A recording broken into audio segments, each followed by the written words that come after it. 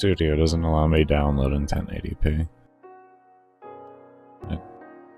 I did get some type of acknowledgement that that has been moved up to their team and that they somehow weren't aware of it. I think that's some bullshit because I found reports going back to like 2000 or like 8 years ago. So,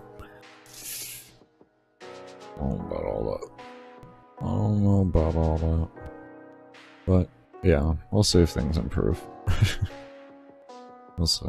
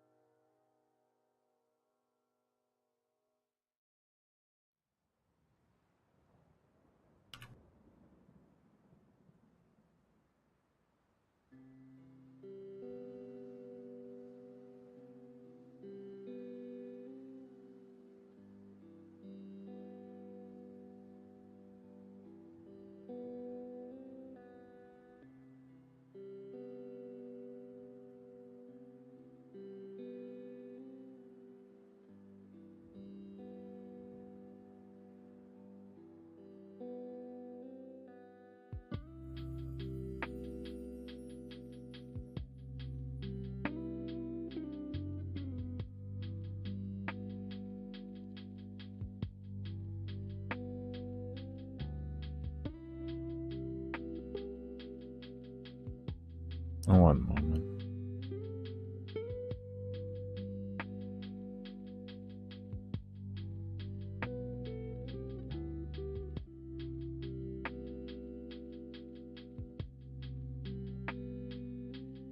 Okay, a little bit better.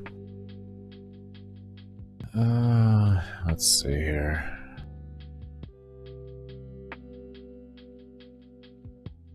And that does you there. And you.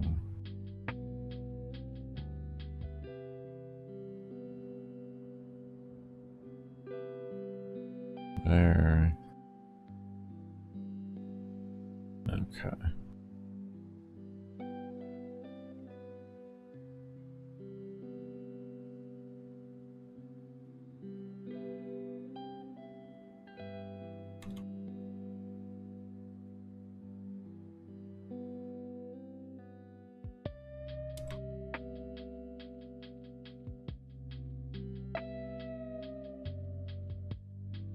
Okay.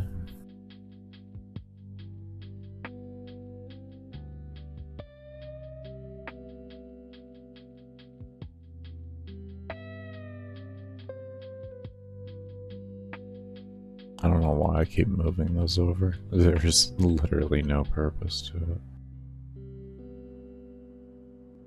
You should be able to just copy that whole thing over at one time. Save myself some time. Yeah. Boom, just like that.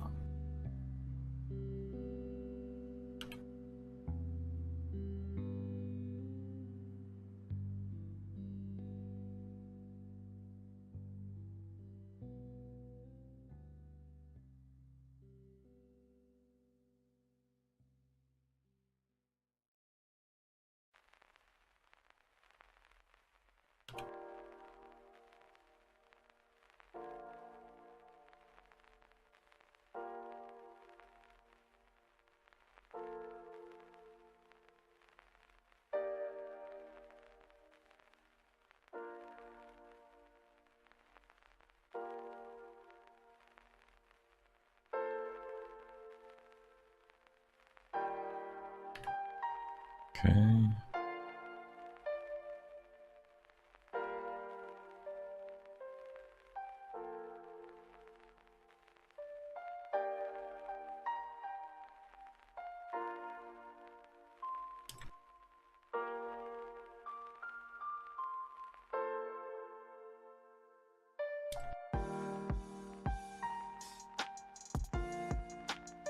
Okay.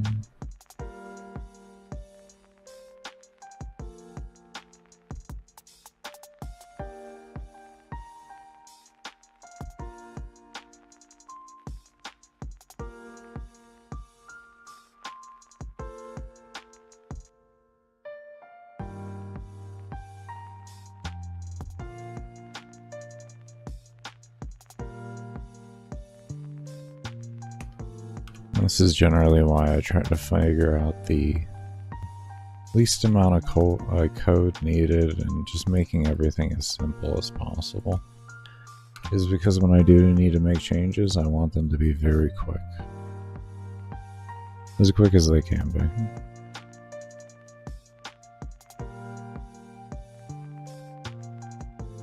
This is why sometimes things that may seem simple will take me a good while to figure out. It's because I'm trying to also think of, if I need to make sweeping changes, what's going to be the problem with the sweeping changes too? How much of a pain are these sweeping changes going to be?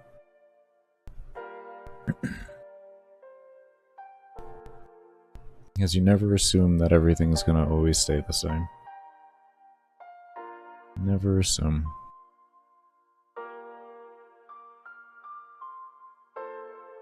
That is one very surefire way to run into a lot of problems in your code.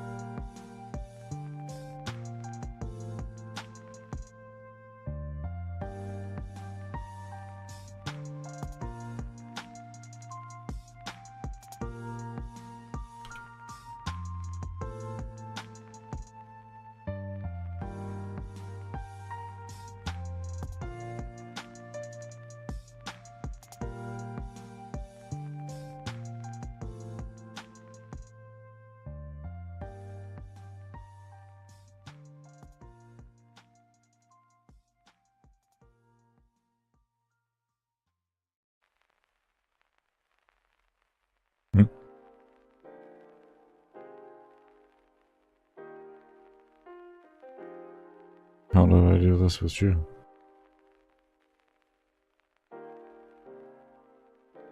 Did I really just tunnel that? Did I really just, like...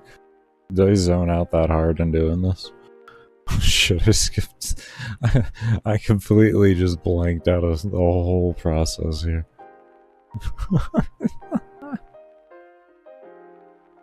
No. Did I? There's no way.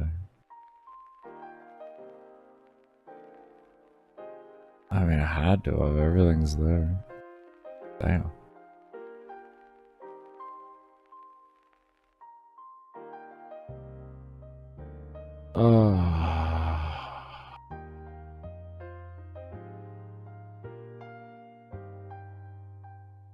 No, see, no, this was actually done different. Okay, no, this was done at a different time. Okay, I was gonna say that, no. I was not zoning out that hard. Okay, listen. Okay, alright, I was gonna say. How in the hell did I zone out that hard? Do I doubt it sometimes? No, I don't. You know, like... This is why I make the sweeping implement, or like... This is why I take the time to do the things that I take the time to do.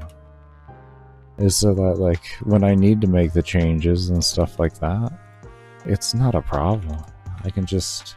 Once I get the baseline figured out, everything else is just seamlessly just put in.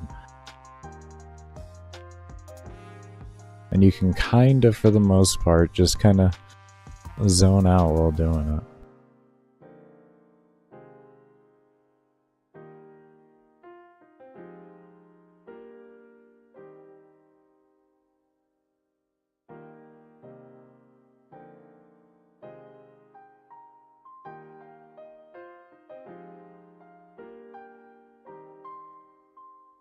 This one's set to damage still. This is HP regen. Let's check over on the other one too. I don't actually recall changing those. Tisk Baker. I actually don't remember changing those on a lot of them. To be honest with you, I think that was one of the main ones I missed. Look at that. Oh, we almost were. See, this is the problem when you kind of just zone out there and you don't know everything off the top of your head. But I did remember. Okay. I did remember though. So it's okay.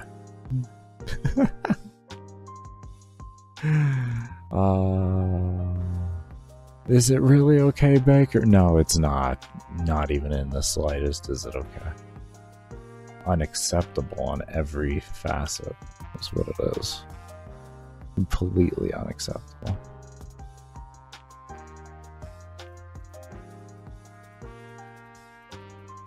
Okay.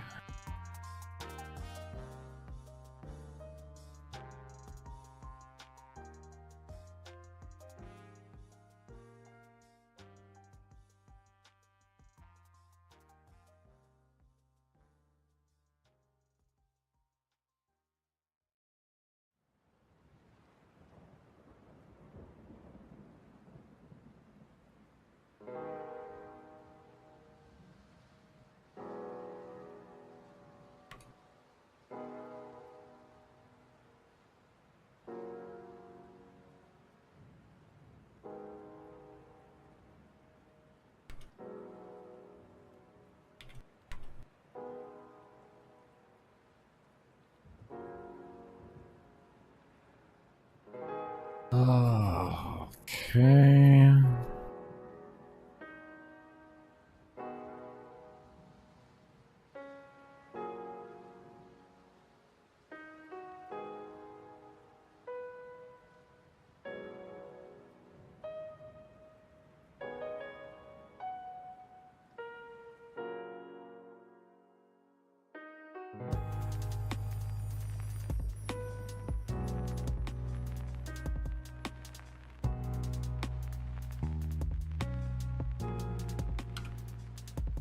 Okay, there's layout.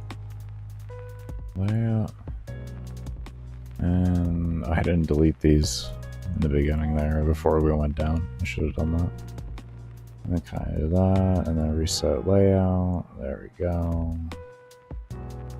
Okay, all that's done there. We're gonna remember this time.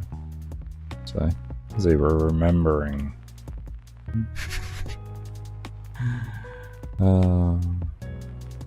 Remembering.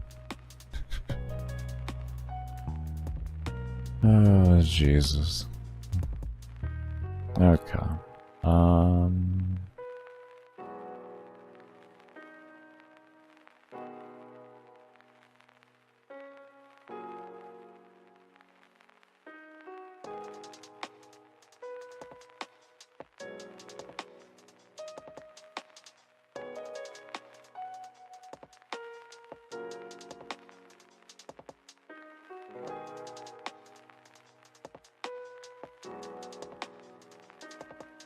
Okay, find a reset.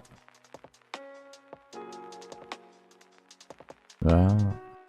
Boom. Okay.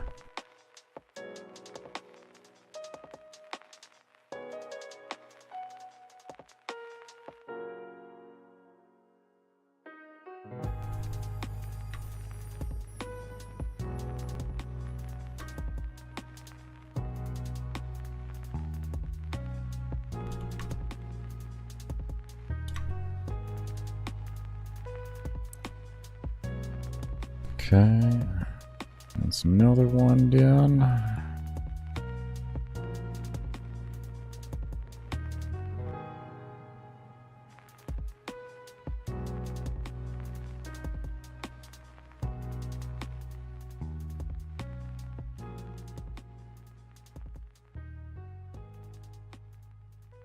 Don't do it. Don't do it. Don't do it. Make it come to you. You gotta. It's smarter. Don't do it. This is armor.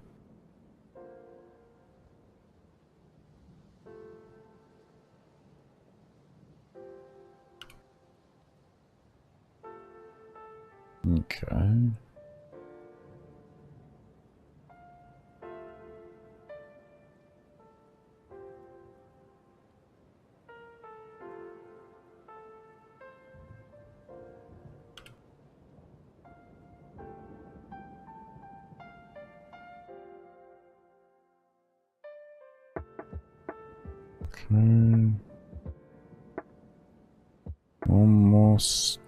Almost done, and then we can tear our brains out with the other one. We'll be right back. But at least we'll have this done.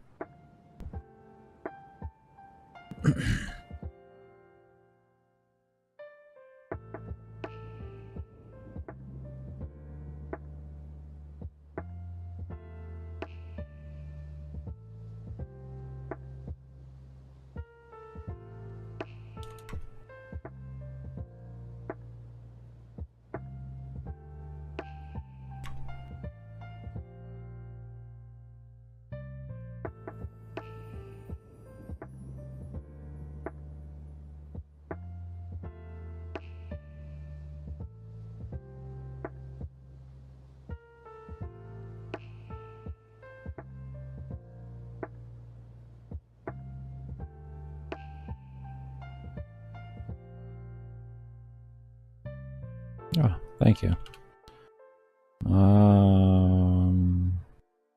Dodge. You know how to read? Do you know how to read, Baker? Do you know how to read? I just want to double check.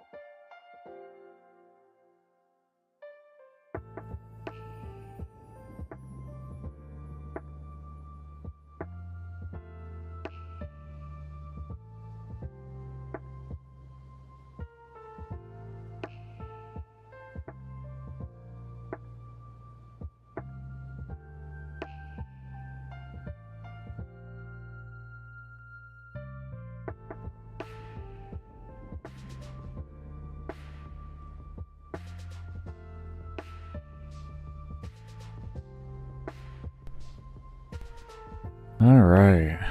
Good. We just tore through that. We just tore through that. We just tore through that. I'll tell you what.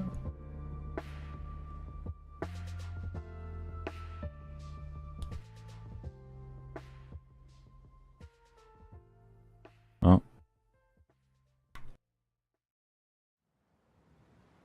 Okay, we just tore through that.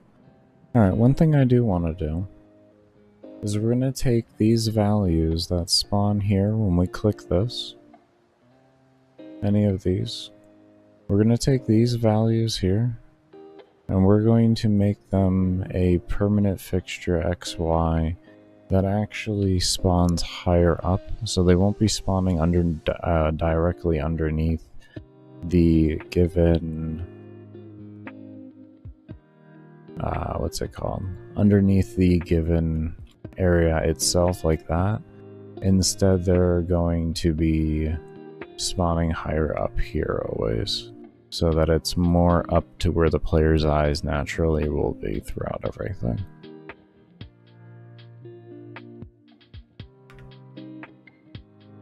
That's interesting. That's another thing too.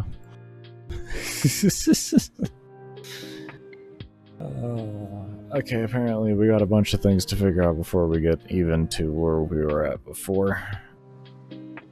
Alright.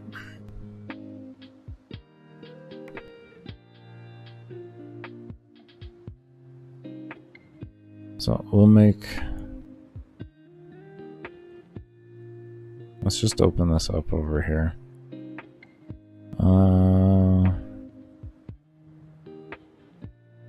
I think we can use this, actually. We can use that. can use that. So let's go ahead and save real quick here. Close down the workshop.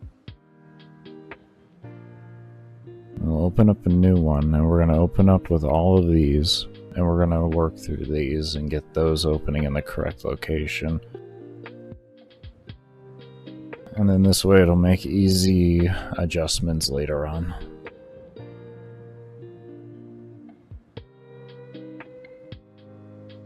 Alright, while that does that, I'm going to take a sip of some water.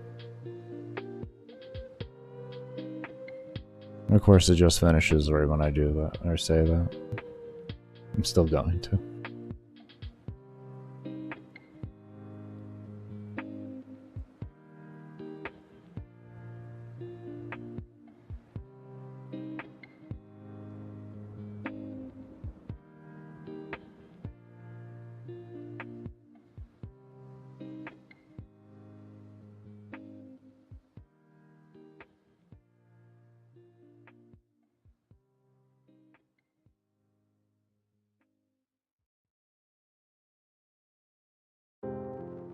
Oh, and for anyone wondering with the next break thing, over time we do expect, or I do expect to be increasing the time. There's only one way I'm going to get better at doing that and being able to take longer, or see if I can. That's by pushing myself. So that is the intention. I'm just being smart for right now. Mainly the predominant goal is to get as much coding as I can get done on stream in 40 hours for the given week, and then from there I'll be able to sit back and render through all the footage and take out all the breaks, so that the support streams will have more footage added onto it at the end of every week. So we won't be running the support streams during that time period because I can't stream at the same time while running Adobe. My computer really does not like it. It really doesn't.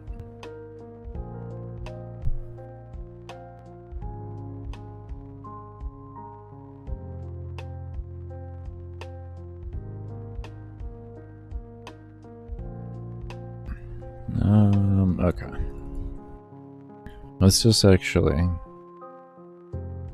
because order does not matter right now.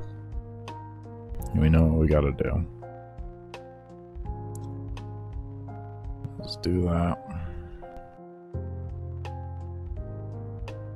And then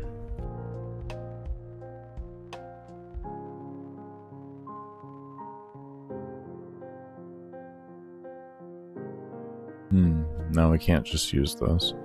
Let's see here.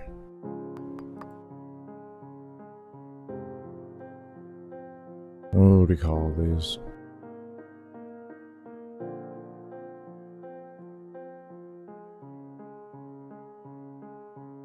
Do something like that. We call it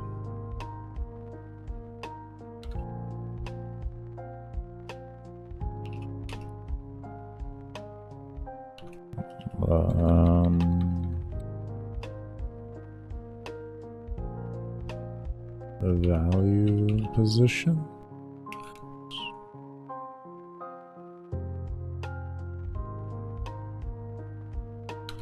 Why? Something like that? Does that make sense in my head? Does that make sense in my head? We'll call it upgrade position. Make it easier on there. Upgrade. Upgrade. There you go. Jesus Lord. Bakers, your brain starting to shut down. Let's not talk about it, okay? And then this will be level position.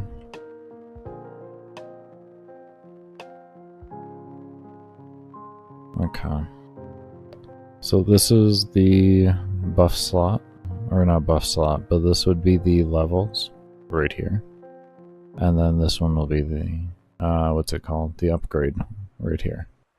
So then what we can do, just to make things easy, is we have this right here, right?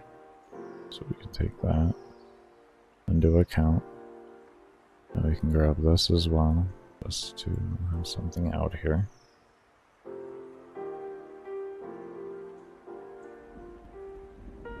Spike, are you letting your OCD go?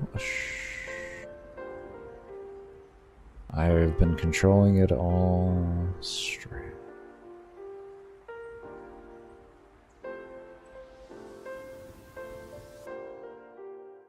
This is actually something that would be kind of more or less close to set in stone. So, because it is the spacing I want, so I would like to be able to know exactly then what I'm looking at.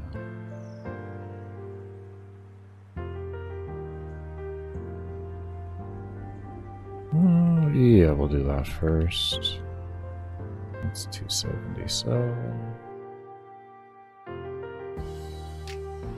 X would be the same, but the Y is going to change.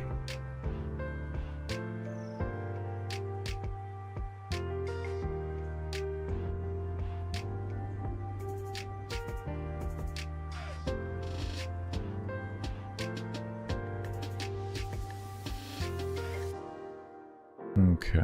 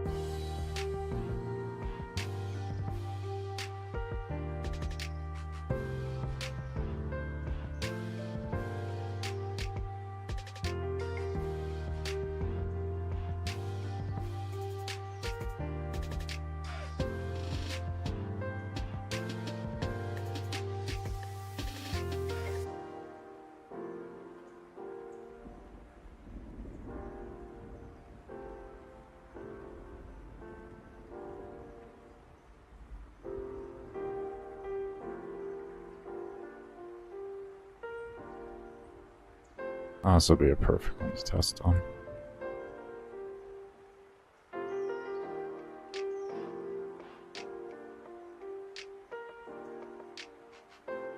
This is a perfect one to test on.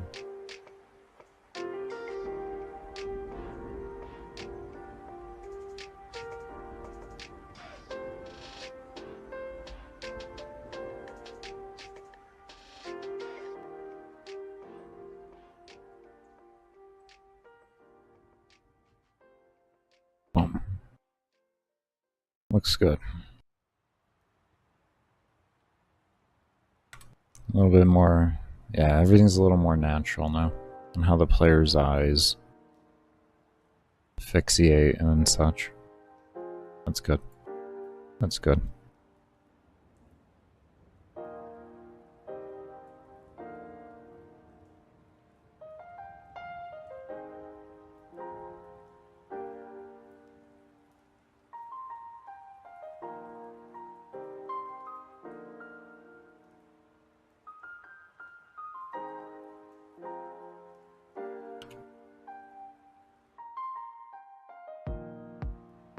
We're just gonna make a kind of a sweeping change to this.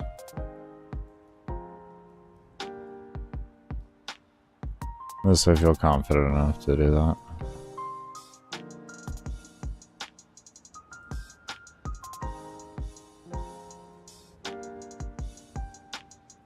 Meaning sweeping without testing. We're just going to assume confidence. Mainly because if something goes wrong, it's going to be very easy to find it.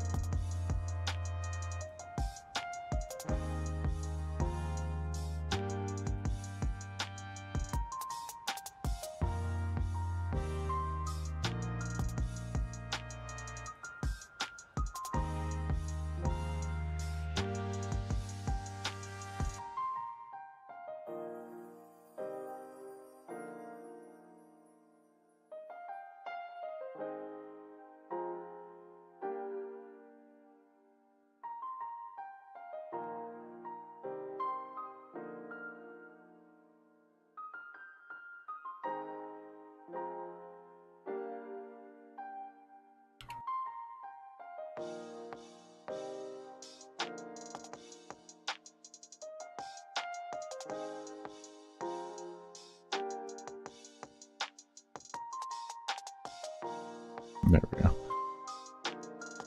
It's like, this does not feel right. What's going on?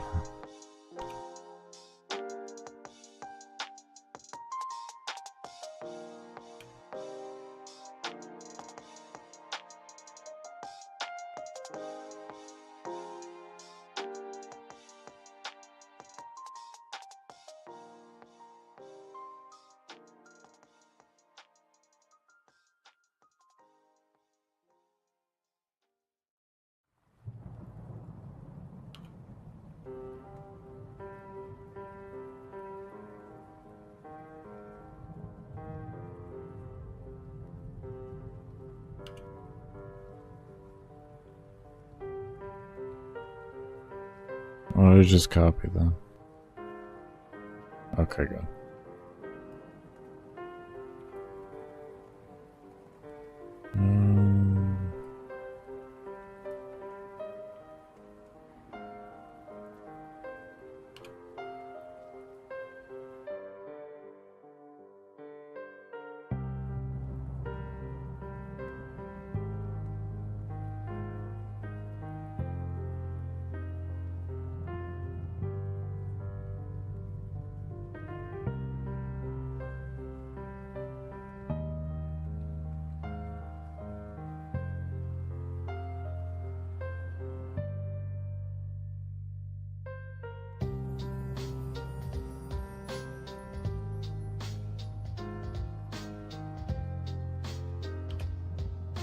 Almost done with it.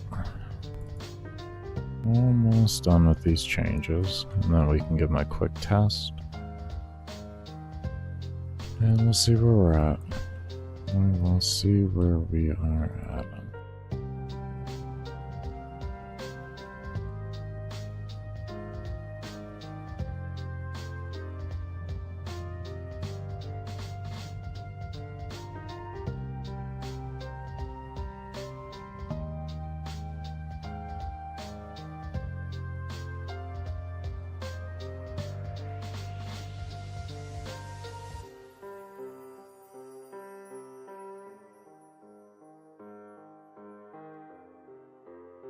There we go. Let's give that a test.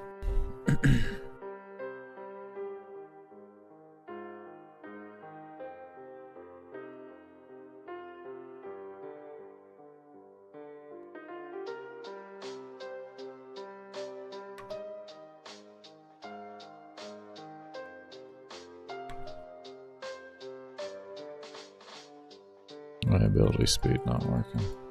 Okay, so ability speed. Ooh. I don't want that.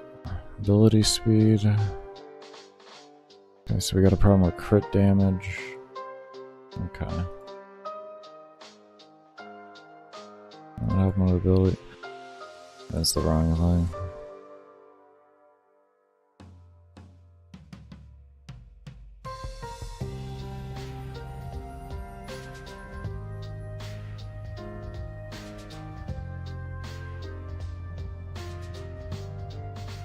Did I already click ability speed with that?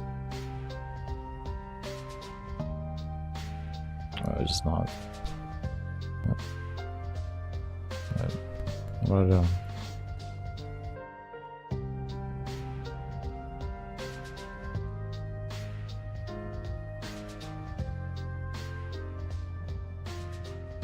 Ah.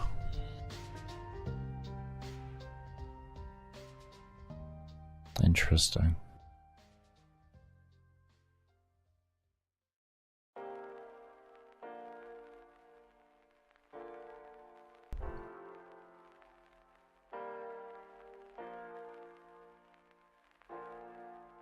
Not interesting anymore. Stopped being interesting and started making sense. Apparently we had forgotten that. But this is why we test things. This is why we test.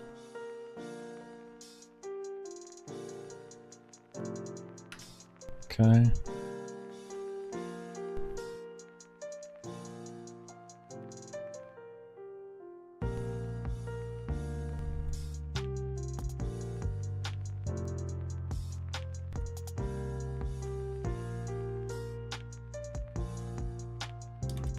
There we go.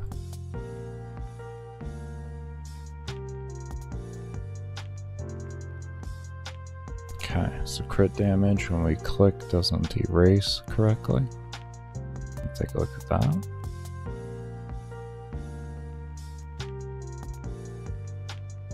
I see.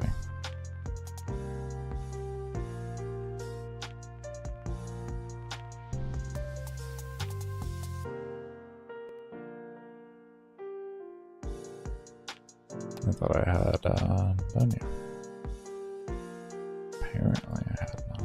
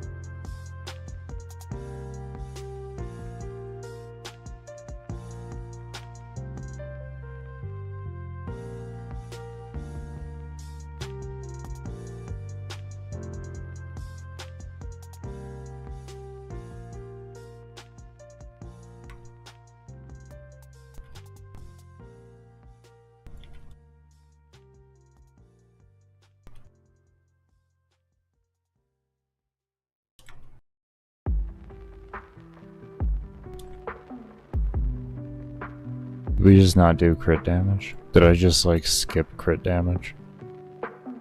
I think I skipped crit damage. Yeah. At this point, I think I skipped crit damage.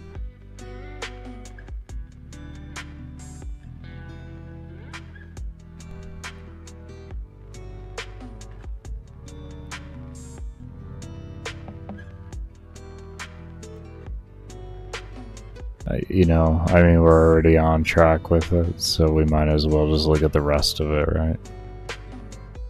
You see? You know. That was totally not the lines of code that I wanted. And here, I'll just do this. Okay. There you go. Alright.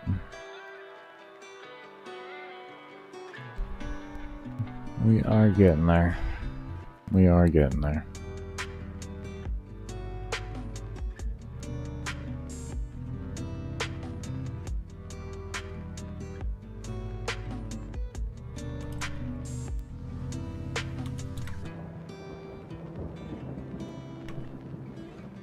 We should probably take those off too.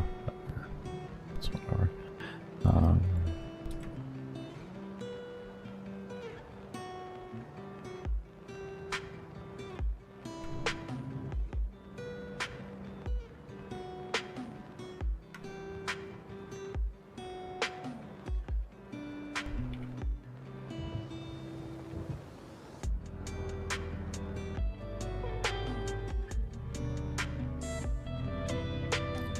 Looks good.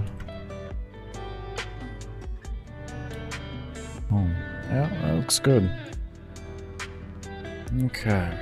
And now if we hit reset, boom. Good. Okay, so we got some baseline logics figured out now. Very good.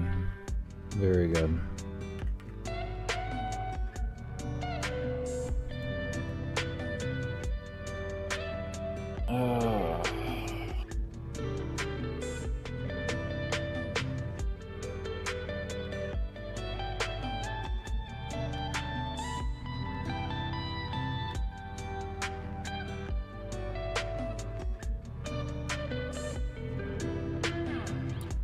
Take a sip of water, and then I'm gonna figure out where we're at.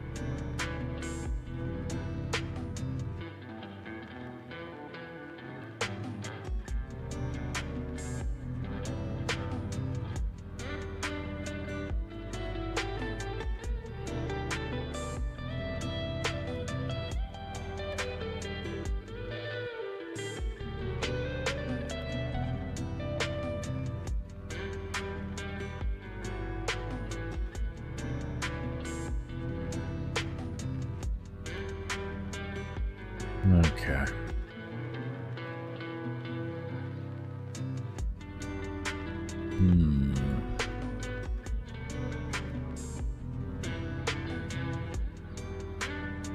I think we're finally at the point of the reset. We're finally there.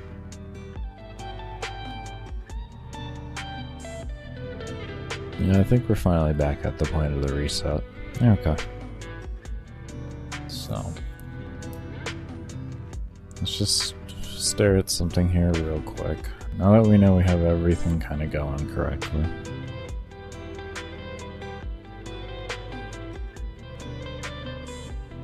Okay, so we want this to now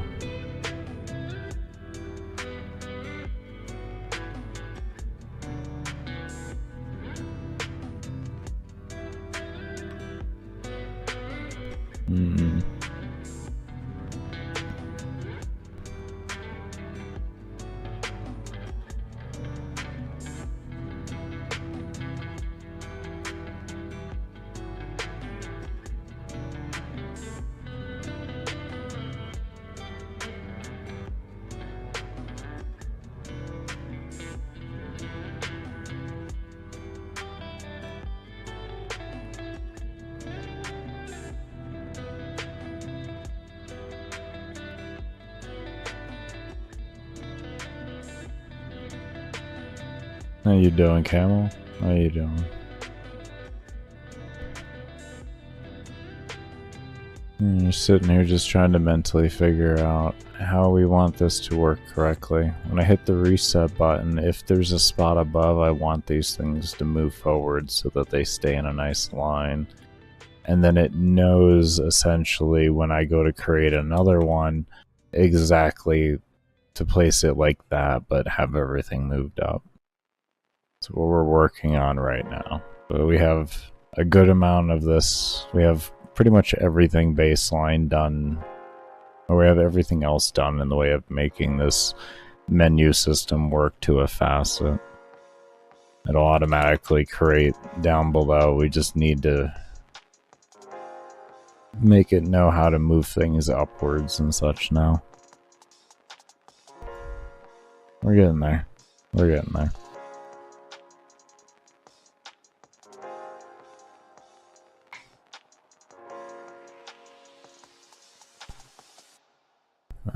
Since we got all that done there, let's go ahead and open up a new workspace.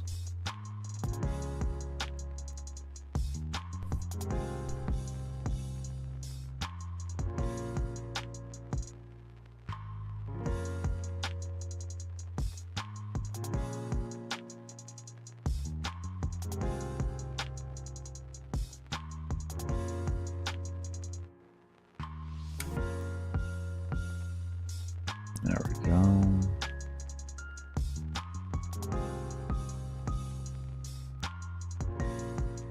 I mean, I don't think you couldn't, but your issue is that you're gonna run into is probably kills per hour on trash mobs because of the lack of AoE that the Nataruk has over the Barama. Like, there's a significant amount of reduction of AoE. I know Nataruk has a little bit of AoE, but it's nothing near Barama level AoE.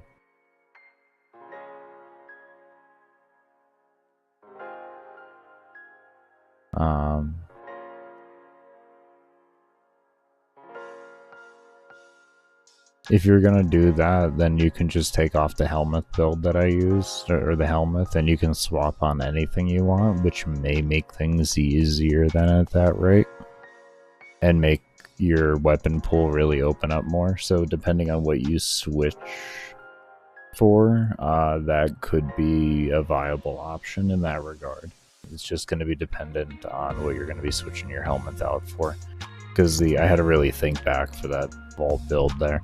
I only used that helmet choice because of ammo limitations, and Nataruk has no ammo limitations, so you're able to be opened up to a lot more options there to kind of play around with and see what may work better with Nataruk then.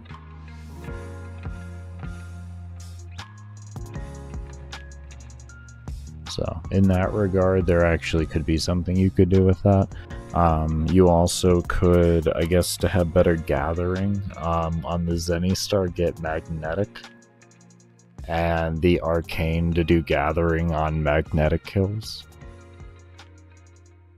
And then anytime you kill something that's been affected by magnetic damage with the Zenny Star, it'll pull everything else that's affected by magnetic damage to that target, and then allow you to take advantage of the punch through and the AoE a little bit more. No, I haven't touched Warframe in like 6 months. Since I started doing the coding for my game, I quit Warframe. I don't even have a single game installed on Steam anymore.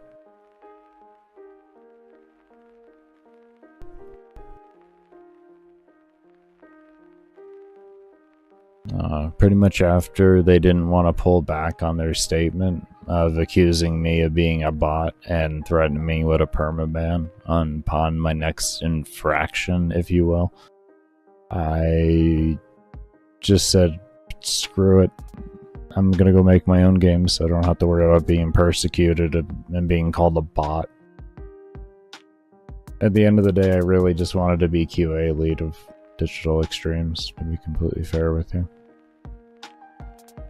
But like, if that's where things are going, because I can understand the coding of the game, like, I'm just not gonna deal with it. Because like, I don't like quite understand the math of the game, really. Not like how Nev does and all of them. I just more understand the limitations of the coding and everything, and how to like drive the coding right to its like absolute, you know, max potential before it starts breaking and such. That's kind of what I did when I learned how to play Warframe. Not saying that like Nev or anything like that did, you know, like that's a bad avenue. It's just, for me, I didn't want to deal with it. The math in this game is very convoluted and confusing, so I chose to learn and understand the coding more. I mean, it's convoluted and confusing, but nowhere near to the degree the math is. I applaud them for being able to make the calculators the way they do and everything, to understand the way the math works, because it's where a predominant amount of the spaghetti code lies, is within the math of the game. It's a wonder how they have figured it out the way they do. I don't know exactly the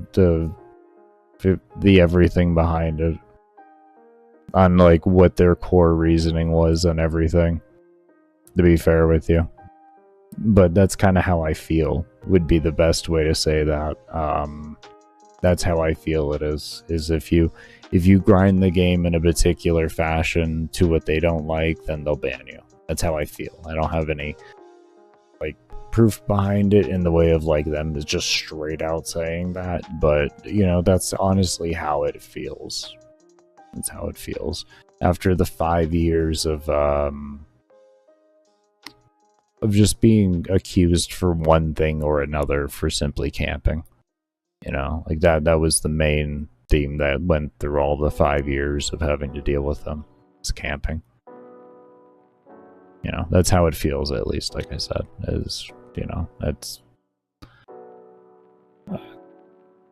yeah, that's how it feels. That'd be the best way to put that.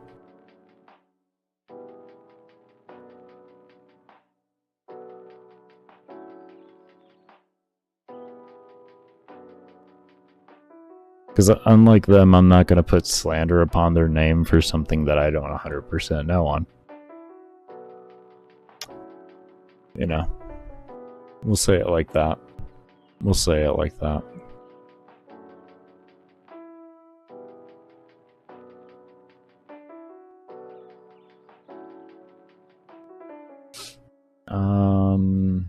Now we want to figure out how to make this reset work correctly here. We have the reset default. I think we can work something with that, but I'm not 100%. I feel like that might be a wasted object, you know? How do you get the melee Zenny Star? It's a login day reward. I forget how many days. 200? Something like that, 100. It's... yeah. It's one of those, something like that. Hold on here. Zenny Star Warframe. I got you. Give me a moment. I got you.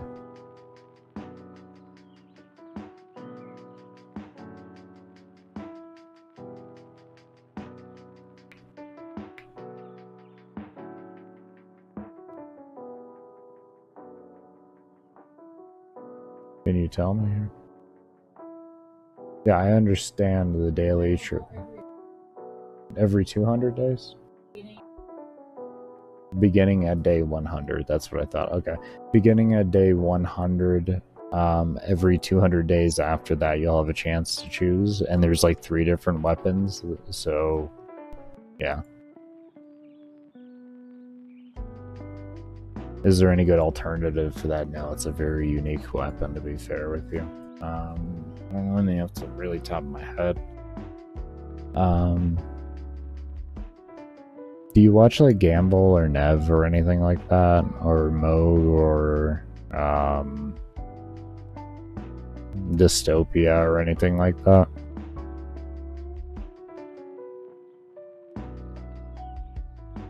If you watch any of them, they would be a good individual to ask. Actually, Nev's playing right now.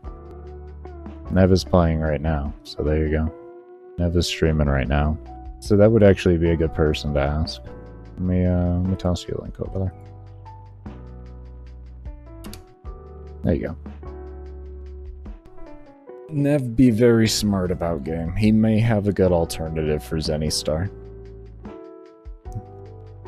And he's currently playing the game too.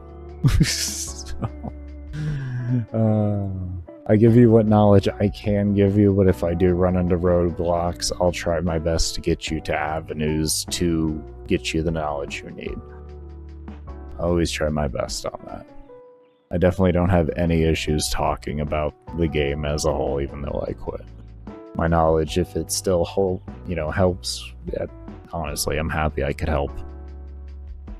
It's gonna be sitting in my head either way. It's not like I can't. It's not like I can just like forget about the information I know. So I might as well use it for some type of good, not just let it senselessly sit there.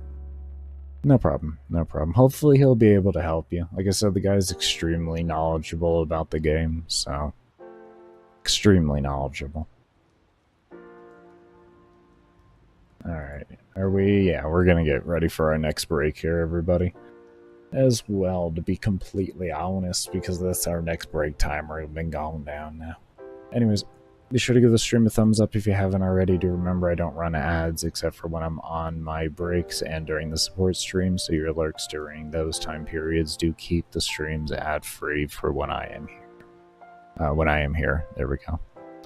Completely lost my voice there. But as always, I cannot thank you enough for those of you that do stay around and have stayed around. Give me one moment here and I will get the be right back run going, and when we return we're going to work further on seeing what we're going to be doing with that. It's going to be trying to figure out this whole reset thing and everything.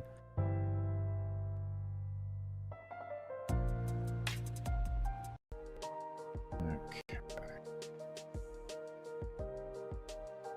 Let's refresh that. Turn off ads.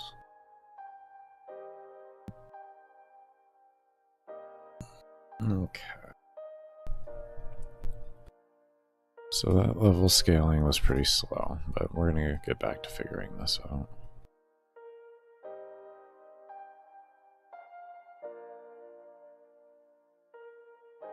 I have an idea. I has an idea.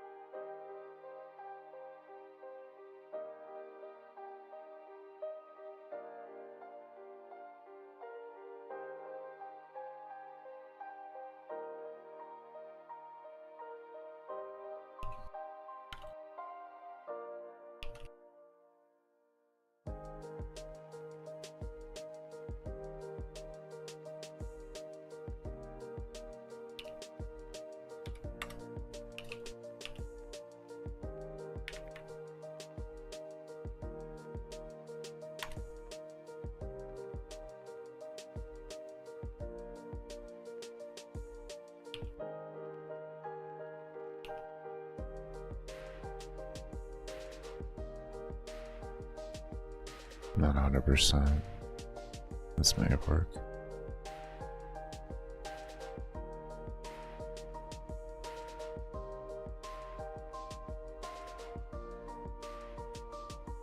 Nope, still getting an error.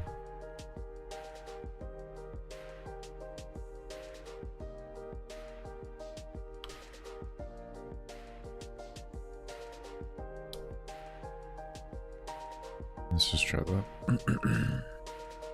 We don't want the player to have points anyway, so we just do that.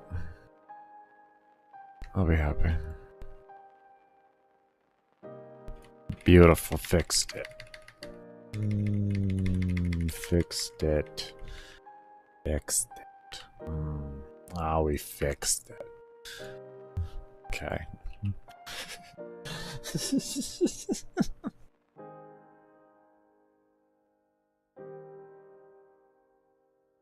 I just needed a little break, you know? Just to, like, clear my head. Metaphorically and literally. I mean, I don't know how clear it is. You can hear it in my voice. It's not that clear. My sinuses are so wrecked right now. Yeah, so when you hit that, no matter what, it does it. Okay. Okay.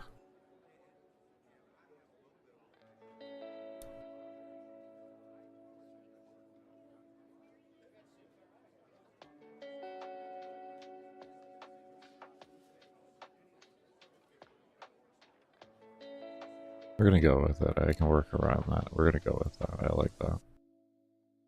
Alright, so there was other things I needed to work on, which is this.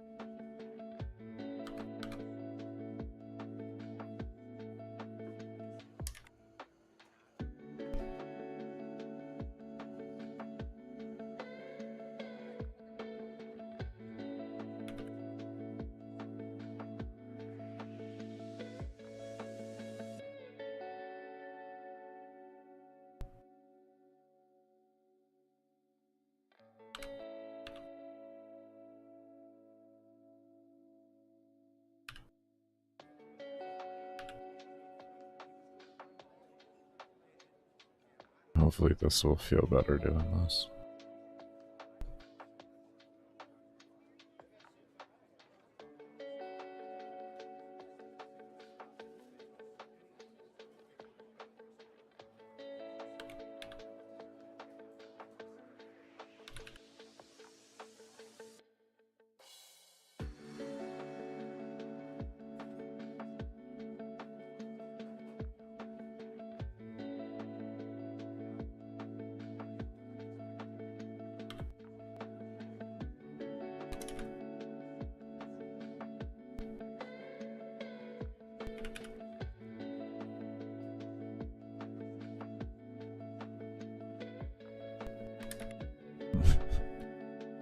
It would have been worth a lot.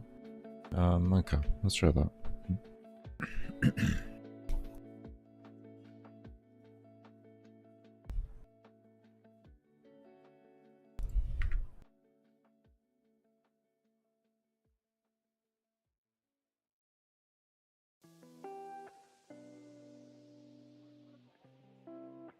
Did we use scale level for those? I thought we used something different.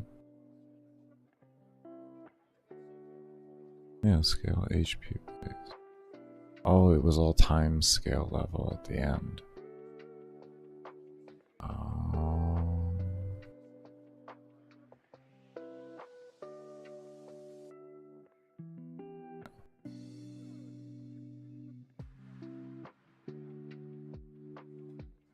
I still like the 25% number and all that.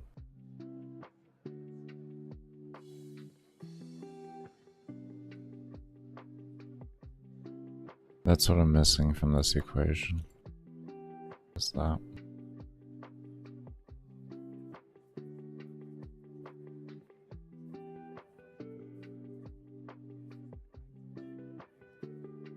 Oh no, this is scale level here.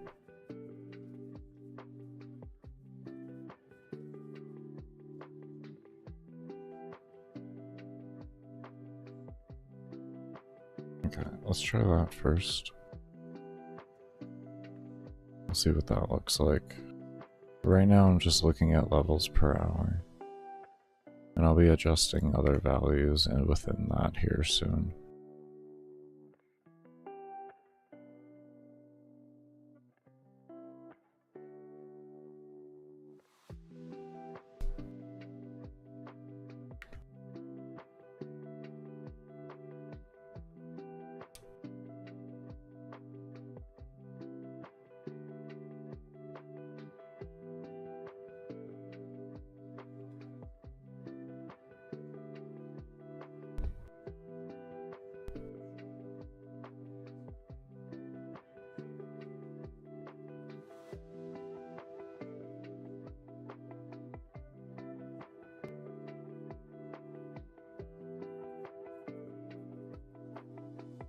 And I'm looking at a very high end of things. Very high end. So I do keep that in mind. But essentially I'm trying to get it closer to where that becomes a reality. A feasible reality.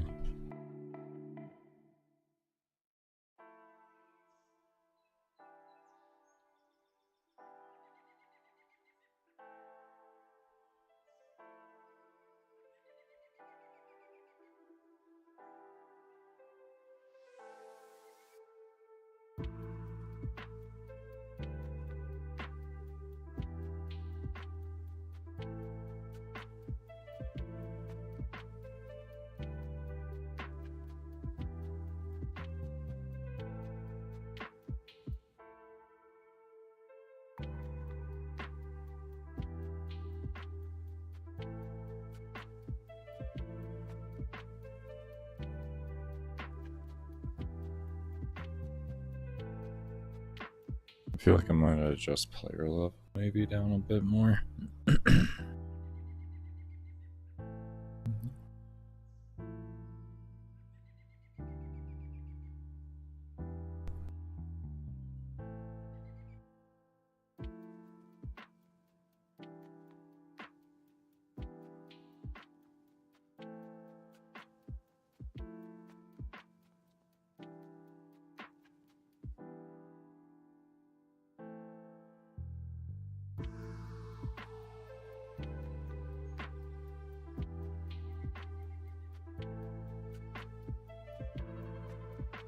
Let's see what that looks like.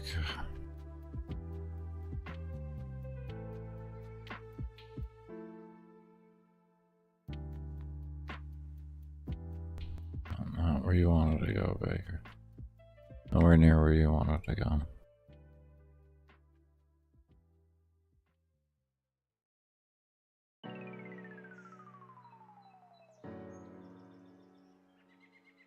That feels a little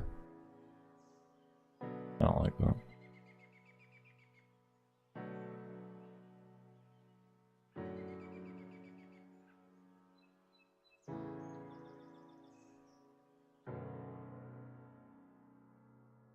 Okay.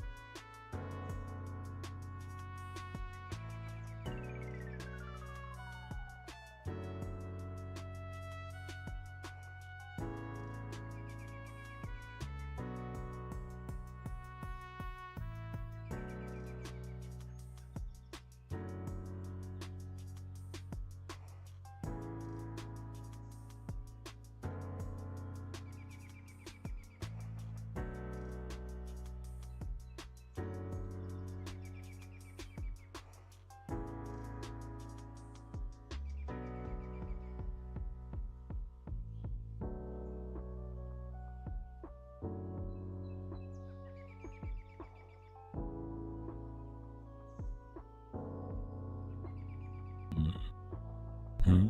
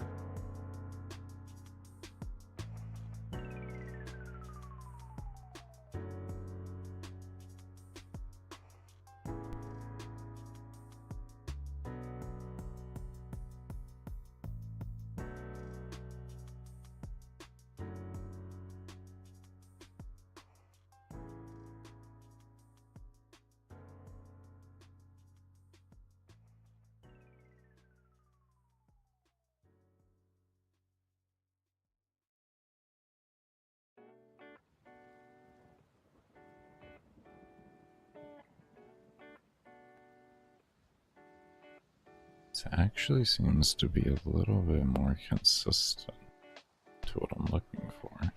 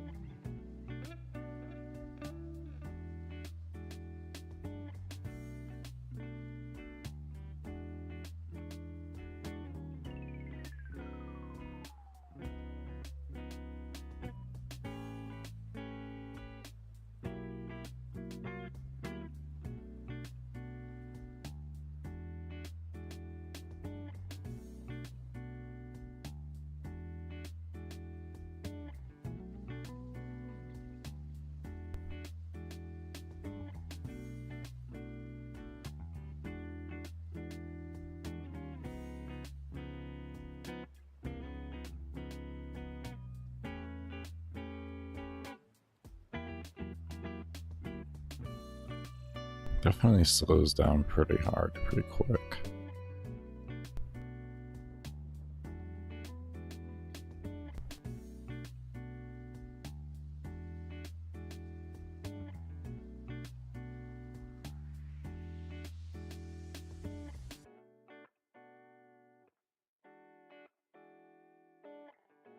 What could I artificially do to make that better?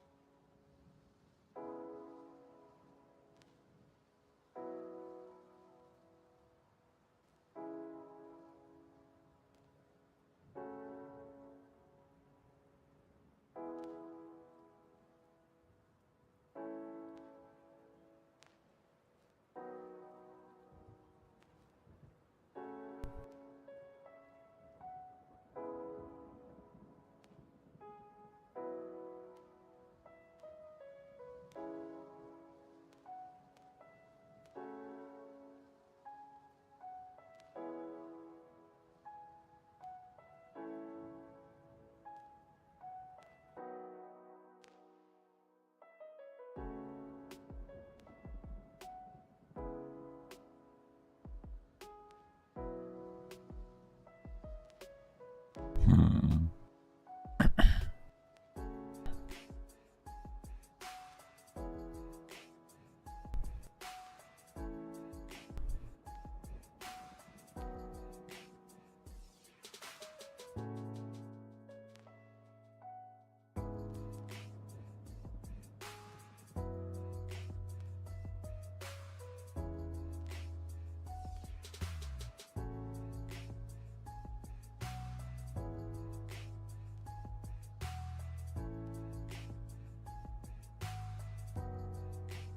Actually,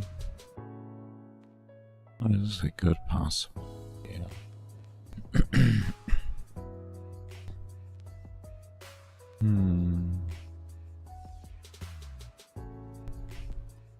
Let me give this one more time.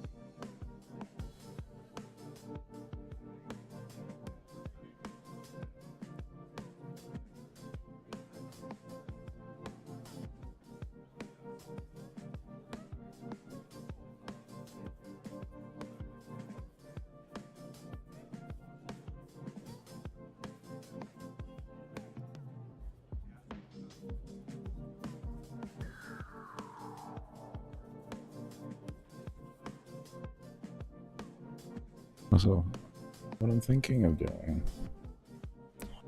Hold up.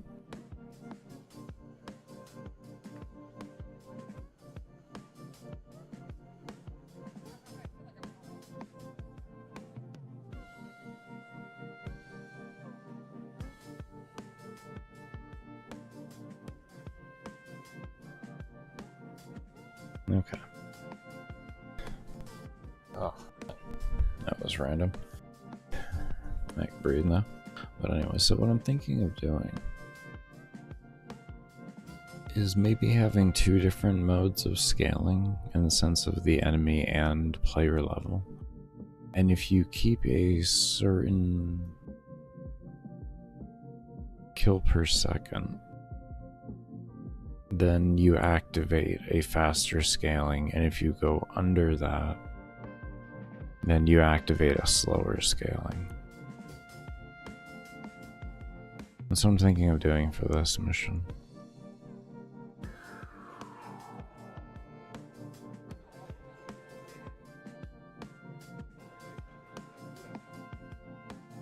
Because I was trying to think, like, well, every endless mission is going to have its own unique way of increasing the rate at which you can have enemy scaling and player scaling.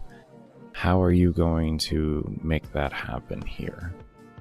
And how are you going to make it make sense? And I was like, well, I mean, if I kill so many mobs per second and meet that threshold, then I can use that.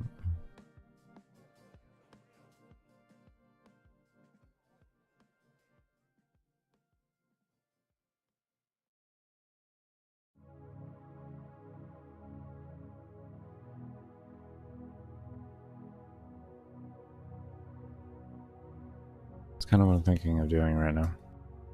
And we're going to do that.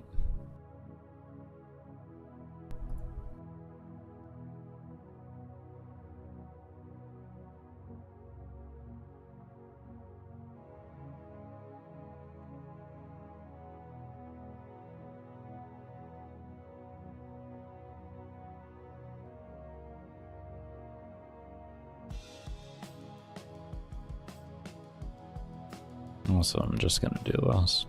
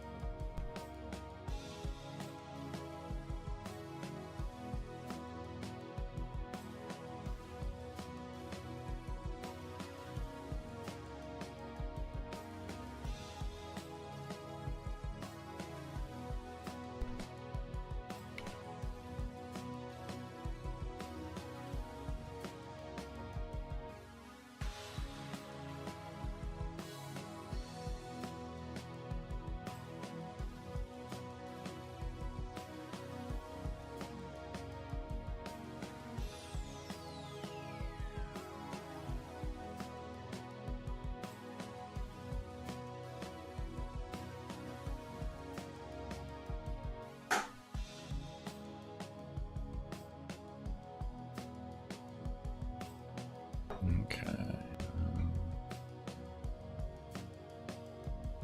Let me find...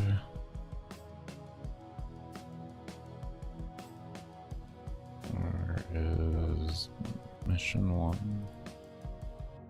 No, we didn't actually have it in scaling, we have it in here now.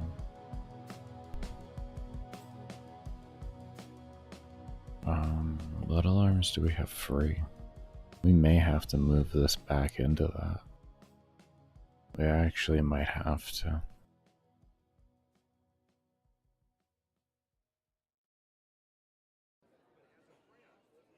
I think I'm just gonna do that right now. I'm just gonna move them back in here.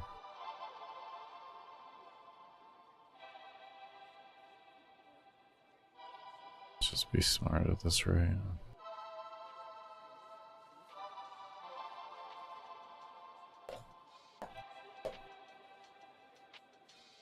We'll adjust the alarm. We'll adjust all the things that are necessary to adjust.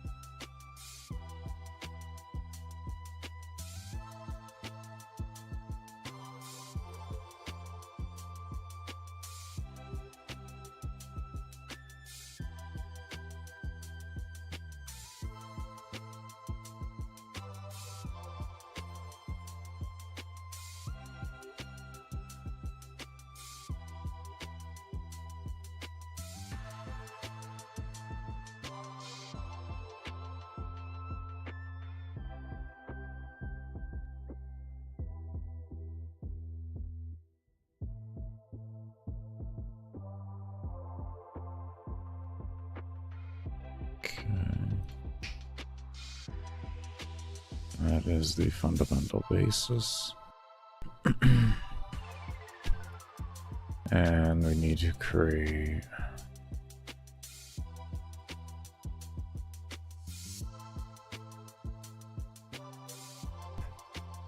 what would be the best way to handle this?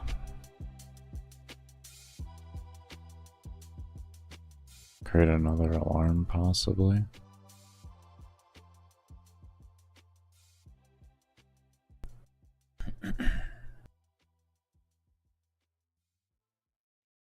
And we'll call this variable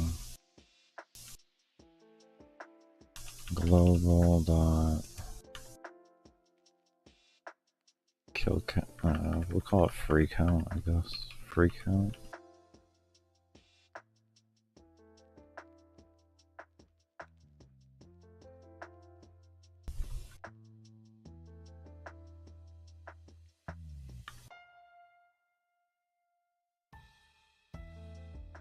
Souls per second, I guess.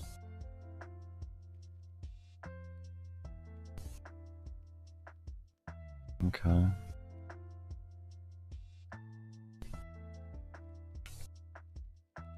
So what we're gonna need to do here as well, let's go into all of these. Do we have where's those?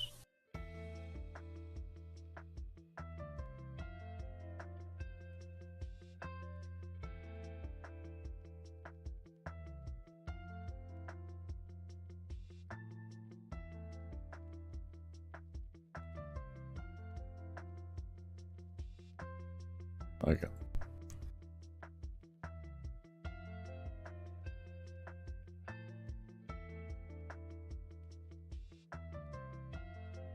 Stupid. Come on.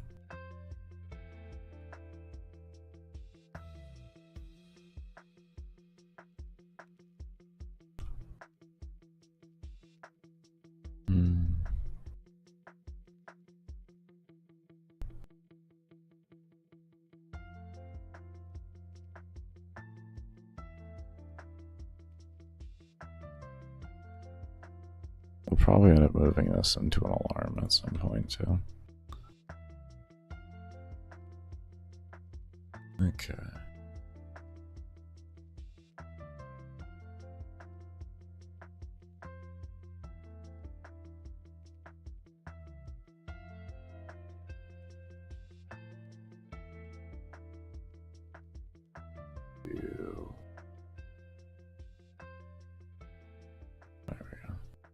Okay, I see how that works now.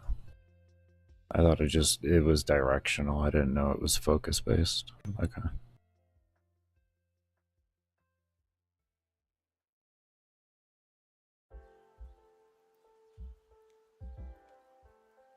this.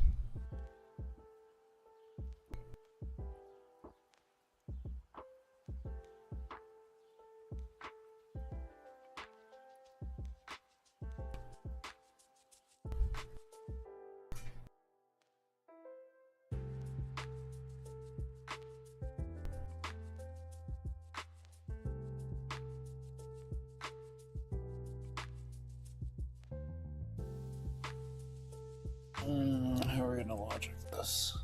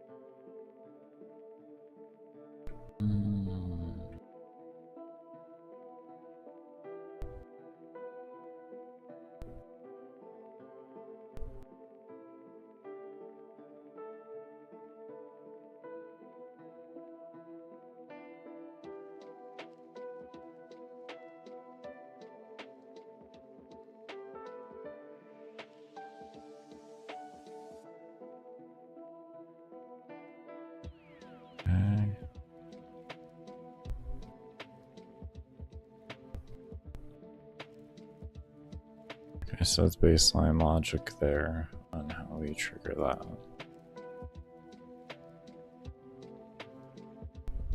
Then we come into here.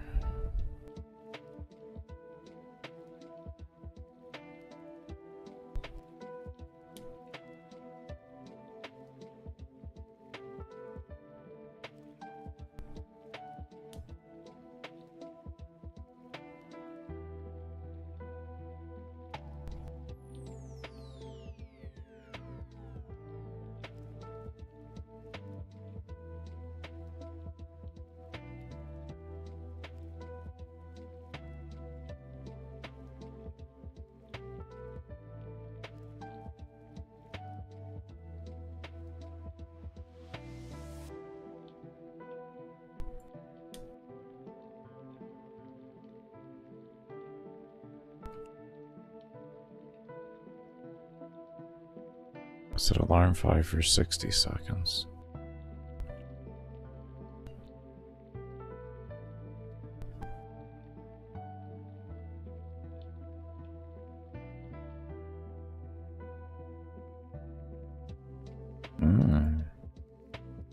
Maybe just do that.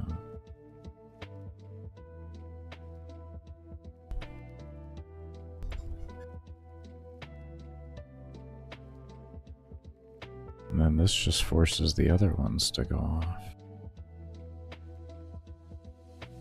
Actually.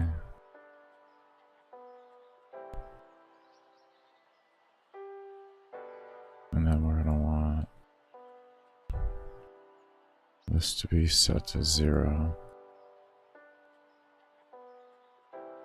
as well. What's up, Camel? How you doing?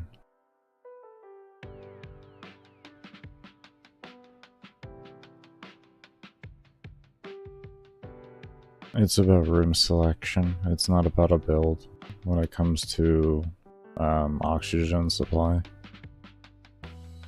That's a whole different field. Just because you can do the damage doesn't mean the mobs are flowing in correctly to allow you to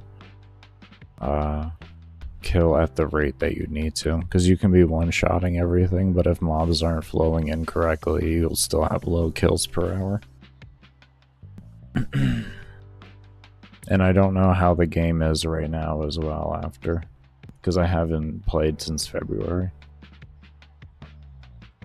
So, I played well before the rework that happened most recently.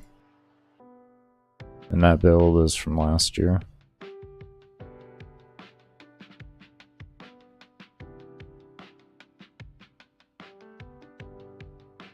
And then the other build is just from earlier this year before all the rework and everything.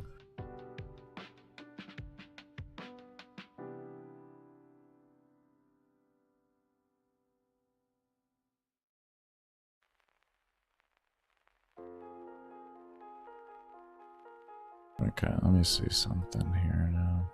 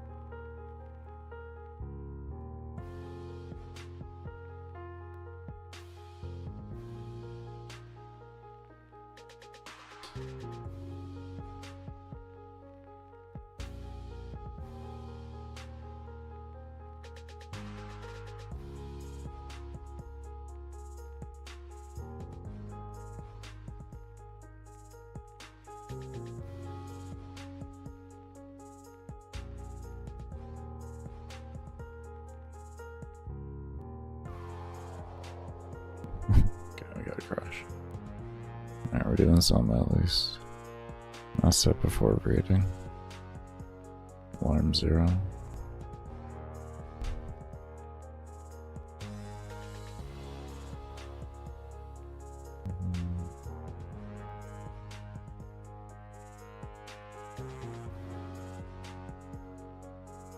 Did I make those?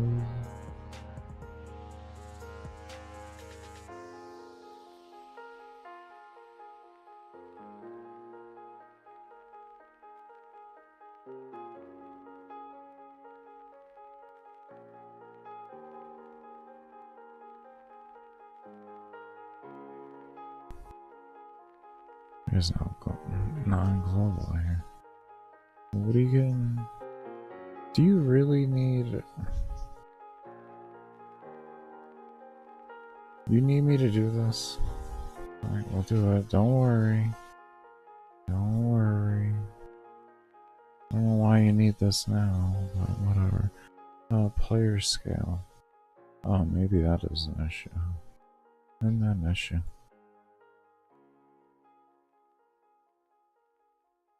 Should read your errors, Baker. Restart assuming. I might tell you things.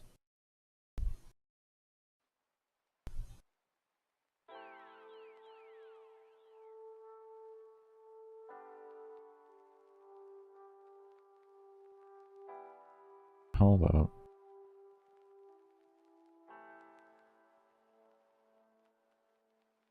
So how was it working before and now it's suddenly not working?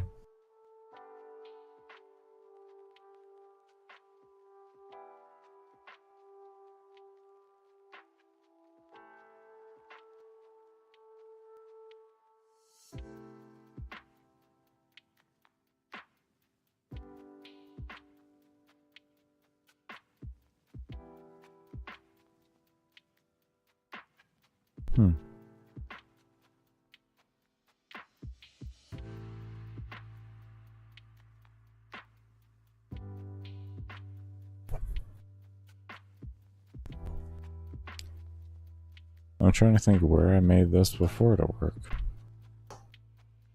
Because it was actually just working, so I'm like, what did I delete then to make that not work? But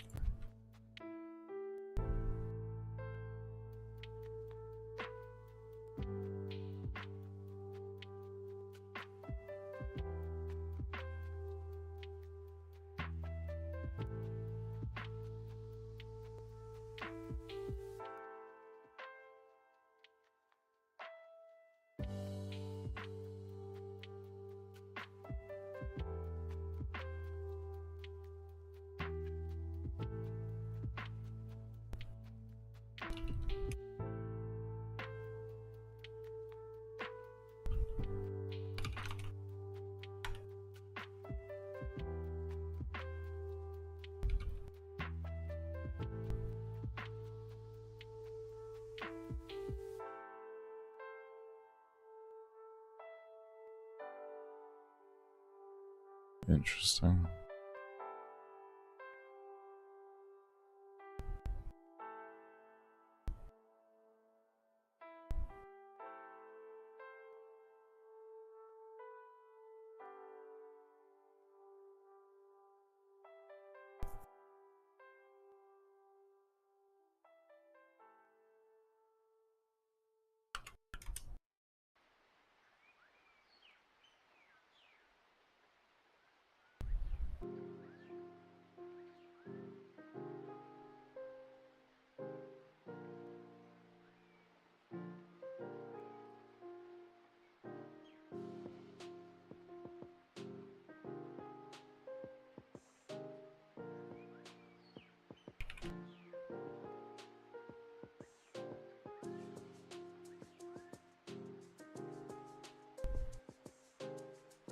Yeah, you still being mad at me now.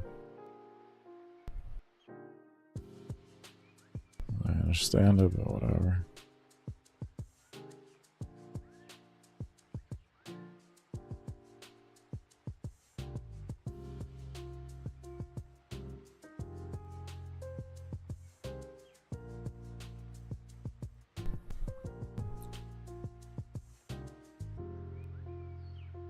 Okay.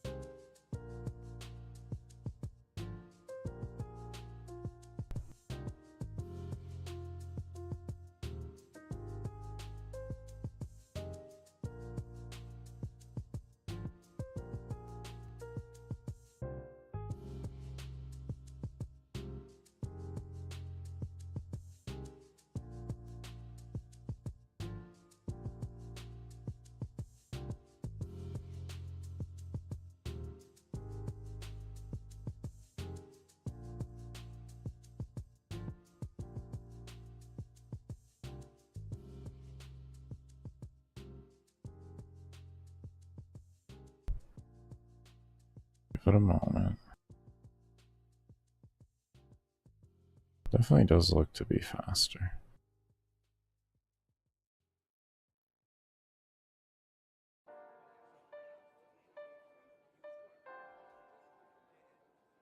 I guess we look at XP to level, right?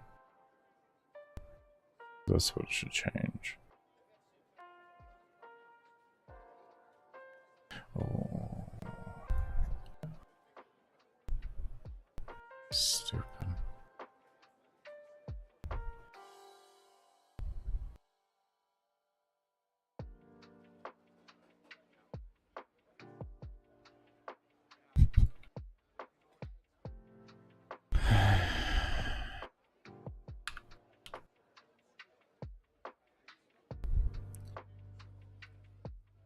I just realized something, like the equation, even though it's a less of a percentage, it's still going to be just less of a gain.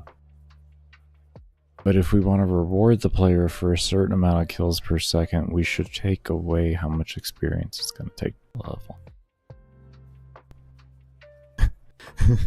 we should probably take it away, you know, and allow them to level faster that way. When you think about it, like, that would make the most sense.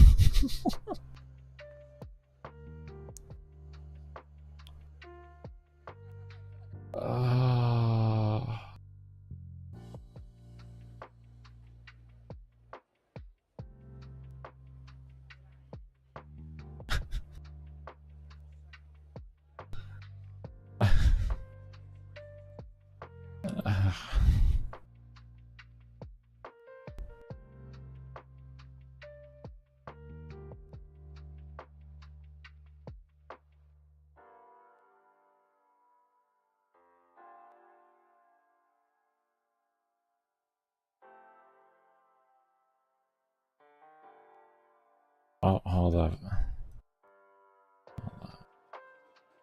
I think what we need to do now, as well,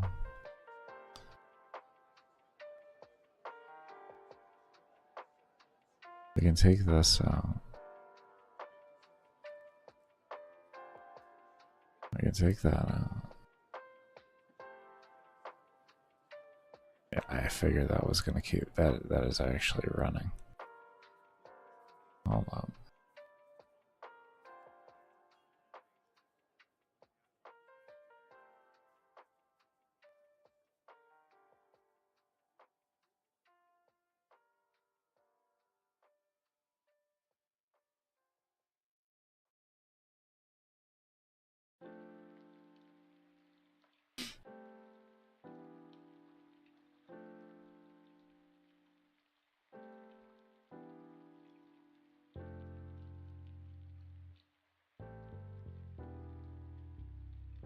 Okay, let's see what that does. That should fix things. We're getting there. We're getting there.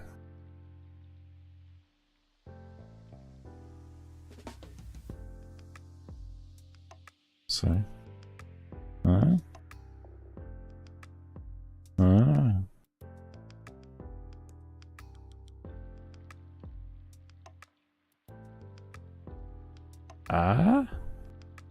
Uh-huh. There we go. We're getting there. Okay. Alright.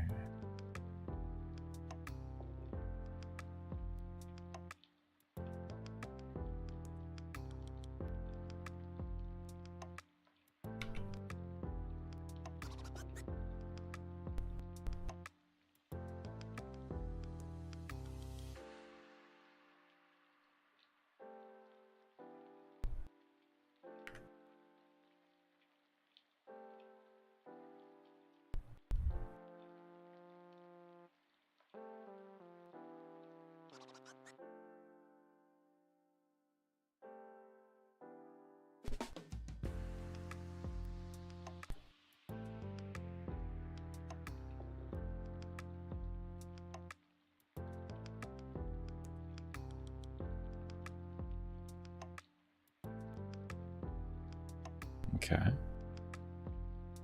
Now we're gonna try something a little different here.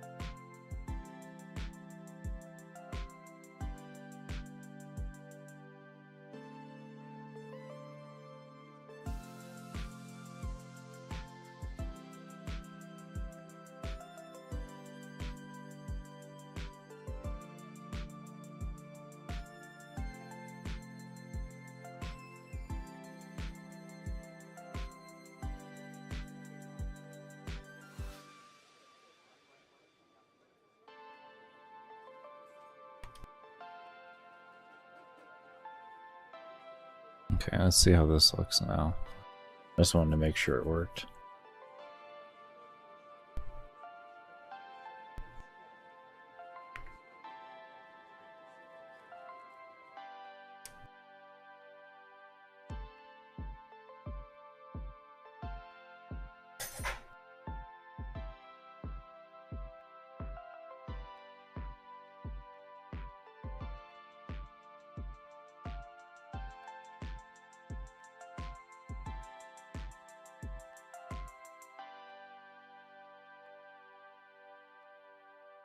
I may have to adjust spawns in order to make this a reality. I don't think enough mobs are spawning at a given time.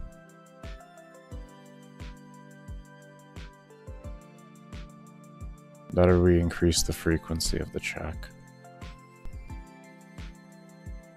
Alright.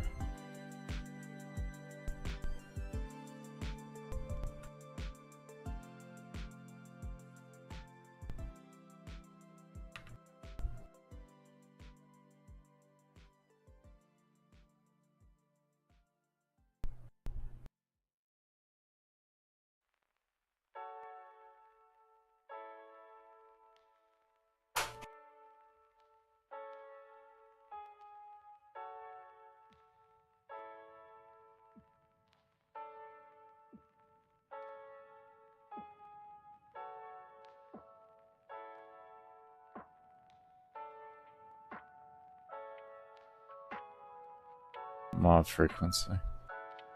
I'm not gonna go further than that.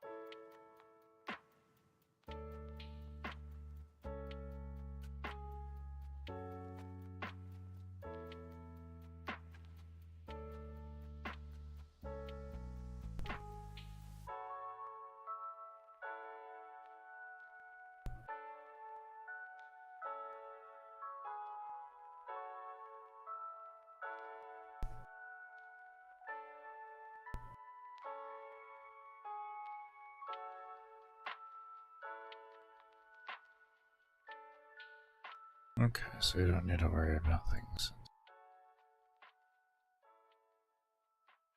Was that 35 or was that 30? Next one should be 30, correct? We're gonna do a half second on it to begin with. And then that may achieve what we're looking for. 33. Okay, so we'll just hit them all at 35 then.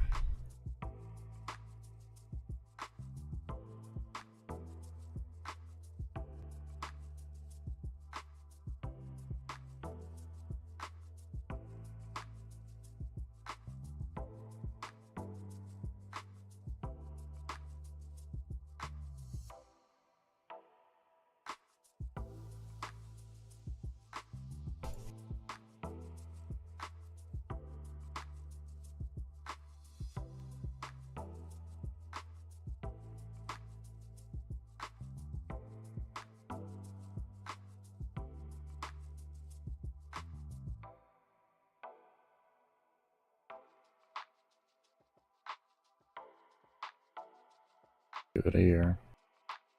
Give it a month. Give it a lifetime. We're getting there. It's almost done. It'll do it on its own. I have faith.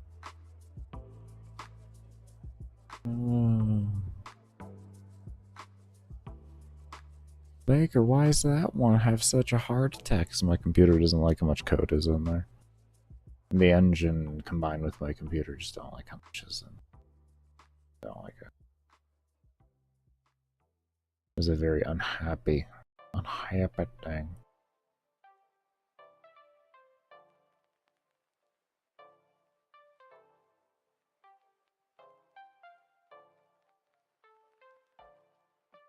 Yeah. Yeah, we're waiting. Don't worry, we're just waiting. We are just waiting the good wait. There we are. Like, oh man. Yeah. That's what we doing. Baker, what?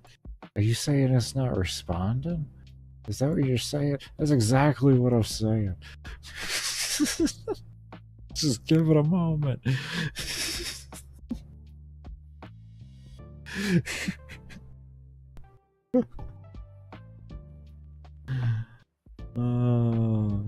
Is it gonna crash, Baker? It will not crash. There we go, it's back. See? Oh god, I need a new PC.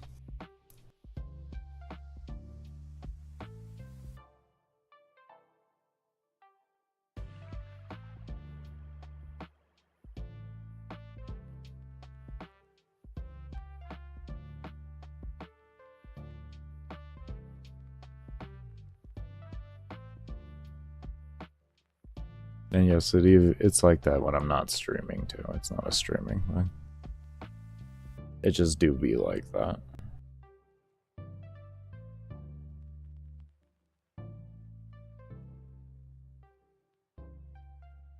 Okay, our kill rate's gone up. XP is still going higher. Alright, we'll give it a moment here. We'll give it a moment.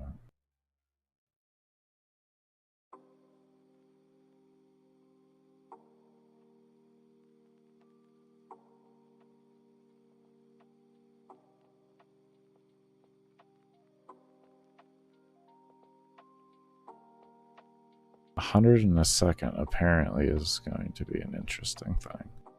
Maybe like ability speed helps that actually occur. Maybe that's like where ability speed really comes in handy.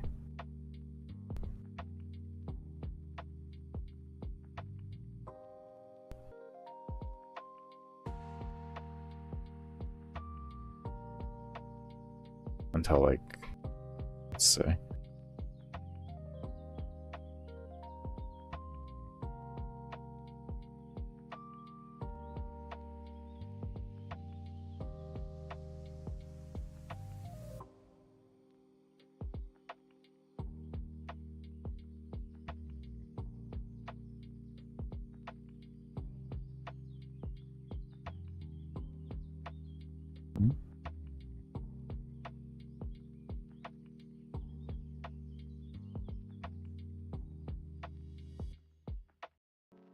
I forgot to record. Okay, for recording's sake, we edited it in a less than so that we can have it show up even when there's no value.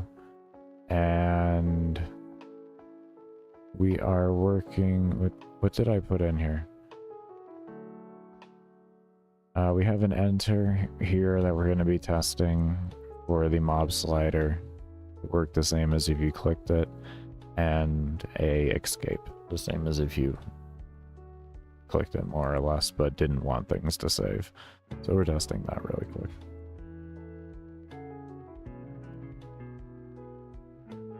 Just adding in other ways to do things.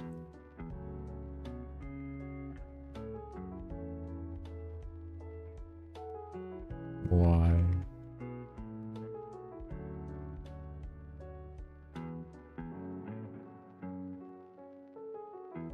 Oh, that's if... Oh, we need to add a... okay. But anyways, why didn't that... Oh, that's annoying. Hold on here. This thing should have...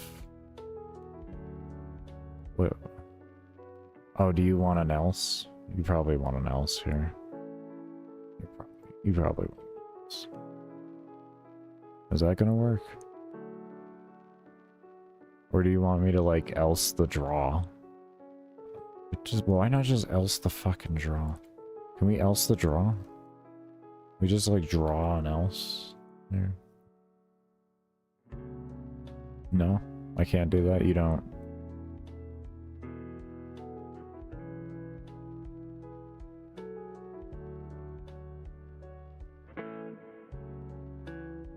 I think we actually could do that. I think I can do that. I know what I can do there.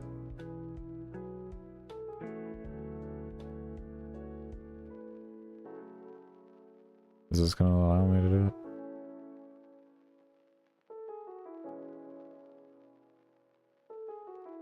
Yeah? Do you like this? I don't know if you like this. I don't know if you like it. We'll see if you like it. No.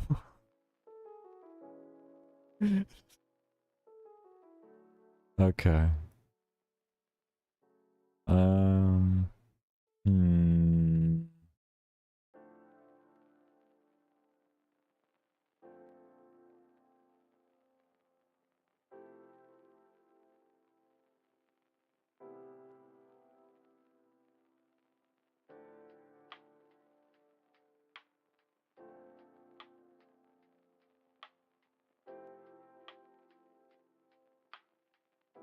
I think.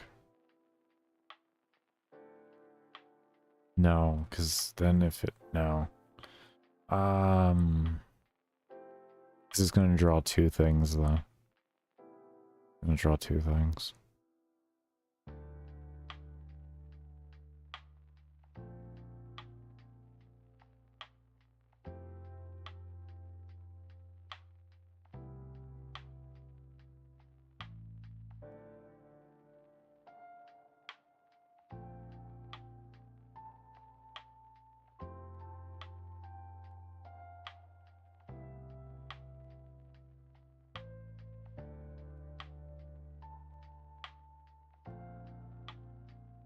Anything here?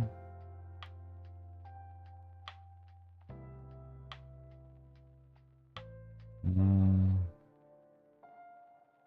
We're going to be messing around with a lot of this here soonish. This will be more on my final optimization days when we start getting into a lot of these things to start increasing mob size by, or mob count by as much as humanly possible. It'll also include in going through and trying to make everything non-globals where we don't need it.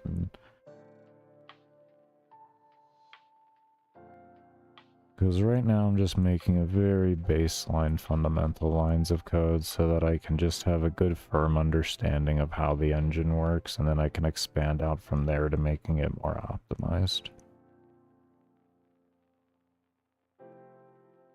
And that is why my code essentially looks sloppy.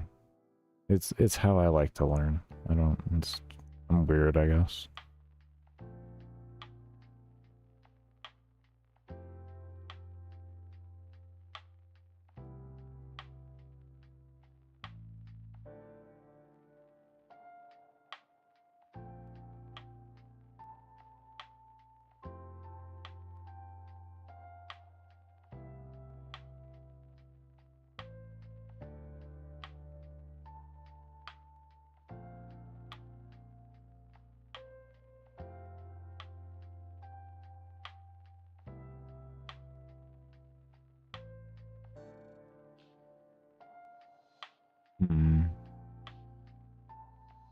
The issue is if this is false here, it's not gonna draw this here. If you click the other one.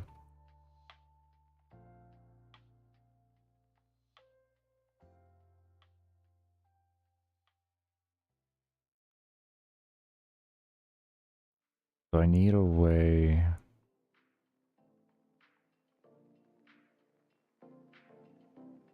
Is there a switch that I could use for this, maybe?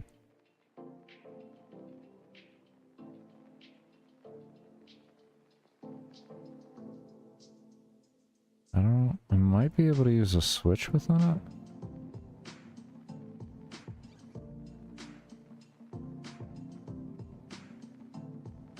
No, because we have to have a value that's going to be set to true whenever something happens. It needs to be true all the time.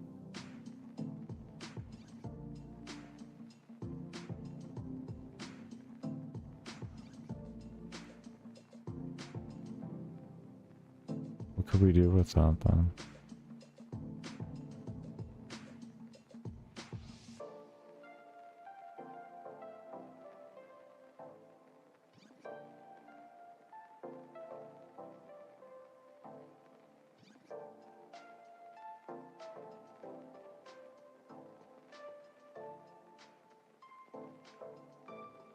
Maybe if I just did it like this. Hold on.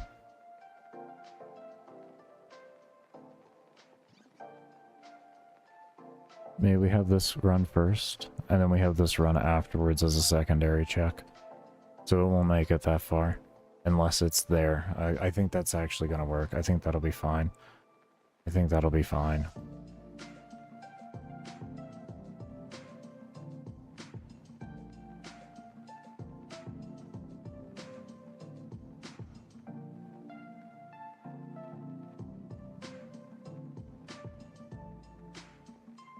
Order of operation can always save you.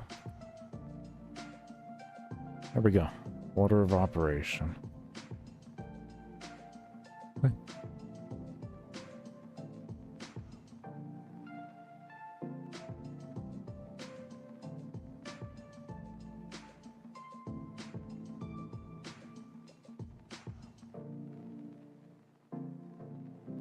Got an error with that one there. Not 100% on what that was for. Mob slider step.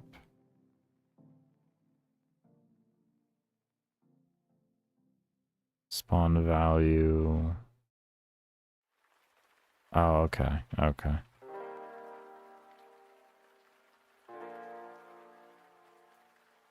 Okay, so those are little things I'm gonna have to figure out there in time.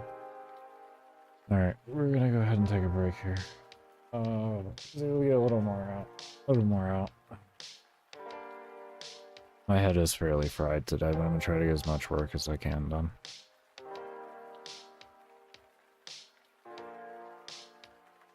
Get as much work as I can done.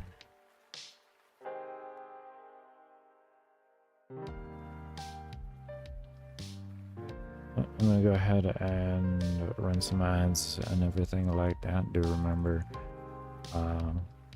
streams stay ad free while I'm here because I only run ads during my support streams and when I am taking my breaks. So your lurks during that do mean the world. I'll go ahead and see you all when I come back from the break, and can thank you enough for those of you that do stay around and have stayed around. Recording. Okay.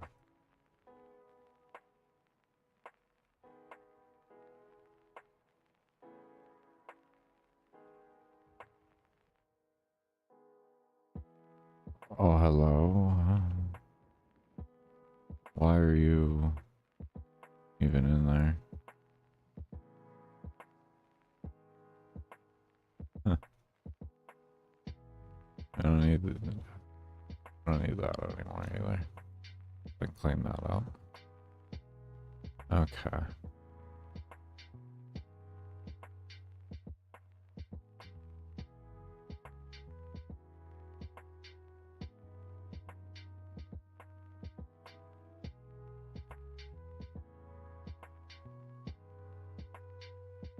So I have a theory on why those mobs might be getting stuck where they're getting stuck.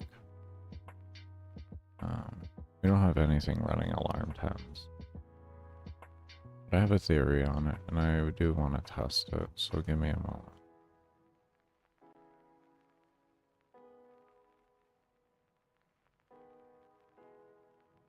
Here one, again. Oh, this is alpha offline. No, I don't want that.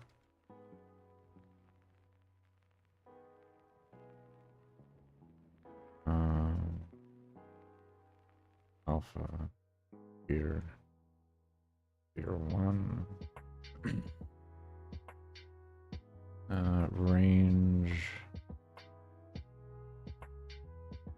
0.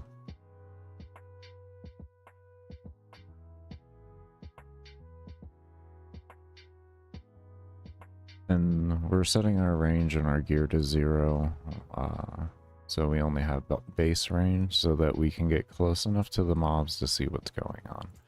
I have a suspicion on what's going on, but we do need to take a look. We can't just assume.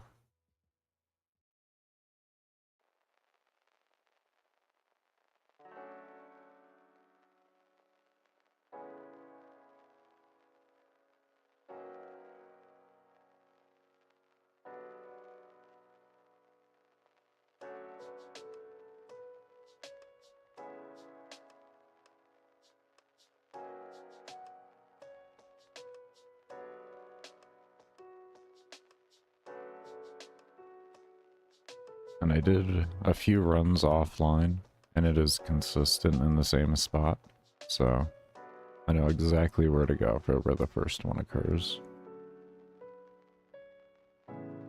Is this thing... That's 200 range?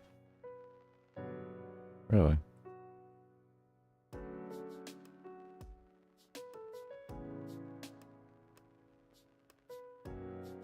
Really? That's 200 range?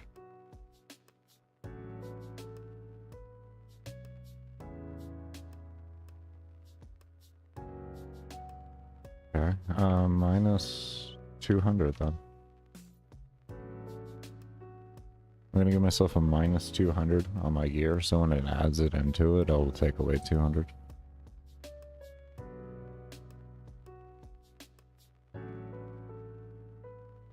We don't have any range. Oh. No. What is this sorcery? What am I editing? This is alpha. That is alpha. Okay, what about buff equip then? What are you doing? Are you not getting... The range was minus 200.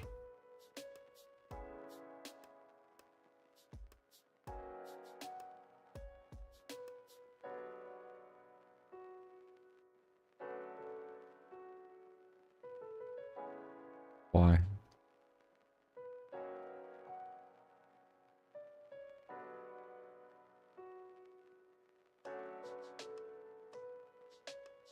Did I screw up on there?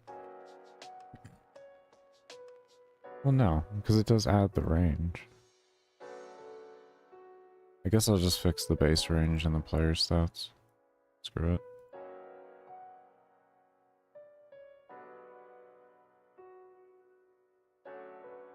$200 shouldn't be that.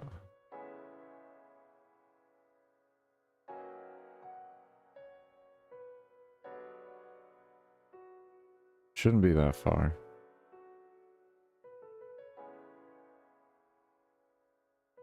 Let me just see 20. What does that look like? Maybe I'm thinking wrong. Oh. You know why it looks so far? It's the ability speed. They're skipping XYs because of how fast they move per step. That's what it is. I can almost guarantee you ability speed is going to be range as well. I can actually almost bet you. That's what's going on here.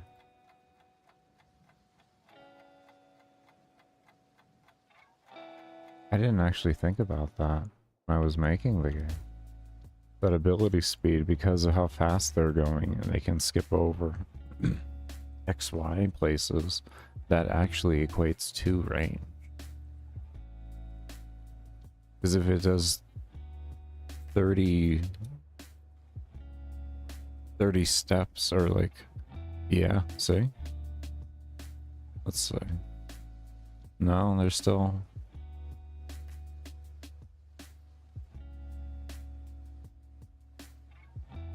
Ooh, that is interesting. Why aren't you What did I do?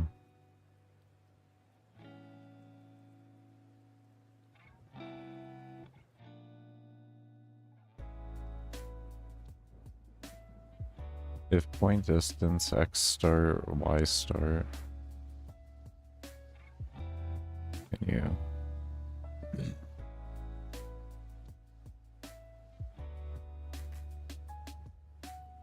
Mobile max distance.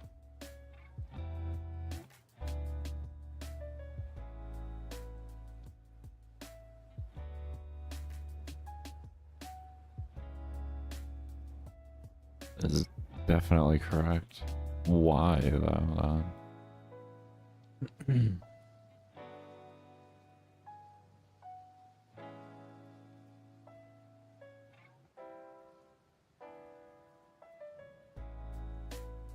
Why aren't you running, Buttercup? You're being called. You're not being called.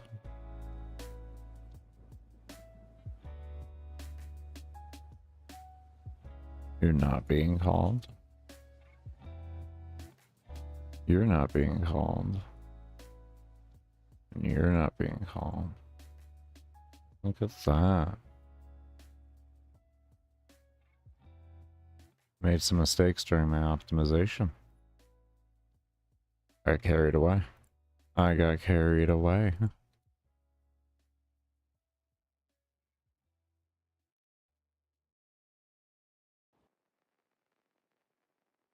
No. Maybe 180 is doing an infinite.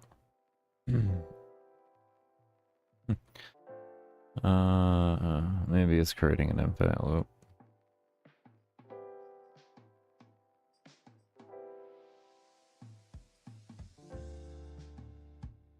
Okay, 0.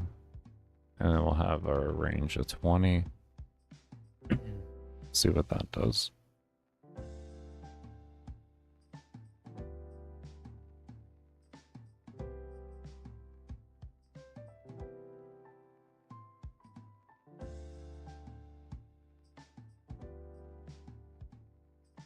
I mean, some of, like, it started to want to and then just stopped.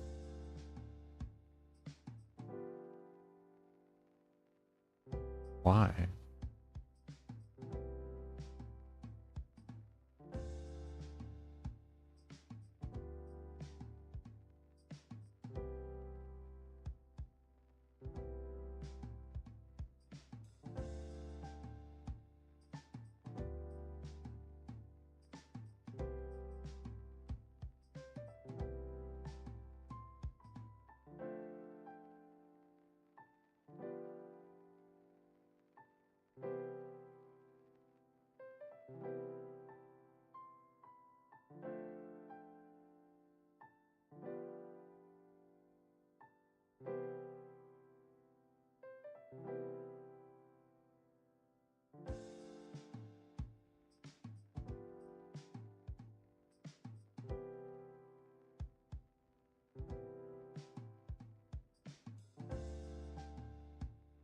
There we go. Now it's working for some reason.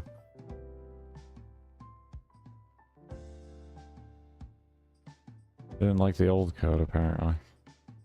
I don't blame it. I mean, it was more inefficient. So we just got half the code taken out now. Oh my.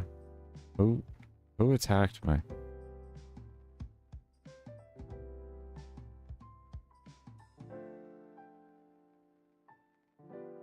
Okay, we're gonna have to adjust some things on their damage. We'll increase their health, but their damage increase is gonna have to be drastically reduced.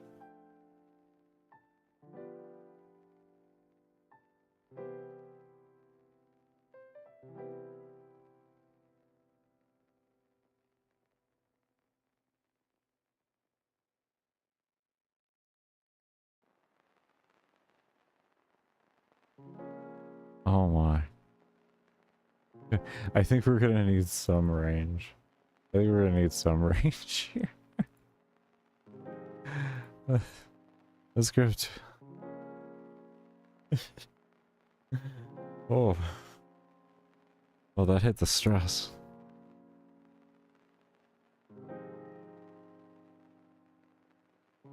Alright. Now it should be back to the original default. Okay, that's better.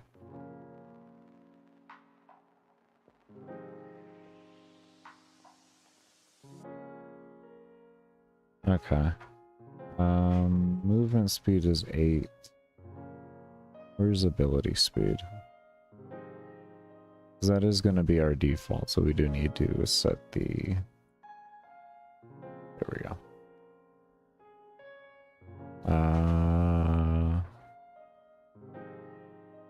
8... 24. 24 will be default then. A good rule of thumb with the game is 3 times movements. Your ability speed is 3 times your movement speed. And the reason for that is it allows them to keep up better. We have a... Yeah, we have 8. At least it used to be like that. It's not like that anymore with the timer. Oh yeah, not like that anymore with the timer. Oh. Oh, I changed that. Oh my, hi.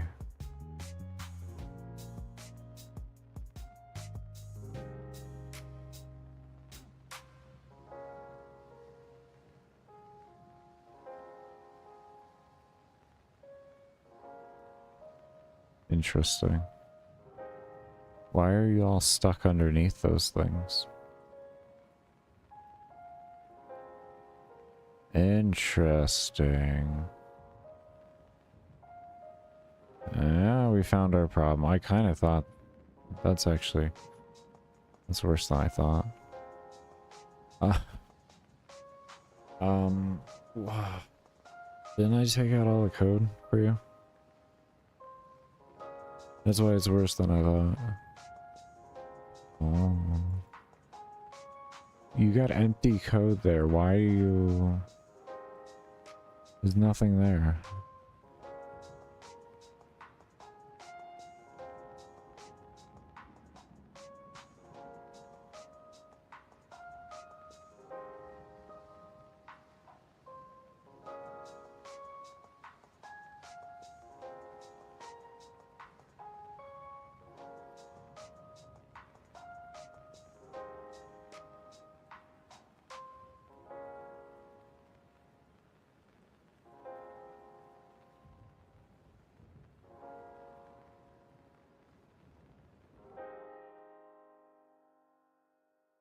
I mean, in theory, this shouldn't matter because they're gonna be destructible anyways.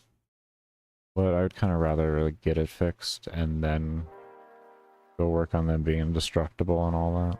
Because we still have to expand this out to all the other NPCs, and then we got to expand this out to all the other destroyable objects as well. So there's still an immense amount of work to do. Right now what we're doing is we're setting the framework for it so that we can copy and paste these systems significantly easier. Okay, so they get underneath these, and then there's no place free because they're interacting with an object, which then causes them to stay still. Understood. Okay, so...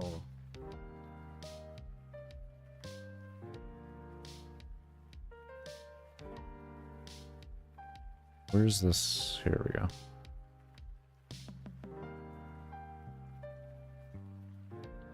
What are you? Parent enemy and that.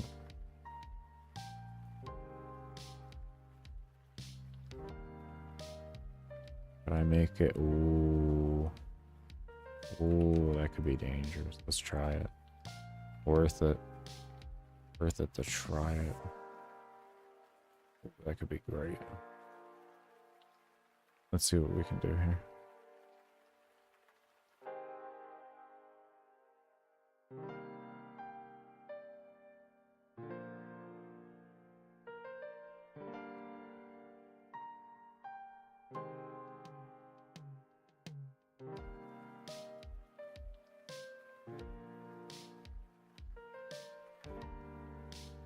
let's open up a new workshop here. We're working on something new. We fixed that. We're working on fixing the problem right now.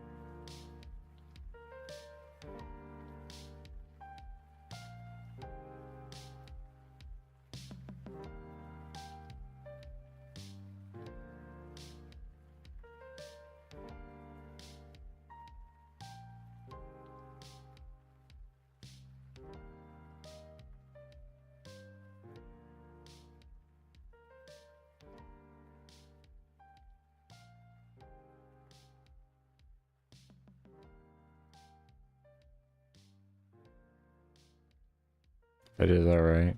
We just integrated every single object.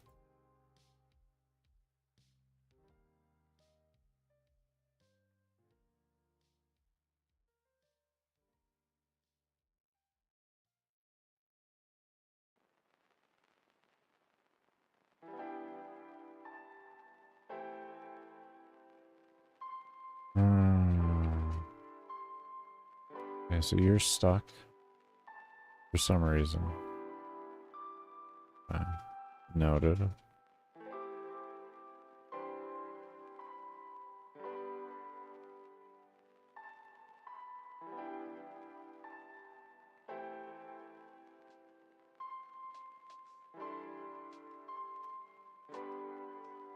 Maybe we're stuck together.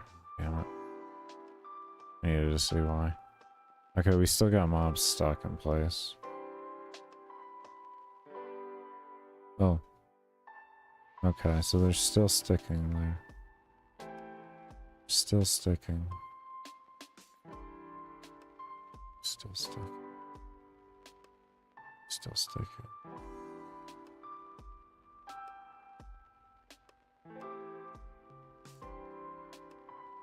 So what if we make the things destroyable here? Does this fix the issue? Can we like use the proper mechanics?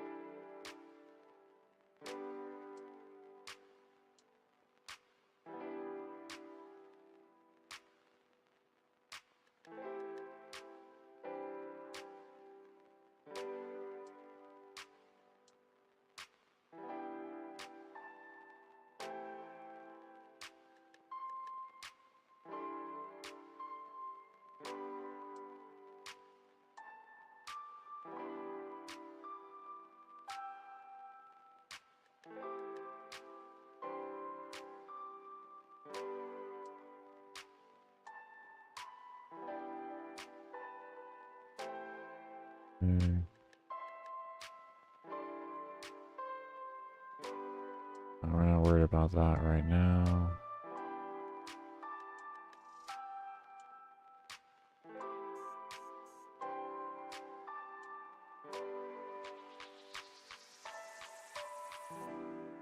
I grab that.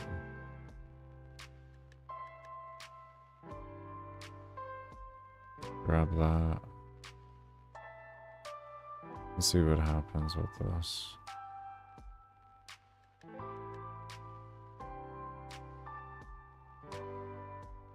Okay, let's see what happens here.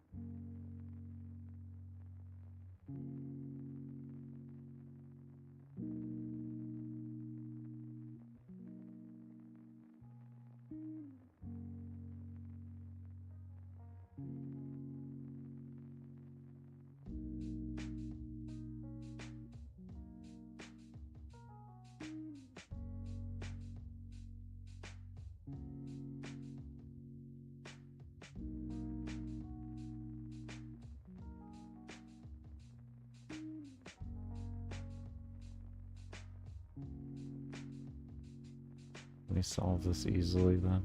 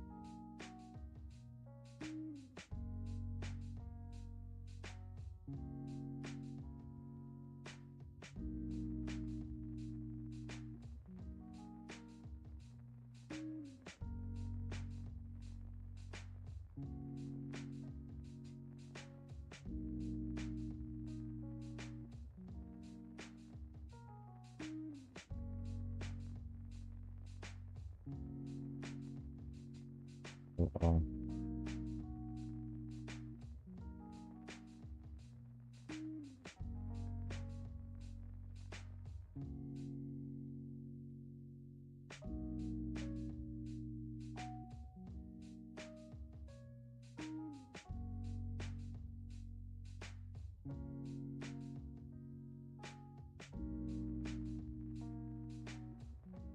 Just have it check that in general. Let's see.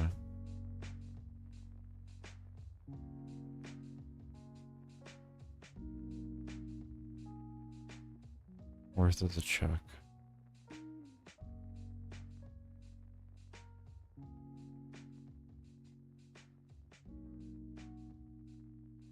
Oh.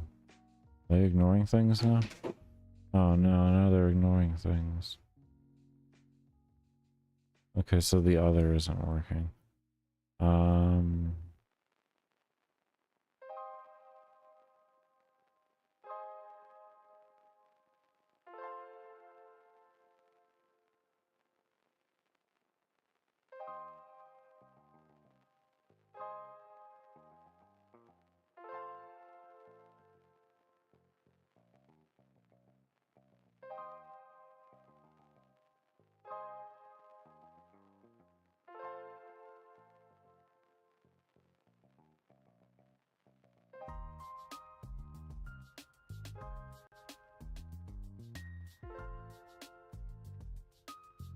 I don't know if that's gonna create issues because it's being sent first.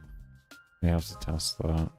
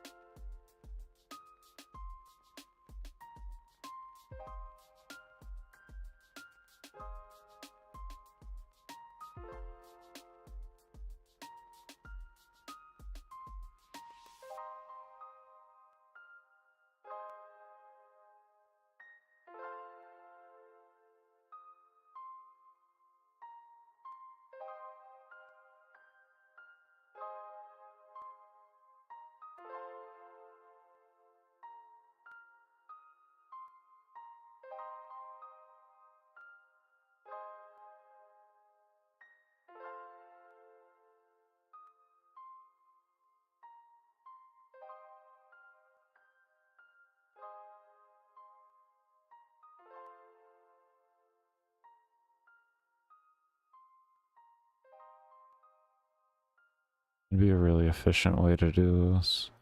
Maybe...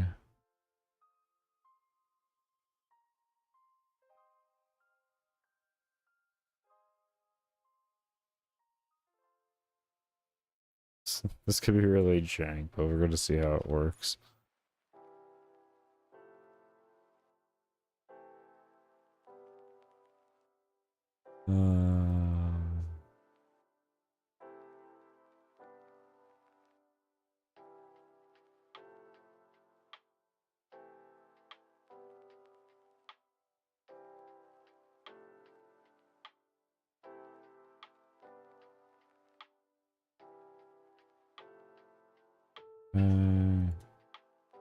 And here, the next one.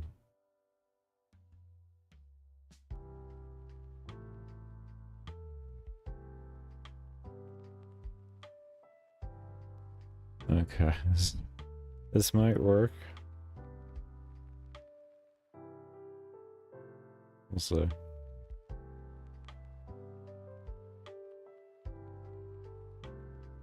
I have a feeling this is what's going on. Okay, first off, let's just find a wall. Confirm wall. That's the wrong wall. Oh my.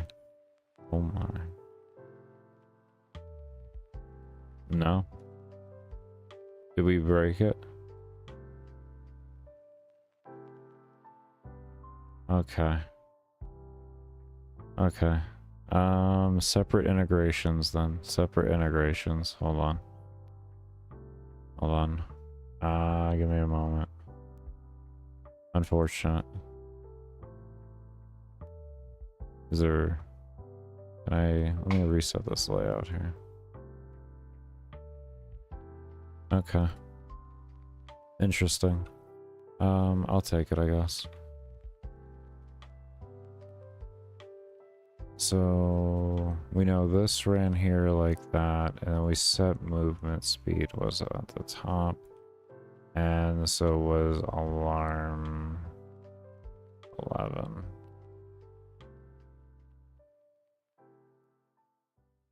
Right here. Okay. So there's that. And then next we needed this here, and then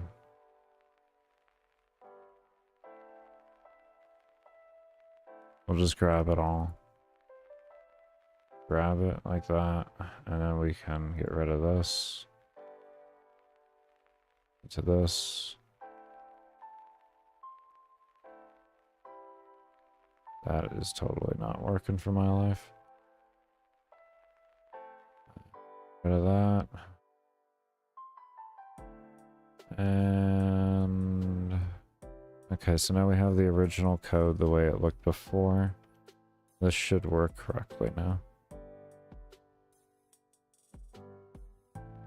Interesting that throwing that into one solitary parent made an issue.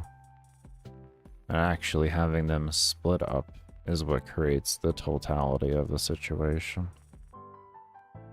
Good to know, though. It's good to know, though.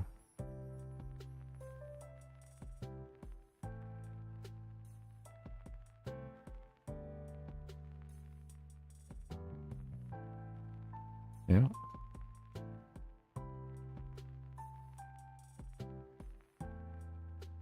Yeah. Very interesting. Very, very interesting. Okay, we got objects being destroyed right now. I could sometimes forget that I can just go right through them. I kept it like that for right now.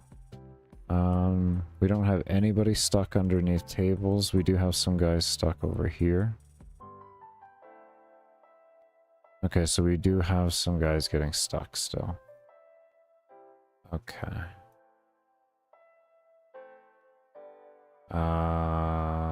We do not have an interaction for you. That would be why.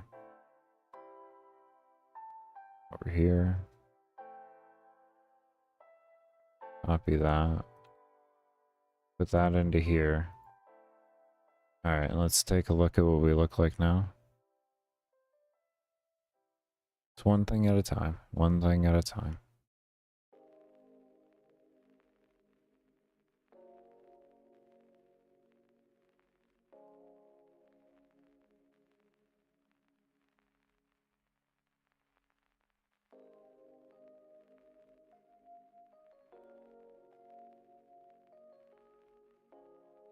Alright, we're looking good there. We got two stuck right there. Because they're not getting hit.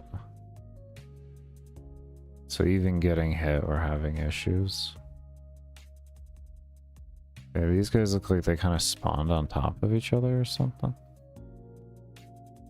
That's interesting.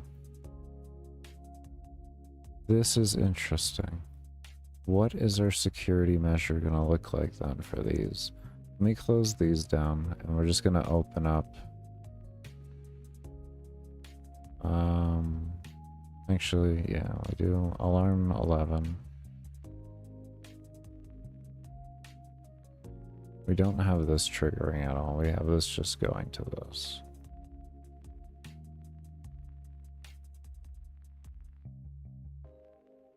Oh, we don't need the parent collision.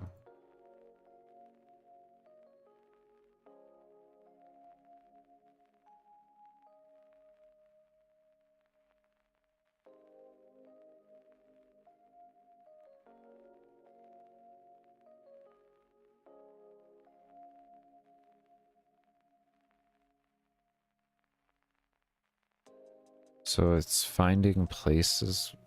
Why are you not moving that? So it just keeps calling, keeps calling, keeps calling. Are they getting themselves stuck then? It has nothing to do with this. It just has everything to do with the scaling system that I gave them? Question mark?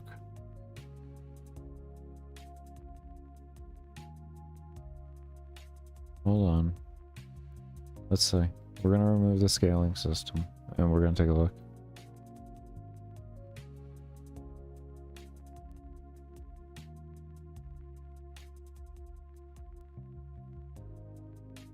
We can put that in alarm 10 for right now, to be honest. Works perfect.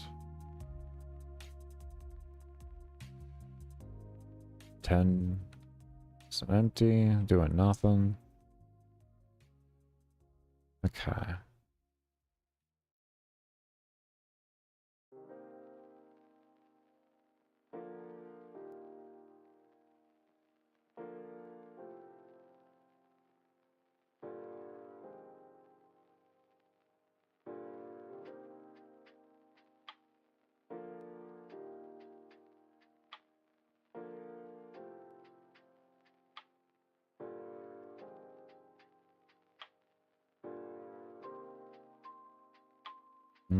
So they spawned on top of each other. They were stuck.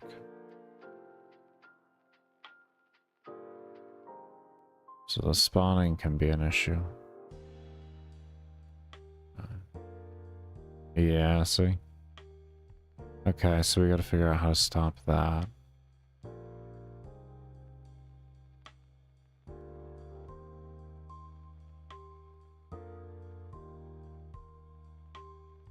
Okay, so that seems to be our current problem, is the spawning problem, which we have with other things too.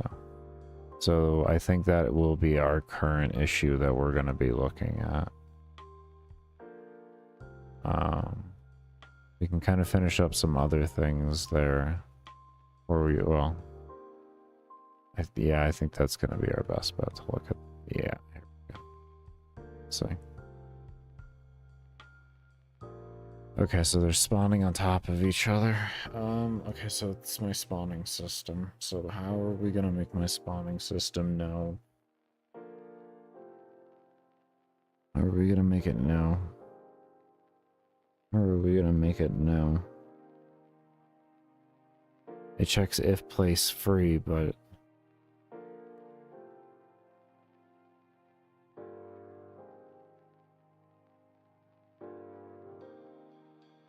that's only 1 pixel. It needs to check for a radius to be free, so that the NPCs can freely spawn.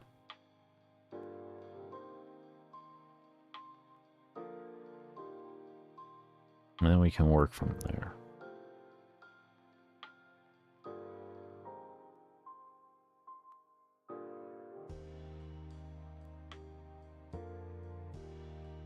I'm going to ponder that one in my head here, but we're going to go ahead and take a break. When we come back, we are going to continue on with this. We're making really, really good progress. Really good progress, so happy with that much. But do remember, I keep the stream ad-free while I'm here and only run ads when I go on break or during my support streams, and lurking during those times does help support funding of the game. There we go, my brain. But I do want to thank you all for sticking around and watching, and for those of you that do stay around and have stayed around, I will see you all when I come back. Or when my brain's not right now. That and use it all to my benefit. That's all I do. Fix your game. It's not my problem. I didn't get any... That actually was no suspensions or anything on my account, but I quit shortly after. I was happy to not get any suspensions done on my account and everything. That was cool. But like, they didn't go back on what they said, so it was still like you could be banned, you know. And it's like, I don't, at that rate, I don't feel like fucking dealing with it. I really don't. They can go have fun and make the game. Let's get back into this.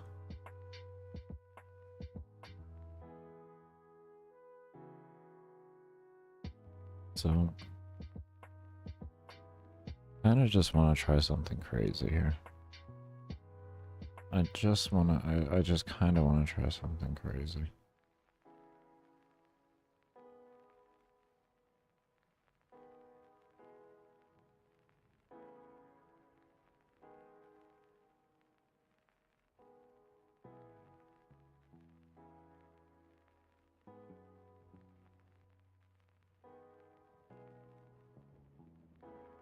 Oh boy, that is having a stroke. There's a lot of variables. It does not like it. Okay.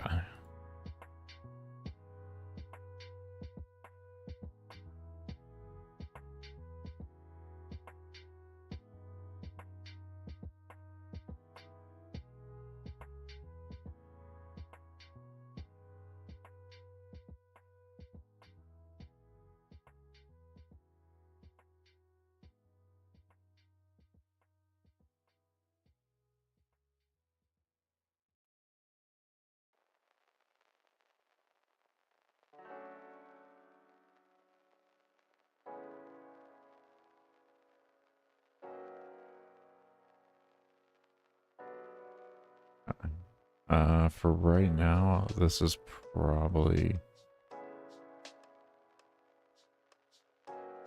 This is gonna look really weird right now, but I just want to see the direction this is going. This is gonna look really weird right now, though. This is gonna look bizarre. Oh, looks so bizarre, it threw me an error. Move speed? Oh. Yeah, no, of course. That's fine. I'm just stupid. Don't worry about me. Don't you worry about me. Definition.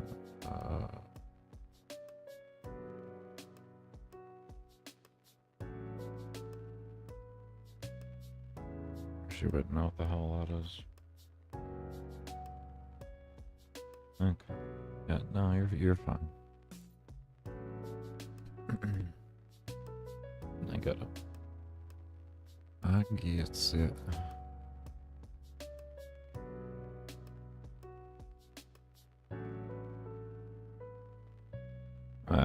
They're sticking to the walls and they're looking for a place free. Oh, they did go through.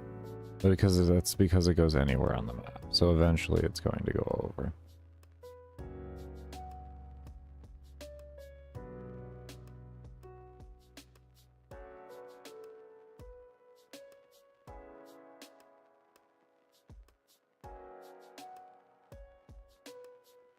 Okay, we're getting there. We are definitely getting there. Okay. One thing I do want to do, set speed to 0. We'll start with that.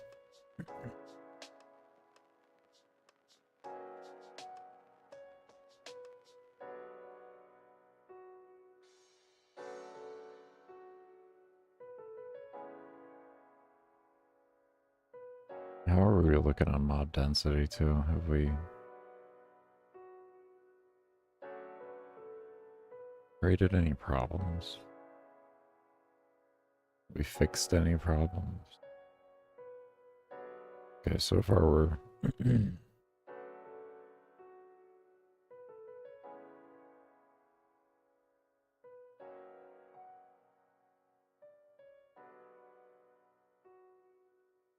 oh, this is going up. So far we're doing good. I think 2K was our bottom floor before.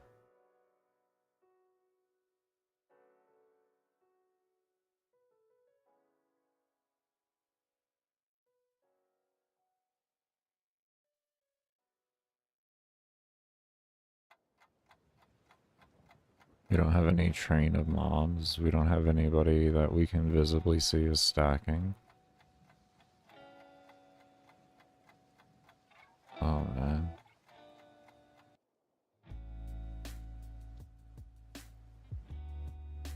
Even these guys here, they're moving. They are moving.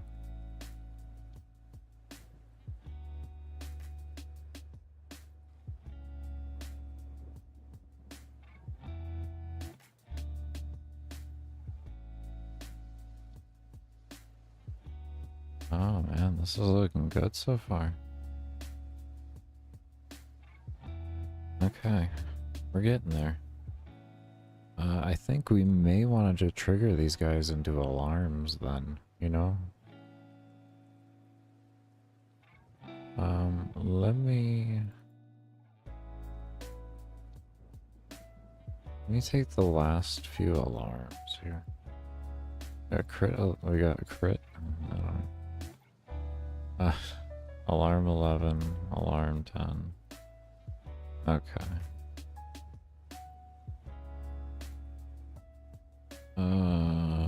Get rid of alarm 1 here.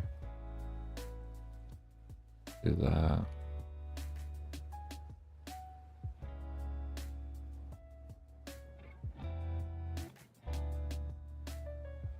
Alarm 11.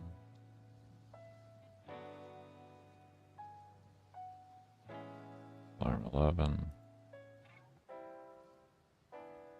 Okay.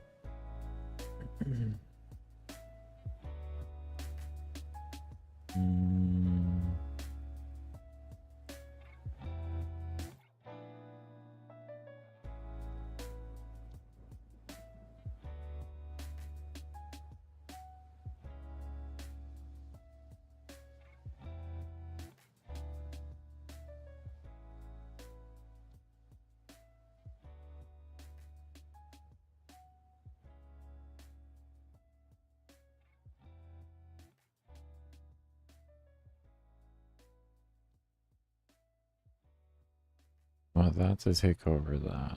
And now what we're also going to do is make some more.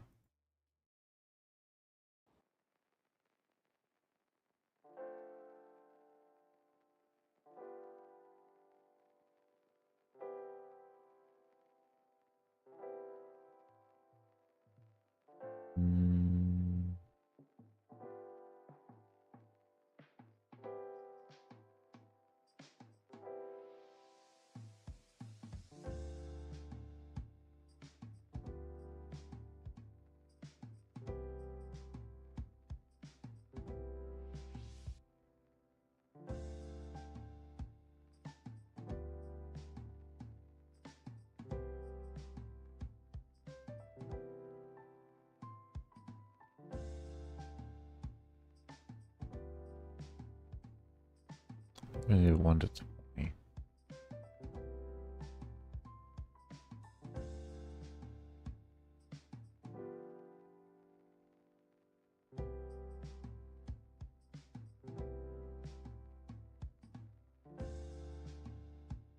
Okay.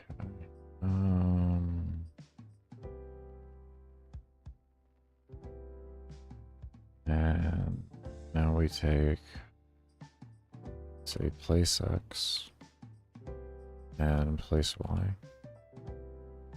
And we call that to the XY coordinate of the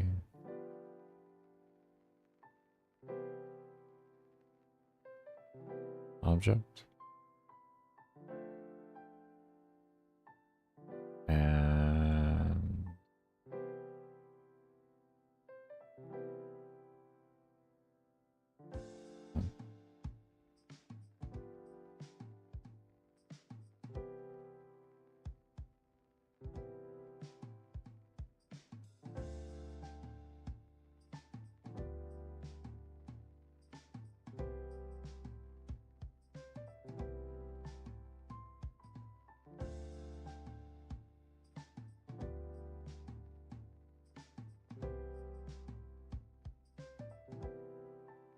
no, we'll get there. You can do it, computer. I got the utmost of faith in you right now. There we go. Alright.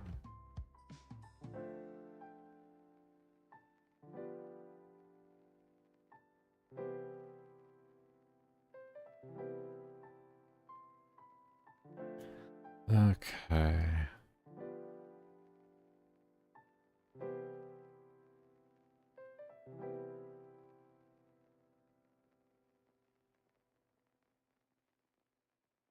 And the reason why we're going to do 1 and 20 is because the object size that it is colliding with is roughly... Wait, the X is going to be at center. Don't we have to add... Where is its X? Oh, shit. Where? I remember last time what X meant. It did not mean what it meant, damn it. Oh, X did not mean what it meant. X did not mean what it meant.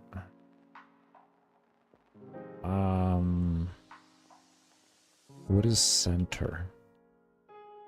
Like, do we got anything with the word center? Window center. That's what we have for that. Shit. Oh. X is not what it... Oh, so that means it's gonna be... No, it should... No, you did it middle last time and it still didn't do it. Oh my god, it's so confusing.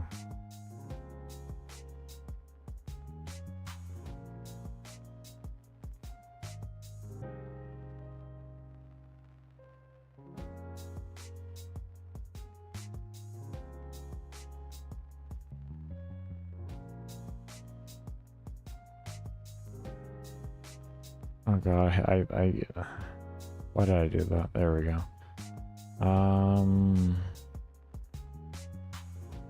Is there something I can do? I guess maybe let's just take a look at the X. Oh lord.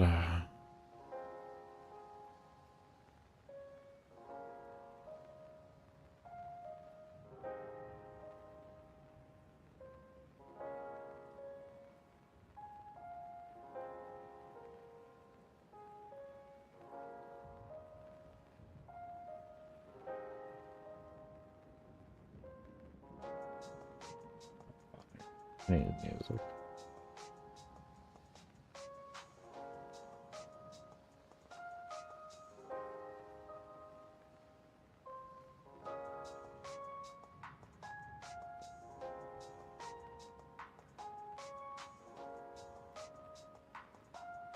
Alright, let me just sit here and just maybe think for a moment.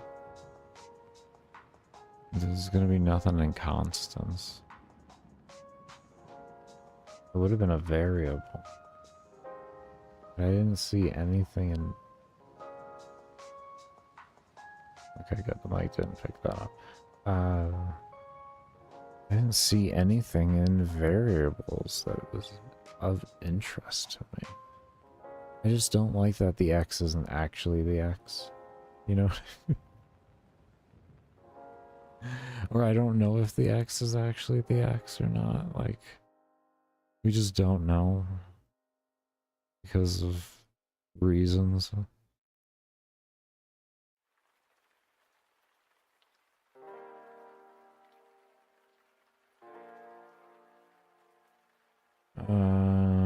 I guess we just try it with it, right? I mean, like...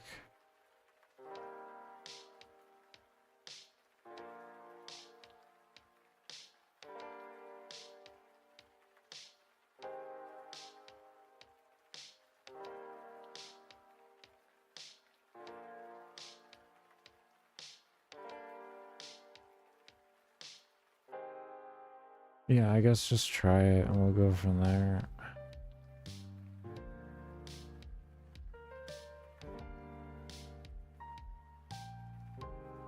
Get layer get X. I don't know. Why didn't you just hit the plus button, dumbass? Why did you do this? Why is your very existence just about making your life harder?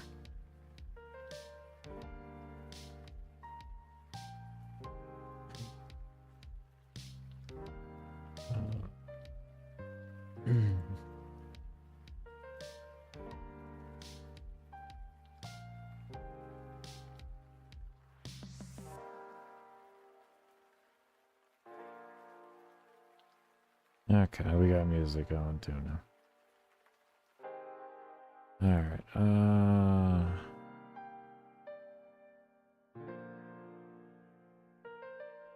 okay.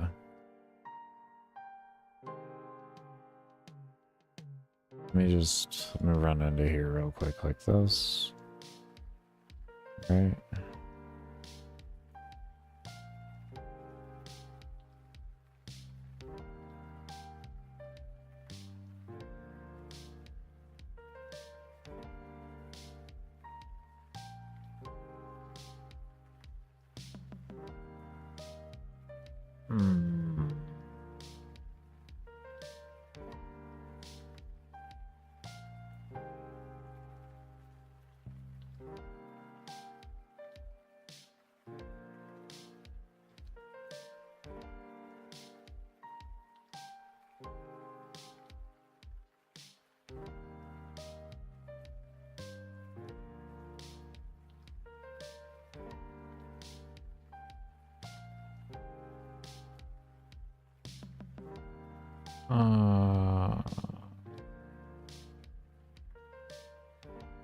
I'm gonna want a minus here, and I'm just trying to figure out the most efficient way to do that. Because we don't need a switch in this whatsoever. We can just use if and else. I'm just trying to figure out. I'm thinking that we're gonna make a variable over here at this rate, and we'll call it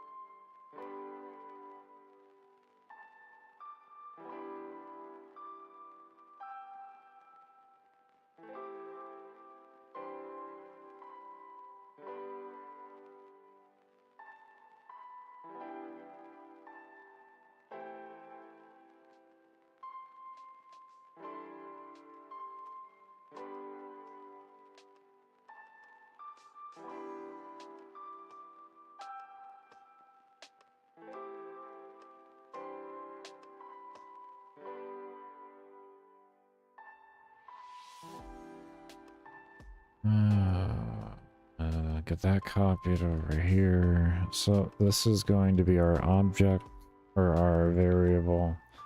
That reads for this, right? So we take this, all this code for movement, and we place that into here to true. And now we have if this is true, then we have it run that and everything's fine. But if it is false,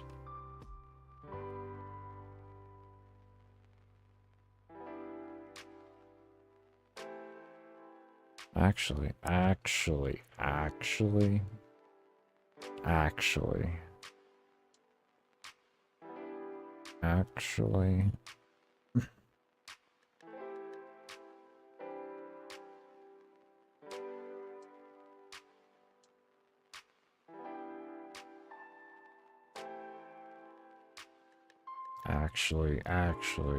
we may not need all this nonsense here. I think I just got it.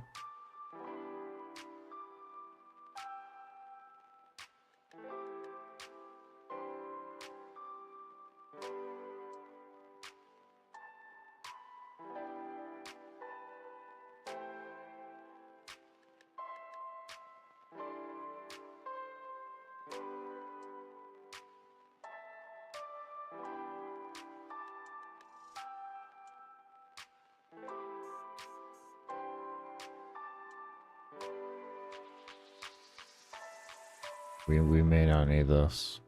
I'm gonna get rid of it. I feel like we won't need it.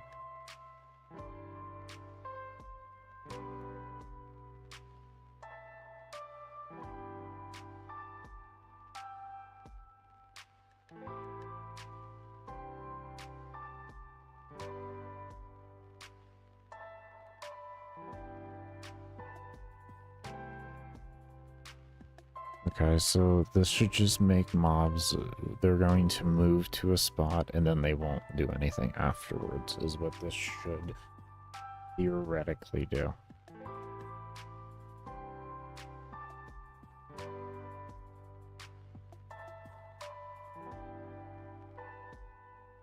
Once they collide with a wall.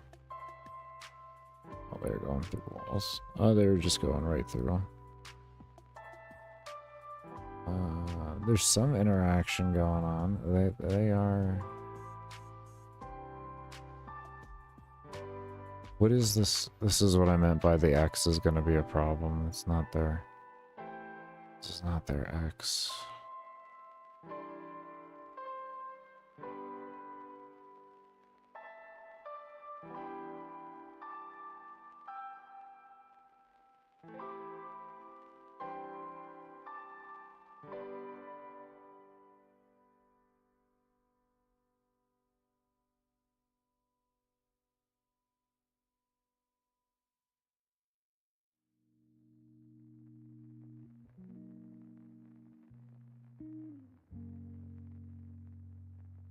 The 20 part kind of...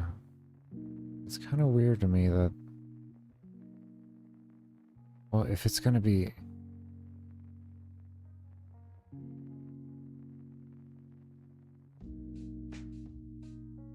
They got these guys here literally just doing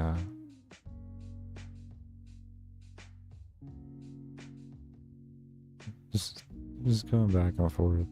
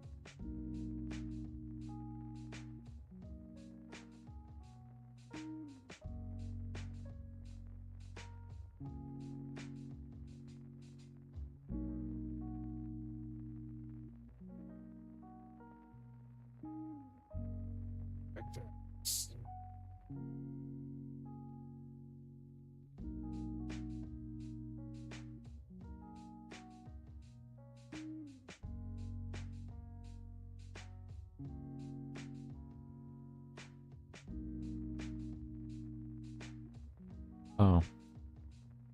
Oh. Hold up, hold up, hold up.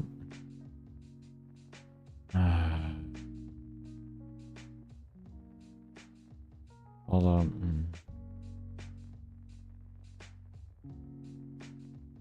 God, you're dumb sometimes.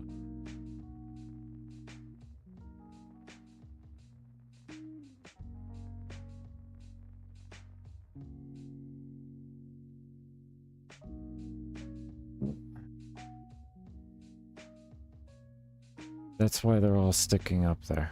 Okay.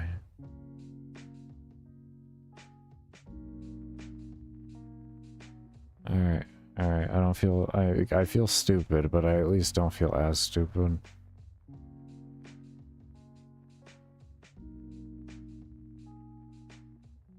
Because, like, it did nothing that I expected it to do.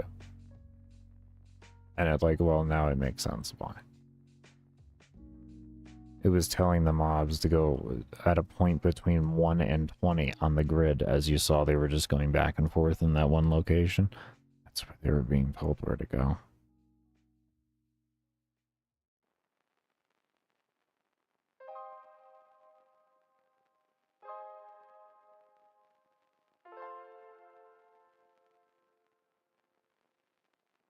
And that's because it was only running this, the where, not the place. We didn't replace the values over here to all be place.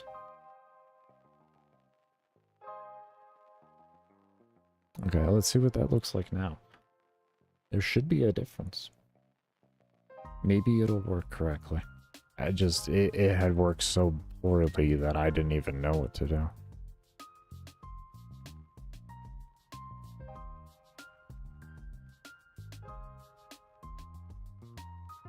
There we go. Oh, still got a little bit going through.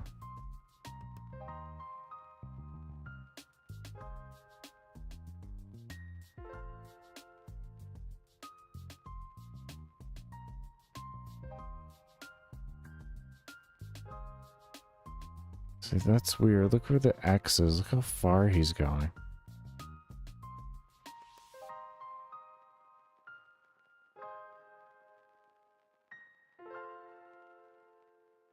He's not even interacting with it. He's just moving solidly to the location.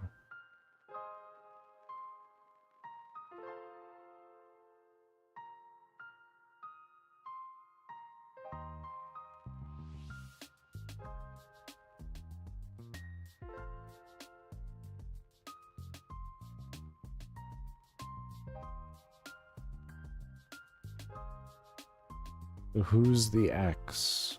This is picking up someone else's X. This is picking up a different X. This is not the individual instance's X. This is a object's X, which means it's likely the most recent one created.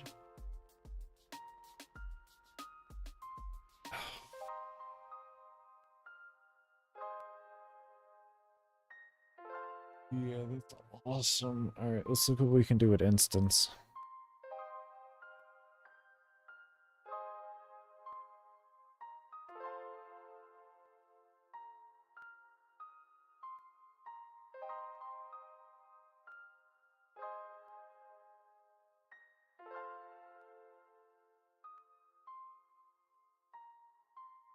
Instance place, I don't know.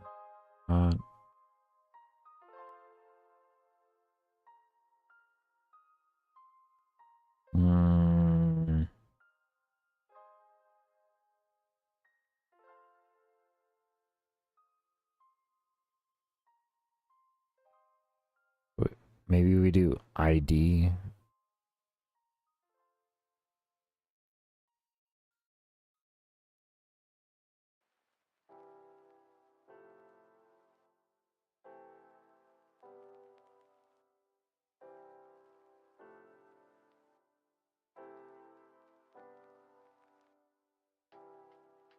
But isn't this just gonna shoot out 2 numbers? We just needed to shoot out 1. Can we make it just shoot out 1? Are you gonna, like... Let's try. Let me look this up real quick. What is that? Instance place. Instance place.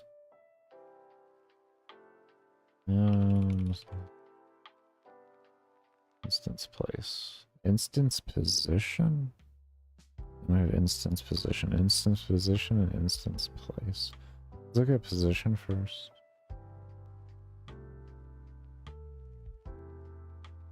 What in the tarnation?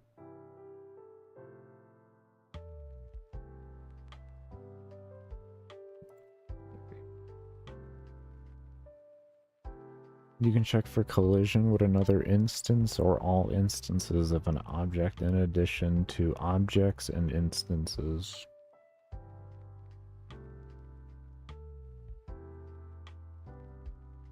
Passing an array allows you to check. Okay, so this is a collision. Okay, not exactly what I'm looking for, but that's interesting. What about instance place?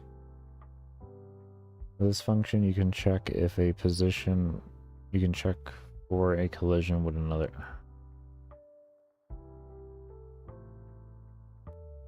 No. No. No.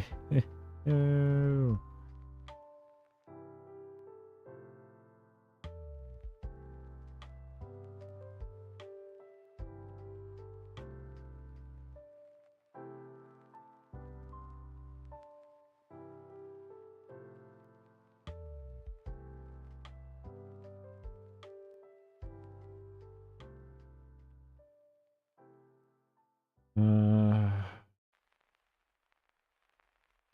Listen here. You're gonna have something for me here, okay? So I'm gonna be staring at this stupid... Here, let's stare at this together, shall we? Shall we stare at this together? Shall we stare at the manual together? This is what Baker does when he doesn't know what to do. He will stare at the manual. What he does.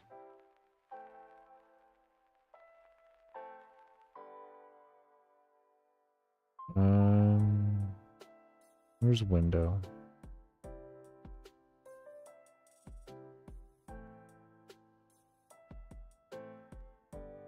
Hold on. Wait a minute.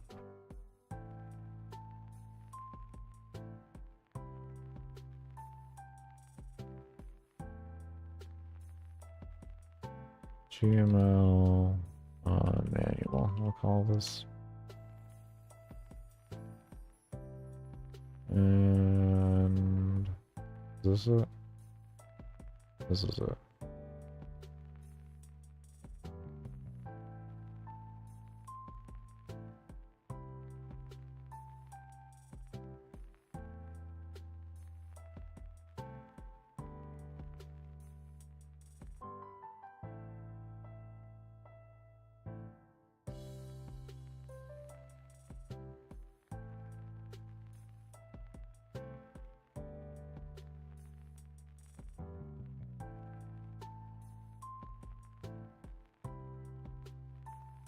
Why is it not showing?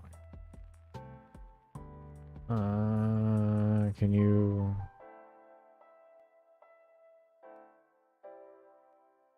That doesn't even make sense. It's at the front. Should I pushing it? Oh, okay. You can see it, I guess. I don't even understand. Okay. So anyways, we're gonna look over this damn thing.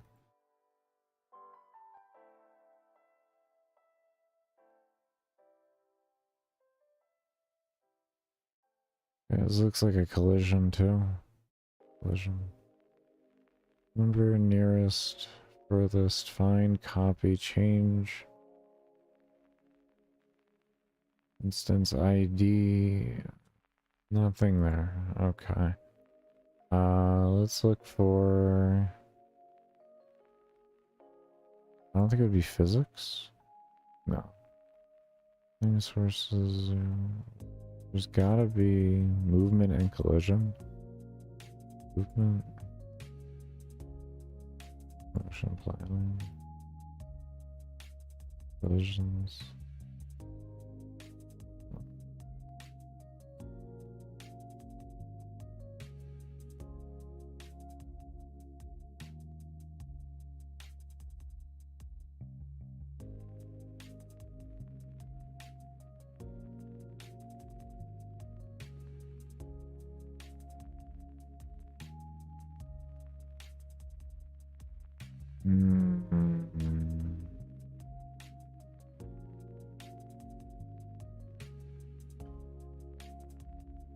Oh.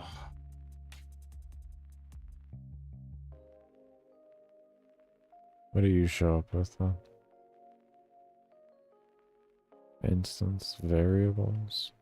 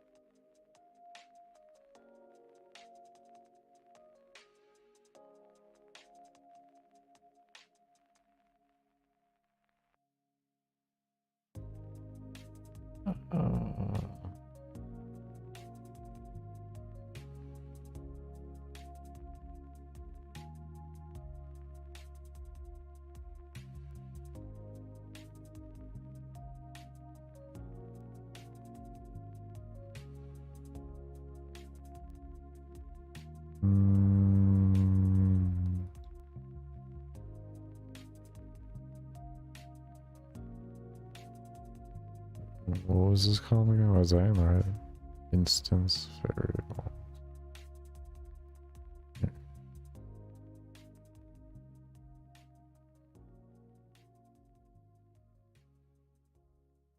Does that make sense? Maybe we use X previous, Y previous instead. Let's try that. Let's try that.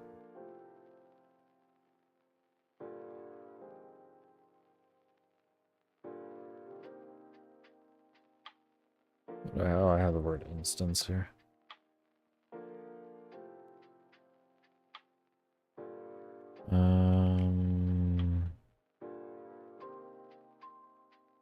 I'll be right back. I need to go to the restroom.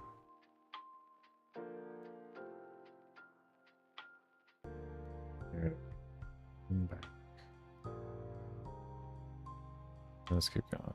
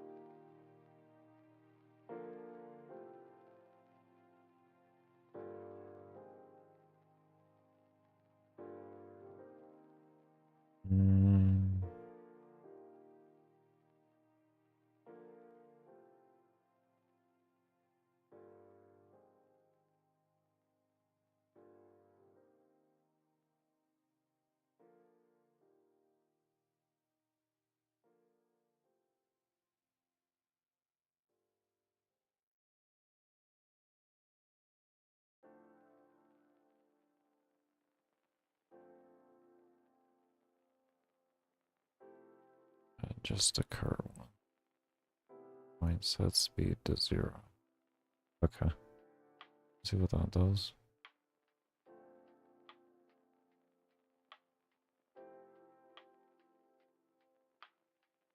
Alarm 11 is the correct alarm. Correct.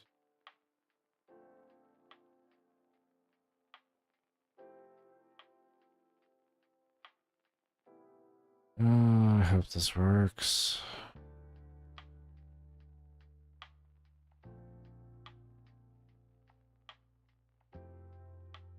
just going right through. Oh, wait, hold on. You are so dumb. You are literally so dumb, Baker. You are so stupid. You want to know why it's not working and you can't test appropriately, Baker? Is because your alarm is scaling and you're not looking, and you're looking at a whole bunch of different mobs.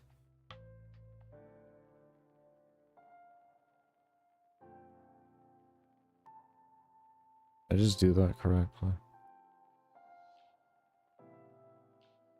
Correct, I did. Oh god. Okay. Now we're testing on just the one correct mob. Oh. Who knows how much of that has been working? Who honestly knows?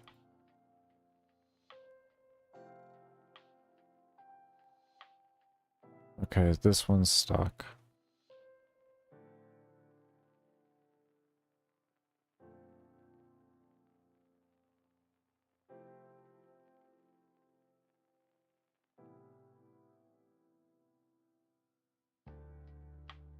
Okay.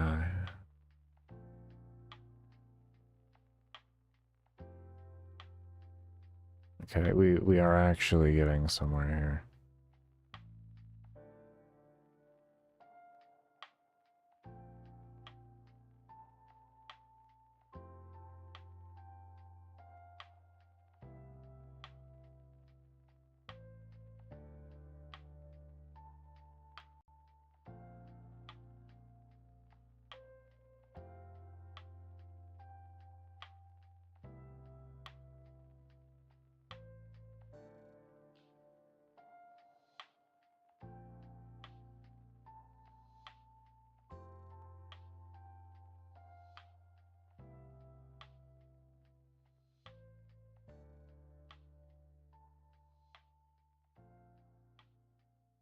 There's still some sticking. We got bouncing there. We got bouncing. We have some sticking though. They're sticking vertically.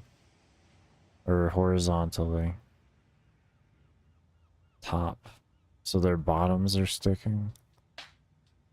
These are kind of acting weird too. But we are getting... No one's going through. No one's going through. Okay, we're getting somewhere now. Look, they're even pathing around. Alright, we're getting somewhere. We're really getting somewhere right now. Okay. This is big. This is big. Let's try to take this out.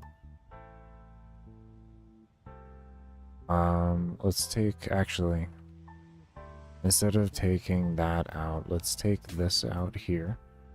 Run this down to a 0 alarm. So that it stops running. Let's try this first.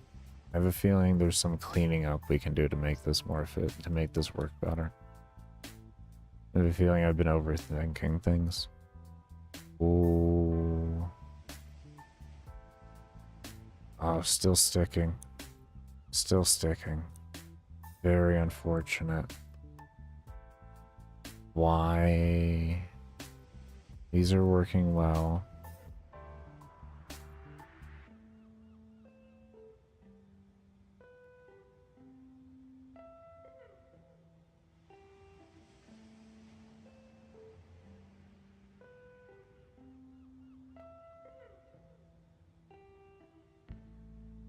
I mean, I guess the sticking isn't terrible, but I don't like that it's only sticking one way.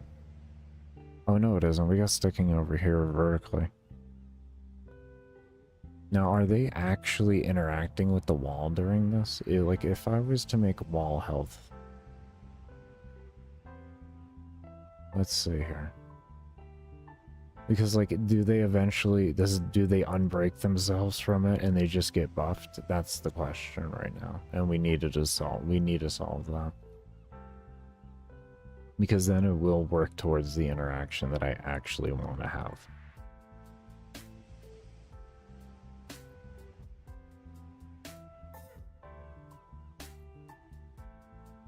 Oh yeah, it has a whole lot of health.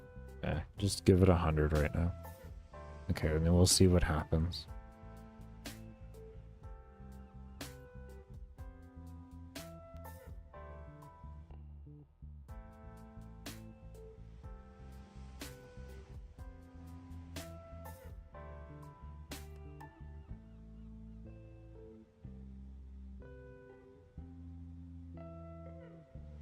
There we go, he took a chunk. He took the chunk out and freed himself.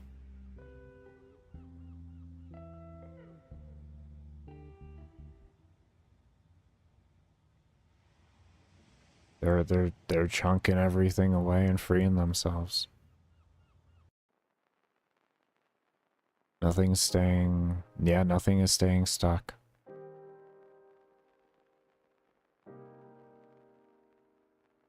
Oh, this looks so fucking good.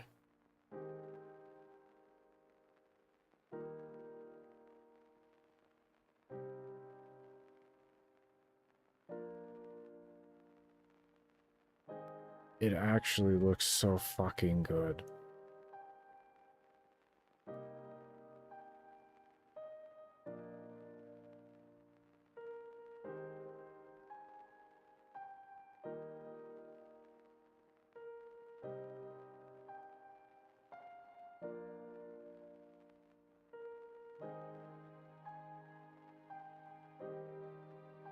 I do wonder if there's a way we could fix the sticking, though.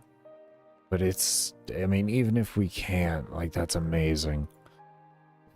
It'll just make mobs randomly more powerful. So it's not really the biggest problem to me. But... This is working pretty damn well. We're getting there. There is something we can do, though, instead.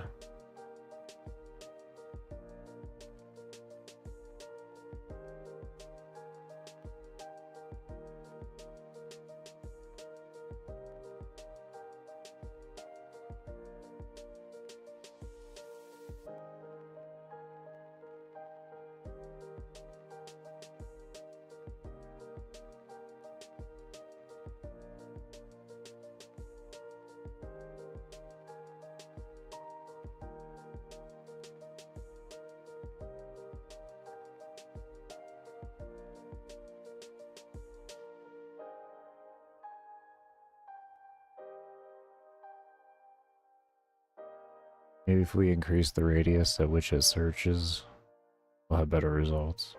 Maybe that's the problem. No, they are like literally hard sticking. Why are they hard? Like, I mean, they are determinedly stuck.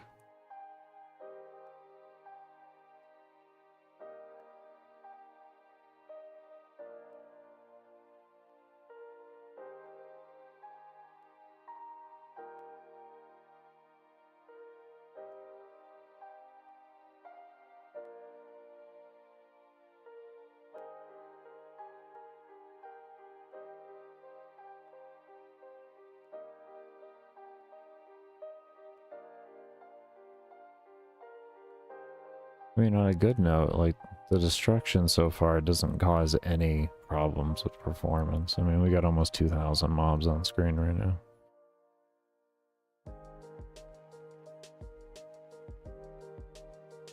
Actually got really well.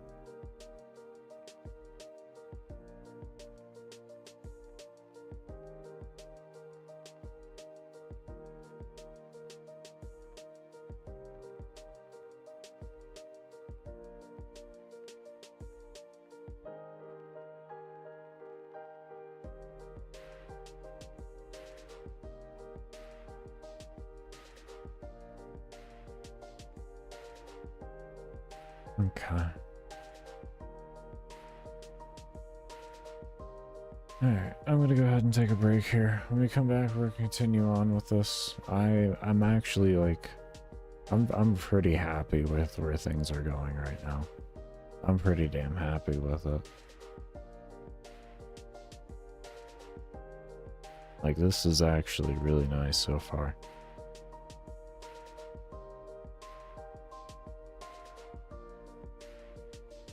Fully custom AI. They don't use any of their presets. Really proud of myself for this. Anyways, we're gonna go ahead and take a break here, like I said. Probably should have that thing recorded. My bad there.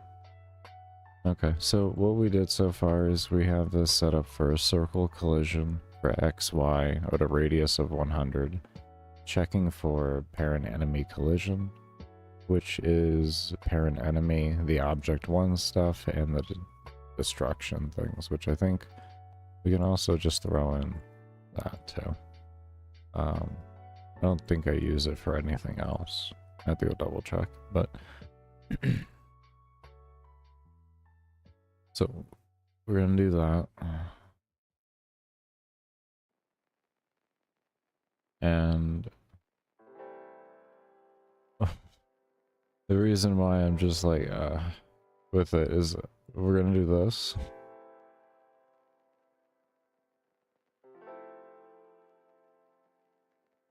And we're going to tell it to jump to a point. And it's going to check there. And then if true, or if circle collision is false, like there is no collision, then it'll spawn a mob. So we're going to have the spawn object jumping all over the damn place. That's why I'm like,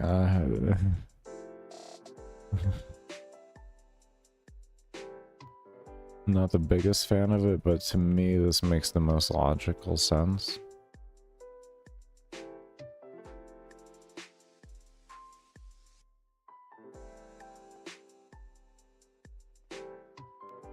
For a very efficient way to do it.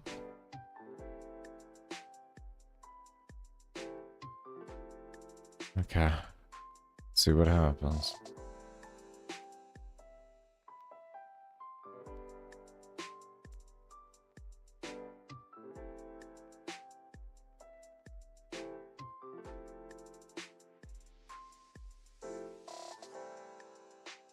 Okay, not spawning a single thing. Let's try and switch this over to true. I don't know. We'll see what happens here.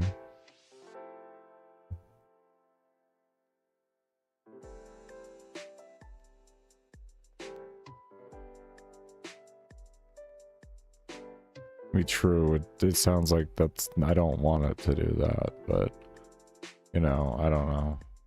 I have no clue. Maybe I'm thinking incorrectly. Who the hell really knows? It's not spawning either way. Okay. Why?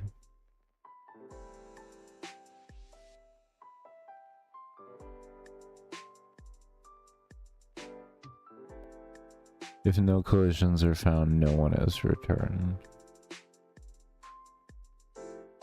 No one is returned. No one is returned. Not false, but no one is returned.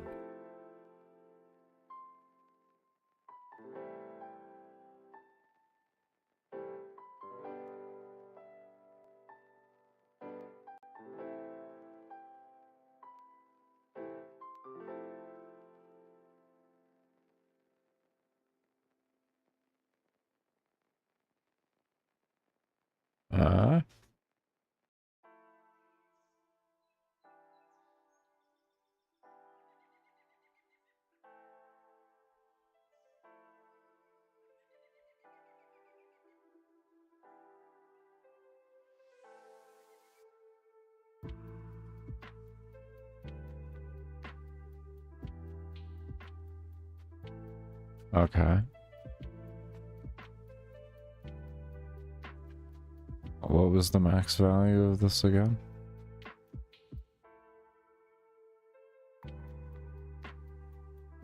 Come on, old Twitchy. You can do this. Oh, I have horrible hands.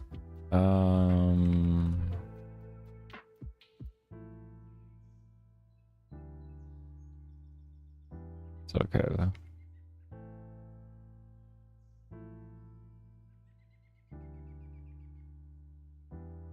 Okay.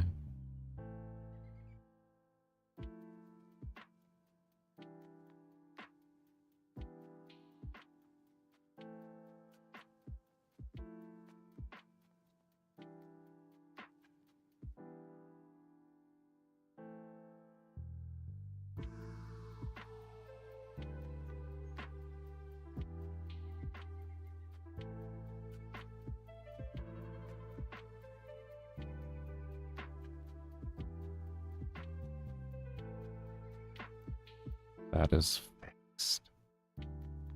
That is fixed. Oh, that is so fixed, baby. That is so fixed. Okay, one thing we can maybe do, let's go further. Let's go further. Let's go further. No jump to point, okay? Let's take out the jump to point. We're starting to understand this. So we take these out like that, okay? Boom. And now, instead...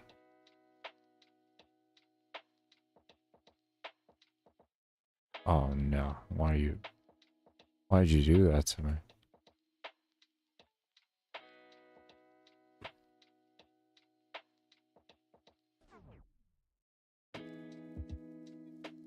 Let's just make it check there.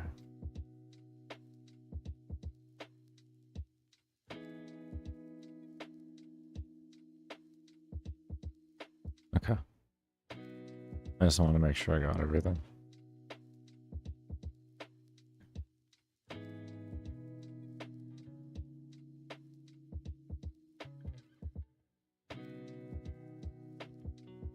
Okay, okay.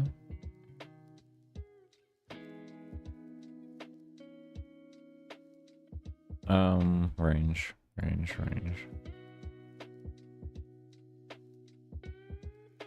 Was this the...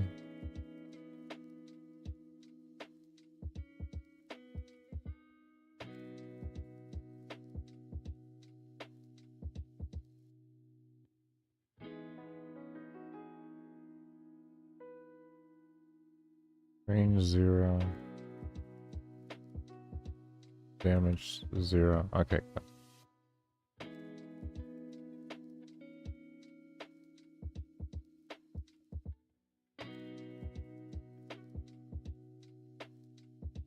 Oh, that spasm was absolutely wonderful. Okay.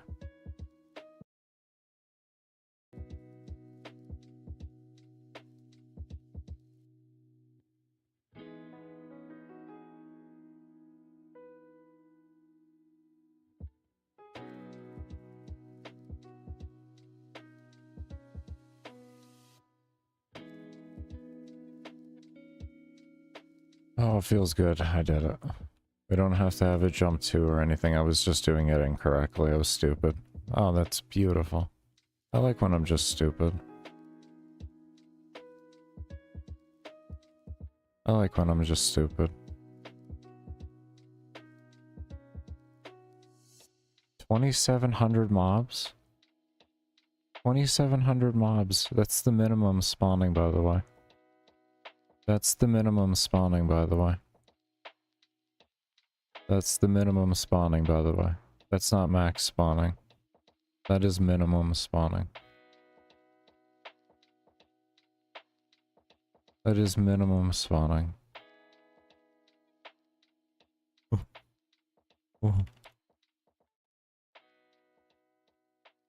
Go. Go. Let's see it. Do it. Do it.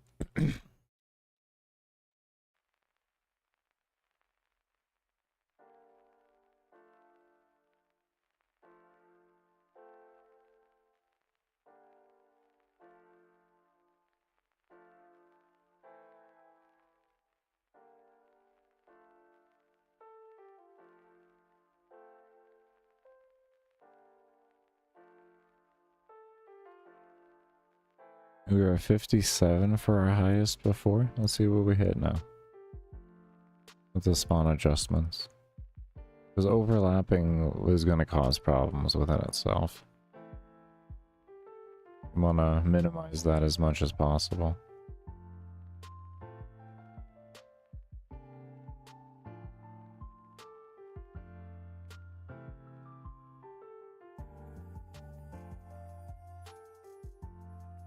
$6,000. 6,000. We hit 6,000 mobs. We hit 6,000. 6,000.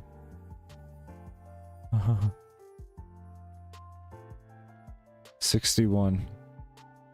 6,100. At a 1080p render. Oh, this is beautiful.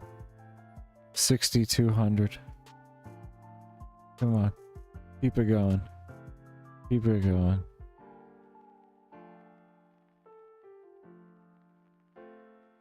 $62.75. $62.75. $62.75.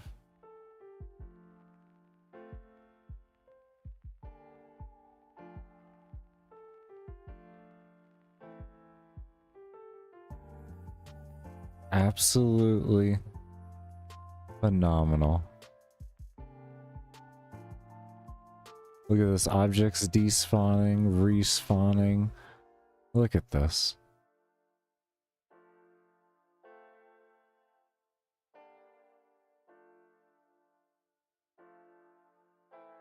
This is fucking beautiful.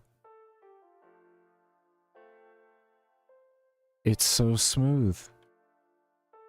It's so smooth. Look at this. There's no issues with performance.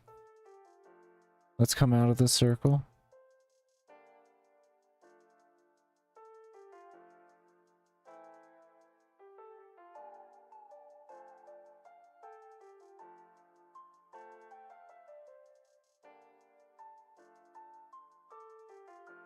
Nothing.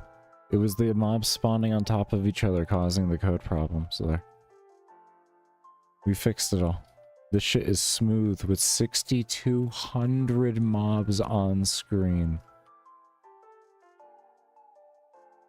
I am fucking happy.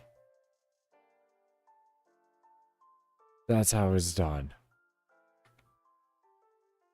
That's good stuff right there. That's good stuff. Holy shit.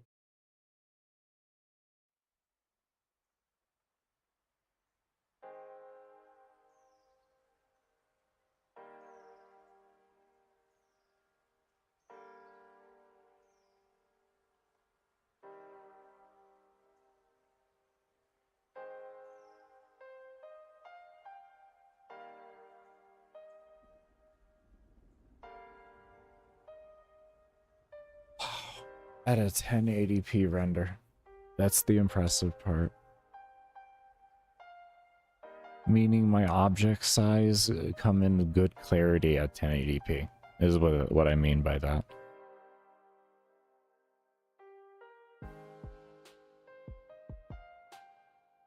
Because we could do something like this here. This is some fun that we could do.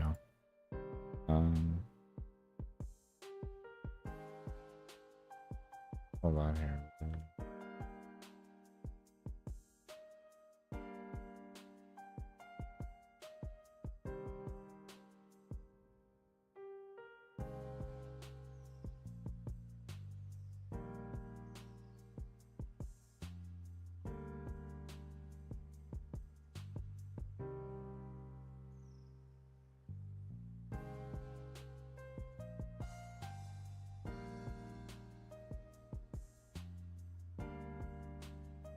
It was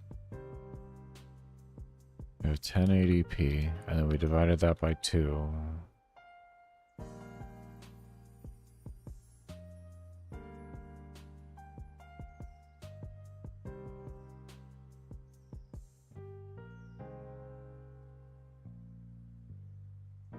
Okay, so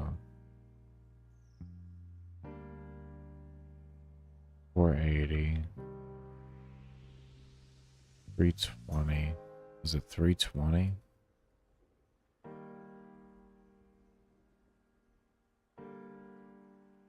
Yes, it was 320.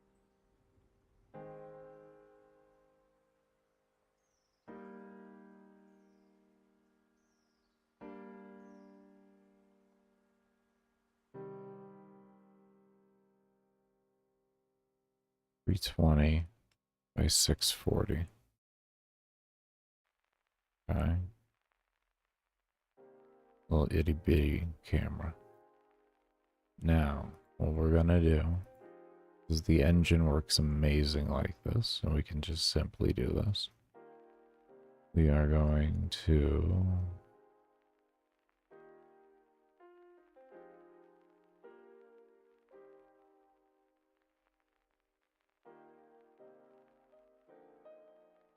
Let's see here. A few things we can do here. Come down here, come up over here.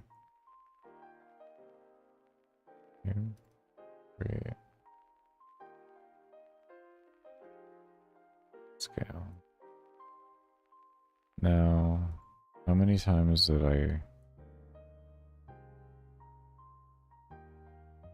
we say 1080p divided by 320, and that gives us a 3.3 decrease. So we do 1 divided by 3.375.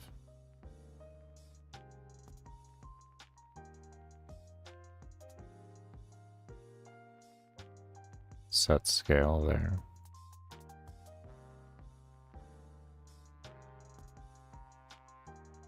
Set scale there.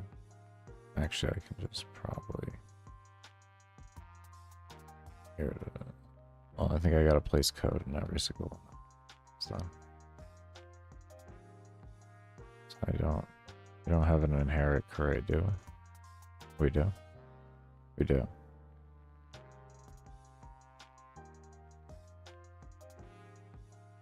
I'll take it.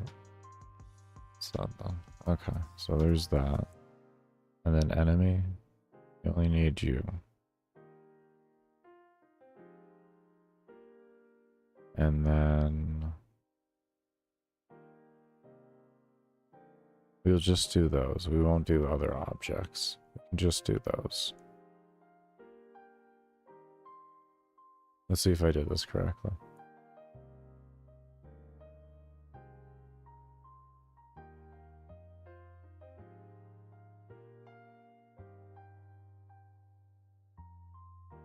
Almost. They definitely did not adopt those.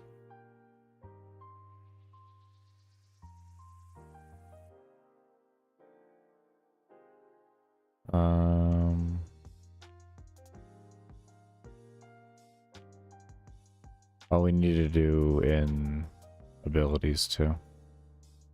Current abilities. Right here. We need to do that too. That's going to be important.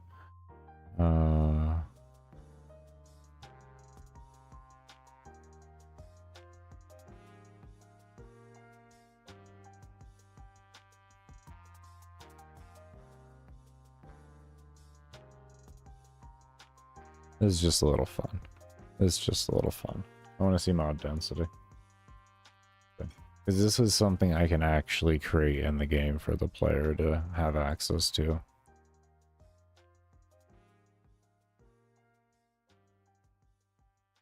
There. Ooh. Oh. Oh. Hold on.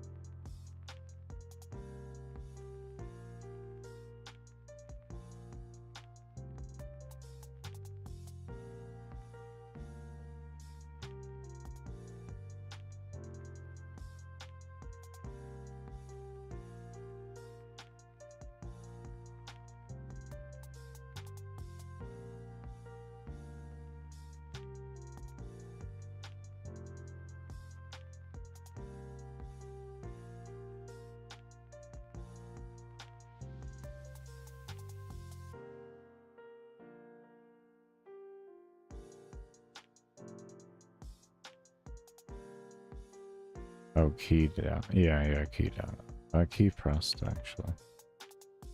Let me just copy these over here. Is it key down? Okay, I'm key down. Why would I key pressed? No, it does make sense, key down. That does make sense, actually. Okay, so now we'll just come over here. We'll see if they just automatically inherit or if we have to force make them inherit.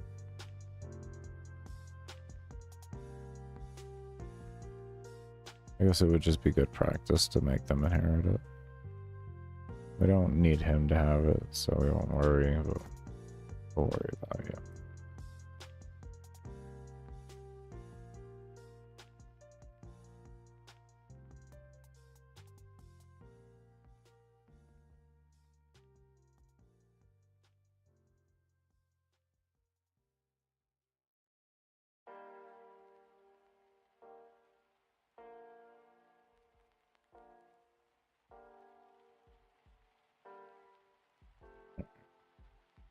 Let's see at a minimum now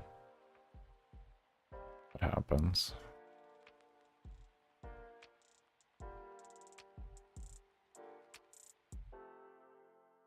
We had 2,700 before for a minimum count. Let's see what we get now.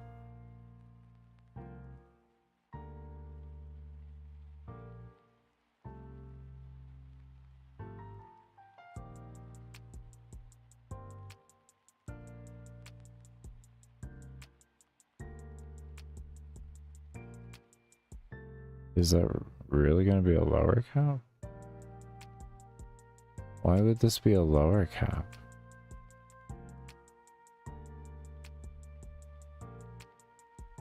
I guess it did hold resolution, to be fair. It actually looks good. I'm actually surprised at how good this looks. Actually really surprised at how good this looks. Did a really good... This engine does a really good job of reducing scale. That's impressive.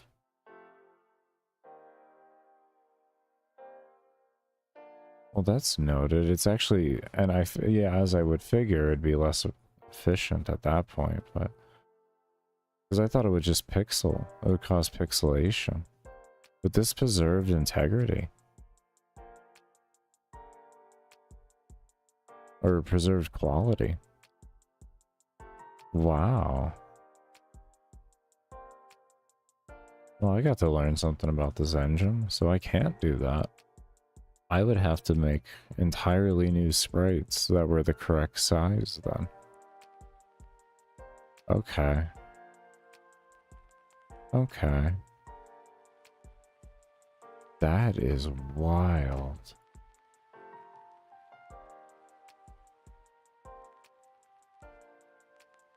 That's cool. Wait, this is the minus one, right? No.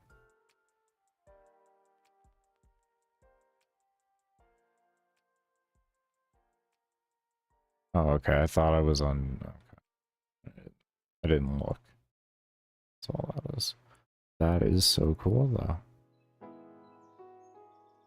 That actually is really cool. Good to know. Good to know.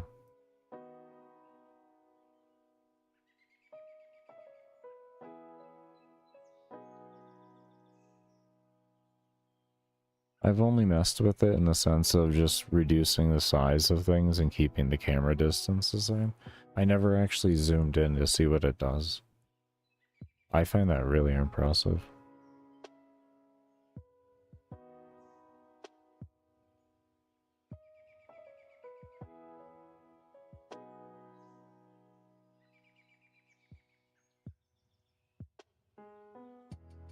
And for the only like 500 mobs out of 2,700, which would be like under 20% of an efficiency drop in order to preserve the integrity at a smaller scale. Like, to me, that's not bad at all.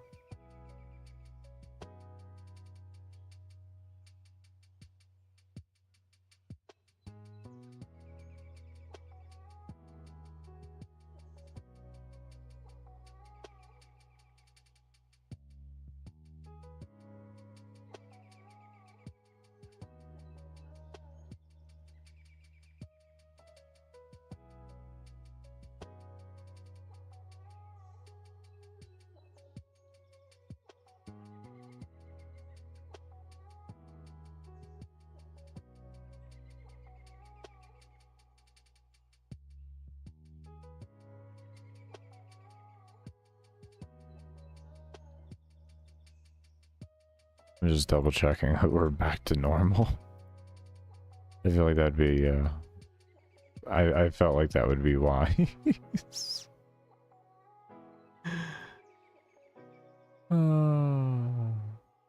Part of me likes it. Part of me likes it.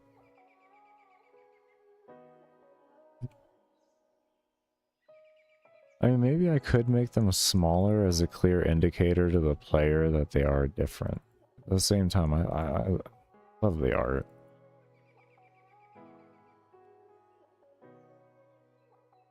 That would be at most.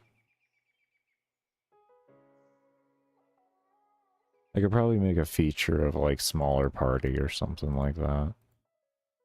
But that would reduce performance. There we go. Now the game looks normal. Alright, let's double check mob count here. And all that. And then we'll get working back into things. And figure out what to get into next. Oh yeah. That reminds me. I want to try to get the mob switching to actually take place when this is happening. I want to make them try and actually swap places with each other. That's the next goal.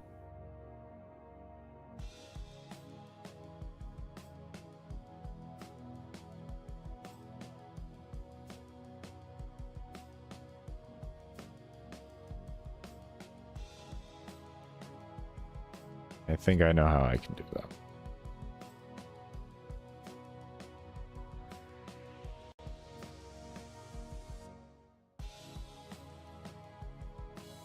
There we go, 2707. That is very consistent. Beautiful.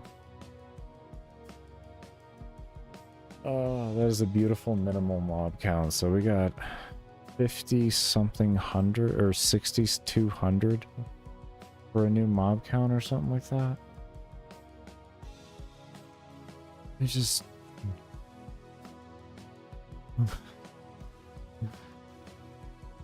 this is why I wanted to take my time with making this and not just give you guys slop on the release. Because I always felt like I could have been doing more. And we're doing more every single time now. So we're learning the engine better, learning how the language wants to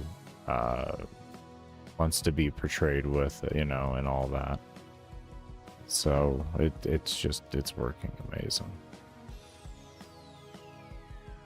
Very, very happy so far. Now, what I want to do, let's do this.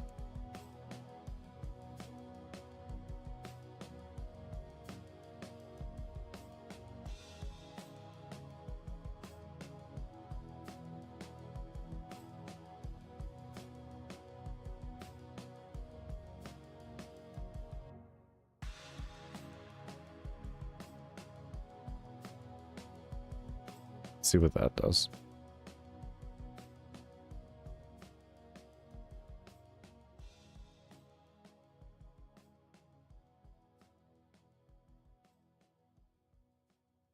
I don't know if that'll eventually just have a bunch of mobs stacked on top of each other or what's gonna happen, but we'll see.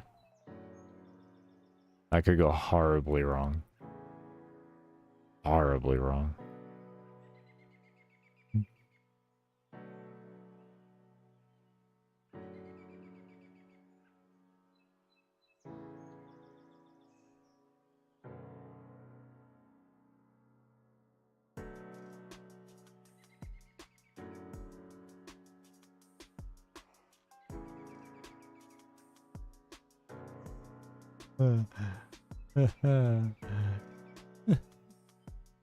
Well, we just made a vacuum.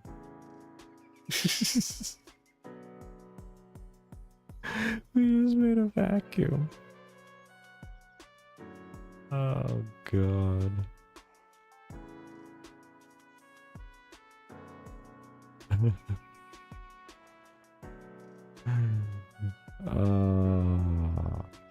We made a vacuum.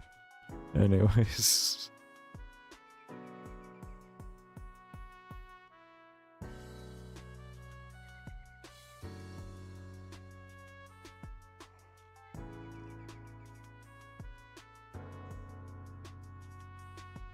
I'm gonna get rid of all this for right now. That down there is easy to remake, so it's not an issue.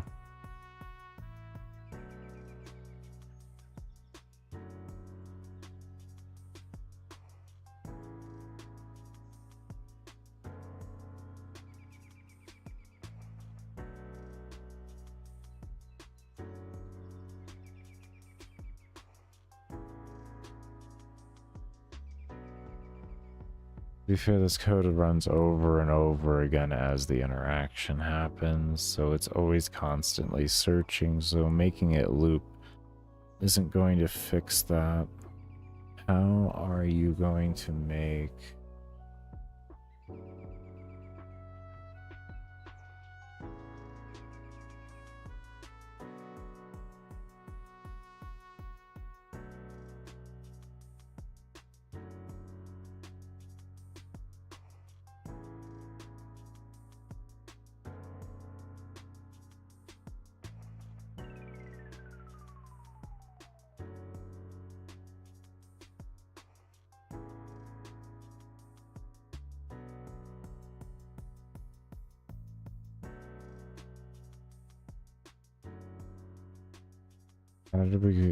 How do they call this referencing again?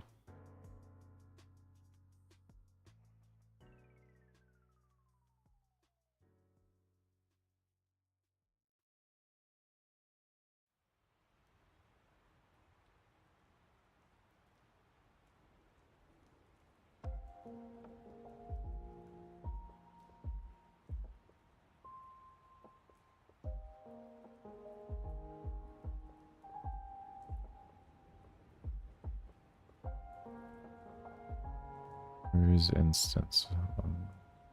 View in here. No. I'm just blind. Oh, this is definitely not alphabetical order. Okay.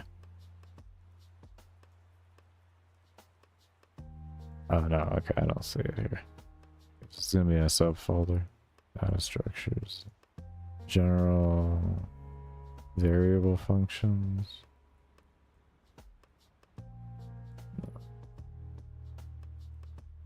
Asset management. Instances.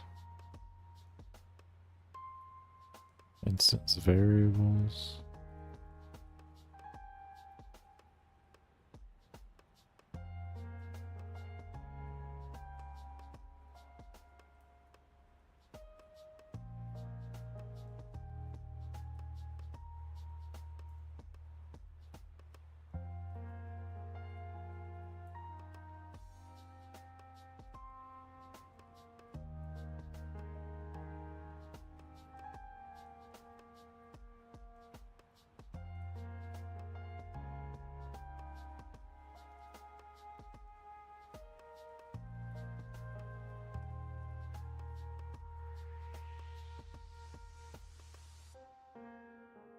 Could I just do .x and you'll tell the individual instance?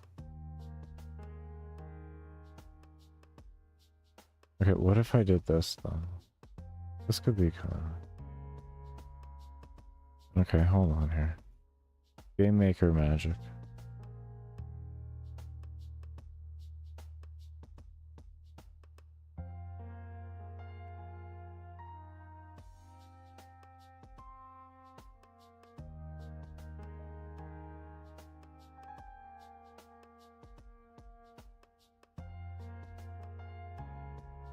What was that?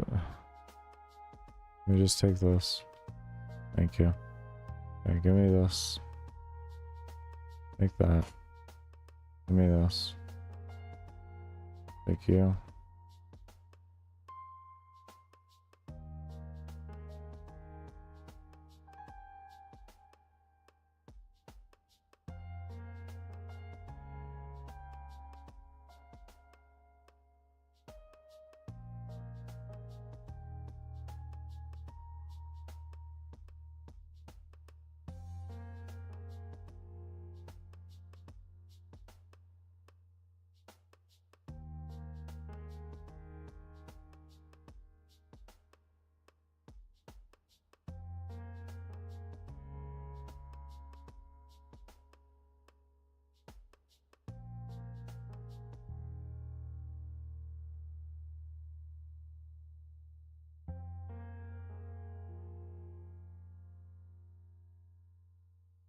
Let's see what happens.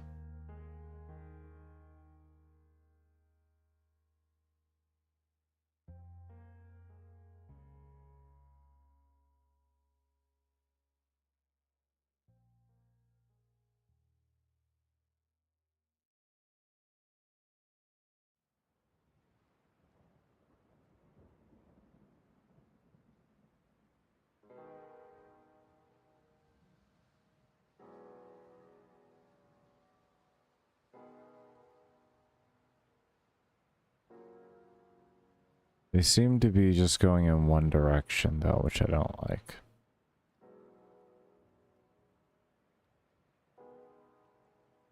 Though we have definitely stopped the grid. And we have created a much more dynamic system that's constantly fluid. So we are on the right steps right now. We are on the right steps. It actually is working a bit.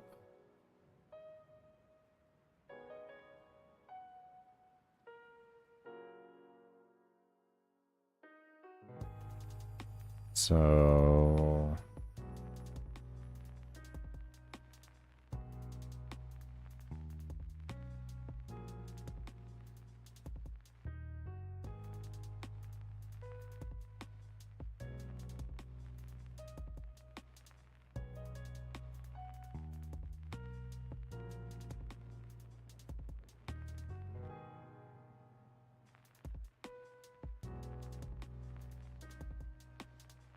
is there like an instance random or something that we can do?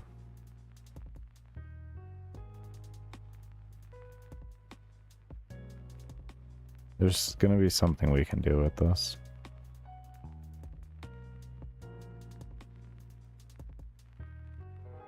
Very efficient way to do it.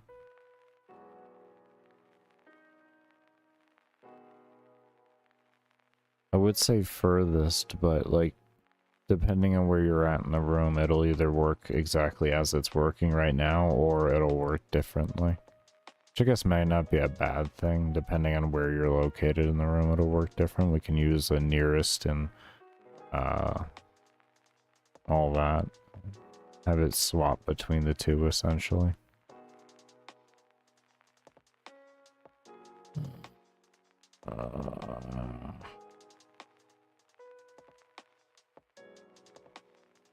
Doesn't seem logical to me though.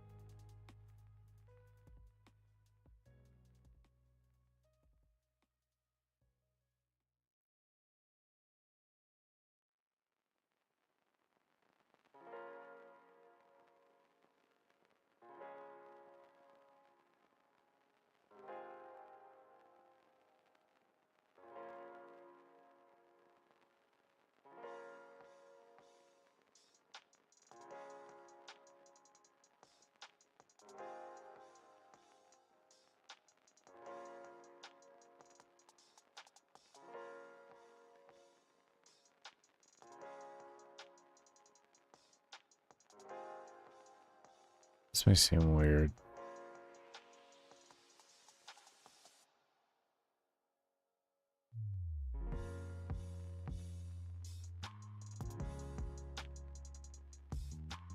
This may seem weird to do, but I'm gonna try it.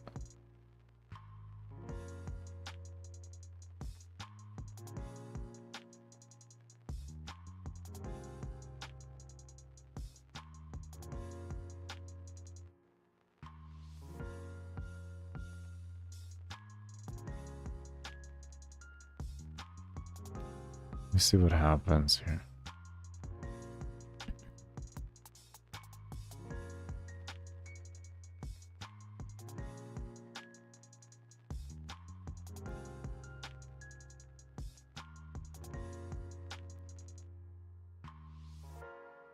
It goes the same direction. I thought so. But then if we change our location to more midway, like say here, it'll probably change the interaction. No? Still gonna be consistent, huh?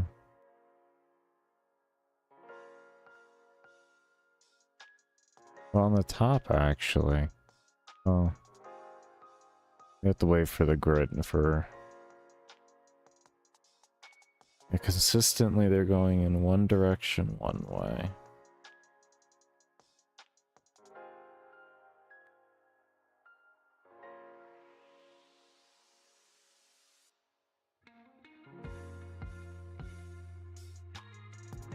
Oh, we only got 2,400 mobs as well.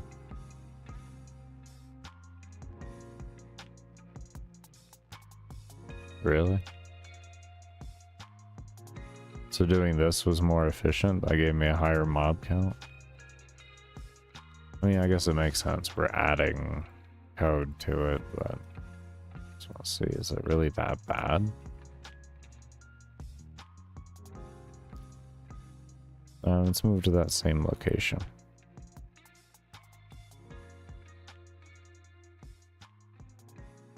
It was right around this area. It was close enough.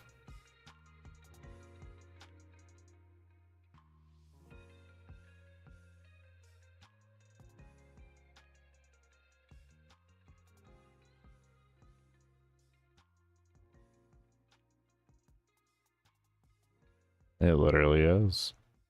Interesting. Wow. Yeah. Literally. One line of code. Well, let's go here. Let's try something then. Let's do random 100, random 100.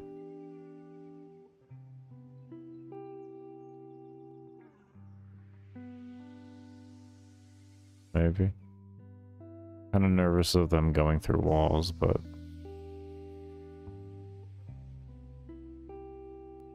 collisions should still occur.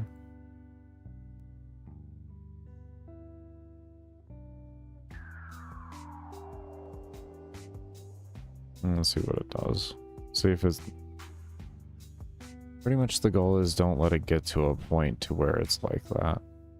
And if we can keep them moving enough, then they won't actually stack.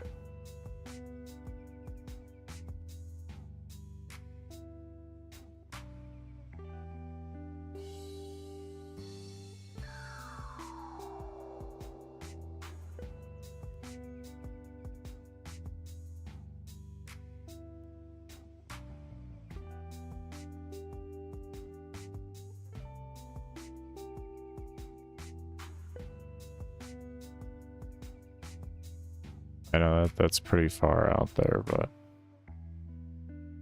I just want to see, because we were starting to get to a point there, but then came an issue. And essentially we use the random number generator as a way for it to check steps.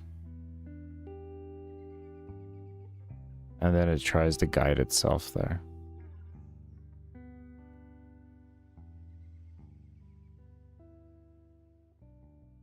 A little bit of collision.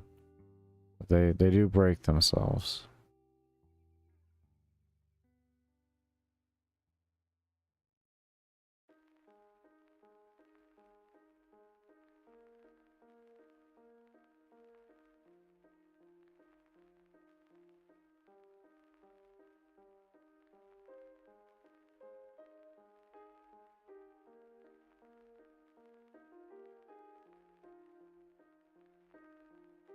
Okay, far more inefficient.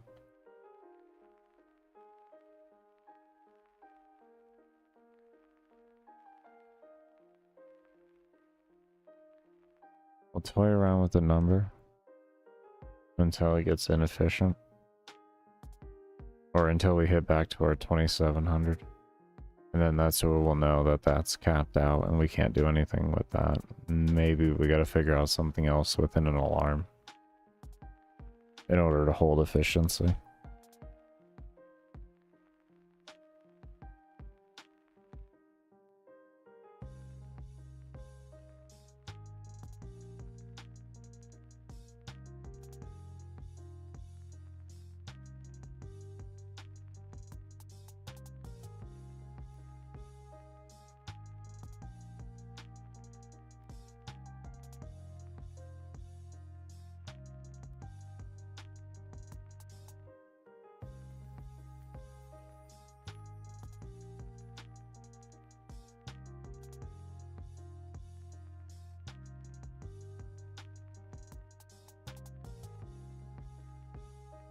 About to hit 25. It's 25. That is an even 25. Holy shit, was that an even 25?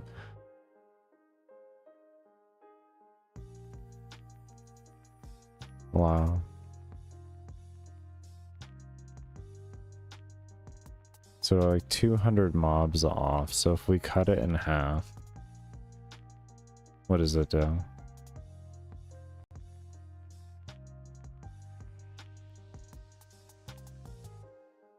We did a 5 times decrease and we got a 200 mob increase roughly. About 300-ish, 2 to 300. So figure we cut that number in half from 100 to 50 and that should equal to the same efficiency. We can get just a little bit more pathfinding. Or area radius checking, at least. Ultimately, still have the same outcome here, but it'll take more for it to occur. No? This one's actually worse. This one's actually worse. Oh. Oh. Oh, never mind. Never mind.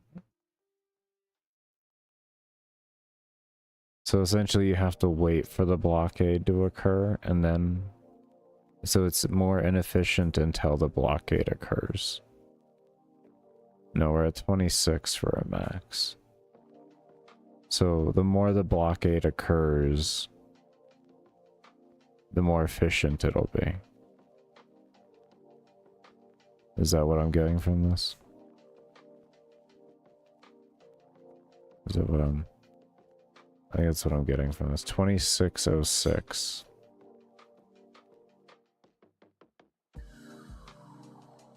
I think that's what I'm getting from this. That the bigger the number is, the longer it's going to take to hit peak efficiency.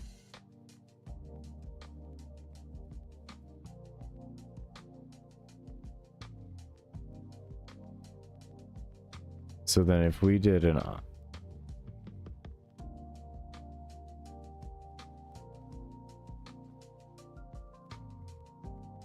What was my spawn coordinates? What if we did this?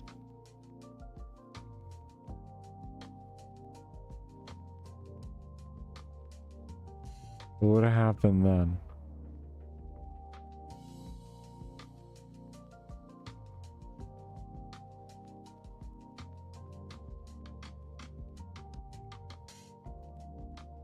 What if I did 0 damage? Let me do 0 damage. Not the thing that holds the damage, dumbass. This is...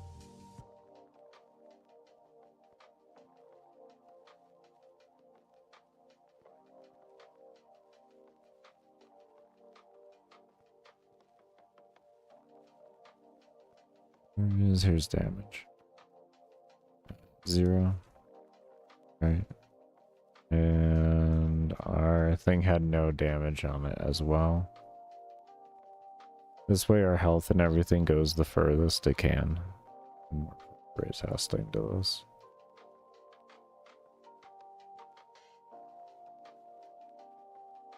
There you go.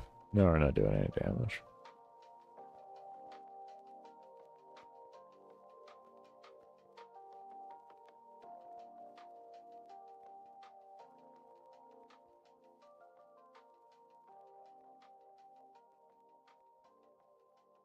That's interesting. I'm gonna have to remember this bug. That's free soul levels. Okay. I gotta do it if greater than 1. Or something.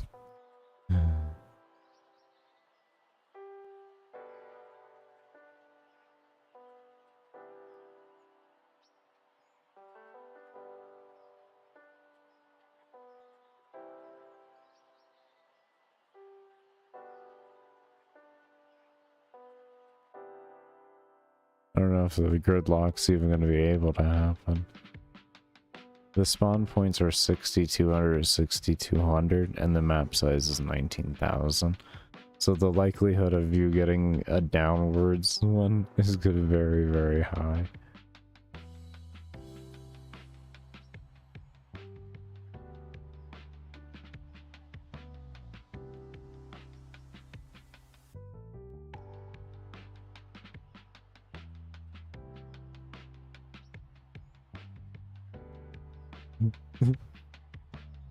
they're just running away.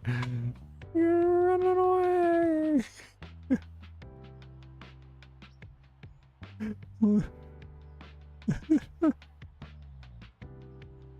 Alright, that's not the play. Okay, so there is at a point to where we don't want to go that far.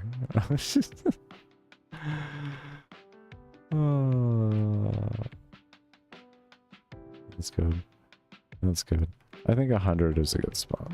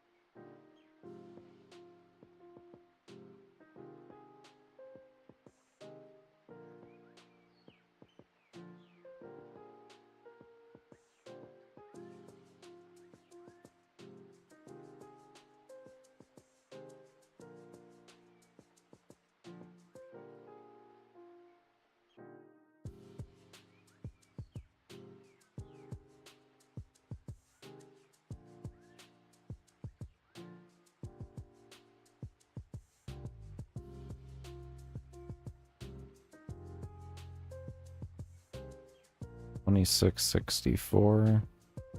Give it some more time. We should be able to hit that 27.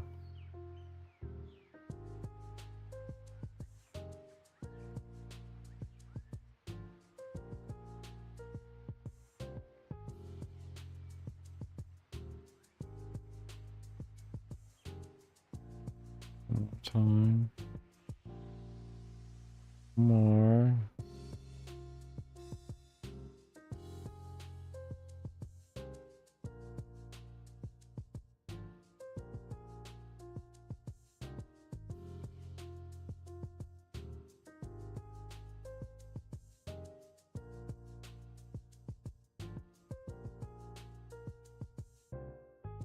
No. Just slowly boxing man. We're slowly getting there.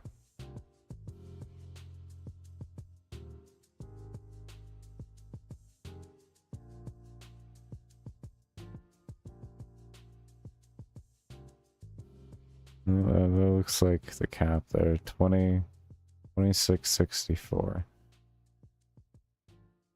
So 20 is actually a golden number.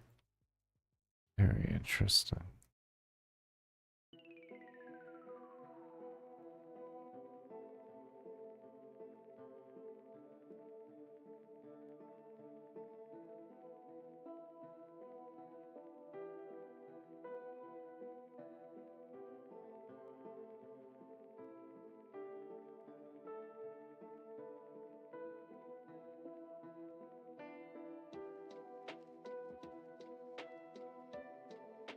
I feel like that's way too early on the locking. That was way too early.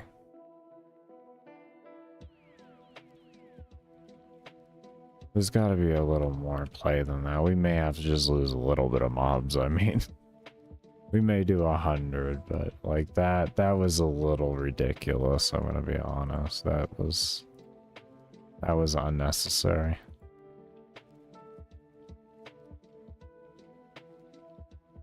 And it's because it's directly on top of the player. And then there's nothing free every time they're checking.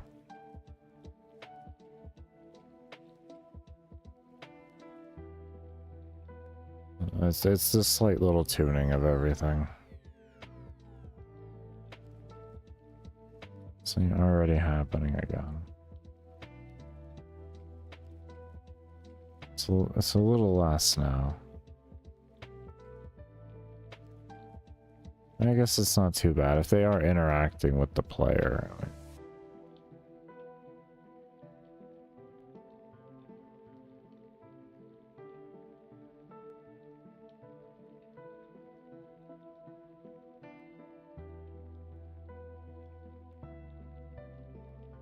$27.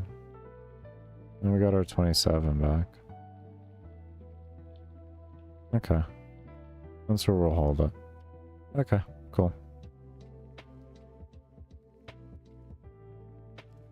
Alright, we're gonna go ahead and take a break here. When we come back, we're gonna continue on with this. I don't exactly know what we're gonna work on when I come back, but we'll figure it out. I do remember I only run ads when I do take breaks and during support streams, and you're lurking during those times do keep my streams ad-free. Okay. Now we're actually recording. Danny caught me on that, thankfully. So what I think is actually occurring is there's so many mobs, or it just gets really unlucky, and when this happens, there isn't a place free, so it just kind of goes off and does its own thing.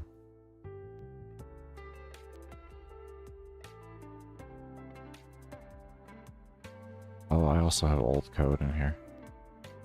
I have old code in here. Interesting.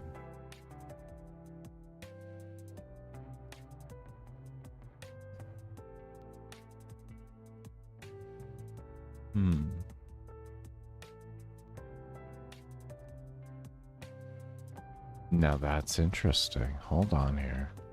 I forgot about this. I forgot I had done this. I did this yesterday while I was off stream. I had made a system to where like a true false thing, and they were alternating back and forth, and there was resets to where if they there was nothing, they weren't interacting with anything, both variables would go false. So I was trying to figure out exactly what is going on and all that. So I was trying to separate the code on when it occurred and everything to see, and all that.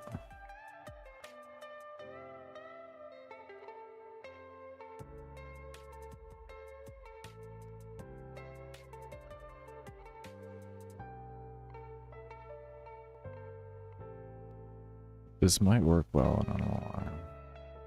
That is interesting.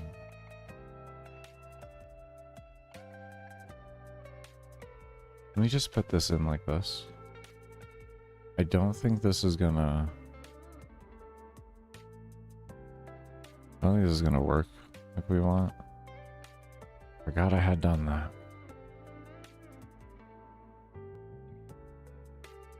At least I forgot to tell y'all. I remember doing it, but...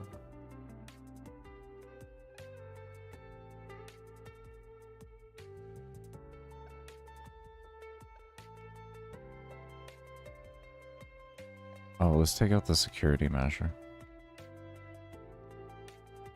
Alright. Take out this. I can go. Because right now we're working on something better. We're working on it better.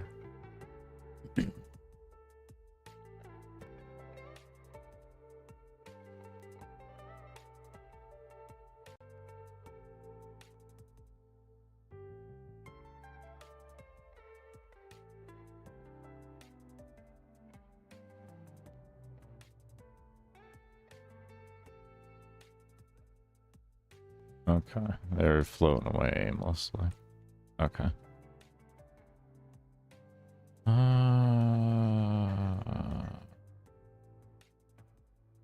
Guess that does work well on an alarm.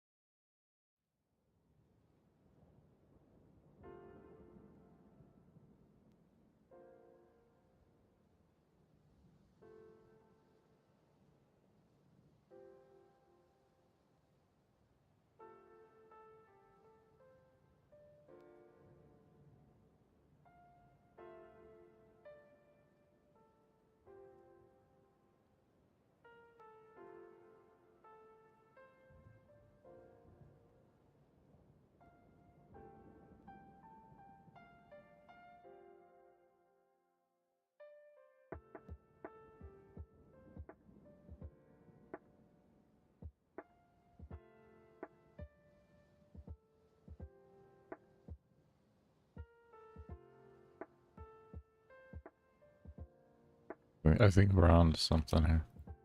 I think we're on to something.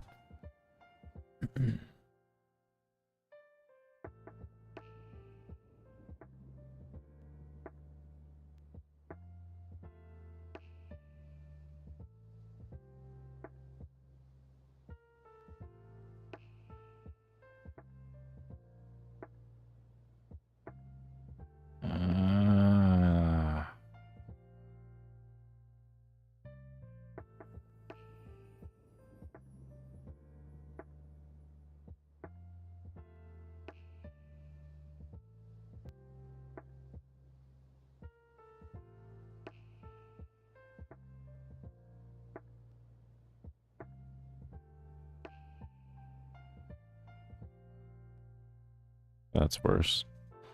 So let's adjust things back here. This worked really well in here, though. This worked actually insanely well in here.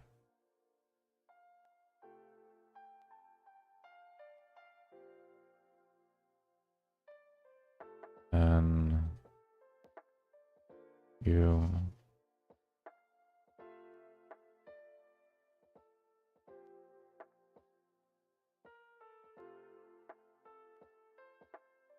What? I'm confused. So why did you paste down there if you... You know, whatever. You did what you did, and that's fine. I'm not here to judge you. I'm not here to judge you. Okay, so we're gonna go with that, and then that.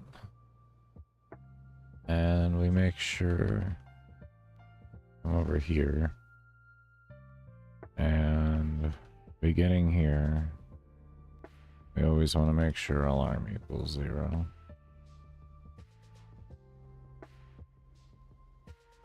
And we'll go here and just make sure alarm equals 0 again. Well, let's see if we see a difference if we just do one call of that.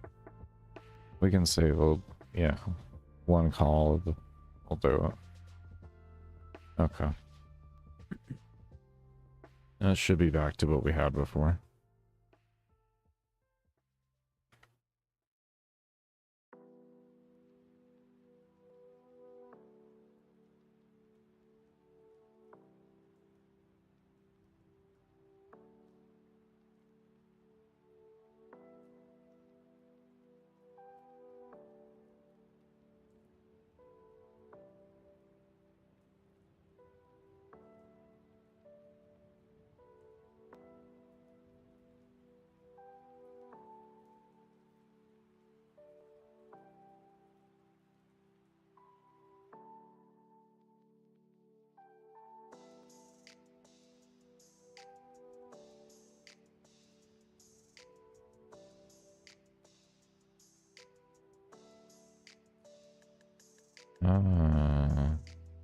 Starting to understand.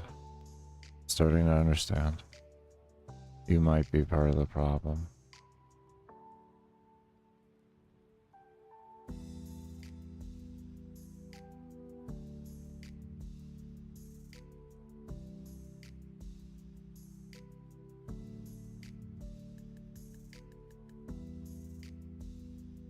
What if they never hit a false? But they never interact with something again before that happens, so it never re-triggers the alarm.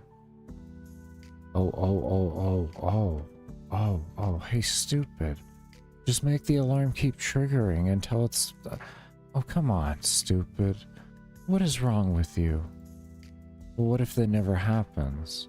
What happens if it never happens? Let's find out.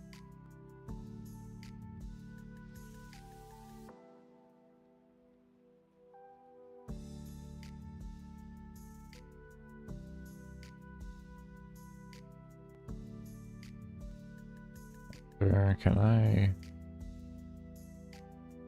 There we go. Awesome.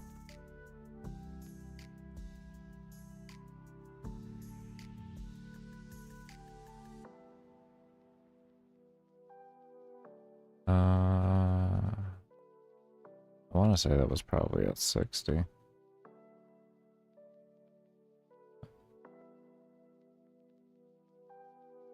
And then what I'll do otherwise is this.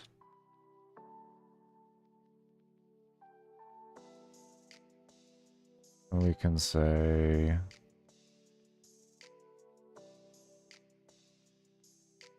just a simple other if. We'll have it, we'll figure it'll be running more than it won't, so we'll run it on the top. So that it's not always running down to the second line. The second line only occurs when this is not set to be there. Maybe this might pick them up. Who knows?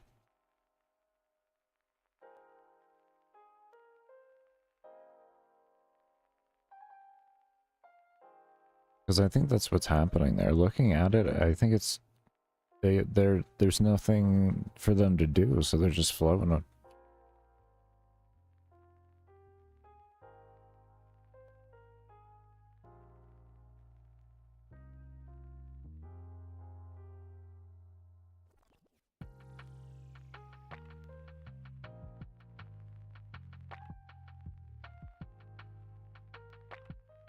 You see, they're more responsive now. Look how they're actively trying to fix themselves now. Oh, they still went through. But they are actively trying to fix themselves a bit more now. So... there's something we need to do here.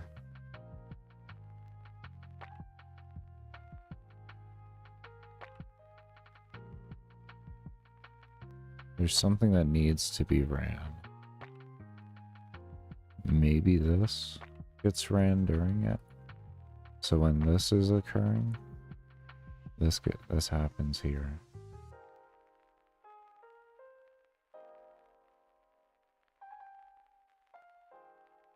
I don't think we should pick the code up immediately again. I feel like we need a little bit of an interruption between it, but I mean, I could be wrong. We may just want to have it re-pick up the target. For the player.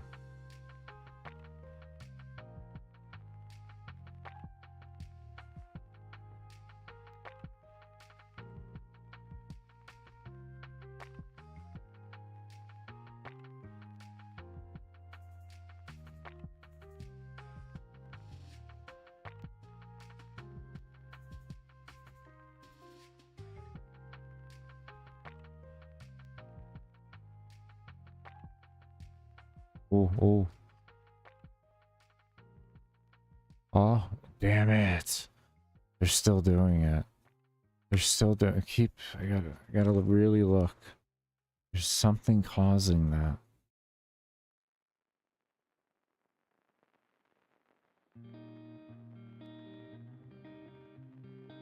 What would be the reason? What would be the reason?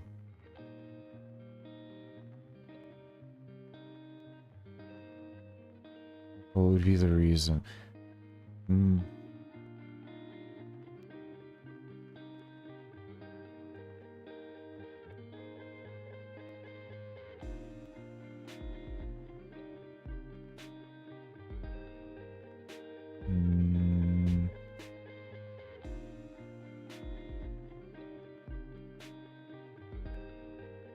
Their directions are meeting up.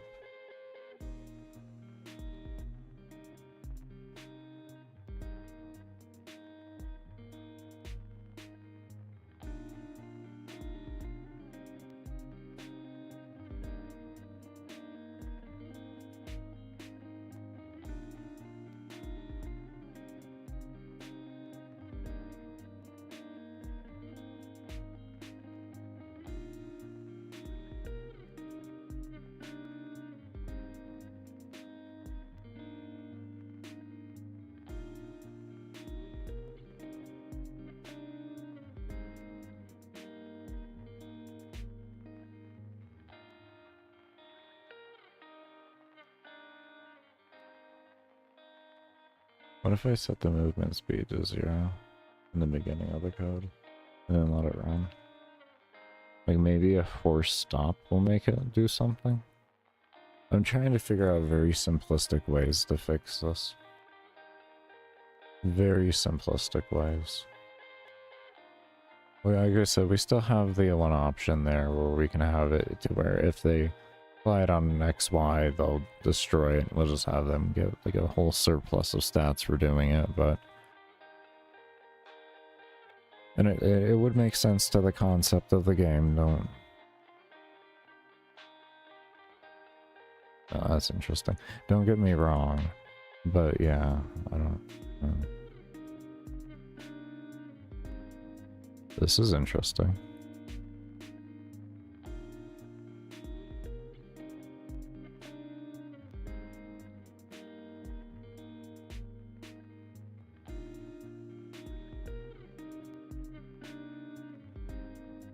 I just saw one go through.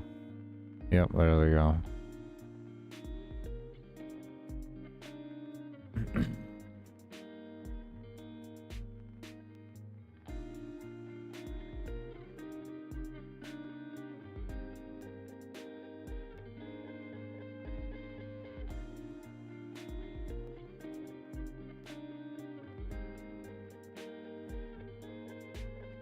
Curiosity.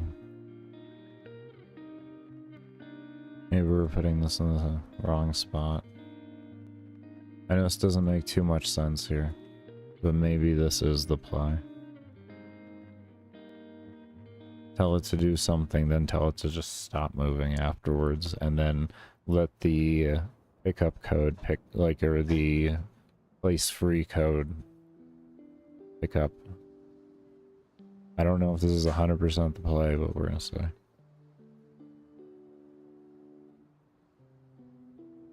No, what? Huh?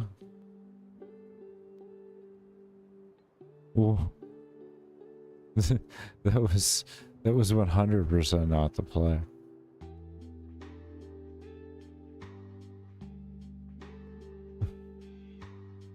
Oh, I bet you... Okay, so what that likely was the move outside all was activating, and it was up against the wall, and because it didn't have a direction to go, it just went forward. That's likely what that was. Because that's why it works well here, but it doesn't work well over here.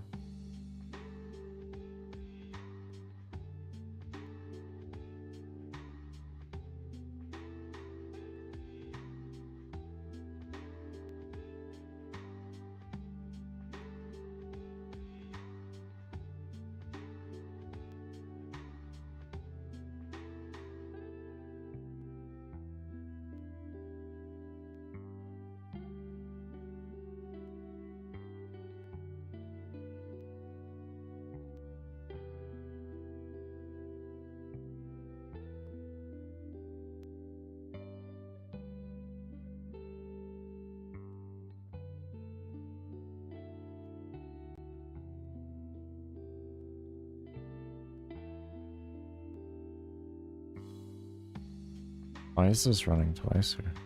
How many times is that running twice in the other areas?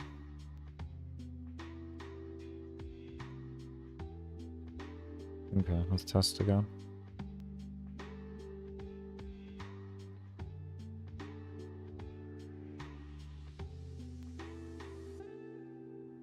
I don't think it's going to make that big of a difference, but like it, you know, if we change something, it's worth just testing. Because we're at a point now to where it's like micro changes is what's going to make our difference. So everything we change, we have to test, and we have to test one thing at a time. One change at a time. We have to make sure.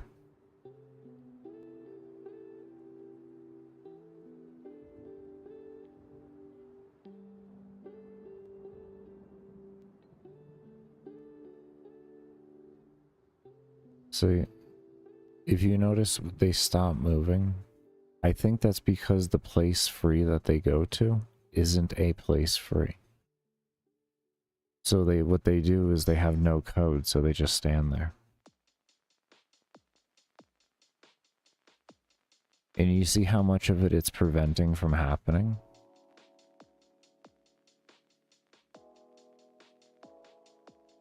We have one guy in there now. We have two. I don't know. I don't know if they're spawning or not. I don't know if he's just causing interaction problems, to be fair with you.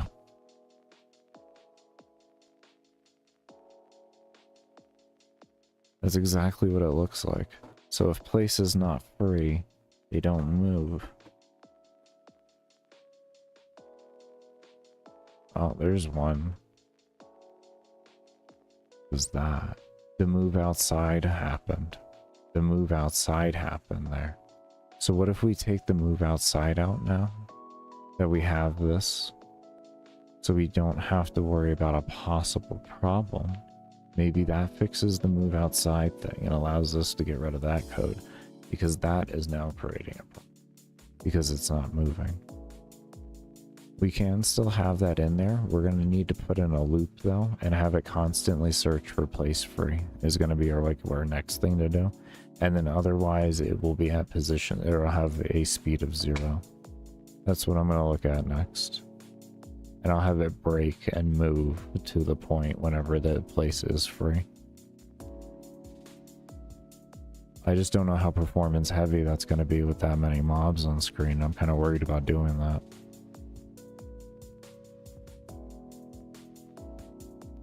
As you can see, without the move outside, the interactions are much more controlled.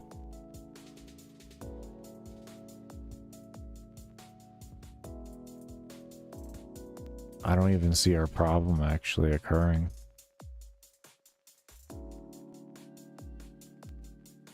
I think I may have fixed it there.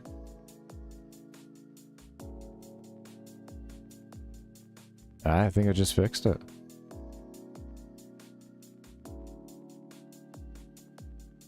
Okay. Okay, we're one step closer. Alright, we're getting there. We're getting there now. And we understand why they're not moving. Because we see when they move. So we are very, very, very close right now.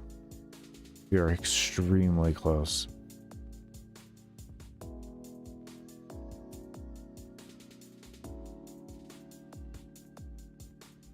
Look at that. Maybe instead of a loop, we... Oh, no! No! No! Oh, we had one mob do it.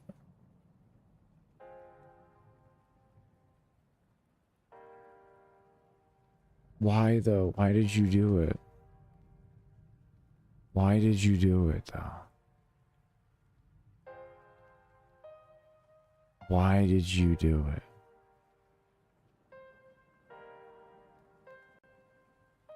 That's the question, is why did you do it? It happens so... I don't want to focus on that first before I start adding the loop in. I mean, maybe it might clear it up if things are constantly checking and moving and everything. See, that's weird. This moves right. just moved up and just right in. Why did you do that?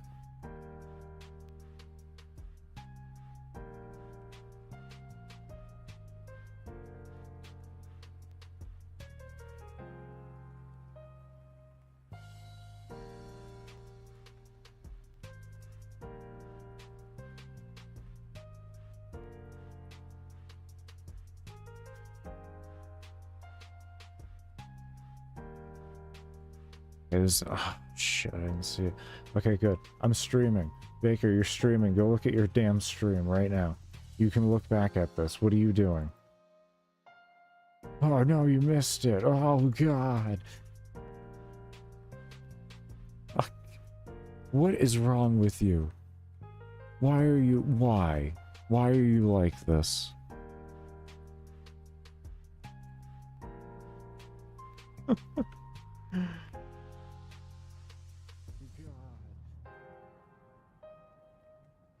Mute tab.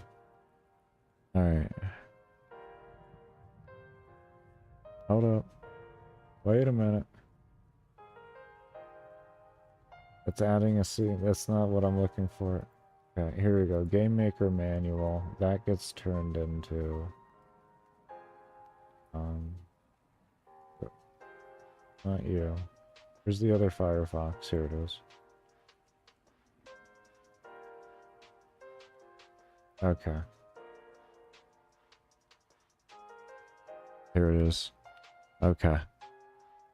Okay, that right there. That right there.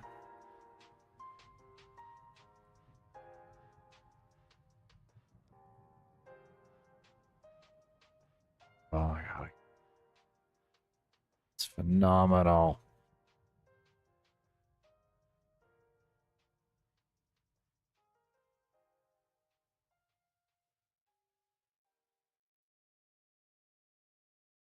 Who does it?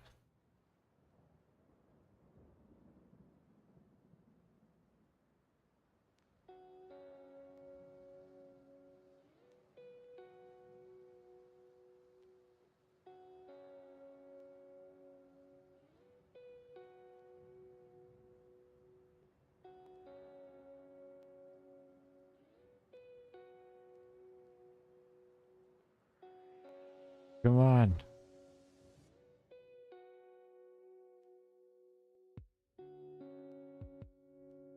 Okay, I think we may have to like go frame by frame or something. We go normal. Can you...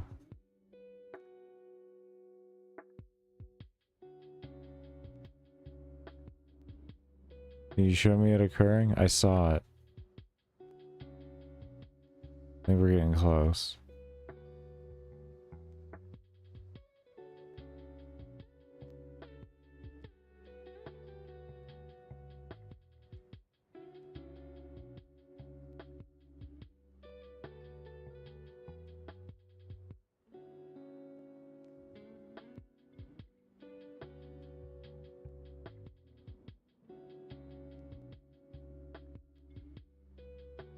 This is why I kind of wish I streamed at normal latency.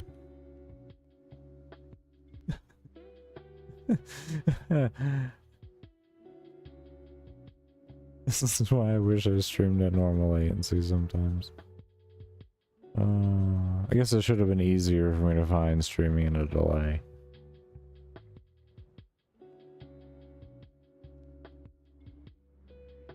Here we go, I just saw it.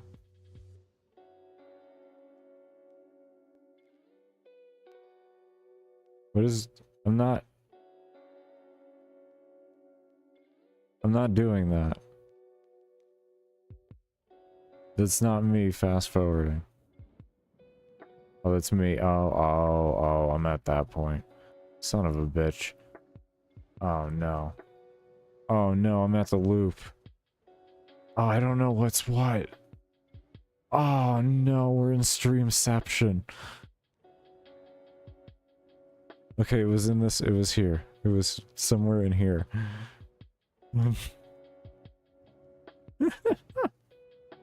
Oh no, I had entered streamception.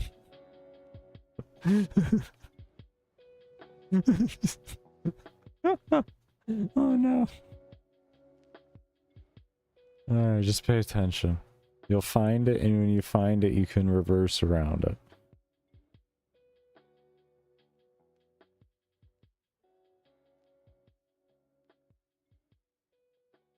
Oh, hold on here. Did you see it?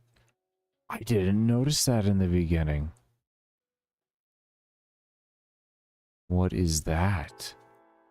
Okay, I think the loop might fix it all. I'm gonna be honest. I think that loop might fix everything. I think doing that might fix everything.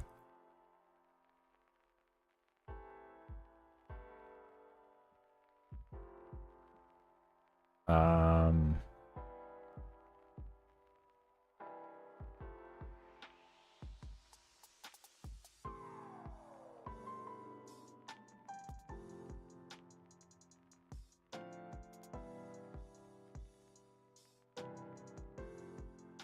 Mm. Mm.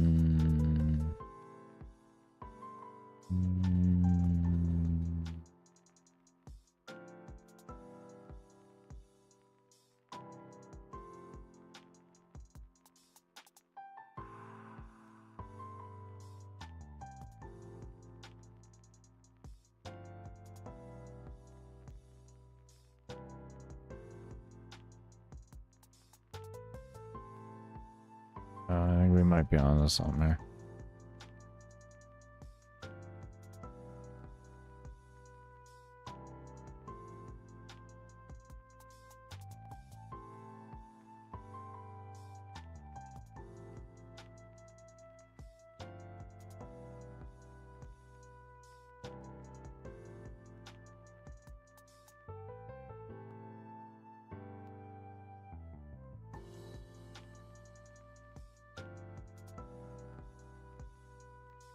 Oh.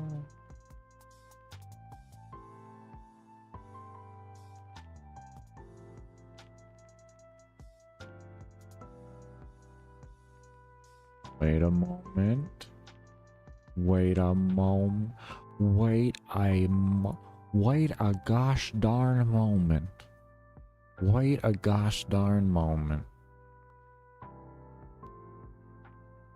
Wait a gosh darn moment. I think we just figured out why that happened. Saw that move outside? You saw that? That's not good. That's not good. That's not what you're supposed to have there. You don't have that. That's a bad thing to have. See? That's why it was moving outside.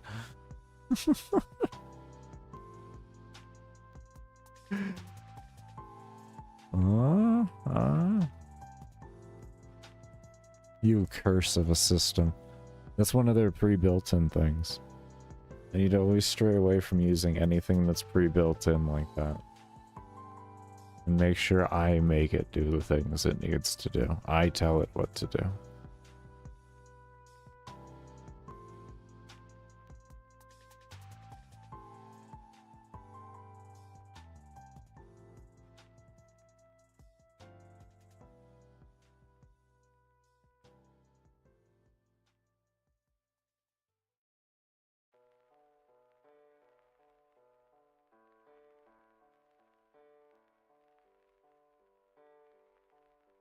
I mean, this is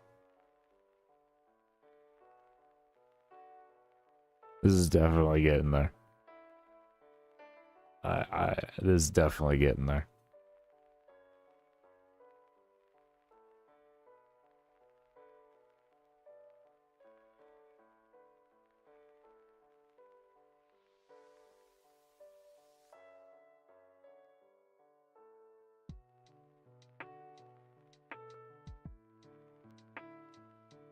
Okay. So I want to try this now instead.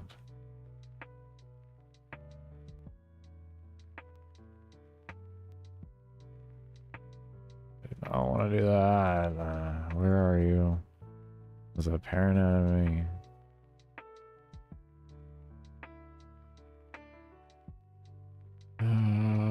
Where are you?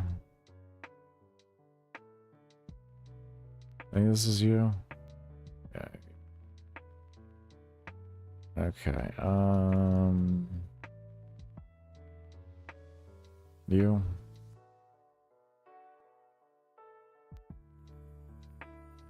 Can I have you here, please? Okay. Thank you. Alright.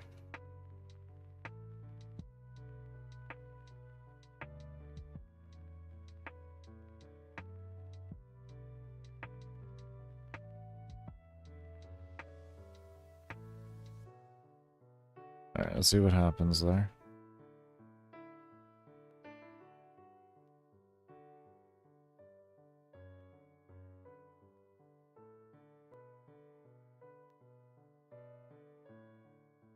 I'm not too confident in it, but we'll take a look at it. We're fixing other things, so I like to go back sometimes and re-add or redo code where I had it before to where I knew I wanted it in efficiency-wise, and then see if that actually works or not.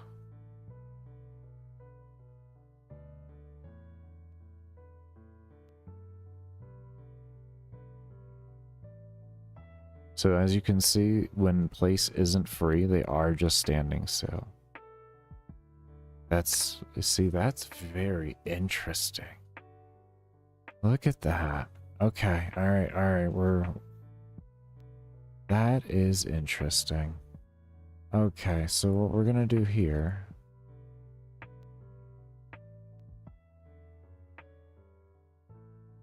Then we're gonna say... At the end of this, we're gonna set that like that.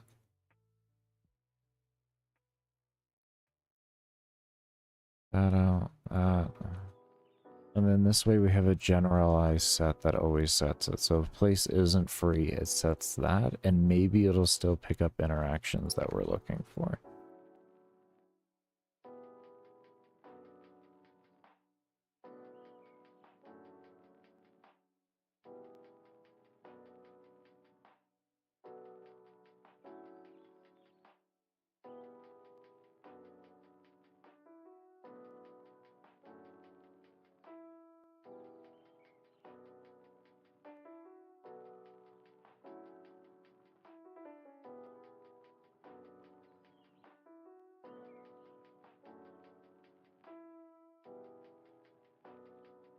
Come on.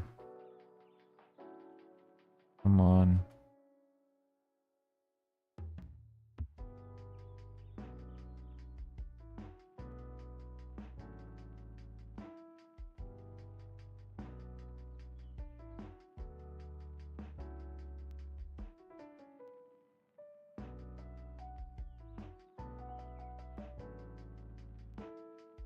Alright, we're getting better. Oh, okay, okay, okay. I got this then.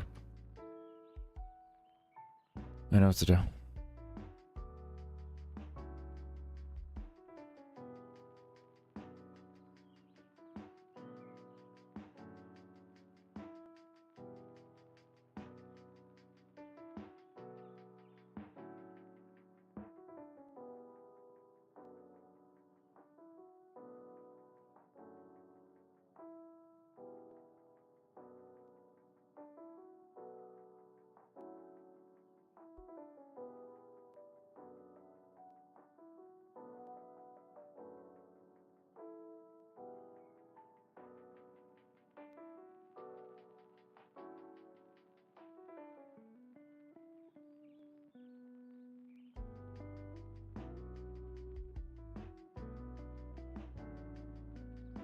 We tried to place empty before with switches that they didn't want to work here for some reason without me having to add if variables to create constants to do what, or to create things to make it become true and false. It was kind of weird.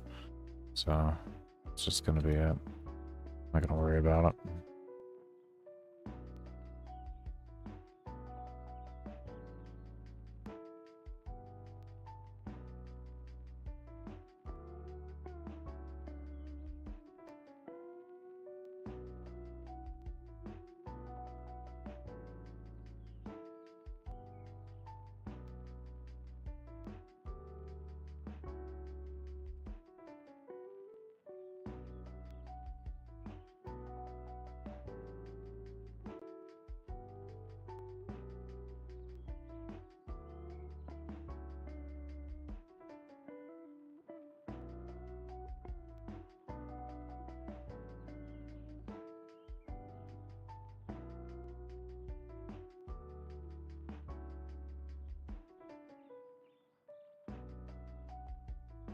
I did it. I did it. I fucking did it. I fucking did it. I made a fucking AI finally. In this engine.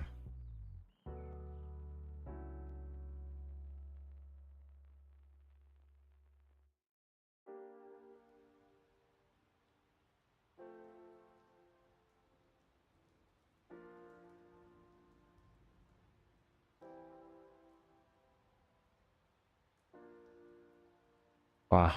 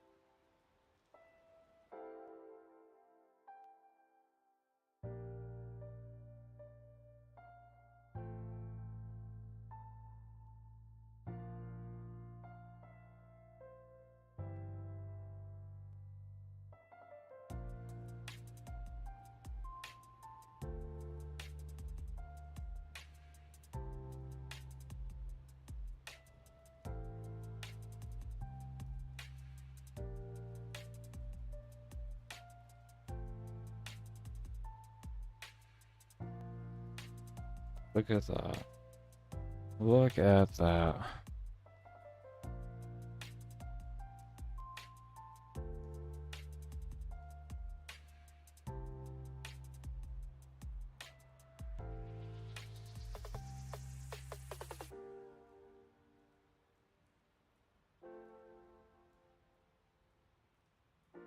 Huh. Oh.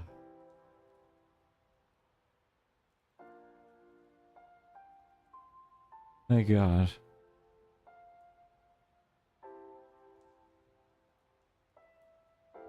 Thank God.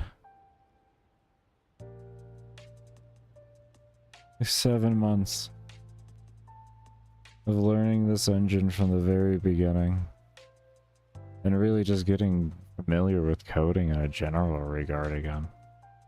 Besides some basic auto hotkey scripting. I finally did it. I was able to make my own AI. And it's pretty efficient.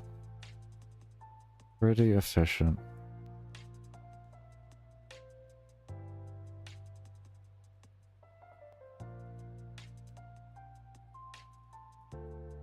Oh, God, that feels good.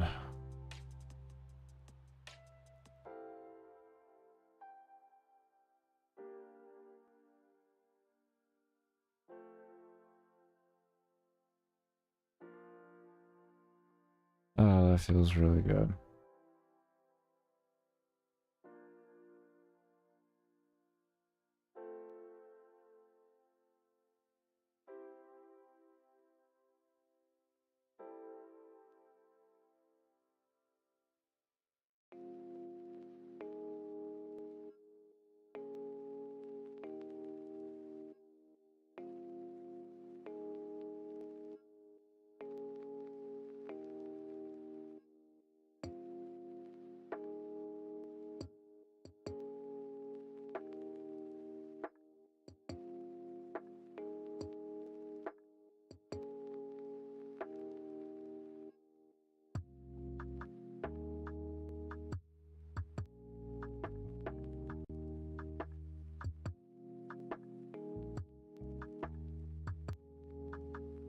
Nine. Do I have code for alarm 9?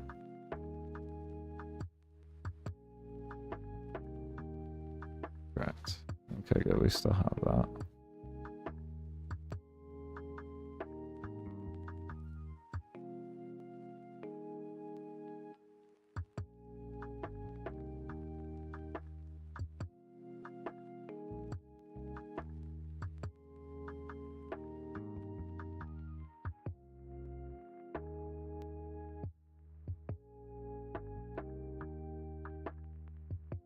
Alright. Let's start toying around with this system. Actually, I would like it on a 10. 10 is like the most efficient alarm set you can have. I would like this on a 10. So we gotta attune this to a 10. I wanted to do, so let's just do 5 times the number, I guess.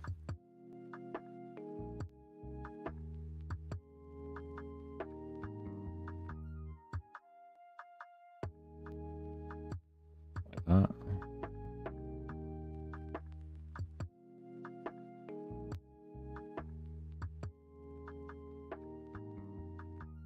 Because I know one, I wanted to do, I didn't want it on interaction. That I felt like it was too bad for me. Take care, Nip. I'm sorry, I missed that message, man.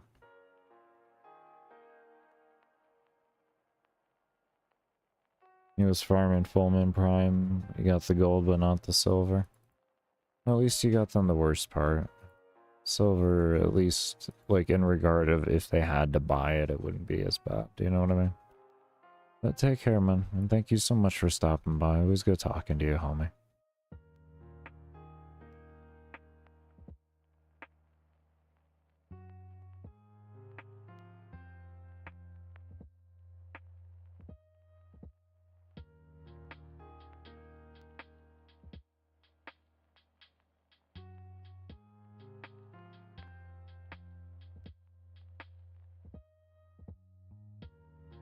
Okay, I want to give those walls a bit more health. I didn't know if 50 was going to be good. I guess a 50 is a little too low there. I died relatively quickly.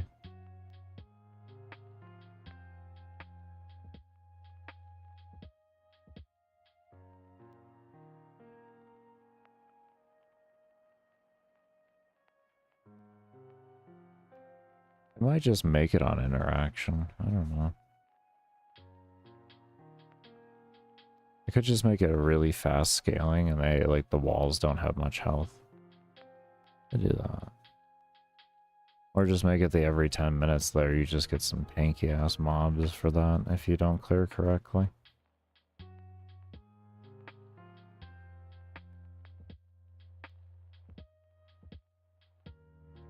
Or if you don't keep on top of clearing things. That, yeah, no, 100 felt good there. Their scaling is still... It, like, doesn't look like it's actually even occurring. It's kind of weird. You don't even see their size increasing.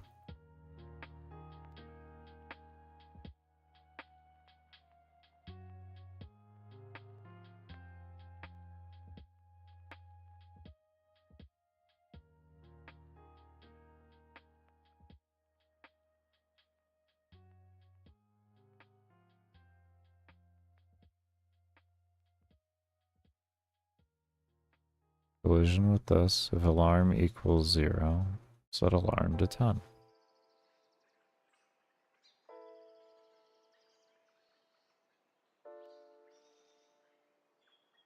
Then this will go off.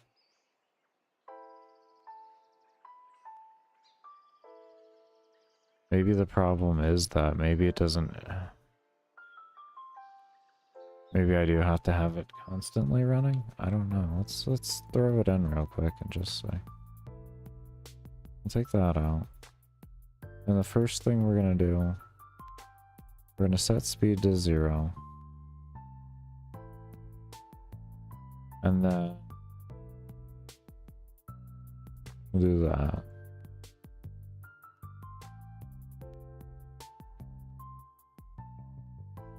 We'll see what happens. Actually, I want to divide these numbers. If I do this appropriately, we did 10, so we got to divide this by 10 parts, so... what is that point? 005? Right? Yeah. Just...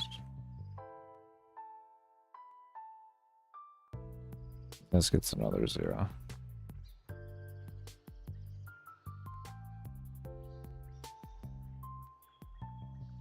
What this does is it's a percentage, more or less. It multiplies that number into the current stats of the enemy. That's all that is. It's very simple.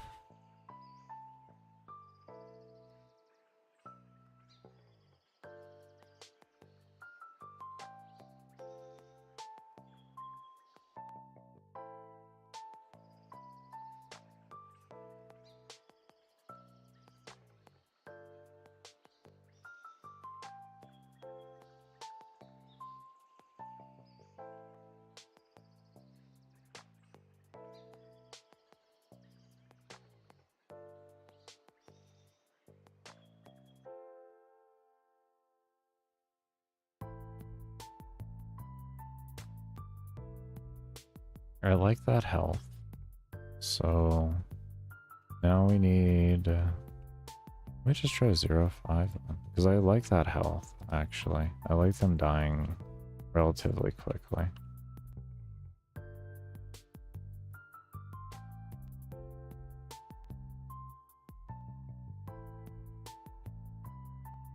I want the scaling to be very fast on them. The reason why is I don't want them to be around forever and then be blocking the player forever. Or blocking getting to the player forever. I just want them to be a quick buff for them and then a timer goes on. And if the player doesn't beat them to the location and take them out, then they have to deal with buffed mobs that become buffed relatively quickly.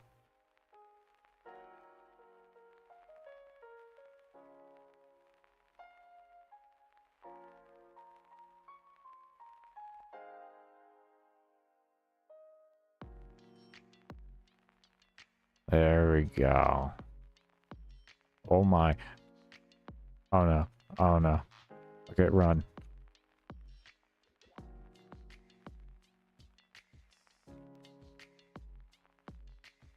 See, like that. And that. And, oh Jesus.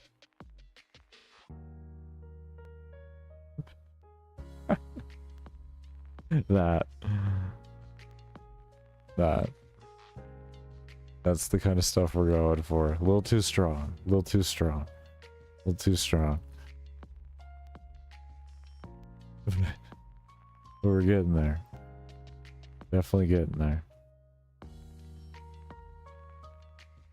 I like the scaling though. I like the size scaling.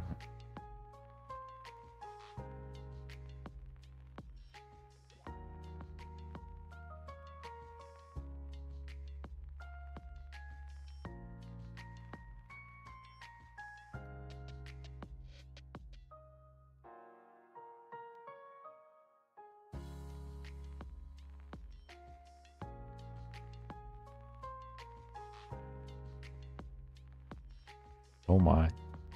He's been doing things already.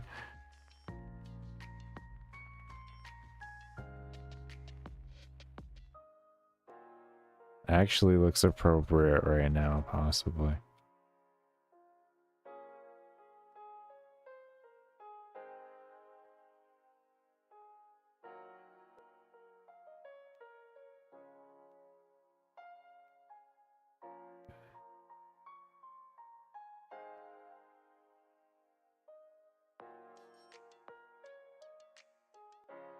Where are they?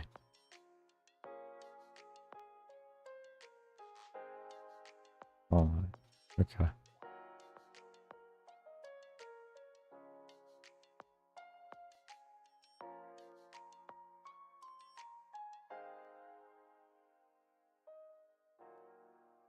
And their XP also gets increased as well as they do gain a buff, so they will be worth more. They're not just harder mobs for senseless reasons. Outside of just being hard, they will also give you more experience.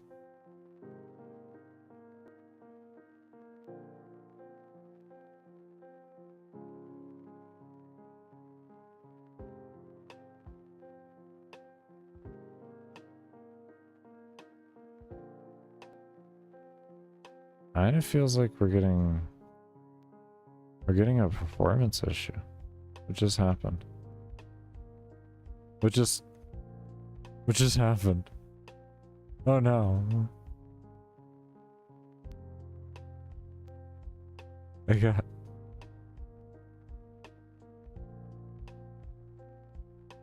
Did I get banned?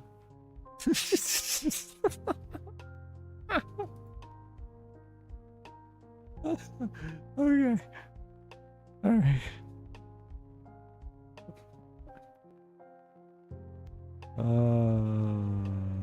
Lord. Let me take this out here. I think that's what that is, to be honest with you.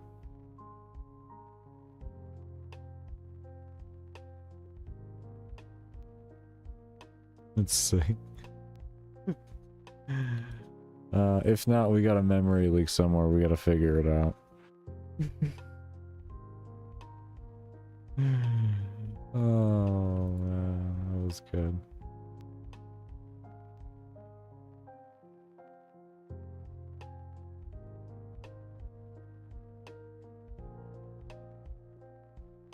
Yeah, you see how mobs are coming in more now? Look at how much denser the mob density is right now.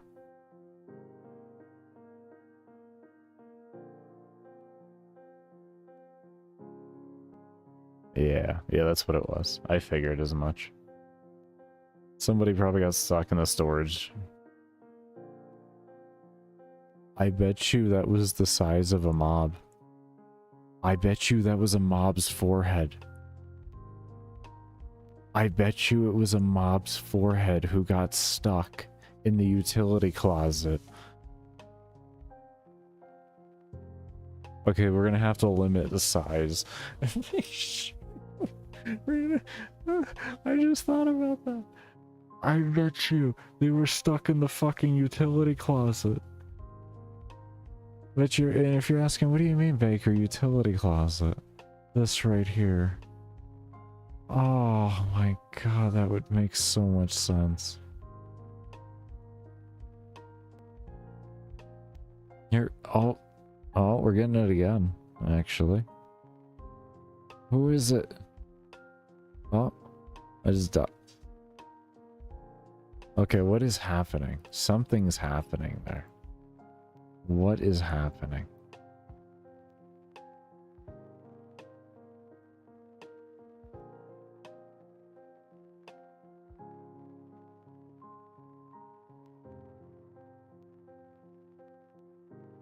What is being left open and causing...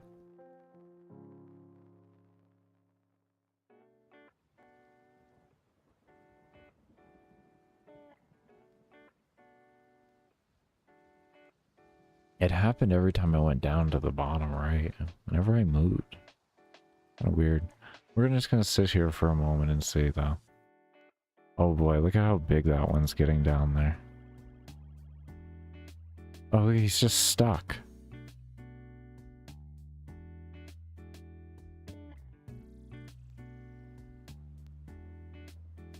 Oh. I think we found out what happened.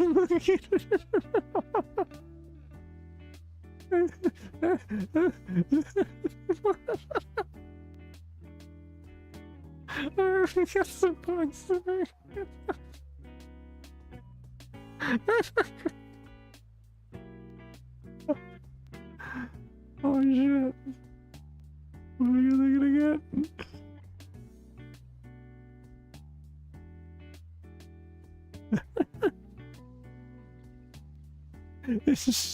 It's consuming the map.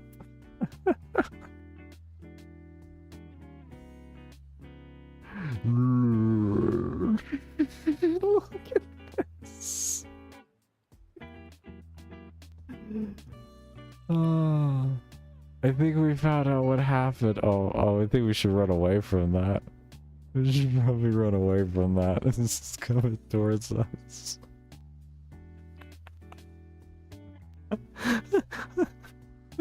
Oh no. Keep running, little guy. Oh my. That's a really big model, but oh, it killed me. Look at this thing go. Ah. Intended gameplay. Absolutely intended.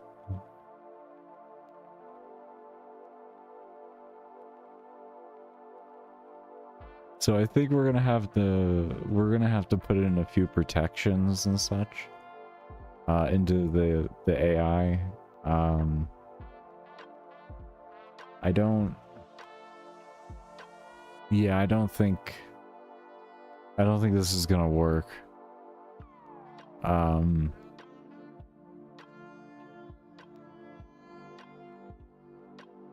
Is it still growing in the background one? Is that still getting... It is. It is actually still... Look at it, it's getting bigger. Look at that. How much RAM am I using right now? This has got to be doing something right now. Right? No?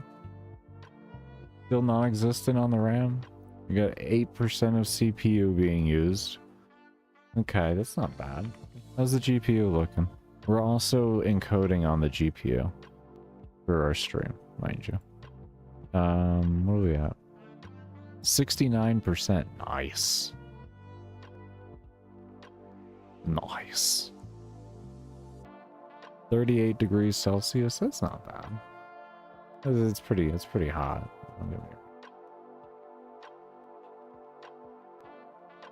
Not as bad as I thought it would be right now. Yeah.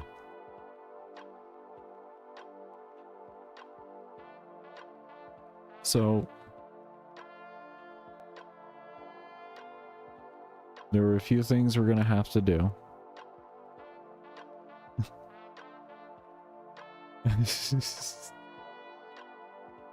Oh, good. Yeah, first things first. We are gonna get ourselves ready for a break. When we come back, we're gonna continue on with the nonsense, figuring things out, breaking the game, fixing the game, breaking it, fixing it, and breaking it. You know, that's how we gotta do. But I do want to thank you all for coming around and chilling as always. And do remember, I only run ads during my breaks and when I do my support streams. So you're lurking during that is much appreciated. And during those times, I will be playing VODs and having some live gameplay in the bottom right.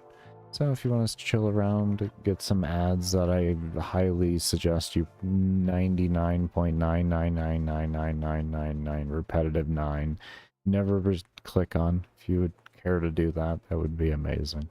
But we'll see you all when I come back from the break. I think that might make more sense.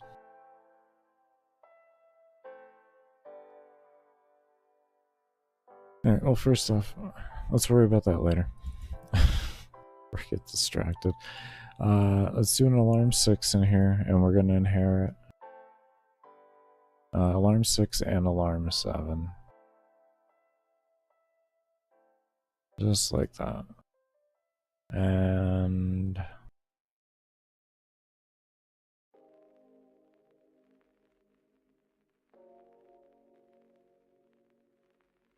where's the inherent button? There it is.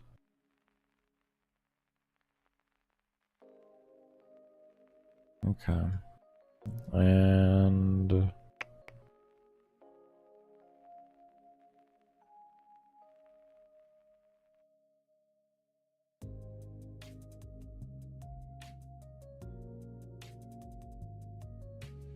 I don't like to have alarms stacked on each other. I find they bug a lot if you do that.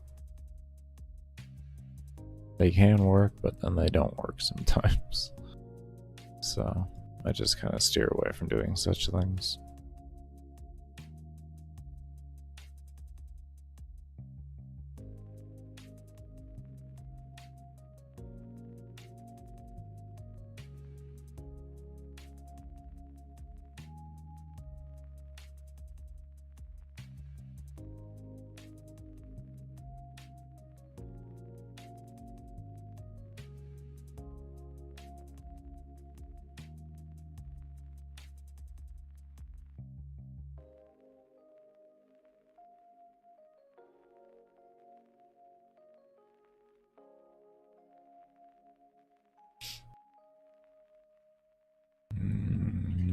Might as well adjust those over. Bring these in.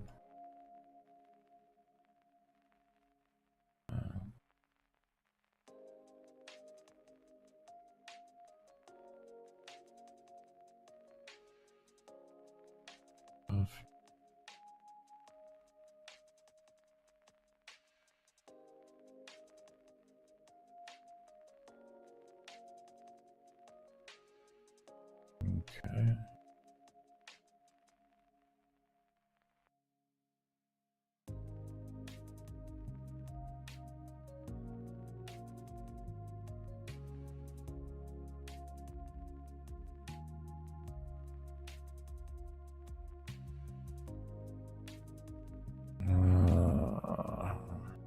We'll worry about the 8 in a moment. Please. And we'll figure out what we can make globals and not globals later on. That's a whole optimization thing that we'll be doing at one point to see if we can increase mob count.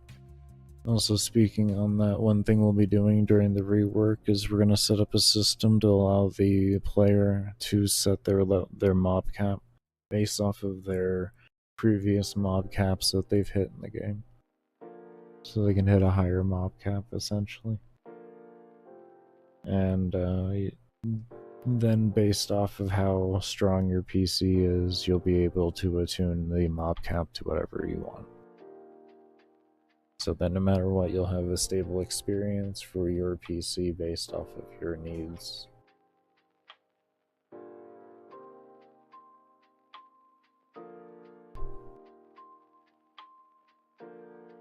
Get some water real quick.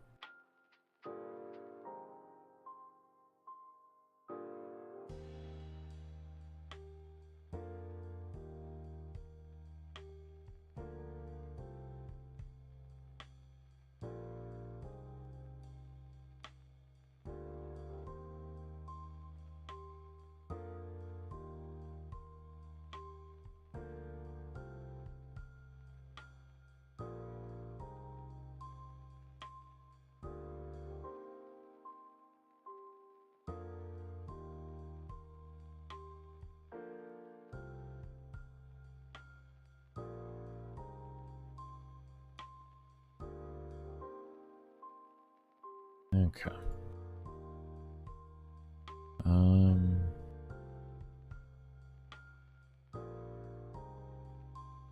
Let me just cut that for right now. And I am just going to make an alarm here, but it's not going to register or turn on at all. That's all. And essentially later on we can just set one here that if player level equals to etc. to this here, then this alarm gets registered and then we can have it loop back through around over to here. That's simple. Look at the errors. Alright, unknown object player scale not set before reading. At least we're getting errors. At least we're getting errors. Huh? Where didn't you like it?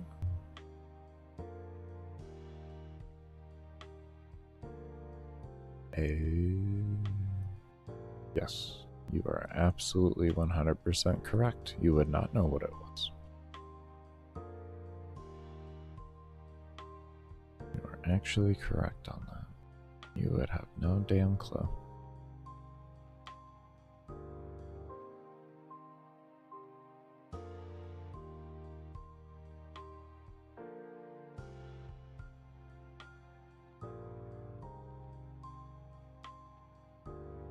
Enemy level is not increasing.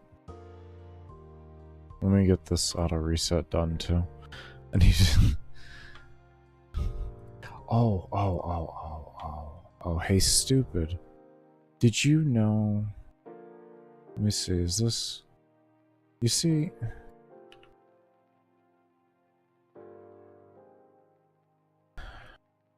How do you expect the alarms to reset if you don't tell the exact alarms to reset.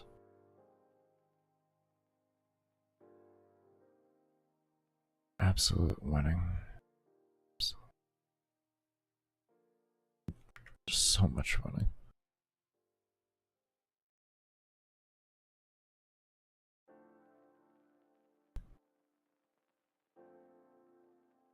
Yeah, player level, enemy level. Okay, so real quick to go ahead and start us off, I'm going to go ahead and update y'all on the things that I have changed and worked on since I went on my support streams, or did my coding off stream. So, to pull everything up here, as you can see here, we reworked exactly, this would essentially what the room looks like for right now. It's just placeholders, but we have how you actually navigate into missions. Can I please load the game? It would help if I was tabbed into the correct thing. That's actually me. Go ahead and get that pulled up there.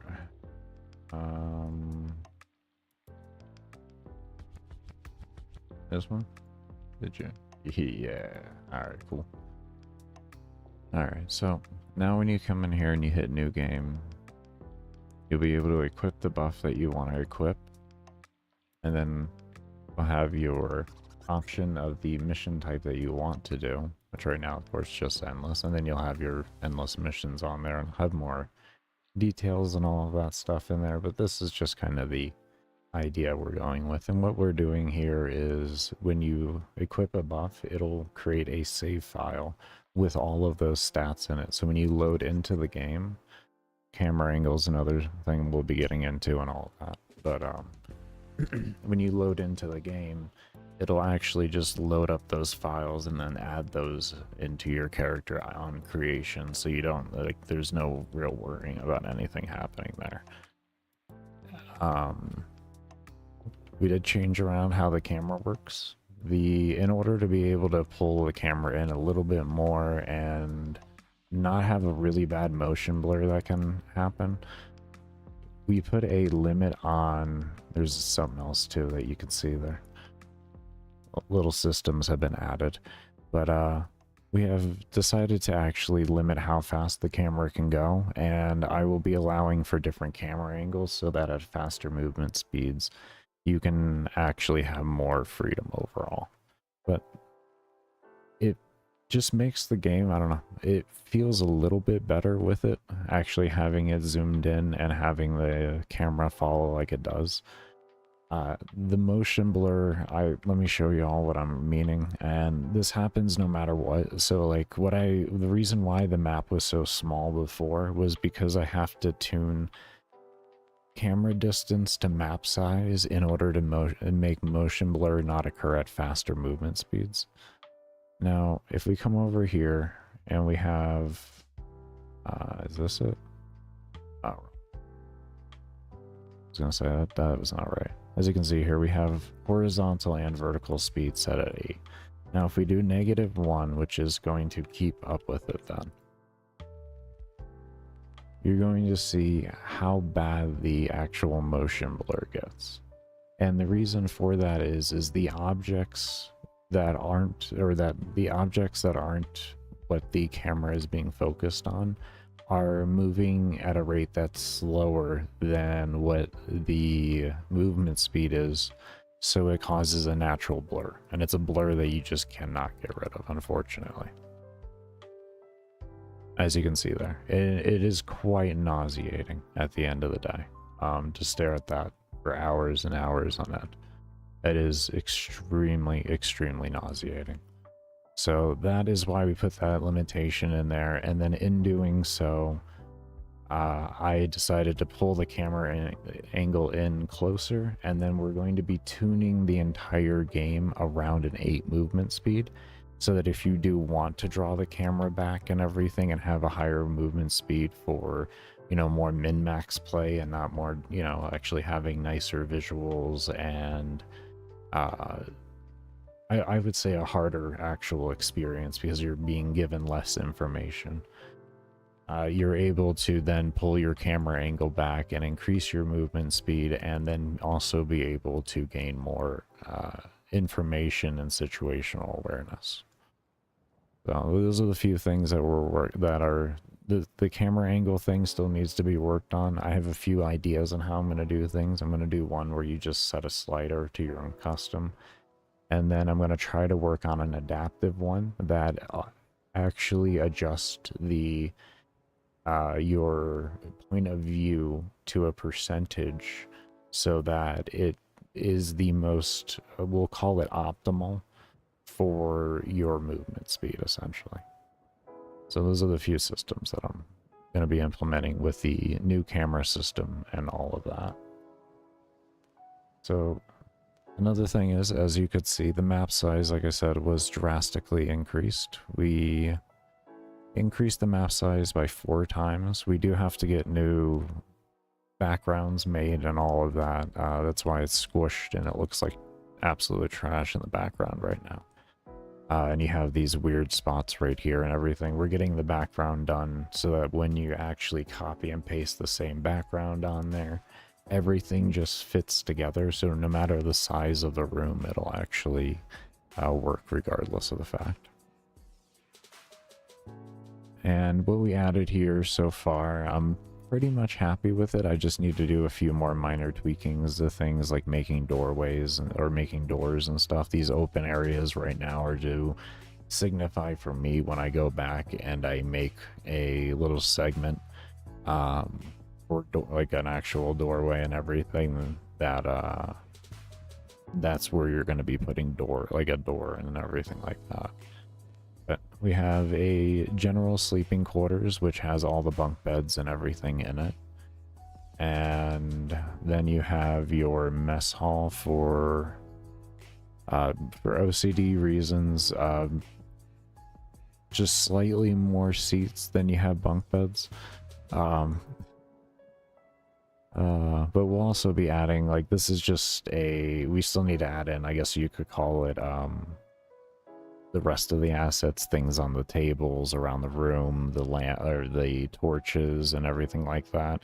This is just more, this is the setup I want to go with for the layout of objects that I'm going to be getting into later on what I want them to do and stuff like that. Because all of these current placeholders, or not placeholders, but all these objects in play right now will have a very unique purpose that I'll be going into later, a system that we'll be working on today.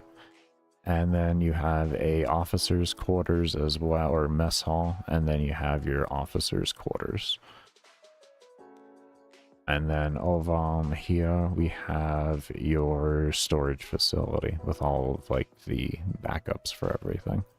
So that's what I have currently. There's untold if we're going to be adding more things into here because we do have a lot more space we can work with, but at the same time I do want to have a generalized area that's very open.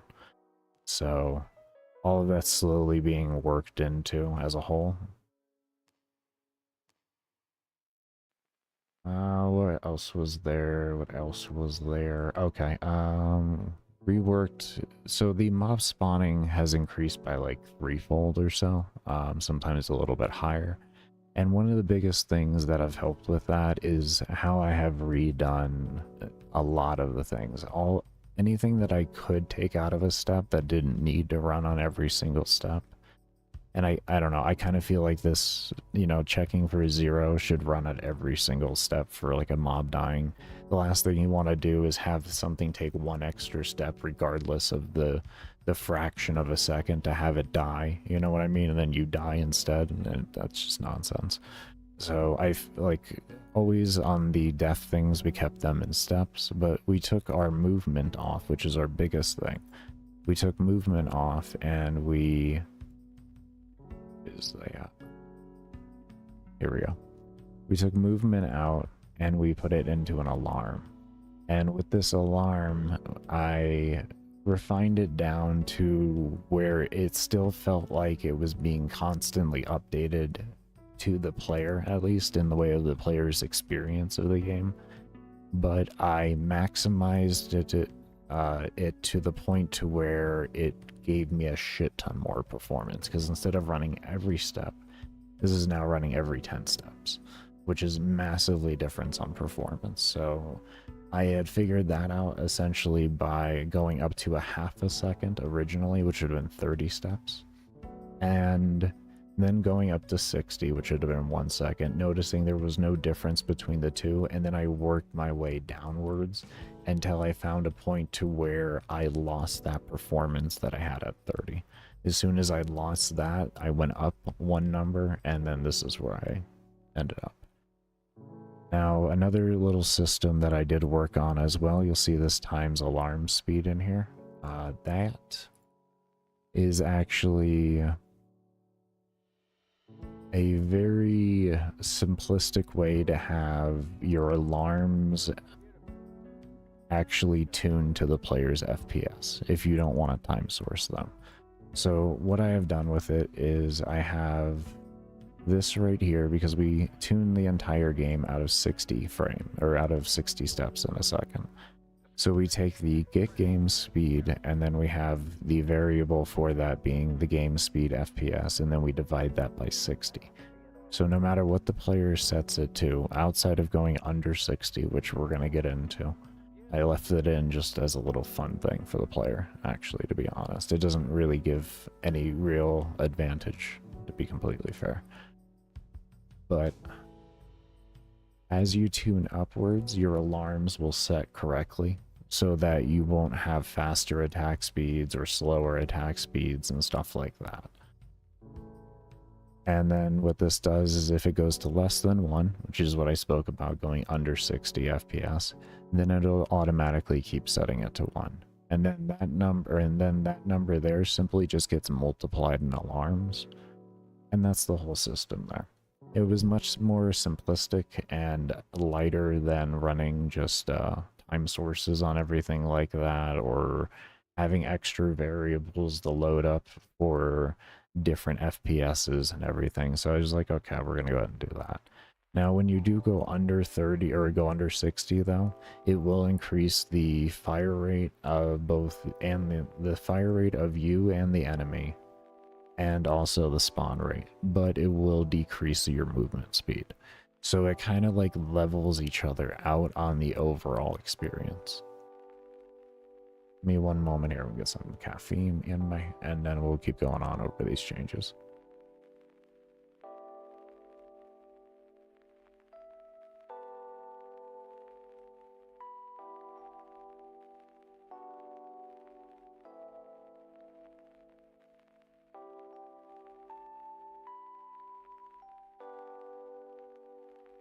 Okay, and next, the mob generation. Here we go, mob spawning. So I have my same timers, actually reduced the amount of timers, but what we did was we made some new values actually. And with these values, here we go. I didn't remember if I had them initial creation or if I just created them over here. So we have a where X and a where Y, and then we use an I random range, and we use the size of the room, which later on I can just create values to make this an easier copy and paste system that will automatically detect room size and stuff like that, and then I can just have the where X and stuff like that, kind of just, if it'll fit in a little more naturally, but this is slightly more efficient to just have direct numbers fed into it.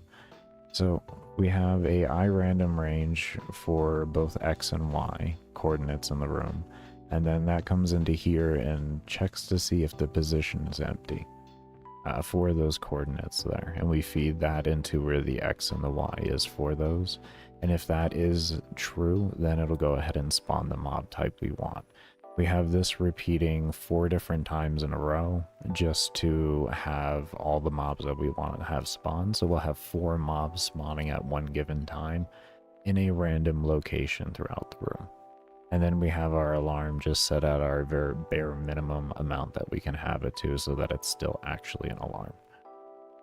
And same system that we would have before with the enemy level and the spawn and all of that for the registry on what alarm to jump over to and all of that type of stuff.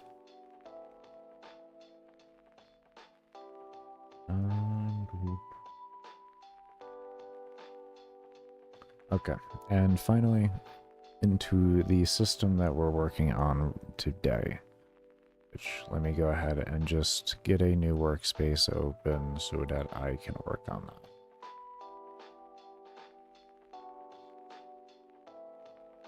that. Okay, so the room destruction that you were seeing in there earlier, we'll go ahead and just stand next to an object and show you what I have so far on it. And what this system is to do at the end of it all is allow the player and enemy to destroy objects in the room, have them respawn at a different time, at a random other time. I still have to figure out the timing behind that, that's why I use the word random. And this allows for the freeing up of the environment, which then will gradually also increase mob density. Now,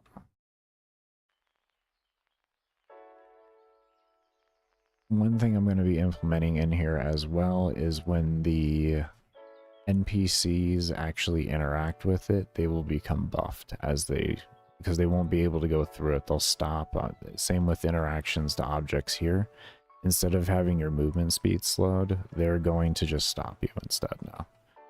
And what this is going to do is it's going to slowly buff the the enemies against you, if you don't actually destroy the objects. So the longer they're stuck on those objects, hitting the objects, the more they will become buffed, and the stronger they'll be when they actually do encounter you. So that's the system we're working on right now. As you can see, there's literally like no performance hit at all with the spawning and deletion of things, and that's even on a 10-second respawn. So it's absolutely wonderful in that regard. We'll actually come down here to the bottom. I should probably set my camera angle out for testing. Let me set my camera angle out to what I would... 5300 by... what was it? I can't remember. Do 1080 times 2, 2160. We'll just do 4K. And then we'll do 1920 times 2, 3840.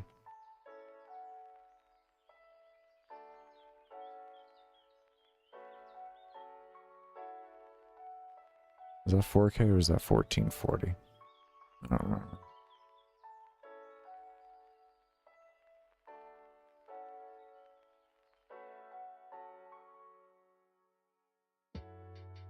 Also, I have added a actual enemy counter, so you know how many enemies there actually are on screen.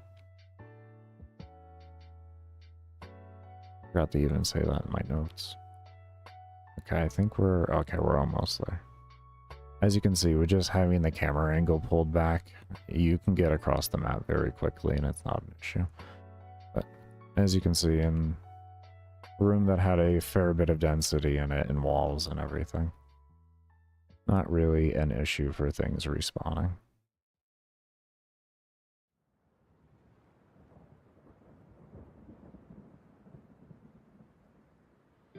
Now, I'm going to be keeping the targeting system to be based off of where enemies are, so you're going to have to position yourself correctly in order to destroy all the obstacles correctly as they respawn and all of that. And this just gives the player more of an incentive to actually move around the map and make sure that all of the obstacles and everything are actually cleared up, so that the enemies aren't getting buffed and all of that. Or you're going to want to have enough range to be able to cover doing all of that and be able to kill mobs fast enough and not have them stacking on top of you. So, yeah, as you can tell, we have 1700 mobs on map right now, and we are at the minimum density, by the way. This is the minimum density. This is not maxed out. We also did slow down all of the enemies and all of that. We changed around the targeting system for the spellcasters so that they go to a old location of yours, more or less. They won't actually constantly follow you. They'll update slower, so you have, as you can see, the ability to actually dodge them. And we slowed down the game because I decided to pull back in the camera angle. And also, when you're set at any of the mod densities, it can be chaotic when you're not in power creep. But especially when you max out mod density, which right now, we're going to go ahead and do that, and we'll show you all what that looks like. As you can see, I mean, it's a bit rough there. If you max out mod density, you're going to be dealing with it.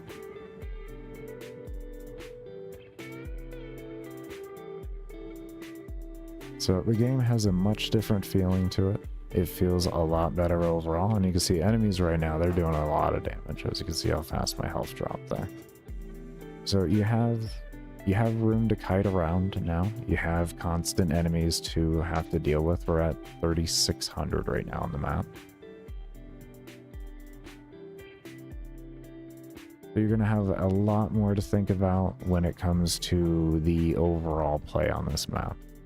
And I can honestly say I'm finally at a point of very, very happy with where the overall game is sitting at right now for the first mission. It's a very unique style of just having a killing room, and the objective stays to that. But there's little things that you can do to make it easier or harder on yourself.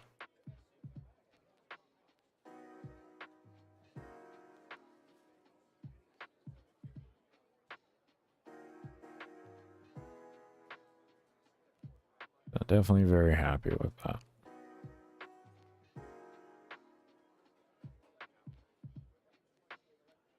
Let's see. I think that was, yep, all caught up. All caught up on the things. All caught up on the things. Alright. So that's what we worked on over the past some days. Let me show you that targeting system here as well, since I did speak on it. So what this does is I have an alarm here, or not an alarm, on creation. What it does is it just moves right to that direction there, and then it'll run the alarm, and then that's it. So now it's at whatever location it was at the point of it being created, or wherever you were at the point of it being created.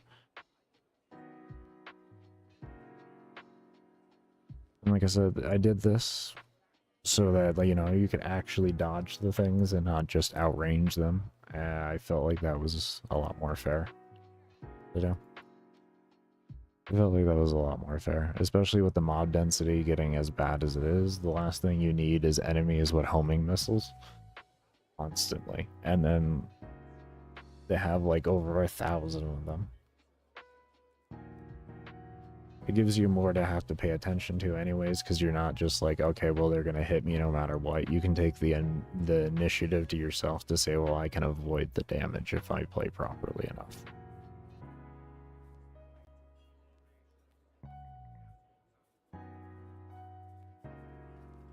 And I guess to give you an idea of what the game would feel like at the movement speed that we intend for and everything, and the point of view, I'll give you that real quick, and y'all do that, and give me a moment here. How you doing, Max?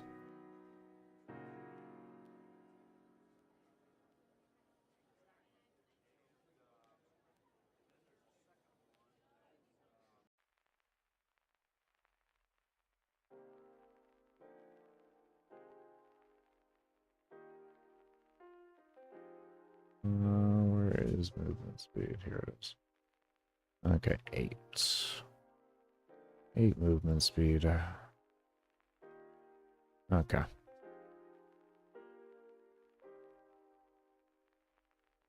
Because then also the tables and all of that stuff we will be working into the destruction system. I just want to have a nice baseline idea of it first before I go through and actually do that. Oh, I added 8 to this. I added 8, so I'm going faster than that. What was base movement speed again? Baker, it's your game. I know. No. I actually should just set it to 0 because I wanted the base movement speed to be 8. Here it's 0. And so that was one thing I wanted to change. There we go. That's buff speed. Here. Hey. No. This way you don't need to worry about movement speed if you don't want to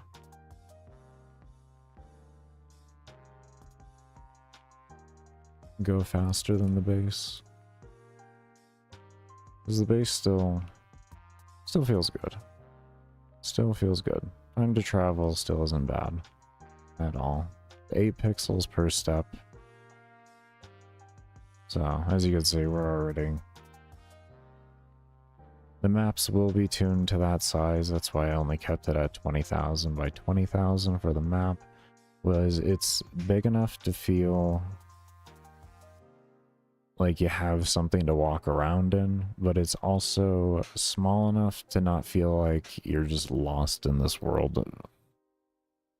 Mainly because I definitely want a reason for the world to exist. I don't want just senseless parts of world, you know? I want everything to kind of have a unique type of purpose to it that could be utilized for the player into some type of actual facet.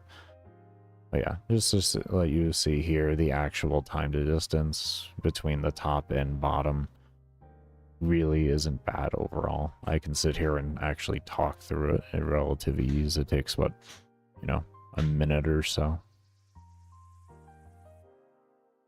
No. And the sides are the same like that and all of that. So it's not really an issue in that regard. But we'll sit here a little bit. We'll let mob power creep actually take place because our character is still, I don't know, I think this guy, I think the equivalent if I was to turn it into soul points right now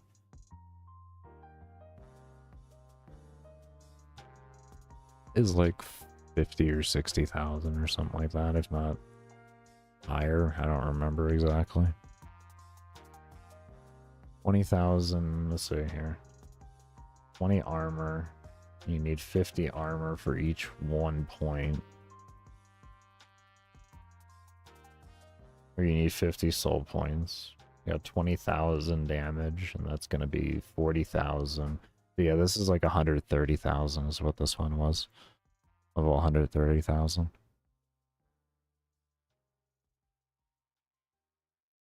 So we're just waiting for mob levels to actually get there. As you can see here, we're at 4,000 right now. We're going to start seeing them come in. Now we're going to want to start moving outwards.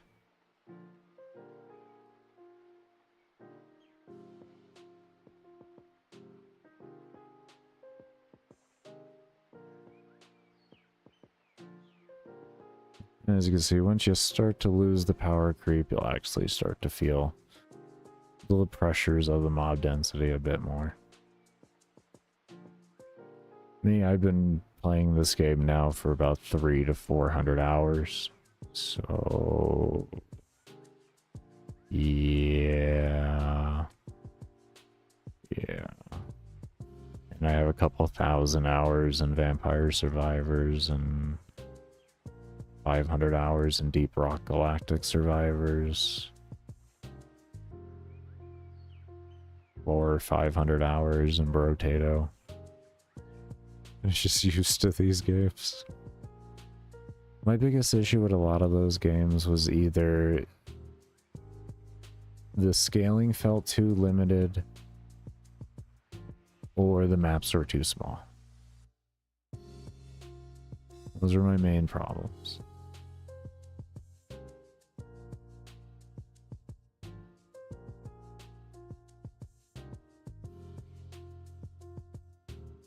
And either game had their own uniqueness to that. Vampire Survivors, the main reason why I didn't like it wasn't so much either of those reasons. It was more the fact that I couldn't play 3/4 of the characters, if not more, because it would trigger seizures. I actually really enjoyed the game. I didn't like how the mobs scaled. Like, one of the reasons why we put movement speed caps on here and everything is because in Vampire Survivors, the one thing that actually ends up killing you, even if you have knockbacks and stuff like that, is the mob's movement speed becomes so fast that they actually start skipping skipping over, I guess, frames more or less, or I would say positions on the map. So then they have the, oh, there it is. Yeah, we got an average. Okay, so we got a if point. Okay, little error there. As you can see, it does get chaotic there, but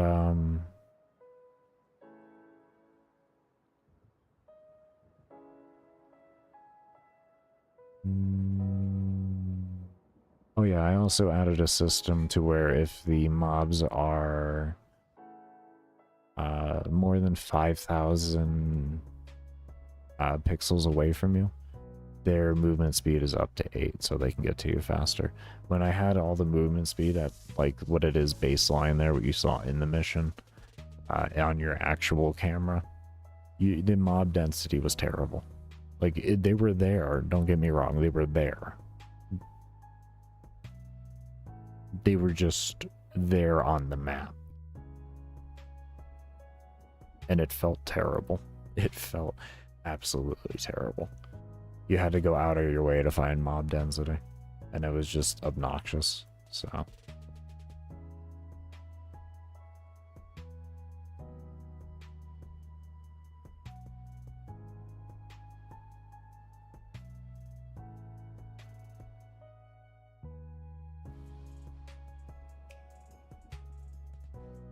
does anyone else need this? I don't know why the code isn't there to begin with. Does anyone else need this? Let's check over everybody real quick here. Looks like everybody needs this. Everybody's just an error waiting to happen. What I could do is, like, to clean this up if I wanted to, would be delete all the enemies. You know, or maybe have like a switch case in here.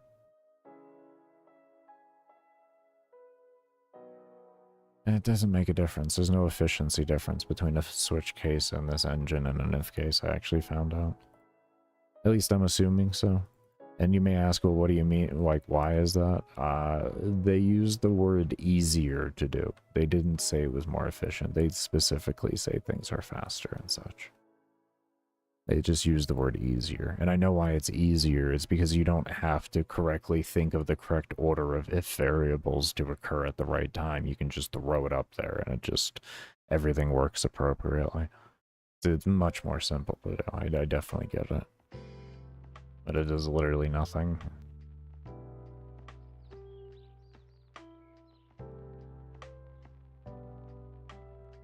It's like, as long as you have the logic figured out in your head, you can do fine with if variables. It's just a lot harder to do.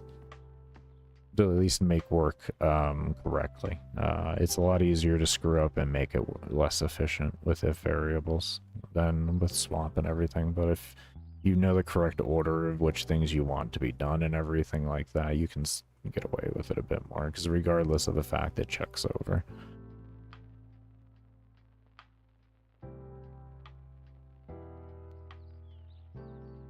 Okay, so that's set up there. That's good news with the bears. Okay, so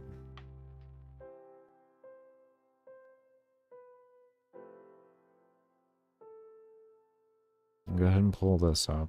I don't need this anymore.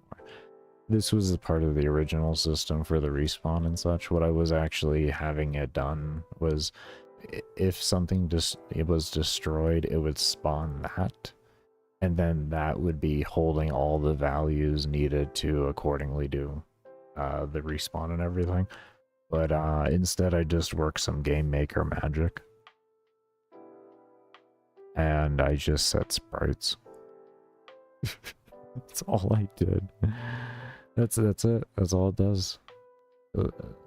Less than to 0, it just sets sprite to no one, so there's no to hit box or anything with it. You can't interact with it, so and it doesn't use up any visual space, so it frees up memory actually. And then that's it. And then it runs this alarm over here, which after a certain amount of time sets it to a witch object, which is a sprite index, so it just tells it what sprite it is. And then it has a angle that's set as well if it's needed. But it's not needed, because this just replaces the same thing and has the same appropriate values for it. I had it there just in case I needed it, because the old system did require it, but I've figured out a much more efficient way to do it. And we're going to keep working through in that direction. It's beautiful. It's so efficient. It's so damn efficient. I tore my brain out figuring this out, though. Like a fucking mad scientist trying to figure out how to make this so efficient. Just trying so many systems because I didn't want to use grids and all of that shit because it's just so inefficient to do, and I didn't feel like it was necessary. I just didn't. I felt like there was something that the engine does to free up the resources like it doesn't exist, and I could figure that out. So it was just, it's nothing more than the pure engine manipulation behind it. As I like to call it, game maker magic.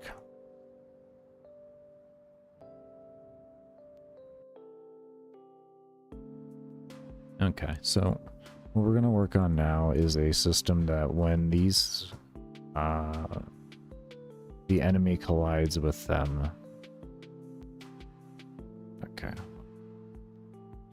How on earth did we really get this done? I said how on earth we do it? I think we can actually just use this. Watch. We parent the collision into the parent destroy collision, right? Right? Right? And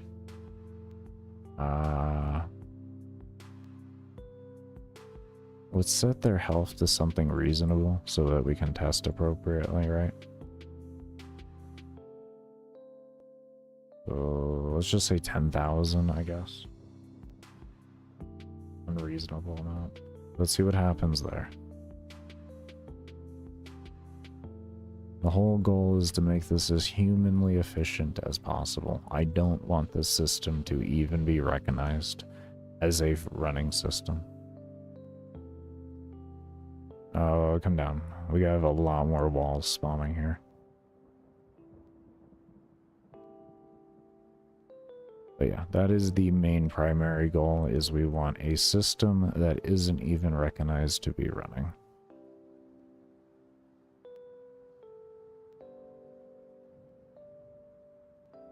Well, good. Okay, so that's good there.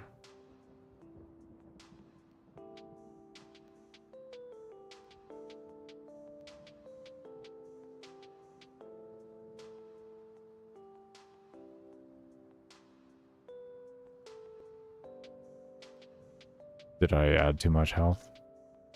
I think Baker added too much health. I think we need to take away a 0. Let's take away a 0.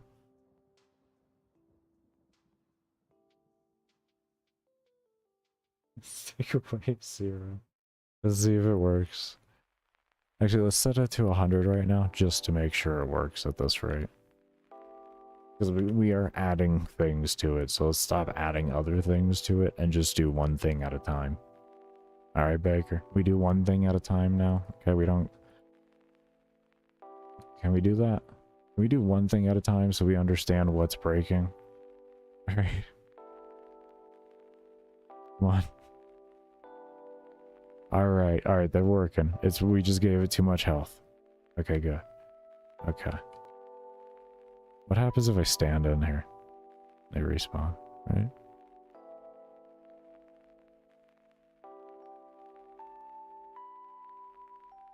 Do I get stuck inside? Now we're gonna find that out. I mean, that is kind of your own problem, isn't it? Baker, is that fair? To be honest, with the amount of power creep in you have in this game, you're damn right that's fair to me. If you want to get your dumbass stuck in a wall, you better be able to get yourself out of that wall. I actually, yeah, I'm being dead serious. I actually like it. You best use that fire rate to your full advantage, damn it. Oh.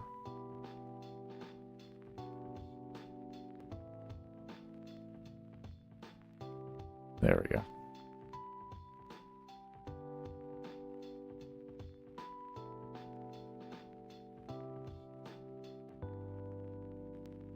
Oh, you do get stuck. Oh. We're doing it. Oh. Oh, putting a stamp on it. I like it. I fucking like it so far. Alright. Alright, we're getting places. Alright, we're getting places. Okay, now... lettuce, tomato, and cheese. How the enemy interacts with this. We're gonna set the interaction up in the enemy itself. Do I want to... yeah, everybody has their own stats. So yeah, we'll set them up in the individualized enemies themselves. And this way...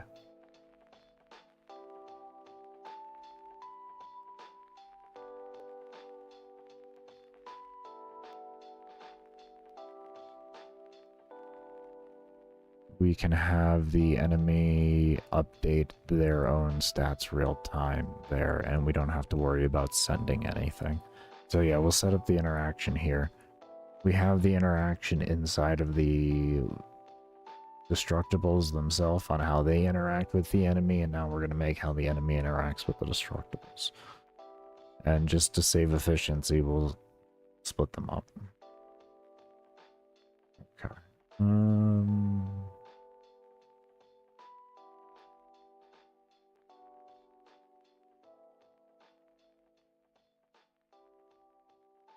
I'll have that with you.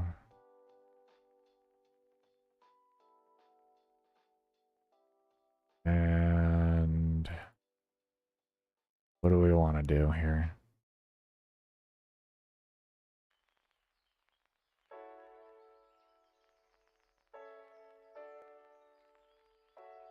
How do we want them to scale? How do we want them to scale? How do we... so we can take you. And we take...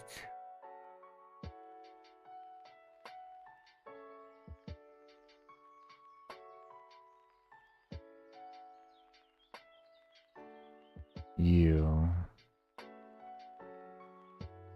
That becomes what we need. Oh, okay. Alright, I got you.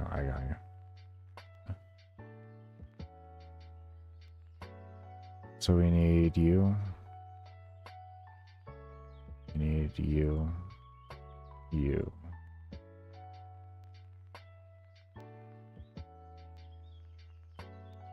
Need you and you.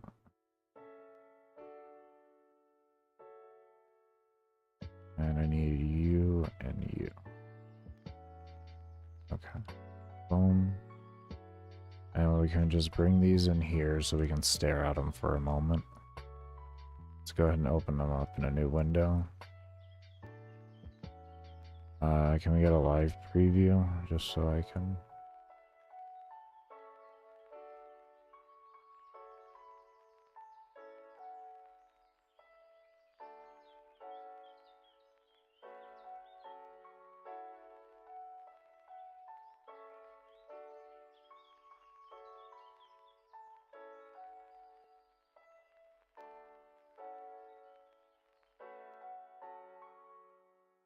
Okay.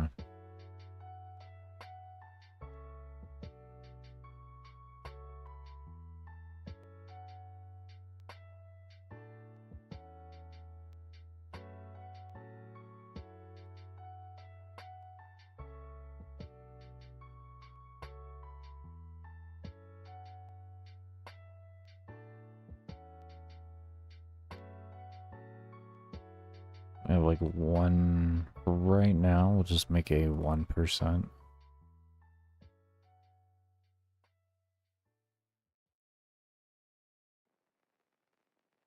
That gets rounded. We don't have to worry about HP. And now we take this. Do the same thing here. Just give it just a little testy run here. Do that, and we relative that. Nice and simple.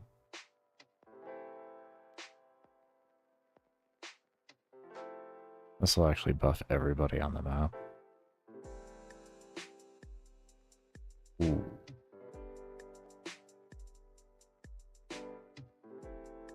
I mean, I do have intentions of moving it off the system.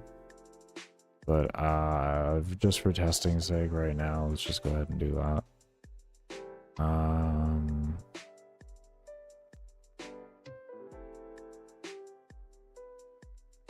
Now here.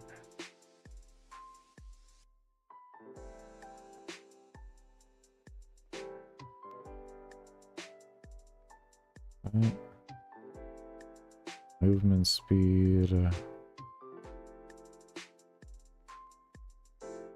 Set it with cap.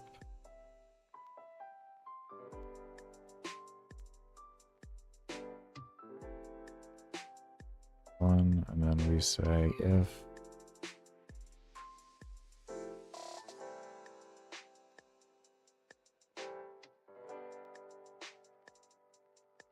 greater to or equal to 8.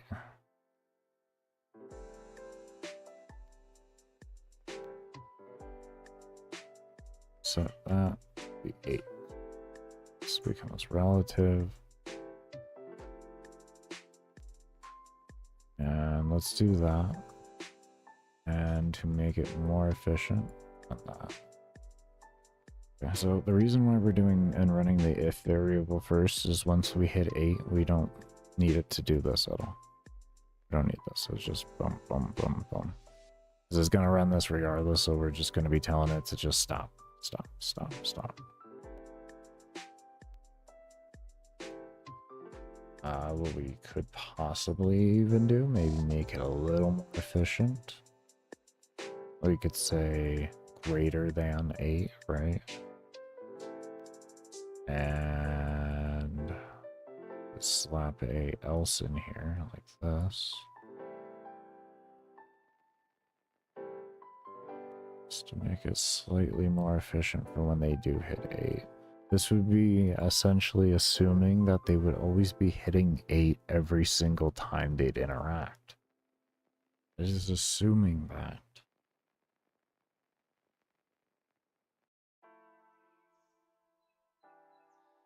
That's what we could say.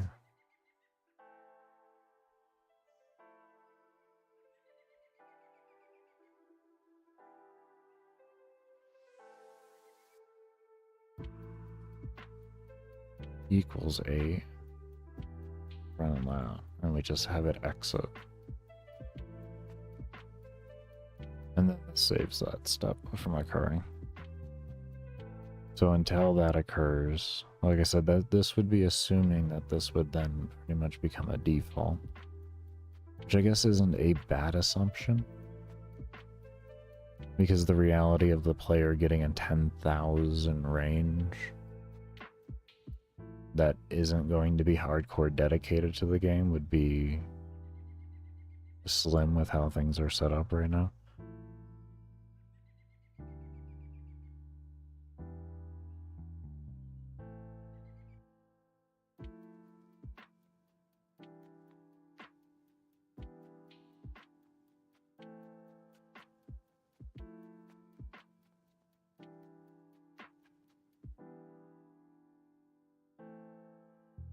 Okay, and then the next thing that we want to do as well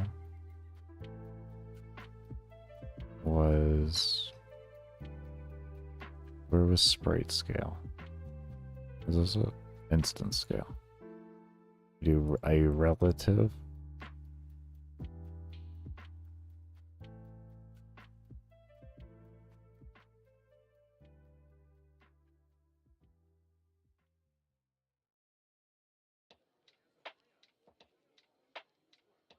.001.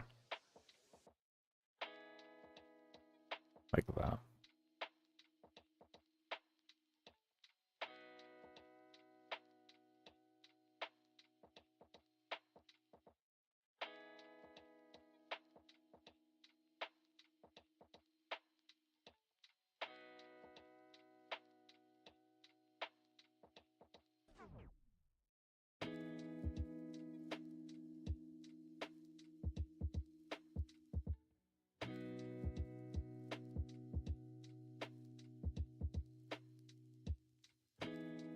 Let's try that on a baseline.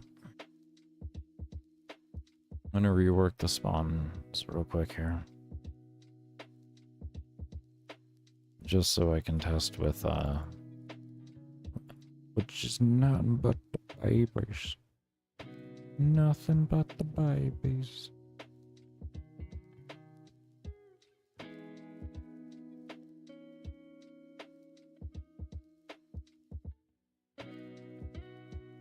Just take you. Take you. And then we slap you here. Do you? Alright. Put that for now.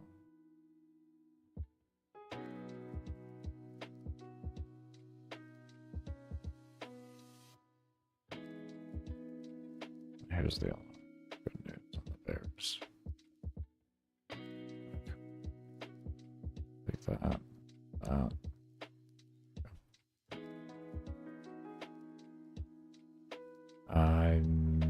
Let's give the walls more health.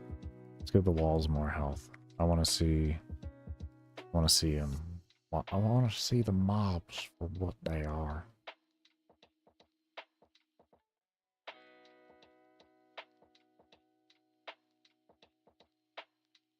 I want to see what they do. With the rigmarole.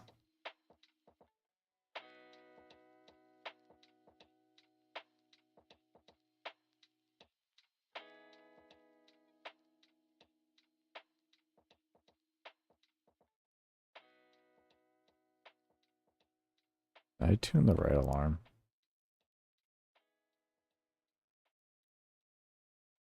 And is alarm 0? Do I have average souls in there? Young, yeah. I don't know why I thought I saw an average soul.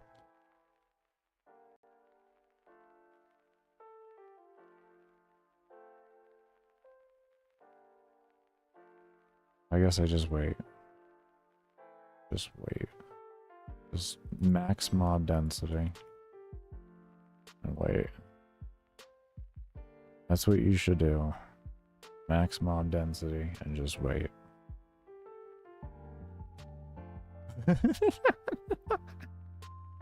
Oh no! Oh no! Oh no! Oh no! Oh no! Oh that! Oh my! Oh hello! Oh my! Oh jeez!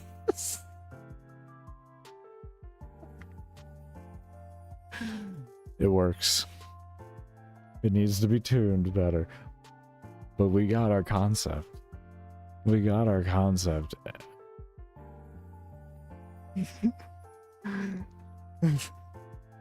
Oh. Alright. Alright. It was really fast scaling. Holy shit. I like it.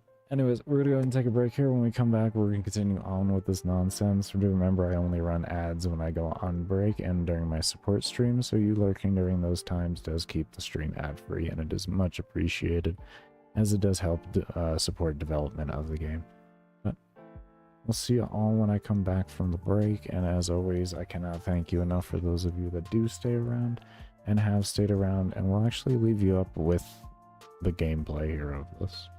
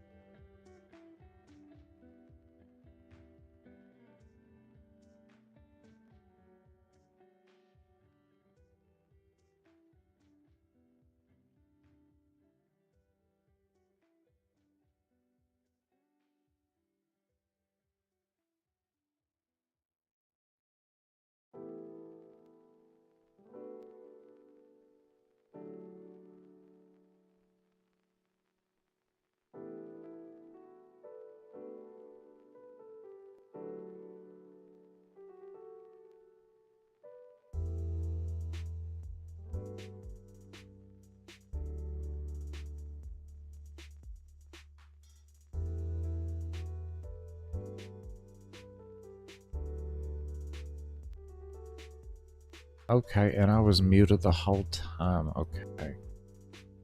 I was muted the whole time. I got everything all set up there. We're good to go now. And be sure to give the stream a thumbs up if you haven't already. Help with that early algorithm. And let's get started on reworking this.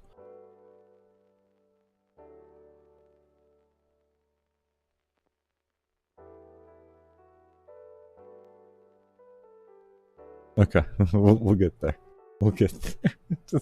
Baker, you should have closed down all these damn things before. I know I should have. Listen, let's not talk about it.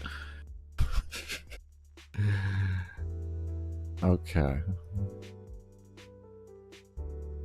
First thing first, you. And then next, we're just going to look at mission 1 for right now, and we can just adjust off of there.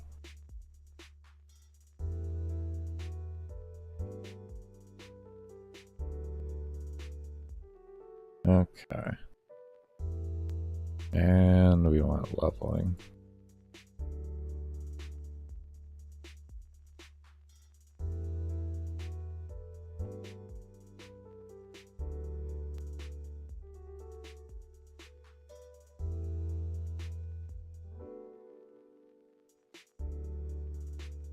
Let's start with that.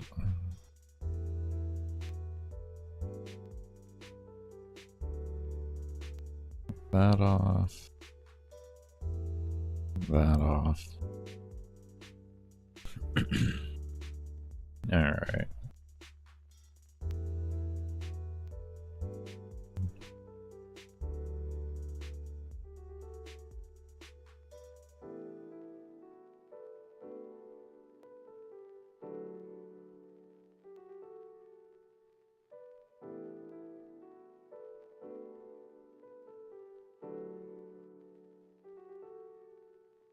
I wonder why that wasn't working. Oh my god, it's less than 32? I didn't have a greater than 32 on the load, so that's why that wasn't triggering on the create, on the reset. Well, that's not going to matter now, but it's really good that I know that. Really good that I know that. Really good that I know that. Okay. Get rid of these. I want to get rid of this code here and here. Go ahead and get rid of that. And get rid of all this. And then I want to just make an alarm one. Just to put that in there. We get rid of that. Let's make an alarm 2. What's this for, Baker? A leveling thing. That's just very, very, very late game.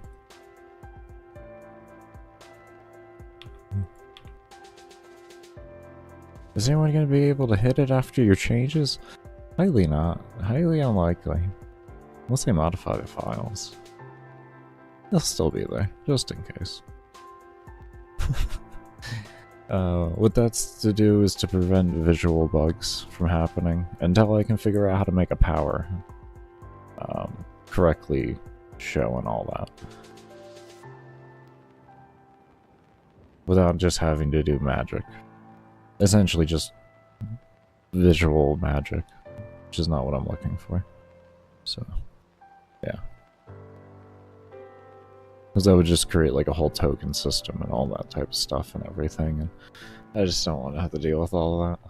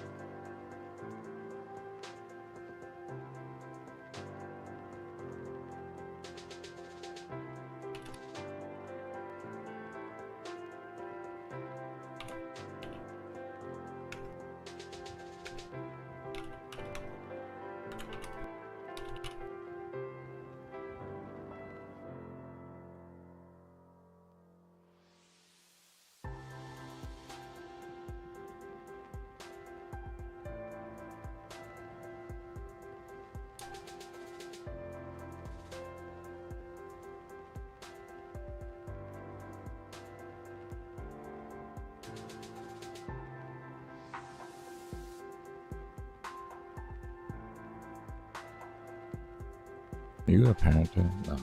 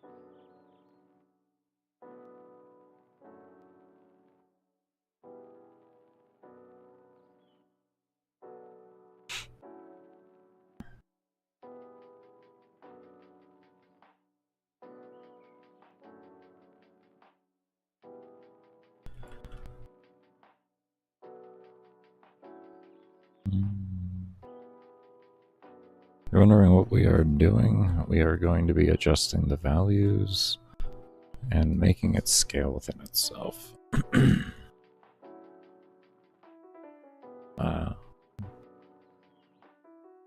Be the best way to describe this.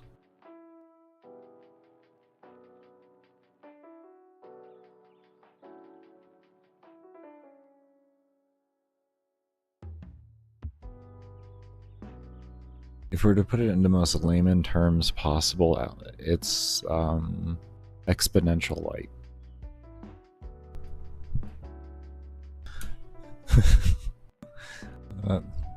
If I was to put it in the most layman terms humanly possible, it's layman terms light.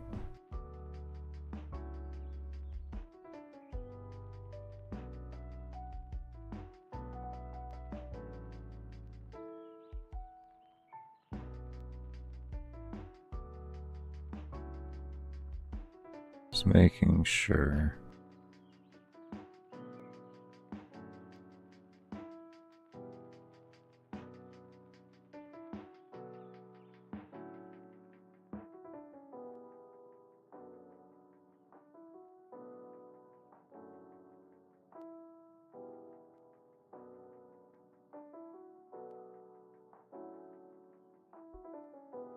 Okay.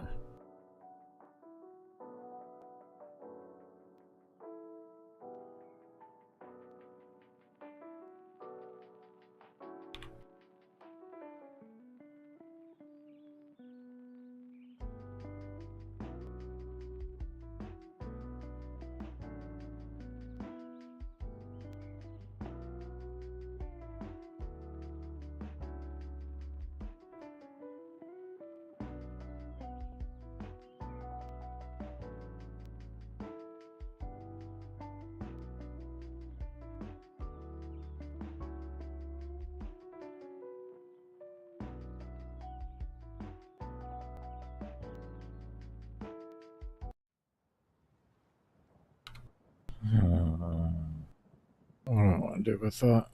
What do I want to do with you?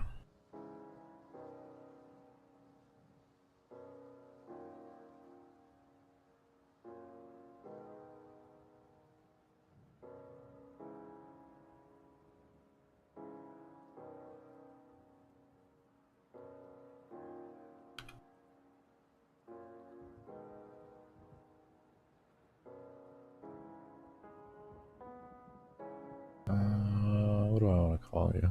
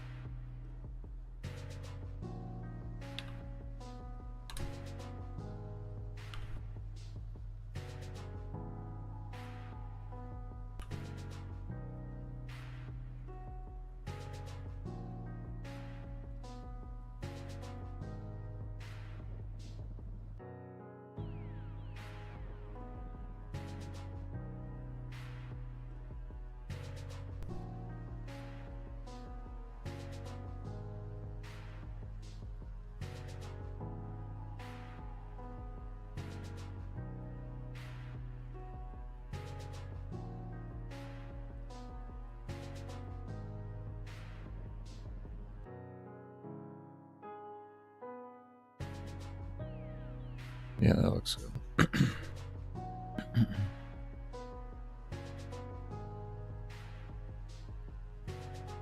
I think actually we can make it 25% sounds good.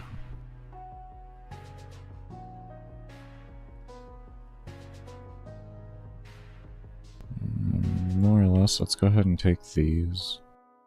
Come into alarm 1. I just want to put them in here. All this E scale and all this enemy.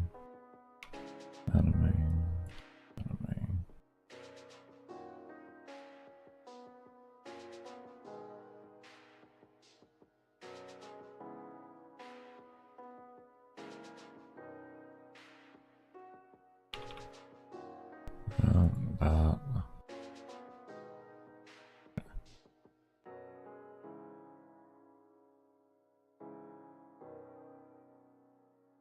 25, that sounds good to me. And then this one, we'll do 10. We'll do it 10%. Or actually, no, we want to increase it. Oh no, we do want to decrease it because we want to keep it smaller. So they scale faster than the player. We just do a 5% actually. 5% probably be good.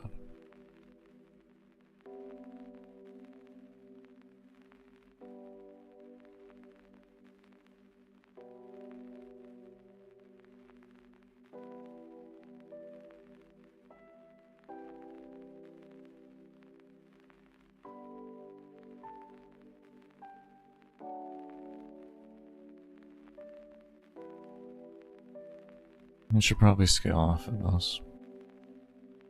Speed level. I ask why.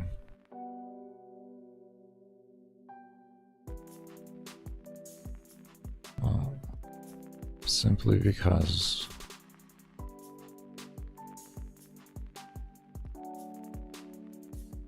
when we reload the game on a reset or anything like that, we want the XP and everything else to remain consistent on how it scales.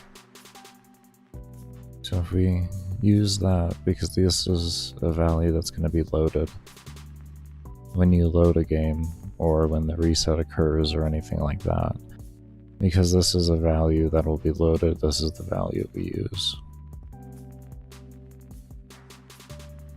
Because that is the final number anyways.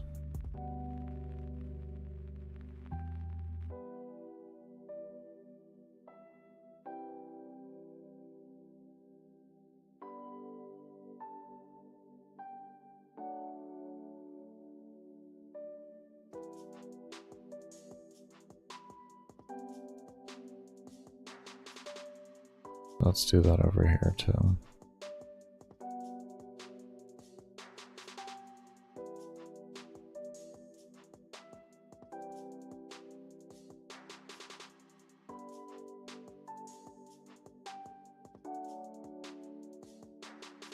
Okay.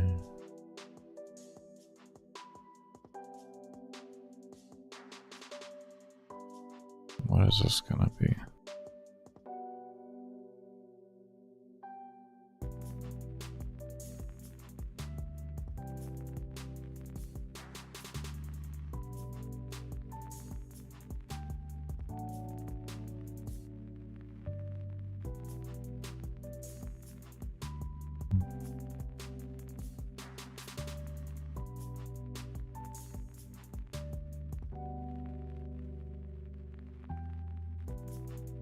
Instead of a set number.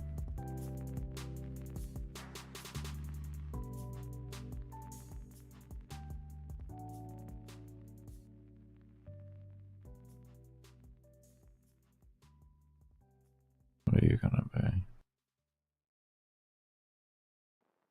What are you up to?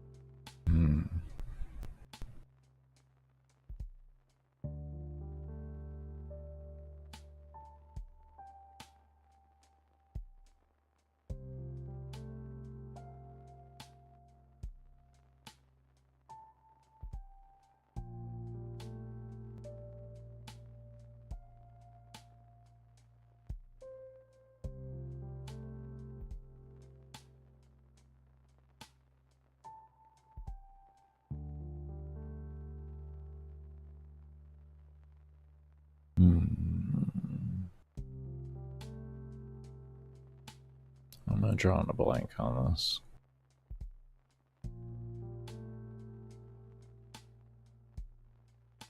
We have enemy level start. Higher than 1. How do we make it work correctly?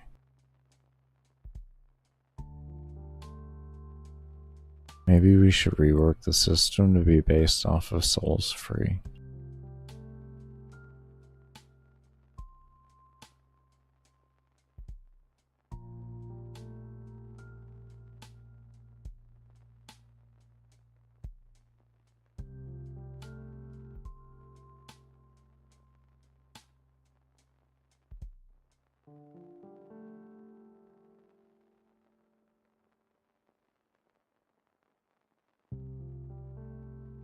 Would that work?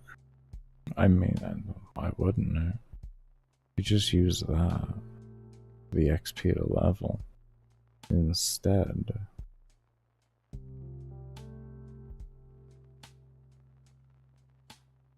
Of an independent system. Use a system that gets loaded and serves independent and does not change, but does keep going up. But doesn't change based on loaded, no matter what, I should say. Changes when you kill things, of course, or free things, if you will.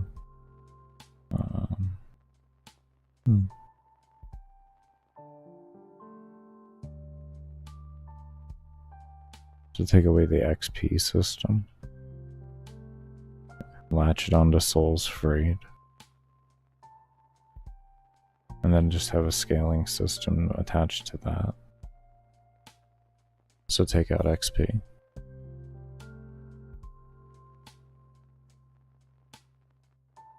Take out the XP stat in every single one of these.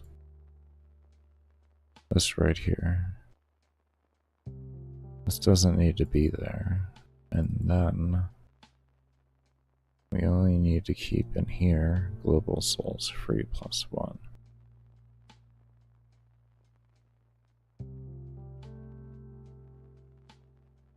And then as you free the souls, that's what dictates levels. Question. Makes it the XP required to level. So once you hit that many souls free, then you get the level. Instead of a system that resets back down to 0, that takes away from.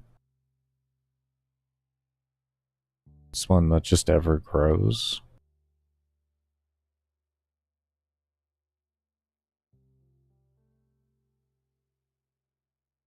We still can have that set to 0. Hits a number, goes to 0. Then once you hit the next one, well, your XP, I guess XP doesn't theoretically go to 0 if it's tied to souls free. That doesn't go to 0 then. That would be an independent system, so XP would be a +1 as well. So XP would change from a variety system. We still can make XP the way it is.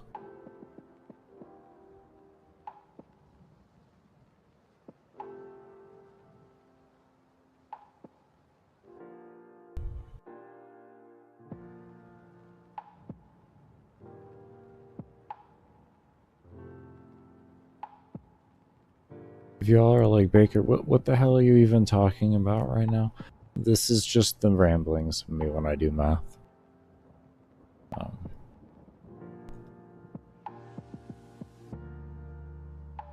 My teachers didn't like it. My teachers didn't like it.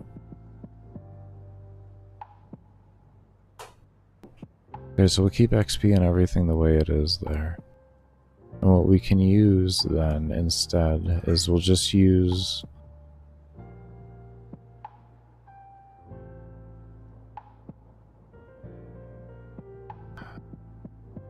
do I still have a reset file here? Can I view what the reset looks like? No, reset isn't going to have souls freed. Because when it resets, there's 0 souls freed. But no, that kind of works in that regard.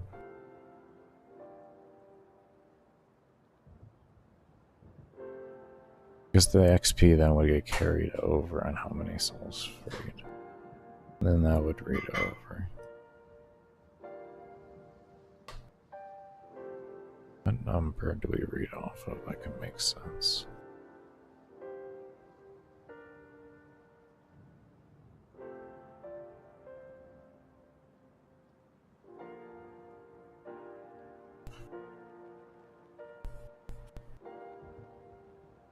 Actually,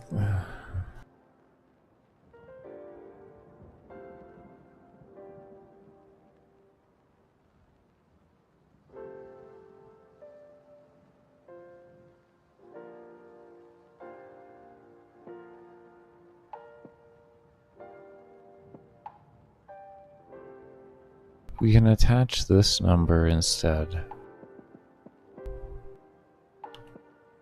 to, hold on here. Attach this number into player level, and then this way it loads with the level, okay.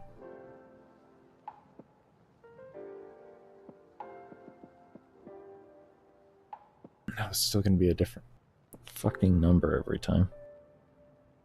Am I just gonna have to make a basic exponential formula?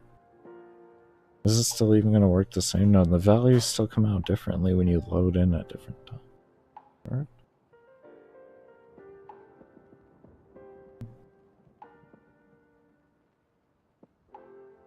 Maybe I'm overthinking this. I think I'm overthinking this. I think I'm right. I think I'm okay. Yeah, I'm overthinking this. Let me just stop. Let me stop. Fucking well overthinking this, dude. If it just brings the XP with it, you're fine. Just fucking stop. If all the values are brought with it, the fucking equation can't break. You stupid shit. Oh, okay. I'm overthinking it. There we go. Alright, we're back.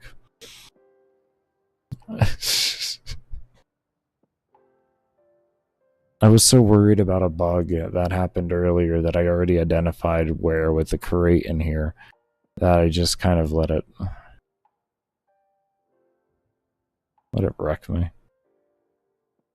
Let that shit wreck me. I think mainly I want to figure out a baseline here and not just have a set number.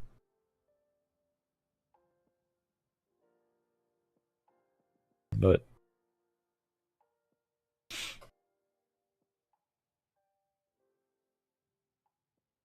only is logical.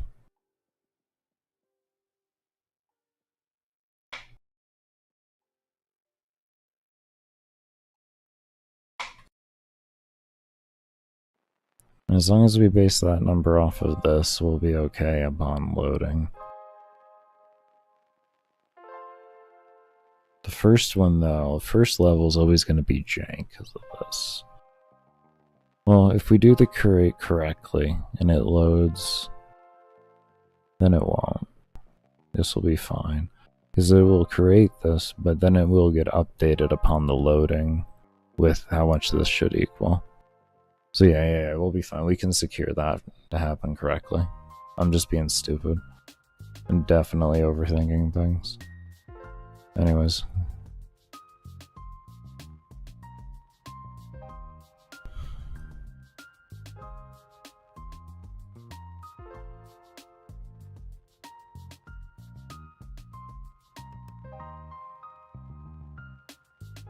Oh, man.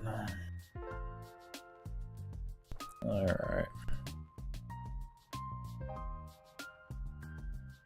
Well, let's see what happens with this to start out with.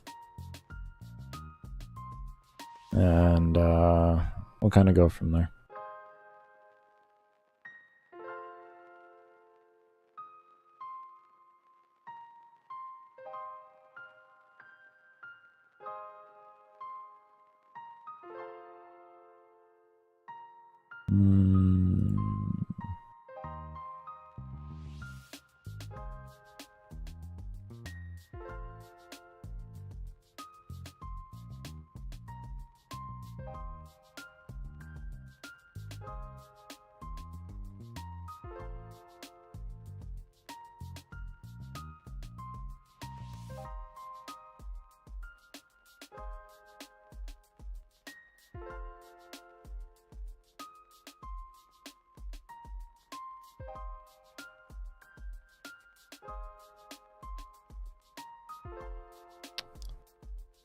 Clearly, we can't have that as the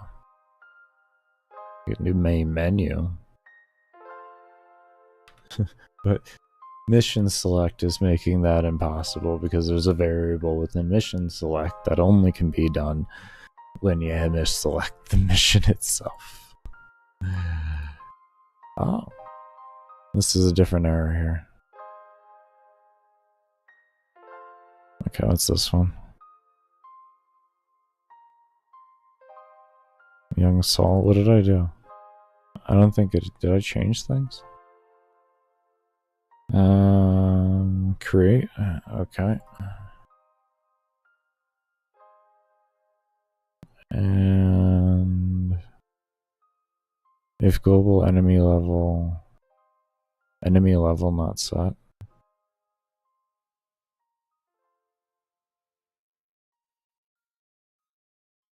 Are you on the map?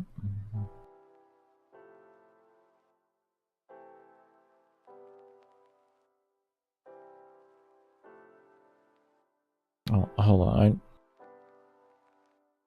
There's rooms. My brain just kind of is confused here. Aren't you sitting? Do I have to? You're gonna make me move it? Okay. Almost bet you're gonna make me move the damn thing. Enemy, parent spawn. There's scaling. Level scaling. You're sitting there. Look at that. You're right there. You're right there.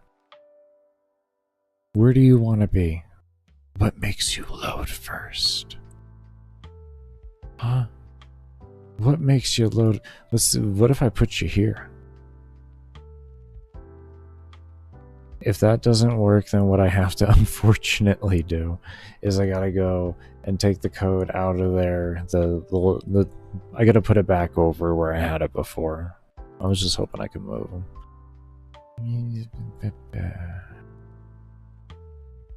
Not gonna make a difference in my life, then, huh? So have you go back where you were? Have you go back where you were? Come here. I need you. I guess, you know what, honestly.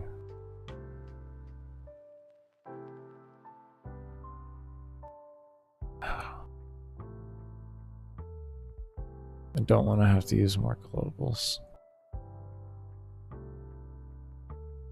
Can I just make this over into the... Can I just make this over here? Do I have room? Do you have room, sir? Is there anything that constantly runs?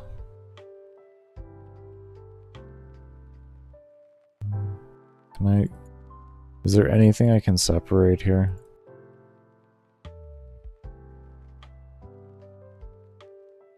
What do you do?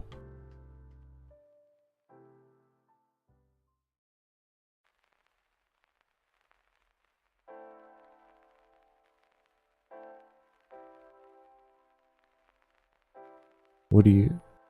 You go from game stats. Where's the... Hold on here.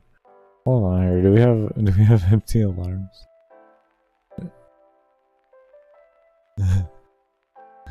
Nice.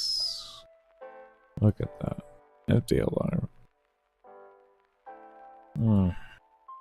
How many empty alarms can you have?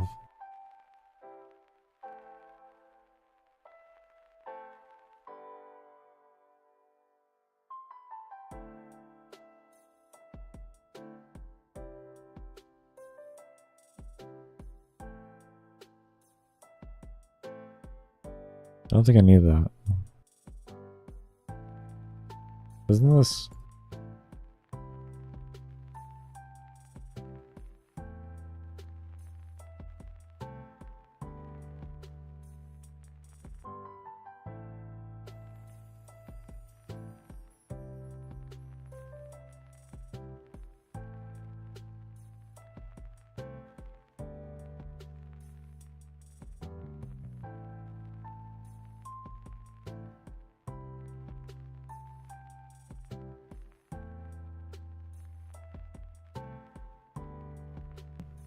No.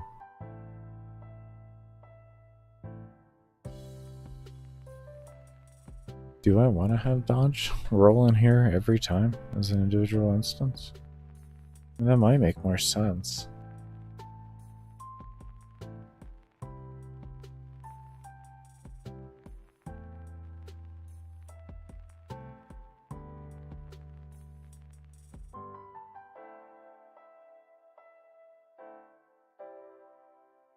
I think that might make more sense.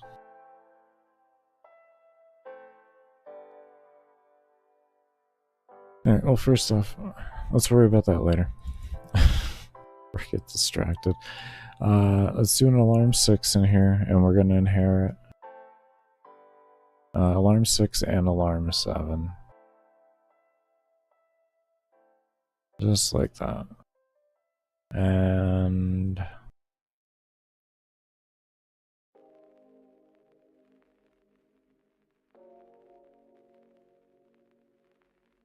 where's the inherent button? There it is.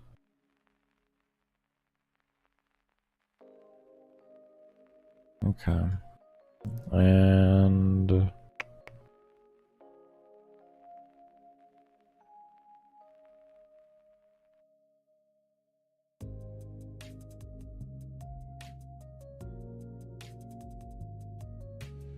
I don't like to have alarms stacked on each other. I find they bug a lot if you do that.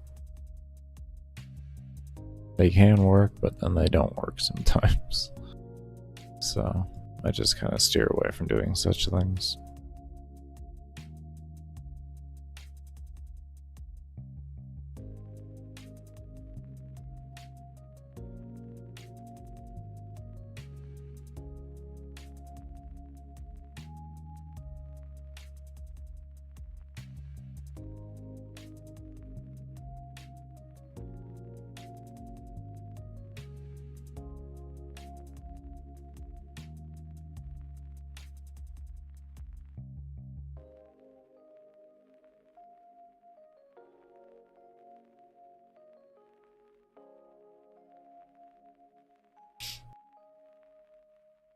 Might as well adjust those over.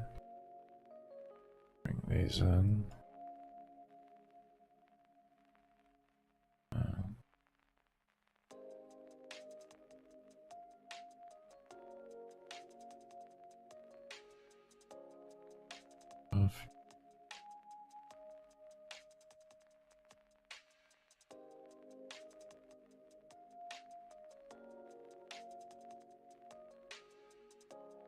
Okay.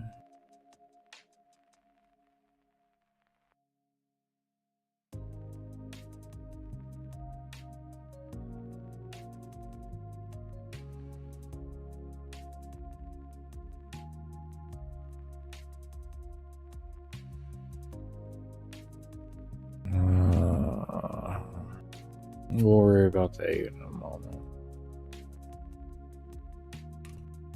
Please. And we'll figure out what we can make globals and not globals later on. That's a whole optimization thing that we'll be doing at one point to see if we can increase mob count. Also, speaking on that, one thing we'll be doing during the rework is we're going to set up a system to allow the player to set their mob cap based off of their previous mob caps that they've hit in the game. So they can hit a higher mob cap, essentially. And then based off of how strong your PC is, you'll be able to attune the mob cap to whatever you want. So that no matter what, you'll have a stable experience for your PC based off of your needs.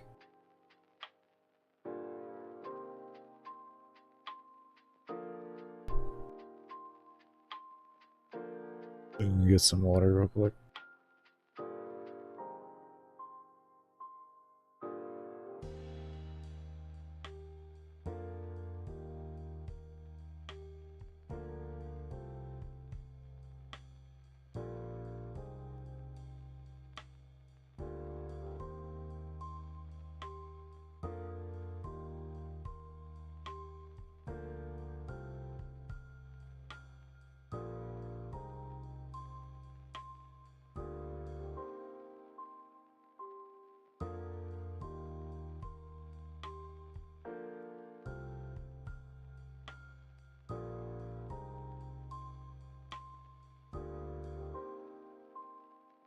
Okay.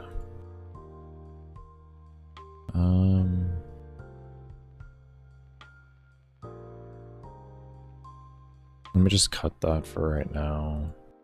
And I am just going to make an alarm here, but it's not going to register or turn on at all. That's all.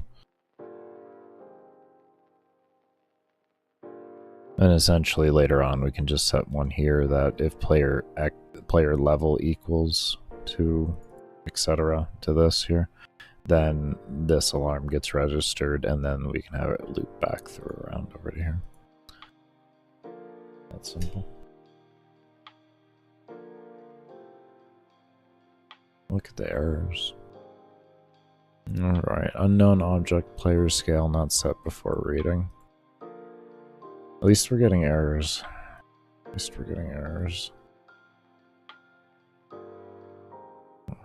Huh? Where didn't you like it?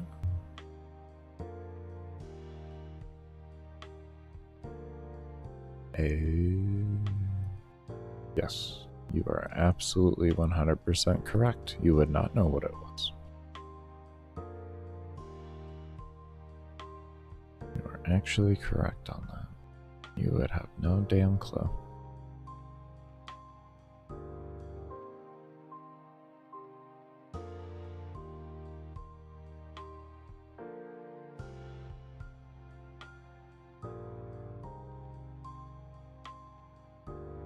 Enemy level is not increasing. Let me get this auto reset done too. I need to. Oh, hey, stupid. Did you know? Let me see, is this. You see.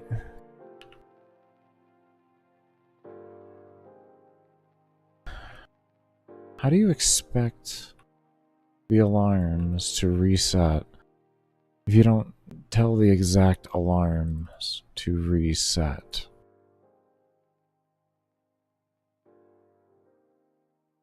Absolute winning. Just so much winning.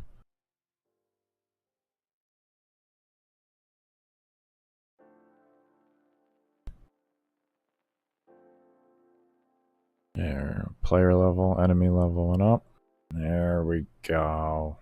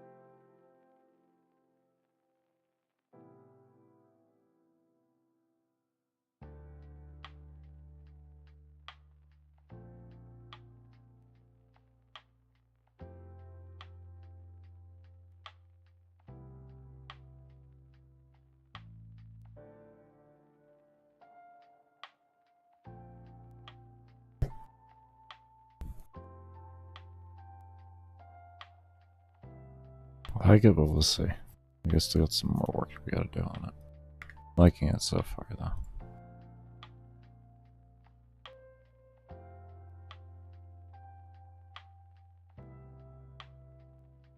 Okay.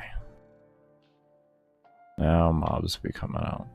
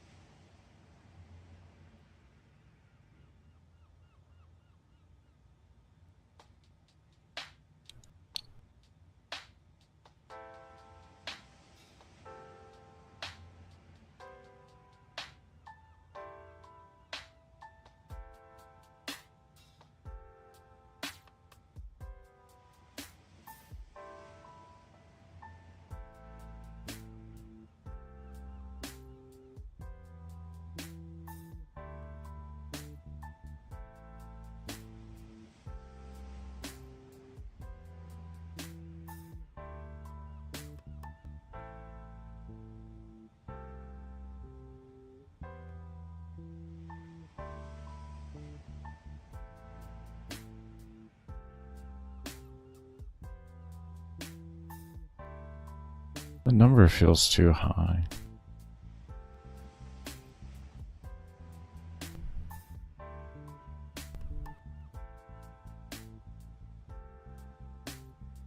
The number feels too high. Let's see if that is right.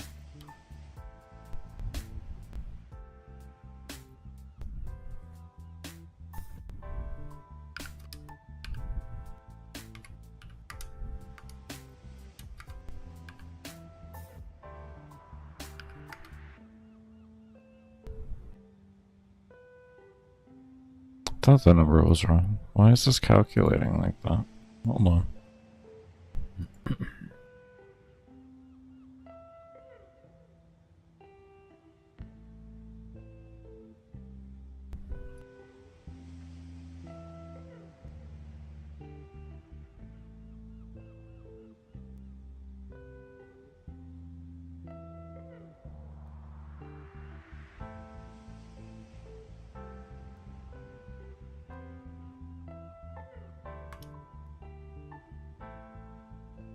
Maybe it wants a 0 in front of it.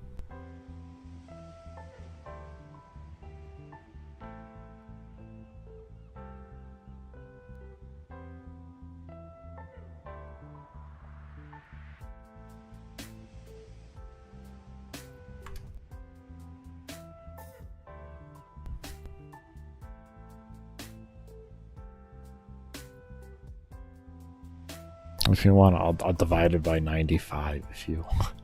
Fucking. We'll get you. We'll make you have the right number up here. I'll make you. I'll make you.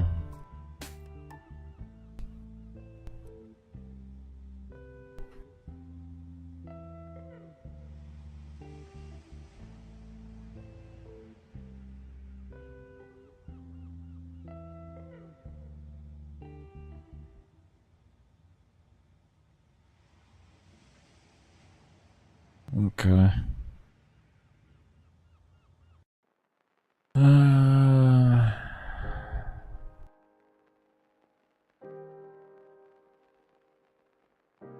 I know what we'll do. I know what we'll do.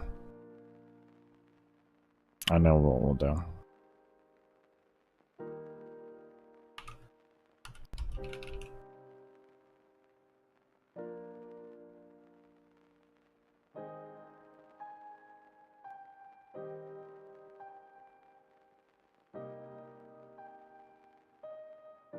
Maybe we'll take the base increase, because I see what this is doing now. If we took this off here like this, and we just took enemy scale, this would probably...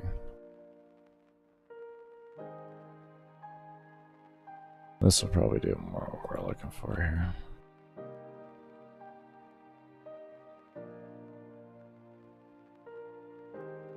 We did that. We'll probably achieve a different outcome.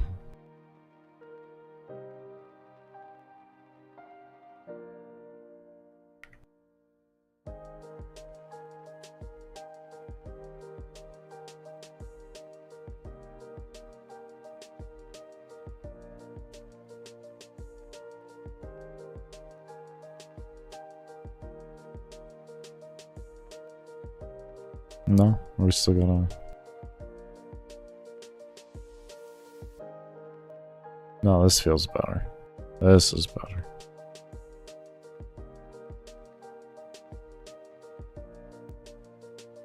Okay, let me set these down here.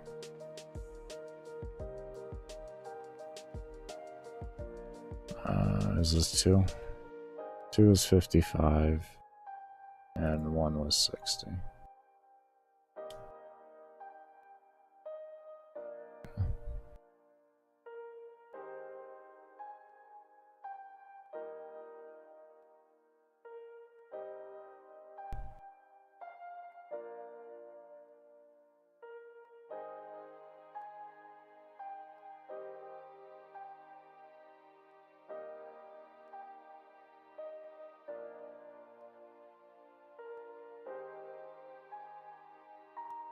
Can I do it?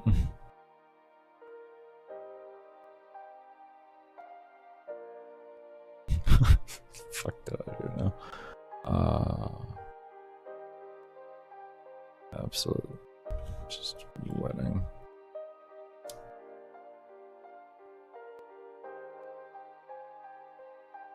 Alarm 60. Alarm 60. Apps. Alarm 60. Alarm 60. Like, we have 60 alarms, Baker. Baker, we have alarm 55. Yeah, no, not alarm 2, but this is alarm 55. Not a cooldown of 55, but an alarm number 55. Because we know what we're doing. We just clearly know everything that what we're doing. It's absolutely fine. Things are just great in the world here.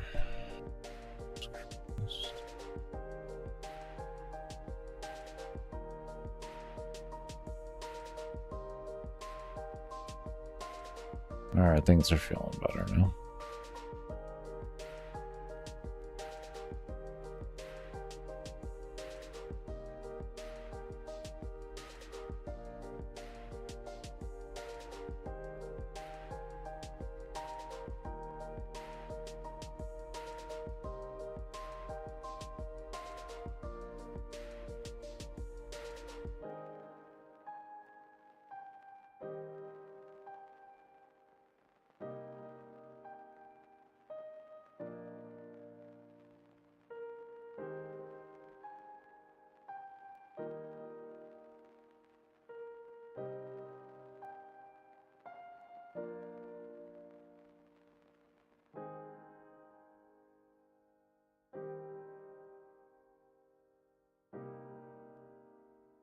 Yes, we're going to work on enemy XP scaling as well.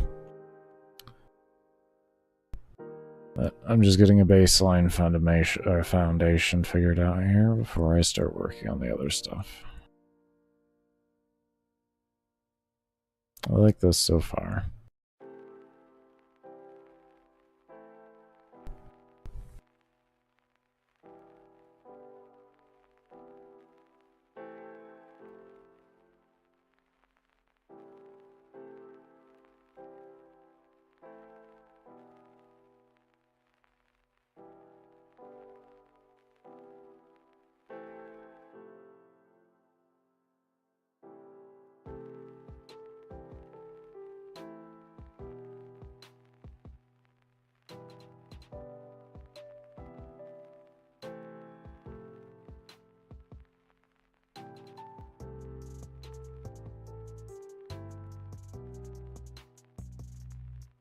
Okay.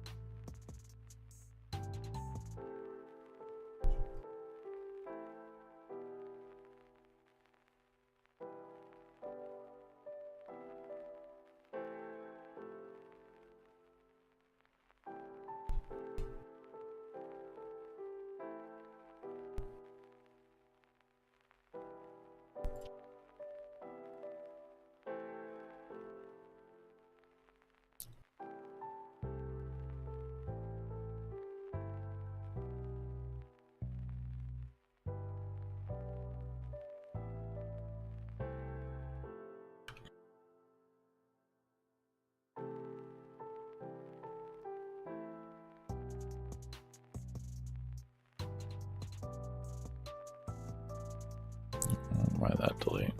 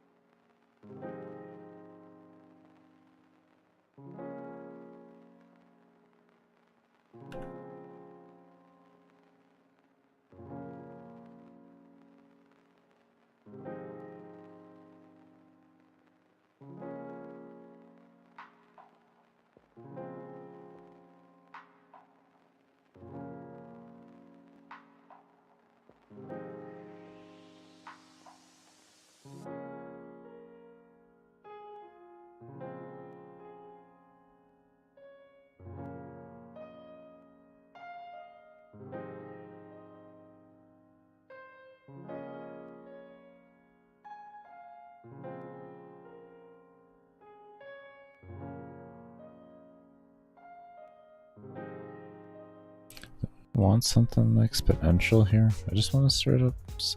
No, I really don't. I want levels to mean something, but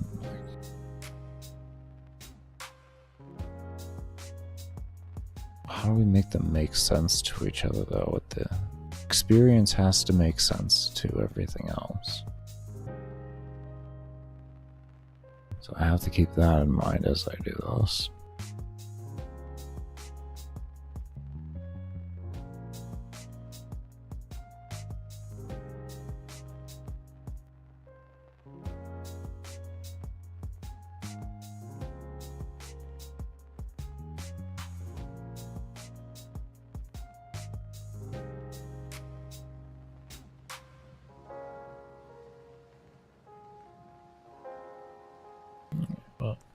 We're gonna get ourselves ready for a break here. And when I come back, we're going to keep staring at this and figuring it out. But be sure to... impressive. Impressive, I say.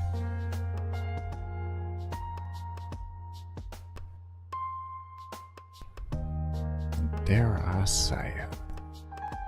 Okay.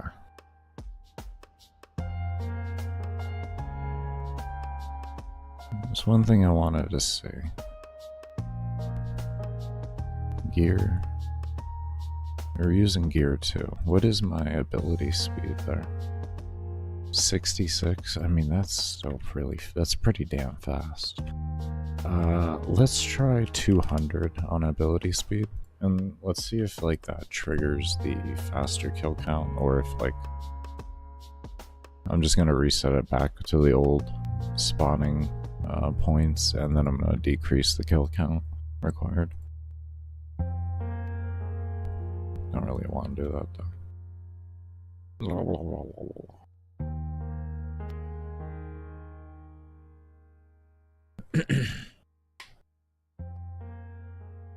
I mean, they're actually doing something right now, to be honest. That is actually a faster kill rate.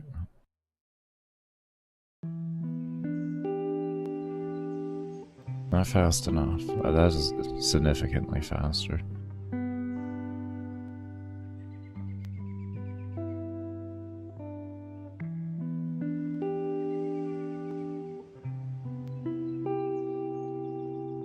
Minutes per survival. Oh wow, you've been doing survivals for it? Jesus, man. Oof.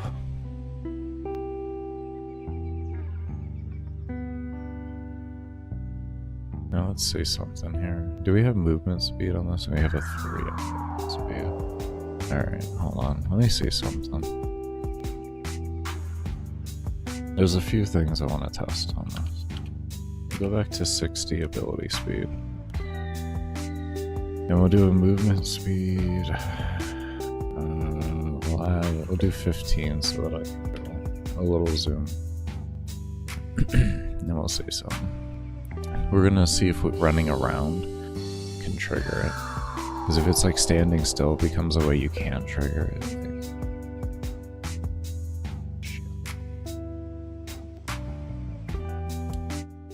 My bad about the music, everybody. My bad.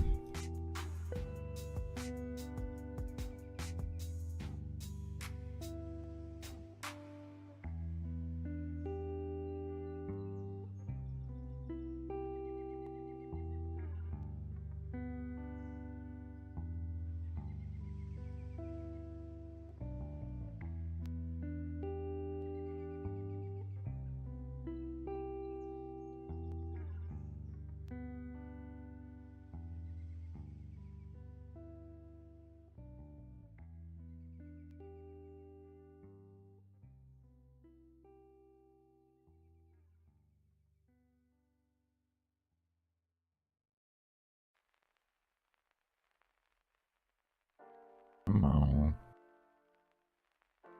Huh?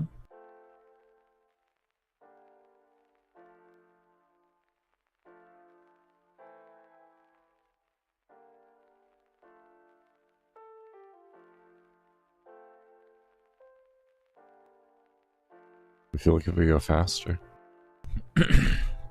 I feel like there's actually something here. I feel like there is a way we can force it to trigger earlier on. If there is, you know, kind of a fan of it.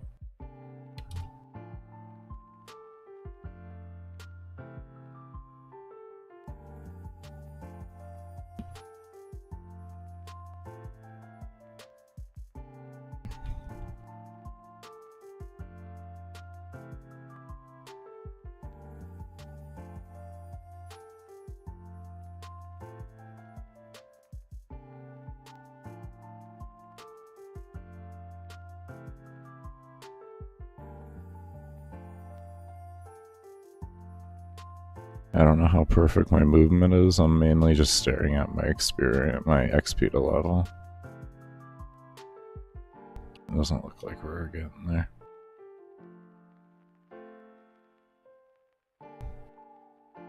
It doesn't look like going faster is doing it. The number is going up a little bit quicker.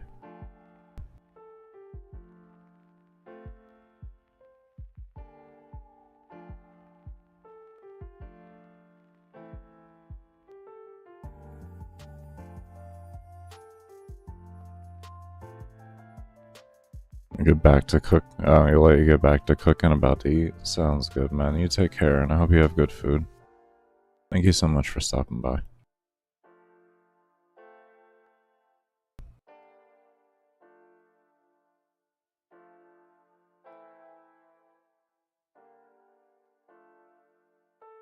Okay, I see. There's a problem over here. You guys don't have a cap, do you? Fucking don't. Jesus.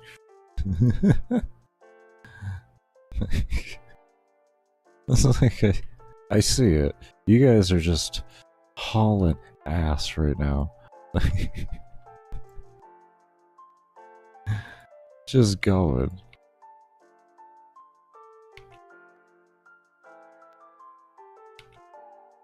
Okay.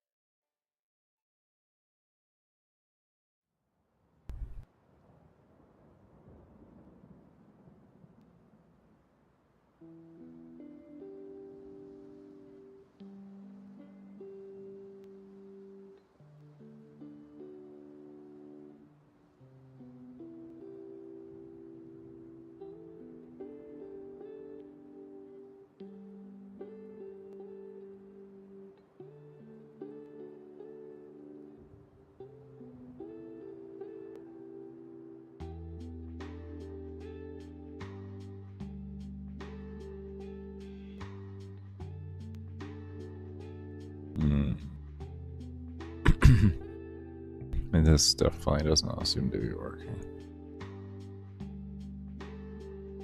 Okay, we're just gonna have to reduce the amount. Okay. Where are we at here? First off,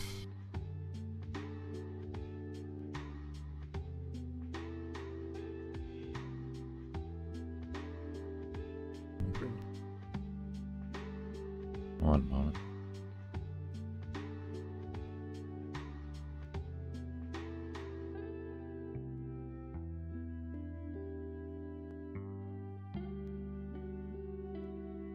Okay. I'll open one at a time here.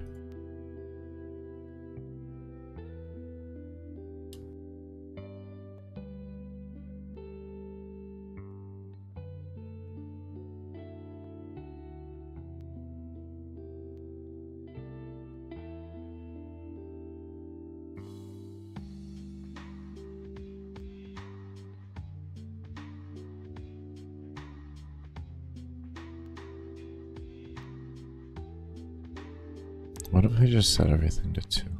What if I just like unlock the spawns and just give the player everything? Lots of them. And we tuned like that from the beginning. What if we just did that? What if we just said you just go? What if we just said that? What if we did that? Kinda like that. We just said player here. Did you like mobs? I heard you like mobs.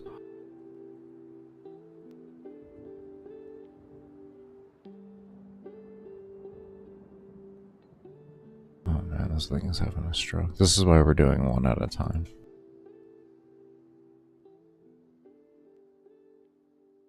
What if we're gonna do the whole thing?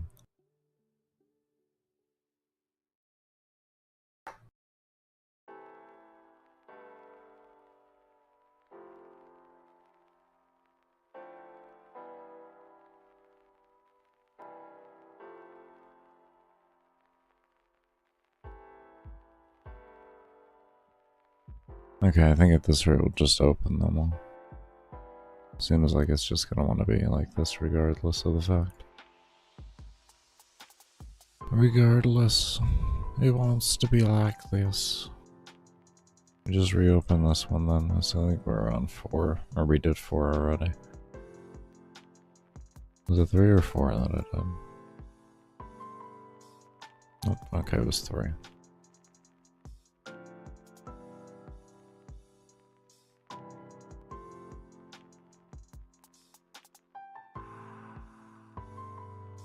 Come on, you got this, computer. I really got, like... I got faith in you.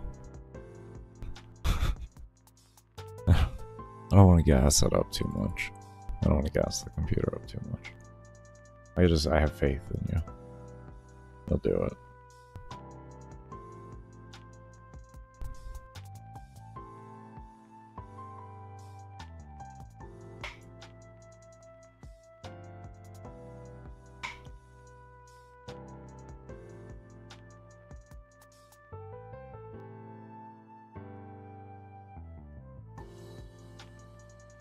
Oh, and after we get this comfortable, like I have the level scaling comfy and all that and everything like that, we're gonna go through and we're gonna redo a lot of this in the way of detection of how many mobs to spawn of each type and the mob cap, so that we can have the player select the mob cap itself. So depending on what your computer is, if you have a better computer or worse computer, you can choose your mob cap in endless missions and how many you see. It will be a scaling system where you'll have to like gradually build your way up on how many you can have, but yeah, that's what we're going to be doing. Because if someone has a better computer than what I am currently running, I should be allowed to have a higher mob count.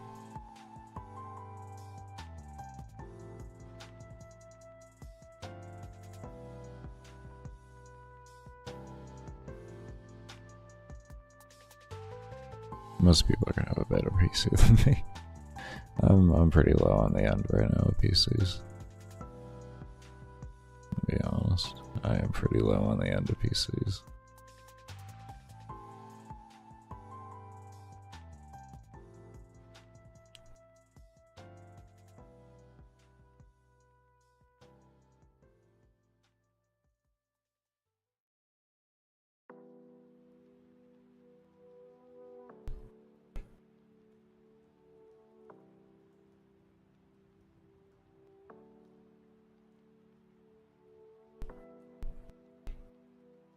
Oh, you actually can hear that.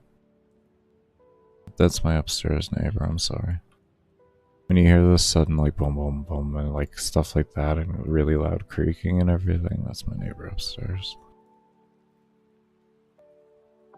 So that's where we're at. That's where we're at with it. Let me just accept it.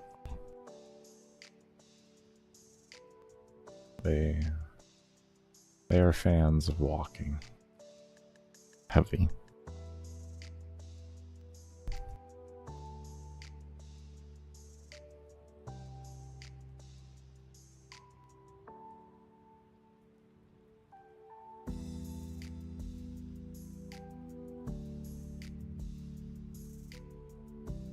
I'm still having issues hitting 100 per second.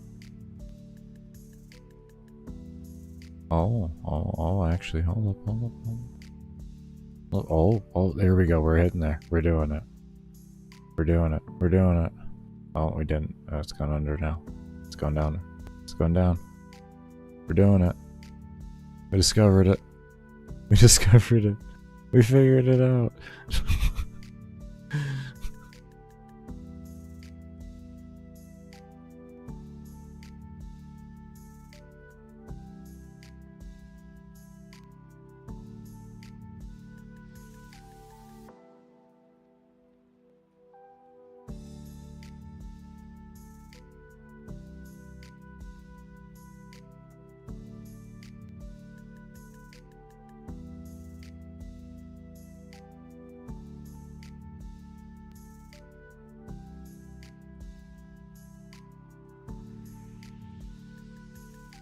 We're gonna have to figure out a system to pull that XP.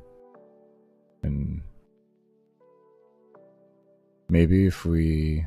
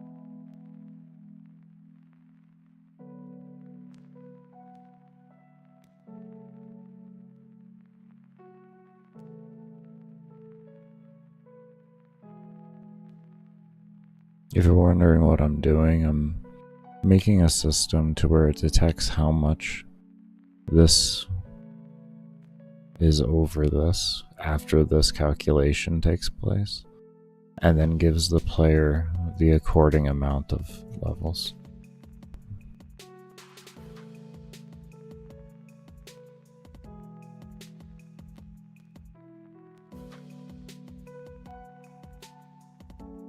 And I think what I should do is do it only when it equals 1. I think that's actually going to be very smart. If equals 1,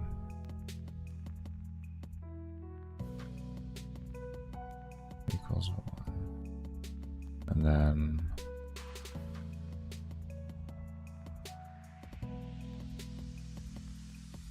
I don't know if we're going to keep that or not, but we'll throw it in here. And then we do, well, we probably should have just made that.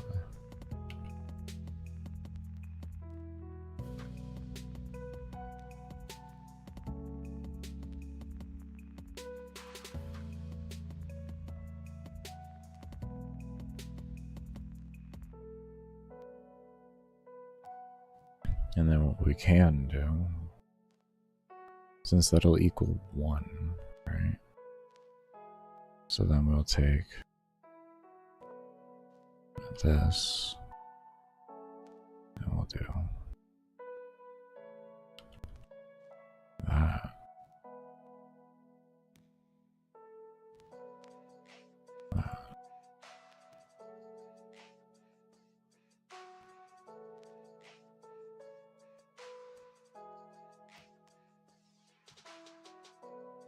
We don't need that or that.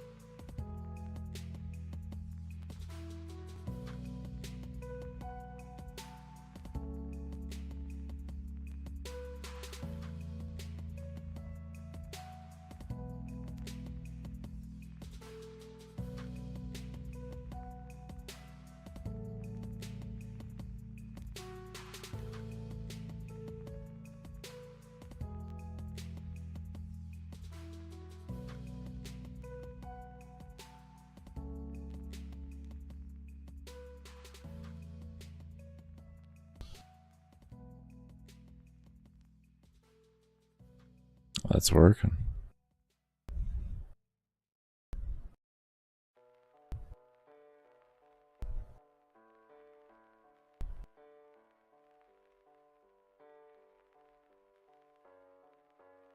That is definitely working.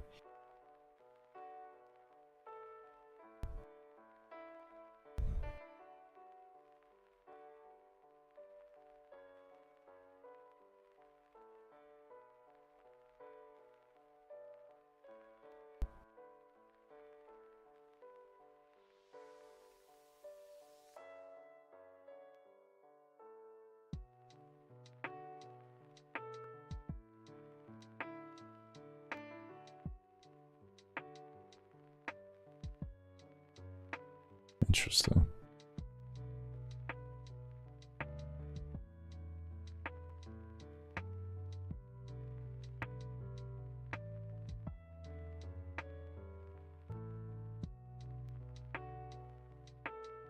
Oh, it's relative. Whoopsie. I was wondering why that didn't completely look like it worked. Okay, there we go. Okay, this will set it back to 0 every time now, so we'll notice a difference now. It's working though. It's definitely working. Definitely getting there. Liking it. That's so far. We still got to tune around with numbers and everything, but I like this so far. I really like this.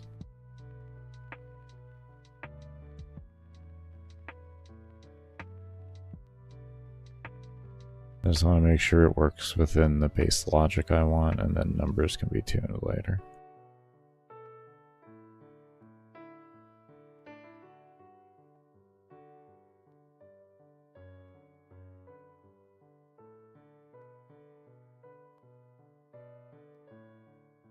There we go.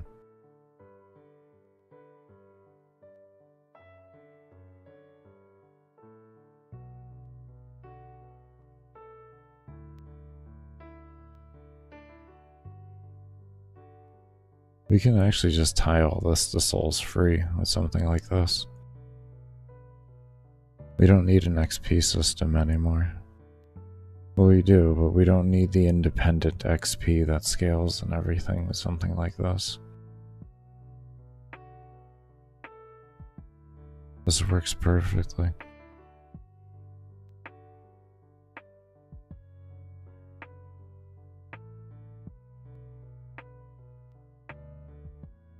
I like it. We can have this down into a fundamental basis here. I like that. Okay. Oh.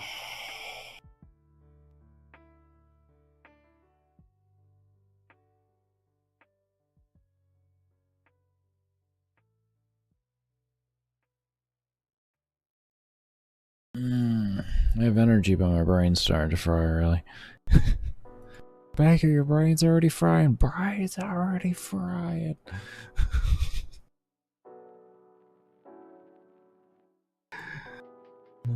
Shit.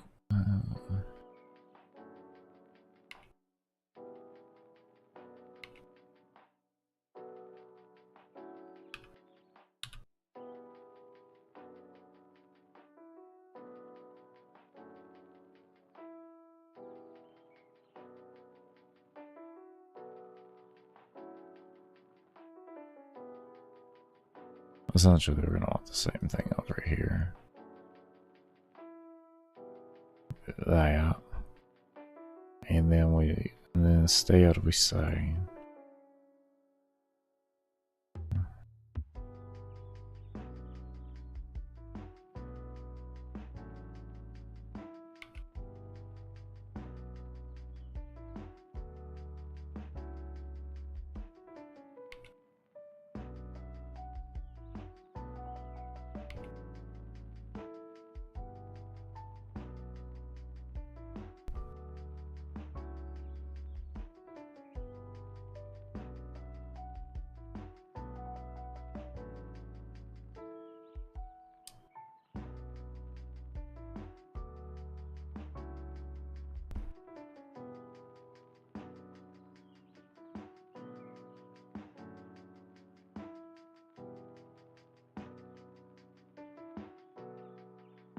Okay, we'll see what happens here.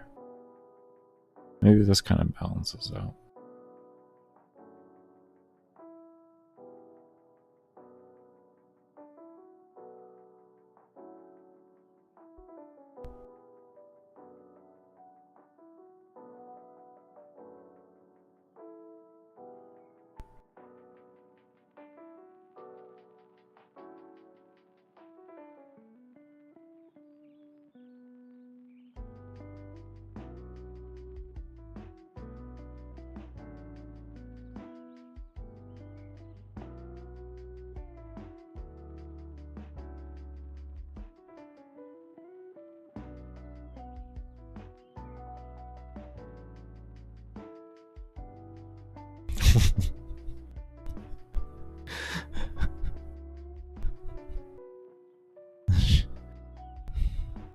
There was a very fast crash.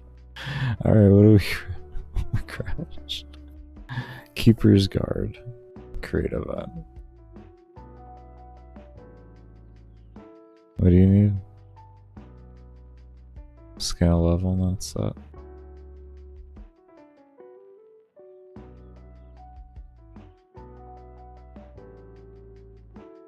You need to be up there then. That level just, that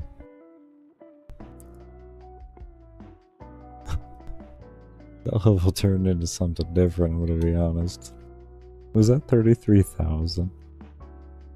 Was that 33,000?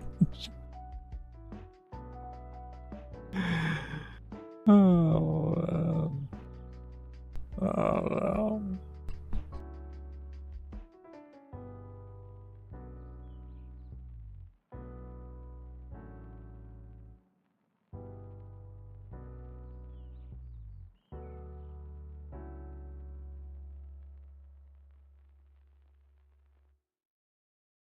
Oh.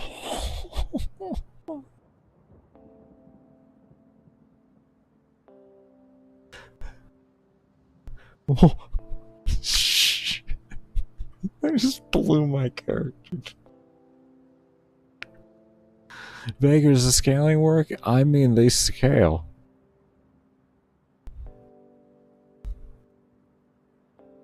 They definitely scale. I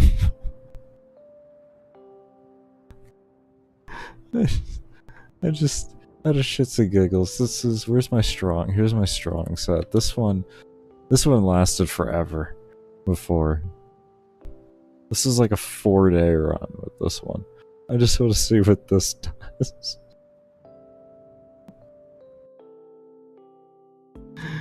That was crazy. This is like 135,000 for a level.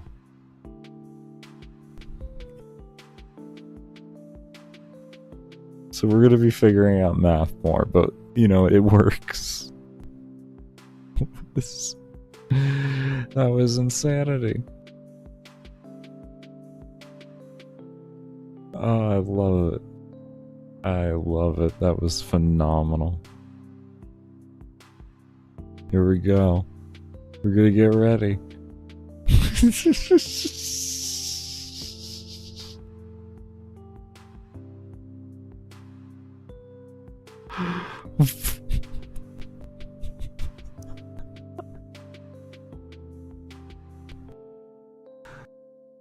Balanced. Alright, balancing done. I think that's a beautiful game. You know what? I think everybody's gonna love it.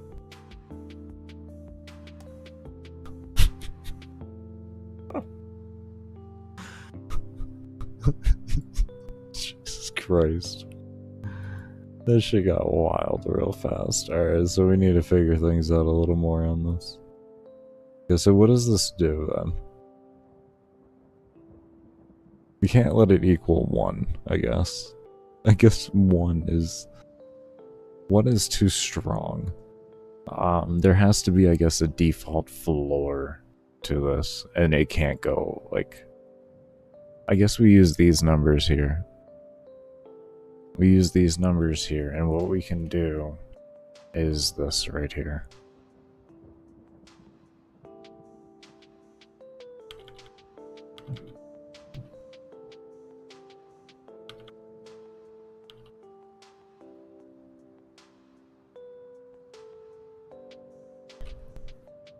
Maybe that'll work better.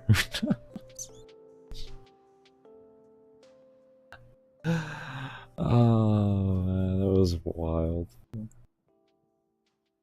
Oh man. That was good.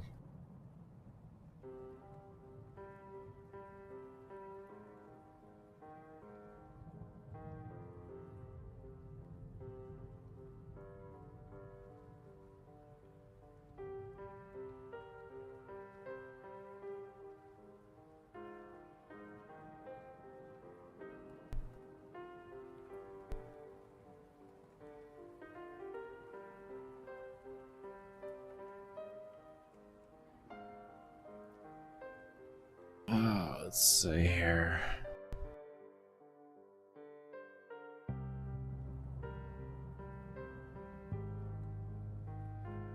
Yeah, we don't need to call it that there. We'll just do that.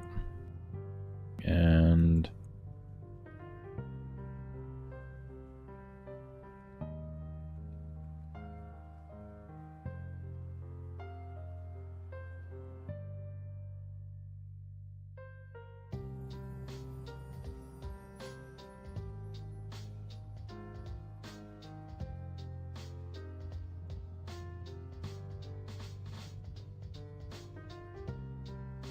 Well, this number is going to be changed, don't worry, but right now we're figuring out everything else here currently.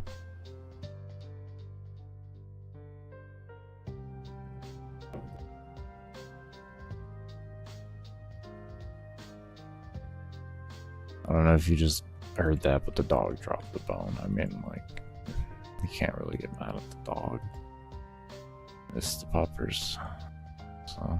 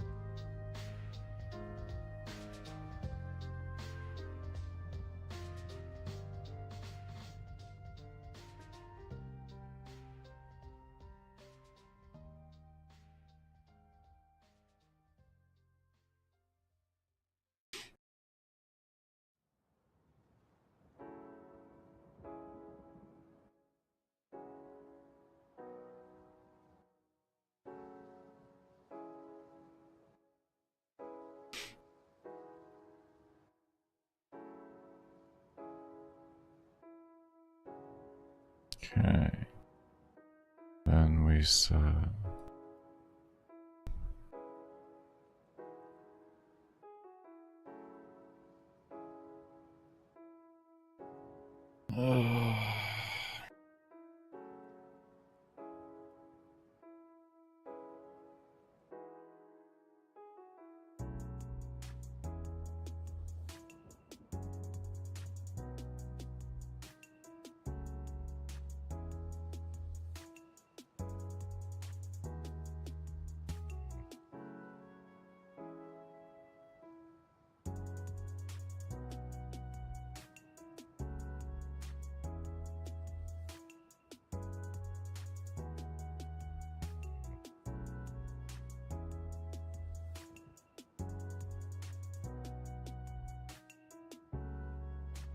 Alright, I'm gonna get myself ready for a break.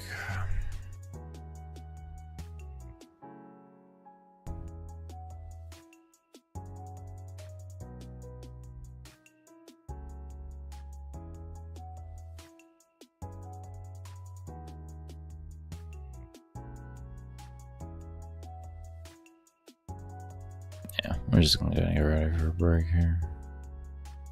Give me a moment here. I think I have an older version, so. Where are you? There you are.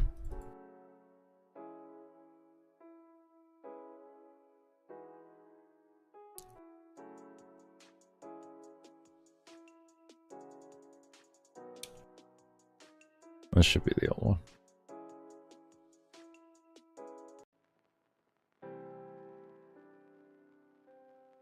So what we're going to go ahead and start working on, we're going to clean up our workspaces first off, as always. We got our spawn system figured out. We got that finished. We got the NPC interaction finished, so that's phenomenal. What we can do now is get this NPC interactions transferred out throughout all the other NPCs.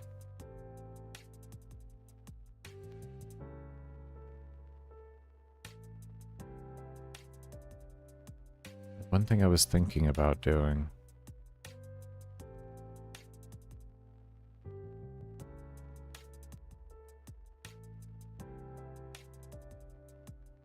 there's a few things I was thinking of doing.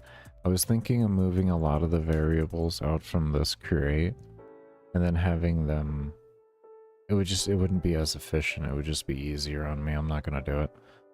I was going to move all of these into here as into one centralized location and then have that be on the create, but it's not as efficient. There's going to be more things created and held within it and all that. So unless I can figure out a way for that to become for that to become more efficient with it. Which the only way I could think of that would be integrating everything all into one here. Which I am thinking of doing, but right now we're gonna focus on getting the NPCs all put back in for their code and finishing up this collision system on the scaling and all that. After that, we're gonna come back and we're going to clean up a lot of the variables that are globals and everything, and we're gonna figure out what doesn't need to be made a global in the game and what does need to be, and we're gonna get them all turned off of globals and do as much as we can to optimize the game and its code. Unfortunately, there isn't much optimization that can be done with the engine. That's one of its limitations, is the ability to optimize your games. But there's still a lot you can do if you are lazy on your coding in the beginning, or if you're taking it in the direction in your coding that you literally have no clue what you're doing and you're going to learn step by step. And that's kind of how when I go into a new language I go in. I don't go in assuming all my information that I knew before to like of other languages and implementing it in. I kind of go in on a more of a blind way and learn my way kind of through that. I slowly start to adopt what I know as I start to understand things, but my first usual month on an engine, 2 months or on a language, I like to approach it as if I don't really understand anything. And it helps you learn just like the basic fundamentals, if you can afford the time to do that, of course. Me, it's how I learn personally the best way, so I have to force myself to have the time. It's how I generally learn things. Anyways, let's go ahead and get this code copied over before I get distracted again.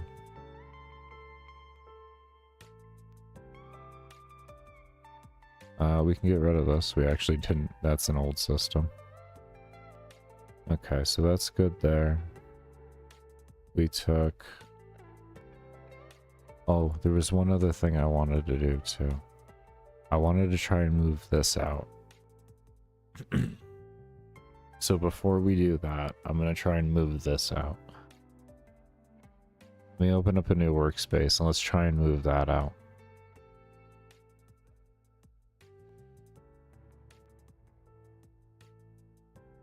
Yeah, that's fine. Because that's important. I wanted to move that into here. I felt like it was going to be a good option. I don't know. Who has the interaction with?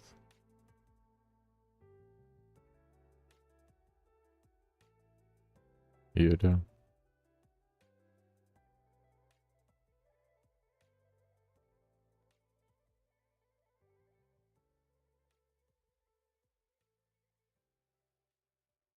Applying to... Okay. Okay.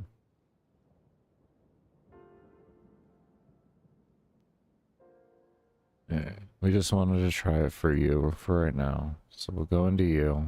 And then we're going to come out, we're coming into this, and we're going to say, we're going to cut that out, completely take that out. All of it's gone. No more steps on that. Everything is alarms and triggers, which is what you want. You, like, that should be your most, like, highest of priorities. Highest of priorities. And what we're going to do is we're going to slap it down here like this. Right? And then we're going to feed this to other. Feed this to other.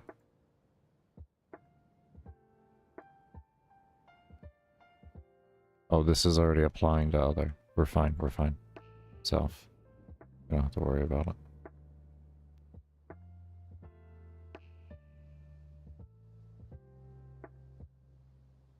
Okay. Let's see what happens.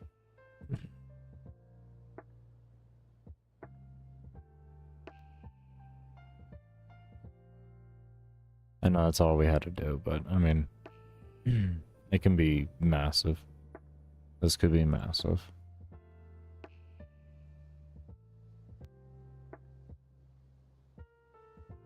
It could be massive or it could do nothing.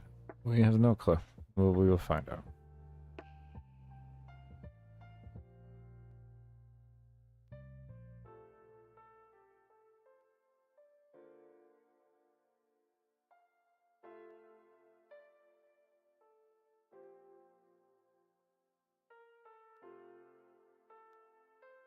This was the highest process step that was being taken at the time. So, like, this was taking the most amount of my steps, was that single thing right there, and that's what we're trying to clean up. That is 3,000 mobs at a minimum now. 2,700 was the cap before, by the way. 2,700 was the cap before. We just gained 300 mobs. We just gained 300 fucking mobs. We just gained 300 more fucking mobs.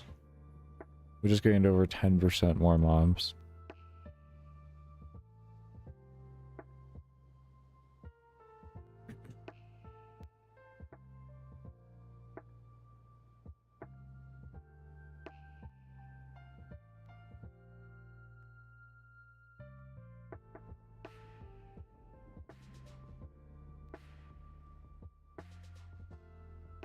$67 was the cap before. Let's see where we're at.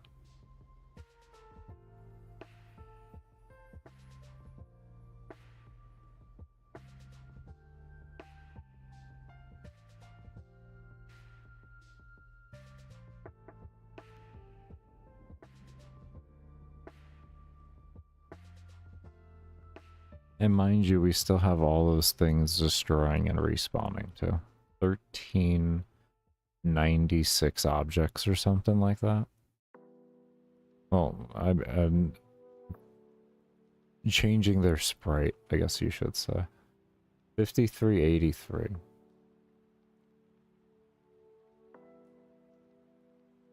And why would that be less? Was my math, did I see something wrong before? Was there so many mobs that it wasn't actually 6,700, it was 4,700?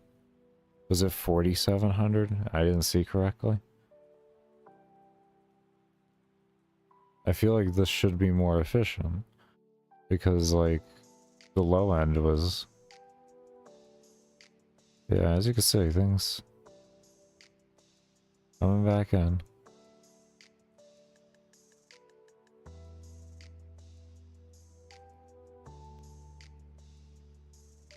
Beautiful.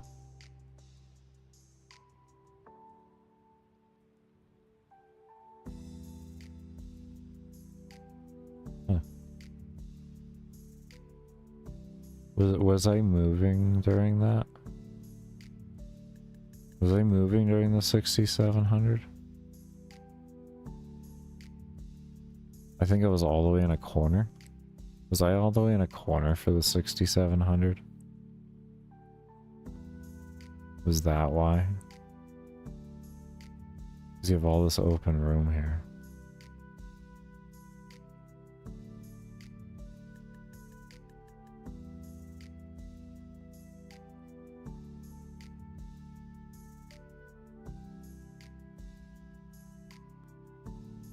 I swear I read wrong then. I had to have read wrong with 67. It was 4,700.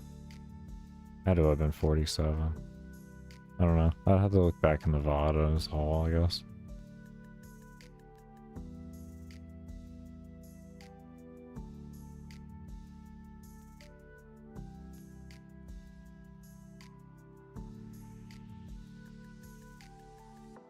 Oh, there they come.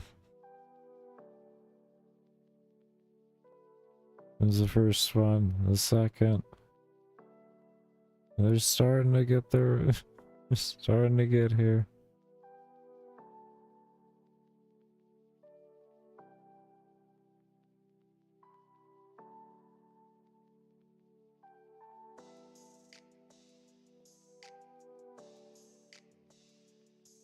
Oh, they're flooding in nicely. Well, no performance dips or anything like that. That's good.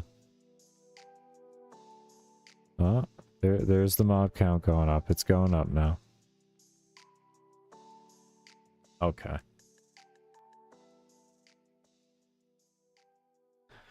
Okay. Okay. Had me worried for a moment. I was like, what did I do? Did I see it wrong? I had to have.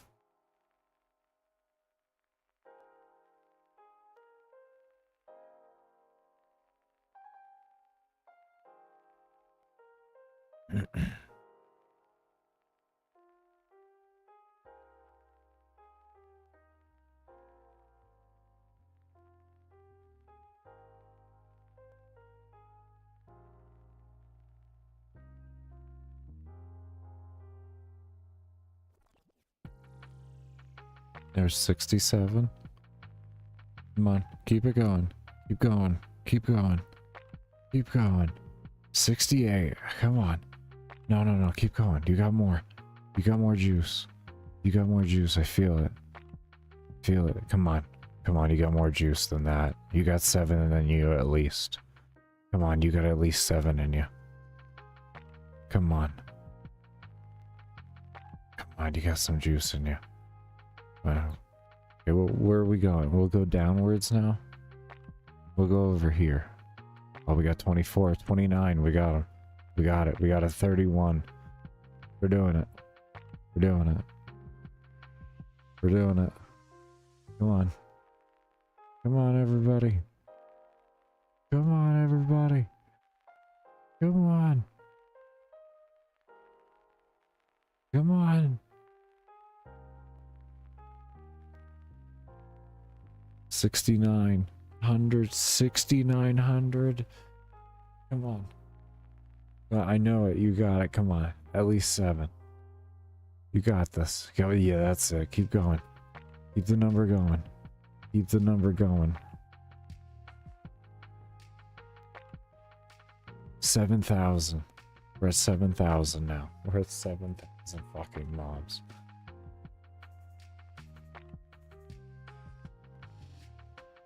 $7,100. Holy shit. The adaptive spawning is strong. Oh, it's so strong. Okay, we gotta go. We're gonna go over to this side next. I'm gonna come over to this side next. We have our point of manipulation. Let's keep it going. Let's keep it going.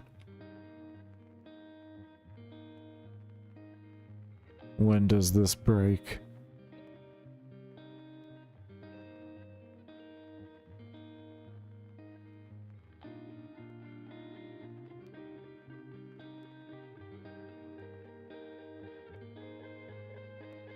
This is so beautiful.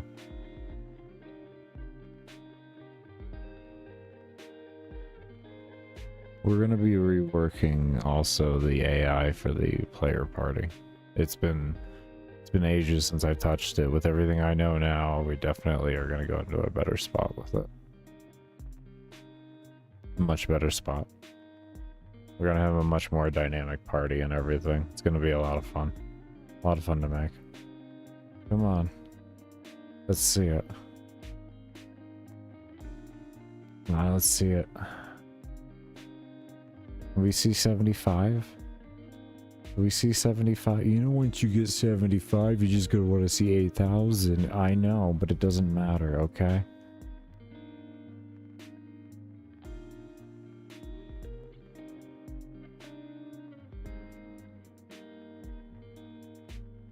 This is great for 100 pixel items. Oh yeah. Well, I guess they're 72 by 72 is what they are. But still, it's not actual pixel art resolution in the slightest bit. It is great numbers for that.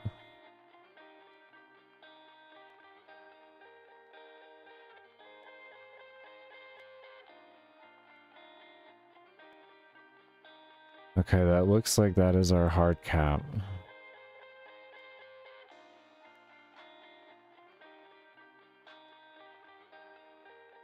Try to get a screenshot of this.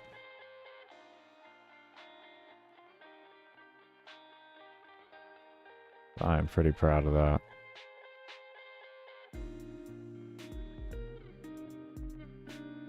Okay. I'm pretty proud of that. Do a new layer. There we go.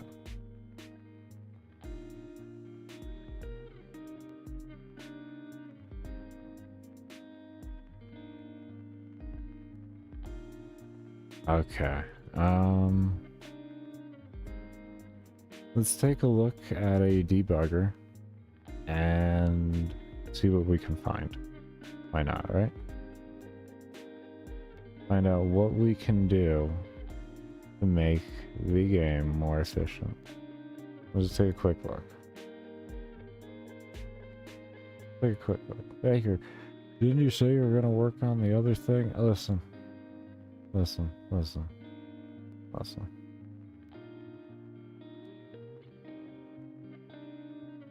You listen? You are? Yeah.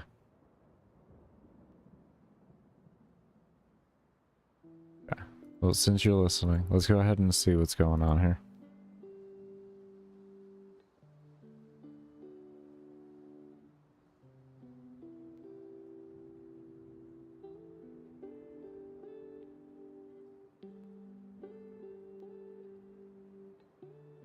Alarm 2. Now it's the attack. The attack is now the highest thing. The attack now is 15% of our steps. My lord, what am I creating?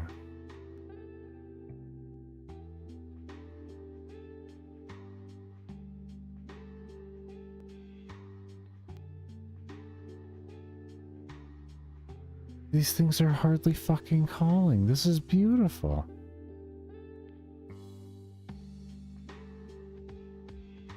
How do you... The alarm is the only thing running. It's 15% of my steps. This one here, okay, this is starting to grow up in steps. Which makes sense.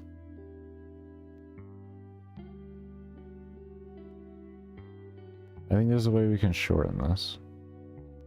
I think there's a way we can shorten this one here. This one is starting to override the steps, but I think there's... I don't know what we can do for this. I don't know what we can do for this. This is calling a lot. You know what? Hold on. I think I know what we can do for it. That is calling a lot, though. I don't like how much that's calling. Let's fix that. Why is that calling? Is that because of their attack speed? It's just calling so much? Is that why?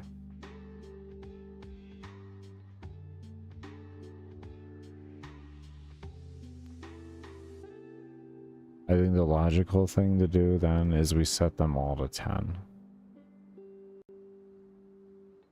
Anything that's under 10 goes to 10. Because we know, or at least I know from my testing, 10 is the most efficient number for their testing. Or from my testing for alarms.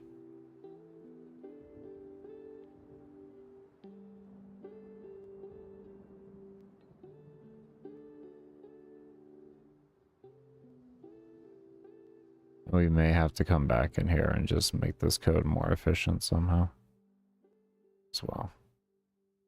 We're going to figure it out. Point of what we're doing the whole time here has been efficiency and making the game run better and increasing our mob count as much as possible.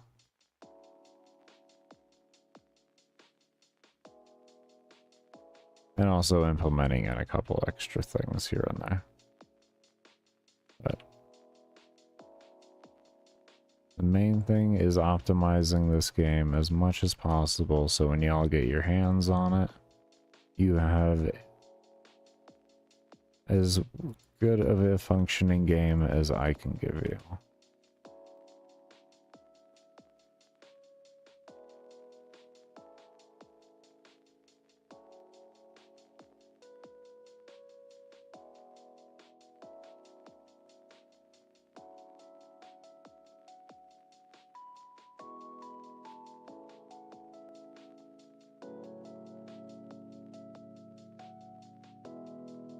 There's an empty alarm there.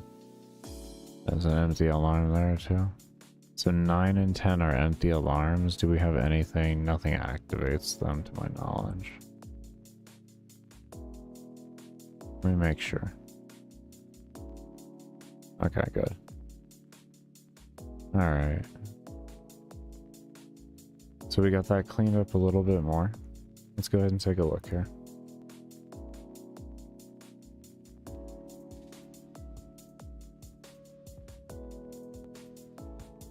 Does this come up correctly for y'all? Yeah.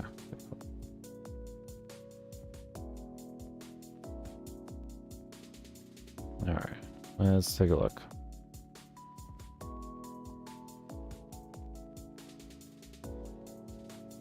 Now we got the spawn alarm, the highest currently. That's very good.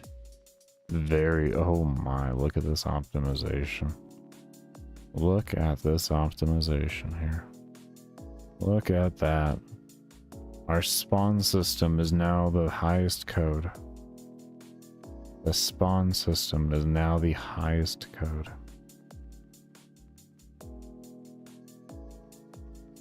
Look at that efficiency gain. And the collision will come up now. Look at that. Mob count is stuck at 2638 though. It's not 2700. Kind of confusing.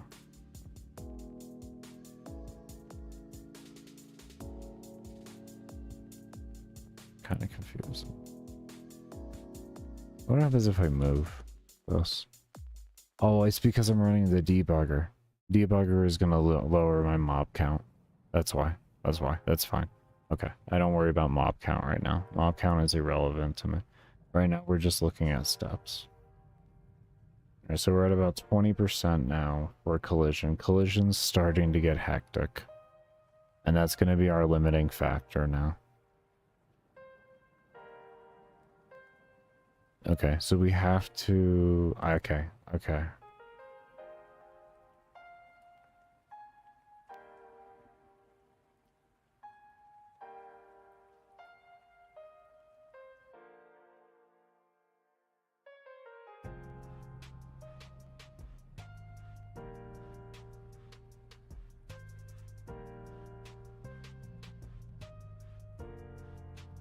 After speed gets set to 0, we say if x... I wonder if I can do x comma y with this. X and y.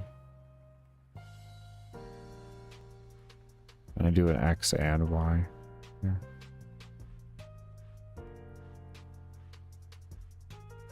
Do you like ands or do you like something different?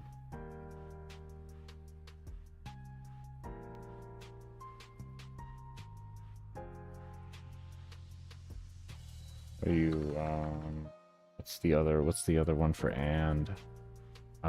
Bracket, is it? 0 results found for bracket too. Let's do and game and command gamemaker studio. For that expressions. Here we go. Here's some expressions.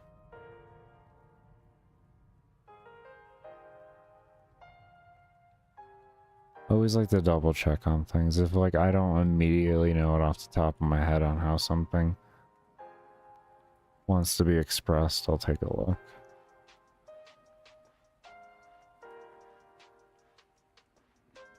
Because GML is its own custom language, so like when I don't know some and there's an and there. So it's 2 and symbols. Combining, here we go. Yeah, bracket, okay. And or XOR are used to combine Boolean values together to give true or false of a statement. Interesting. What is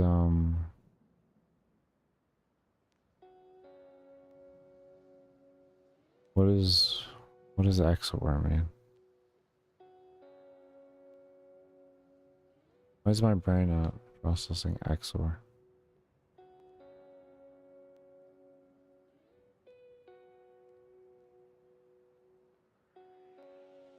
Is that like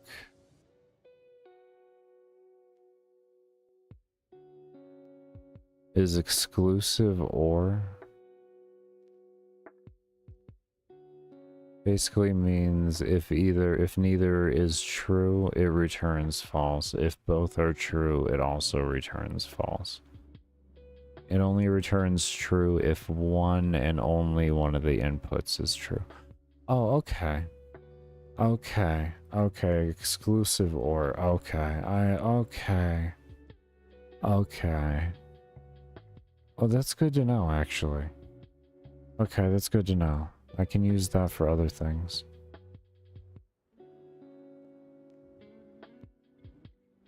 But it did have and in there as a value I could do, right? Yeah. And is practice I can use.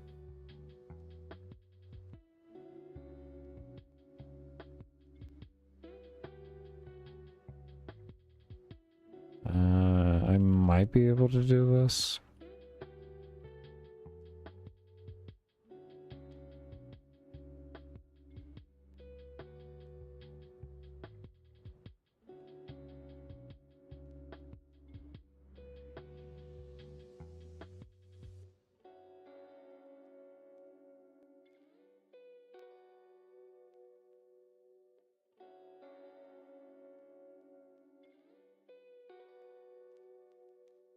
Okay.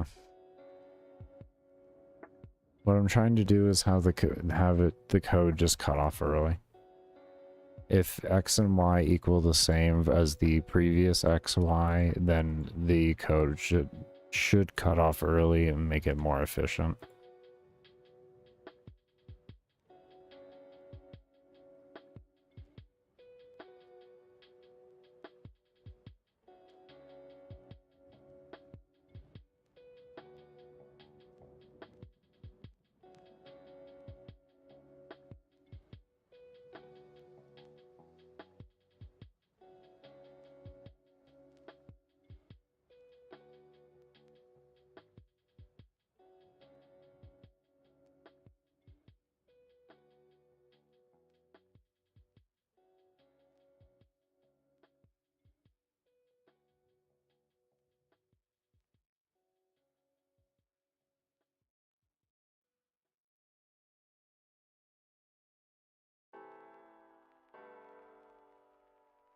It should have a peak point.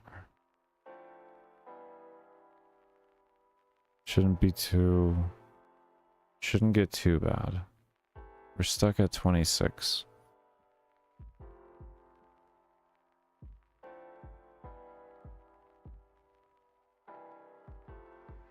And 9.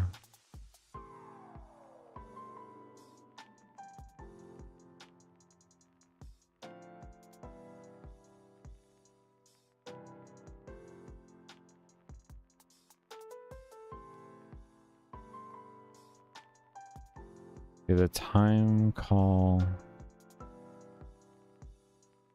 count's getting really high.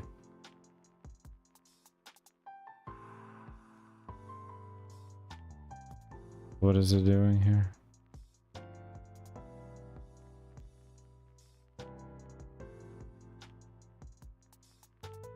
Is it hard? I know what it's doing. I know why it's still running.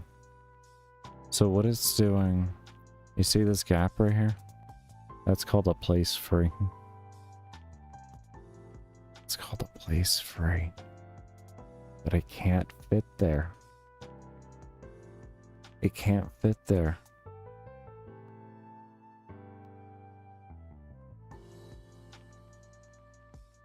But if the X and Y are the same, it should stop the code. So are you telling me these guys are moving ever so slightly? Is that what I'm getting from this?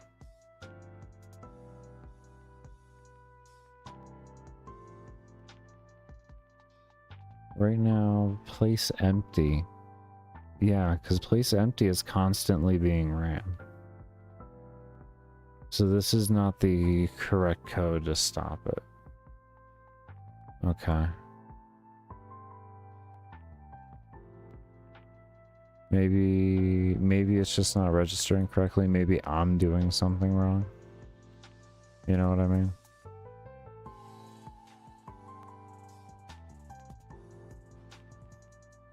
Let's just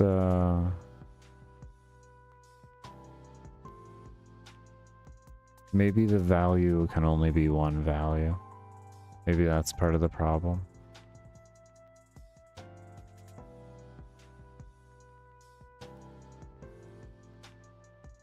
We'll see. We shall see.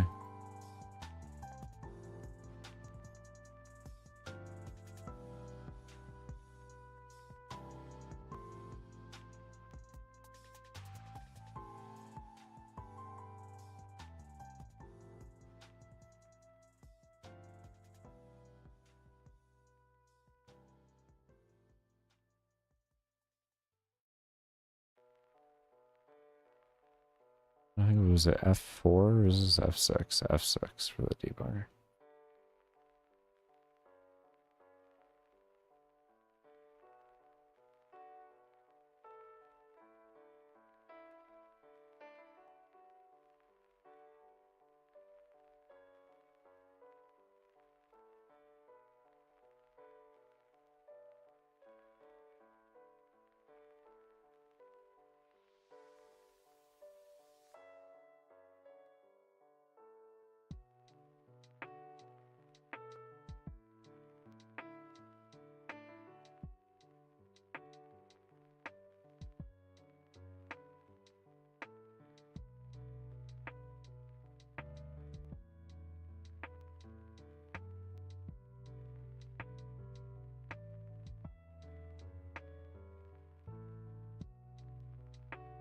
$2,800.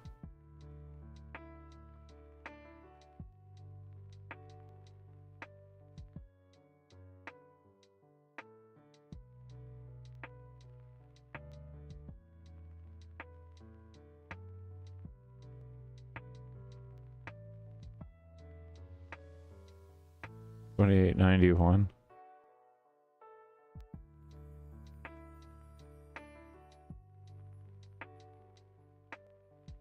Alarm set now is higher than place empty.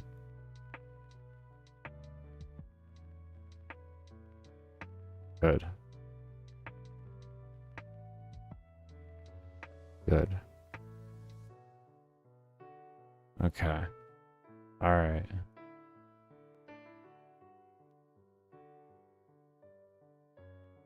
So we got it to work. It's not like perfect at the end of the day by any stretch of the by any stretch of the imagination. I don't know if this is causing a problem.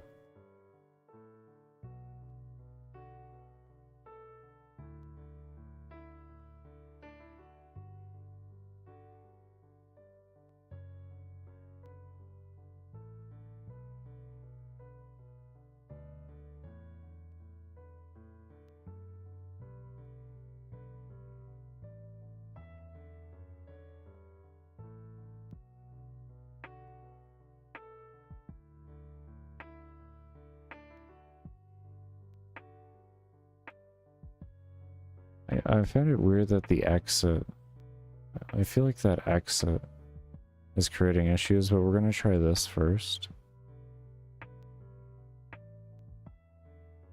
Because right now we're having a bit of a mob interaction problem. They're not re-picking up themselves and trying to target me even though there's clear room in front of them. So we're working on getting that to come back.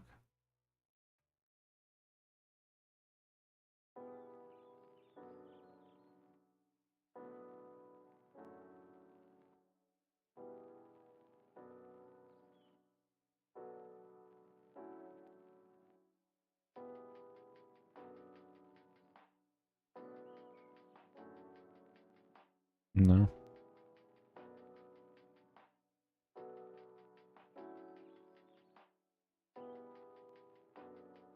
Okay. So we're doing this incorrectly then. It's there, but we're just doing it incorrectly. We're going to take this out first.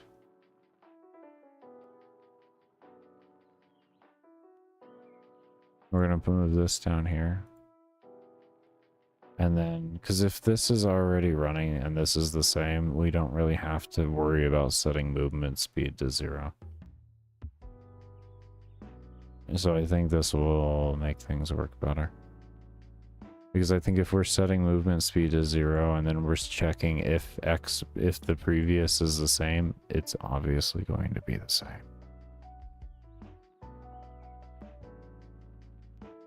Ah, shit. Okay, well, we got different interactions going here. That's not... Ooh. Because it takes too long.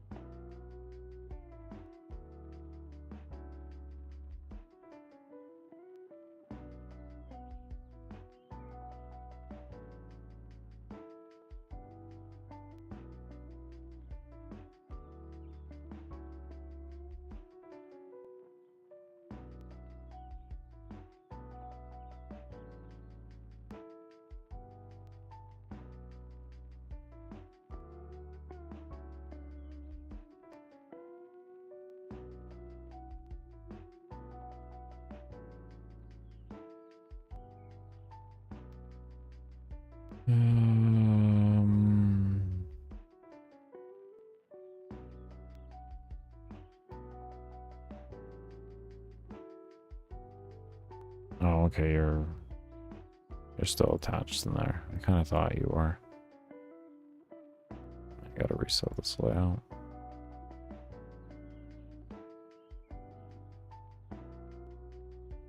Oh. Okay.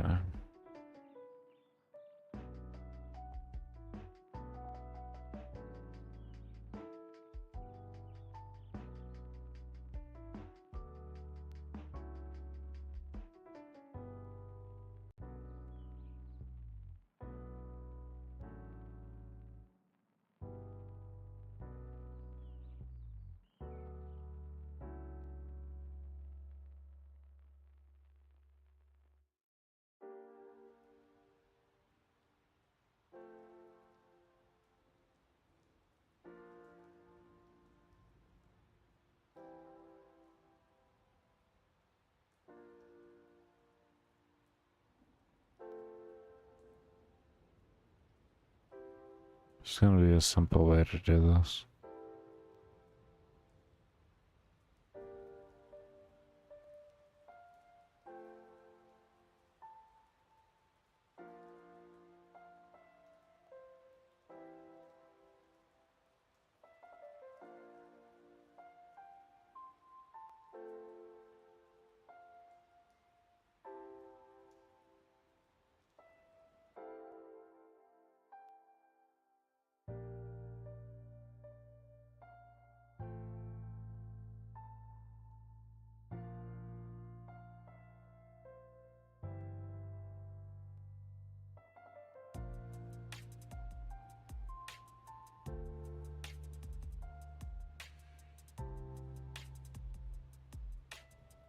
Oh god.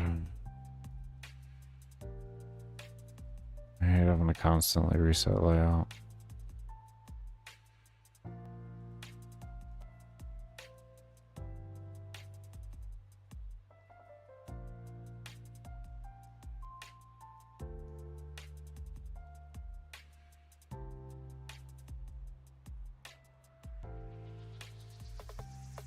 If x equals x plus plus.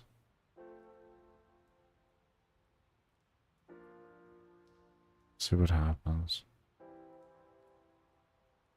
I'm just trying to figure out what is the detection that I'm going to use for that to occur so we can have it stop running. Because that's the important thing, is that we figure out how to make it stop running.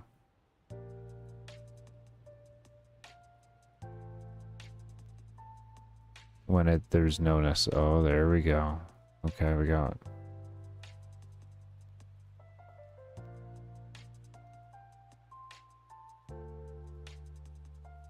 Okay, we got a bit of a different oh.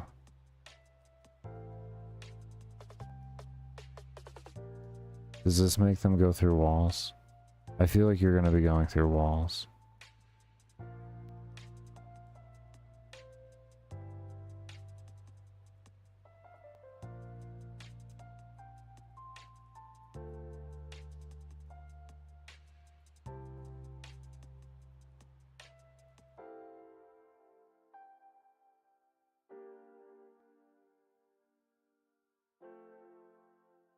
$3,300. Jesus.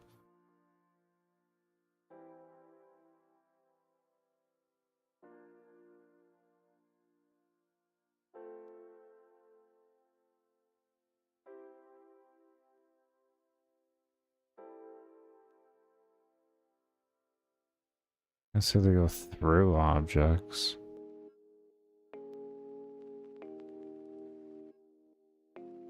$3,300 minimum cap now.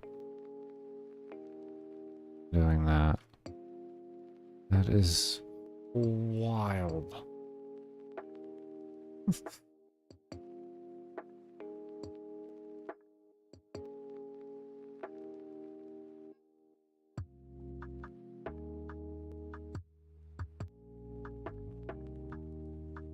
We pretty much stopped them from actually gridlocking with this too, effectively.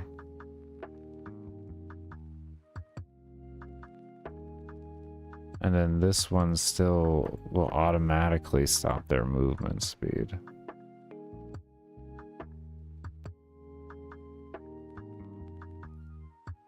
But they have to overlap a little for this.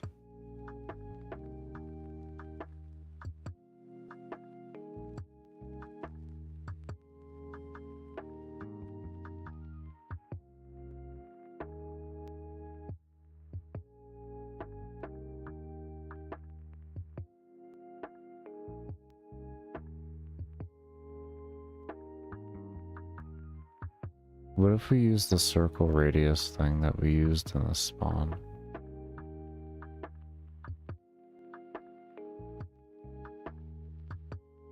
What if we use the same principle there?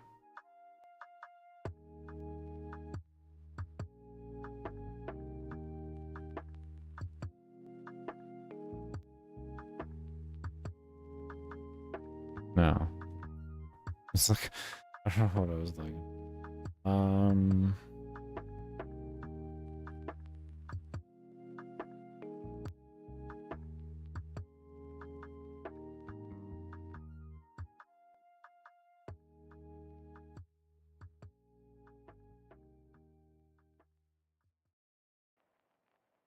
I guess what we could do too is I put an else here and just literally copy this in and just cover another end of things, like just in case.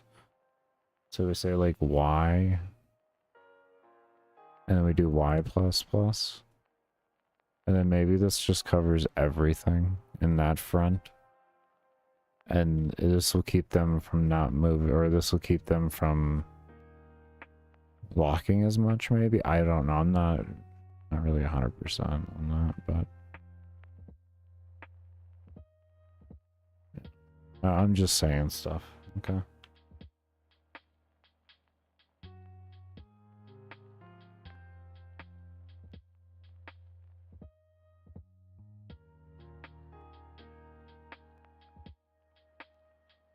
Maybe we can set up this security here, the else here, down here. So it's like... Let's do one thing at a time. One thing at a damn time, Baker. What the hell is wrong with you? Trying to change like 7 different things at one time. You will have no clue what the hell's working and what isn't.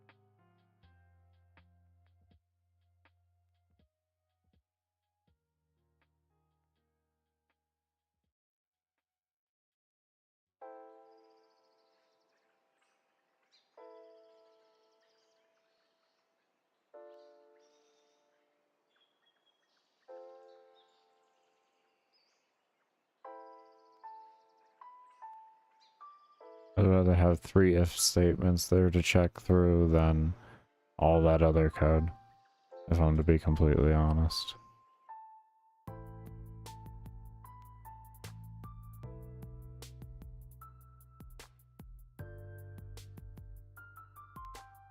Why are you not 0 moving?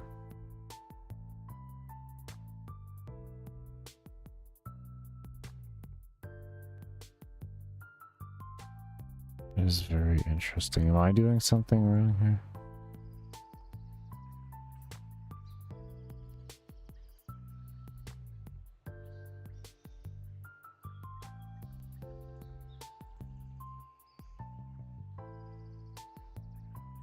It's interesting.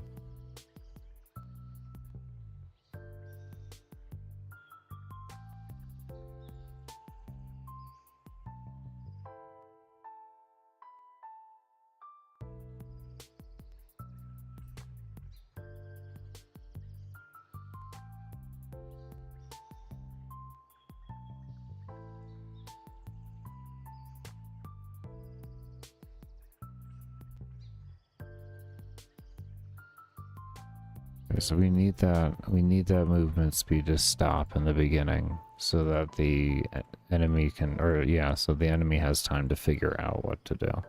That much is a requirement.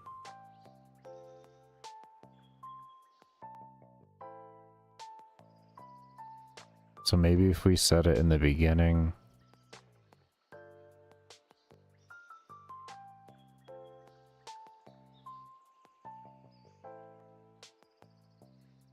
No. No.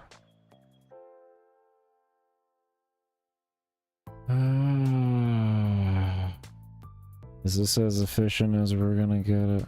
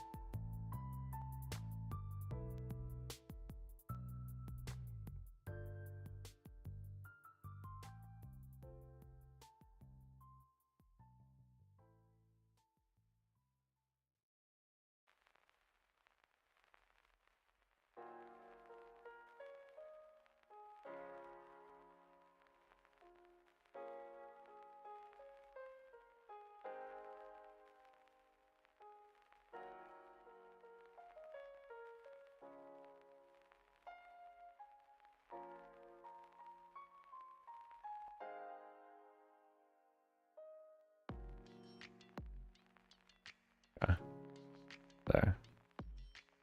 Back to the old. Alright. Let's look at the debugger again. Look what the next one was. What's the next thing on the list? We're gonna consider that optimized. There currently isn't much I can do with that. There probably is one thing I can figure out, but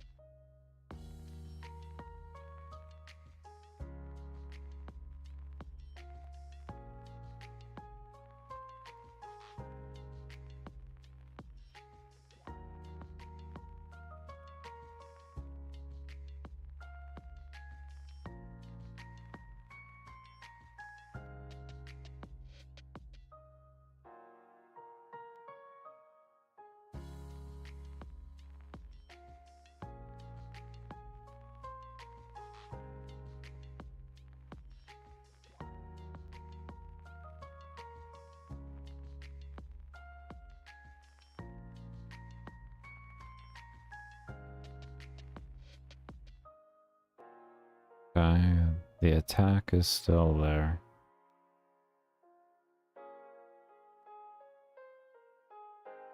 And then from there is the spawn system.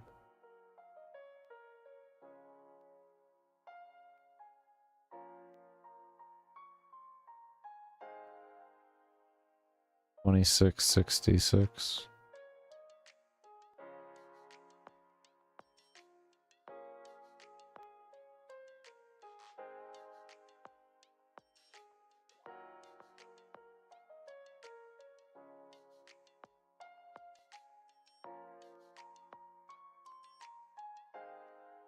Realistically, this would be the only real thing we're looking at is that, and then if we can somehow optimize this further.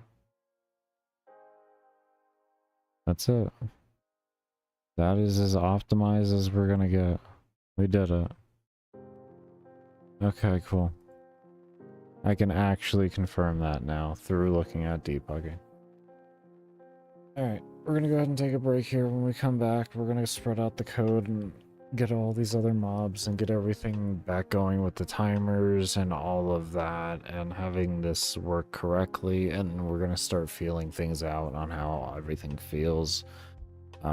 We need to work on, well, actually when we come back we're going to work on the scaling system for the object collision for the enemy, and we'll go from there. Once that's figured out, we can go ahead and go through here and add all of this code into these guys, change our spawn around to actually run through its timers correctly, and change all of the code and all of those alarms for the parent spawn, and then we will be in a spot to where we can give some good testing after that.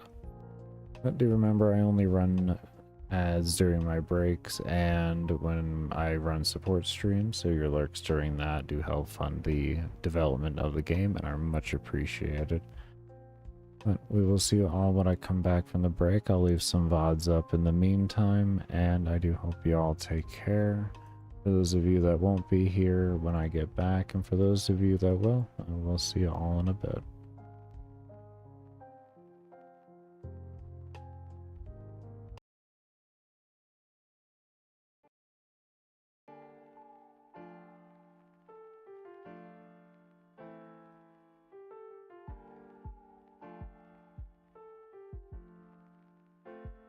$8.17.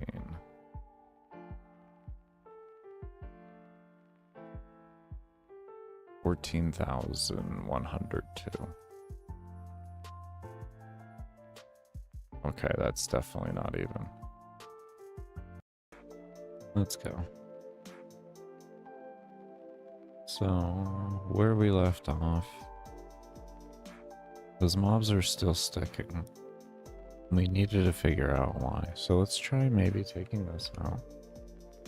Maybe that is causing an issue? I don't know. That could be causing an issue.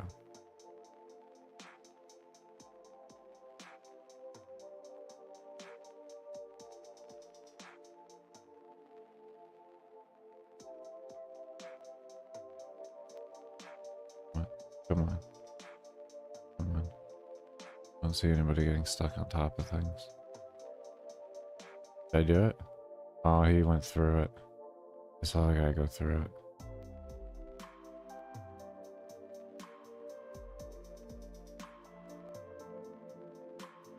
Oh, he just... They went through. He went, like, through it like that. Why? Is my radius too big?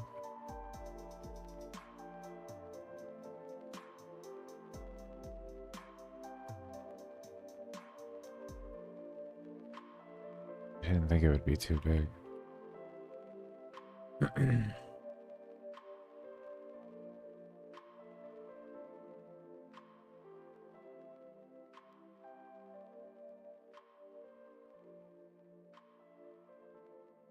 To be fair, the thing did destroy as soon as you moved there. So maybe it detected the move that it was, like, not there because it was literally getting destroyed in the moment.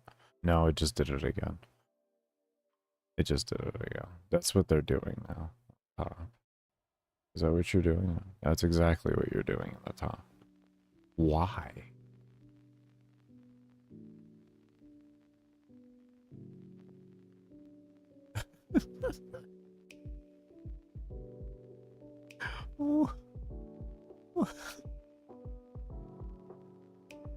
Ah, no.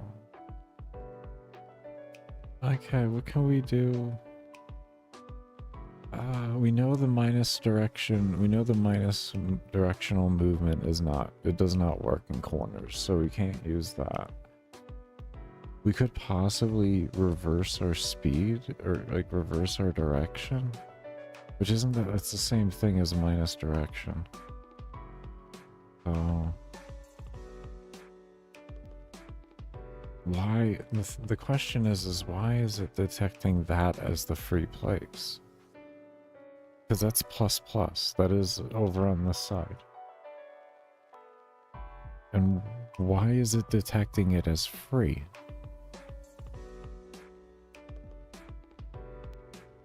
When it's not free, there's an object right there. That's what I'm wondering. I wonder... Let's increase the health of these things. This way I can get a better idea. What's going on?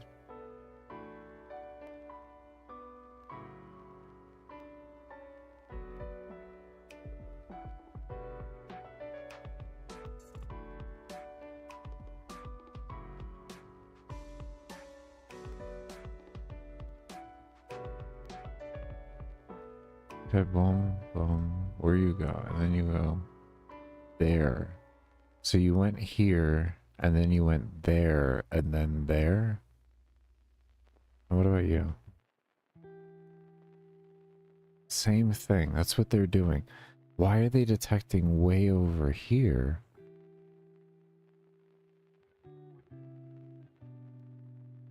The objects are over 100 pixels wide and such.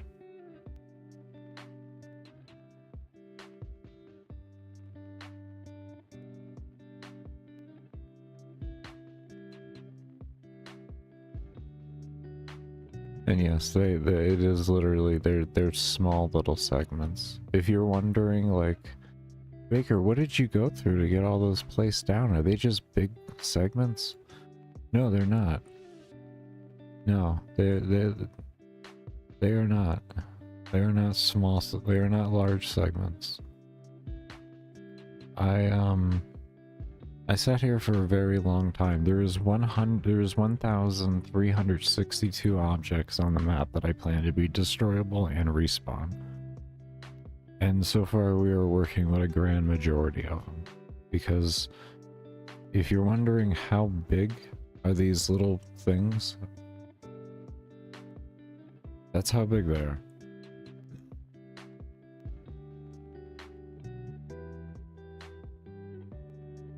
And so, and a lot of them, they're all overlapping to a degree so that the bricks don't look too awkward.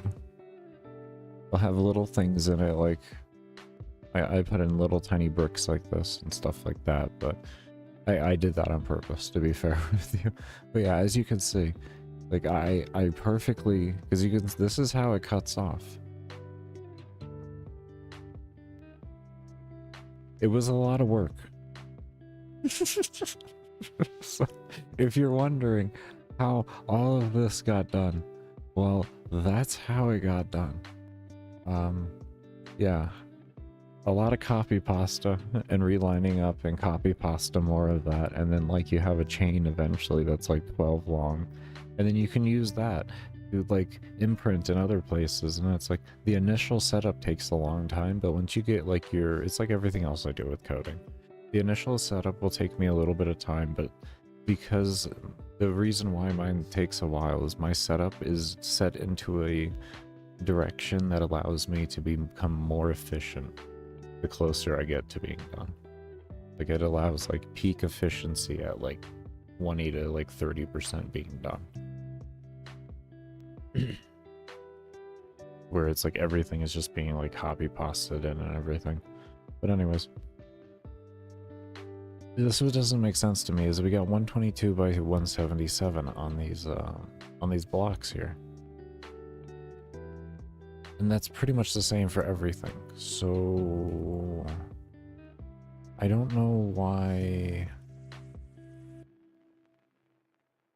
an interaction with them and a 20 is throwing them what appears to be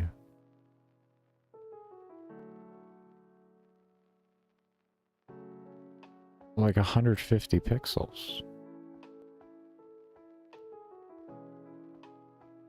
When it's reading the X previous and Y previous, which is going to be further back even, so like mob is colliding like this. This should be X previous, Y previous. And then it should read off of that being clear. Because that's the goal, is it interacts, just it detects back one, looks around here, and then does that, and then that's it.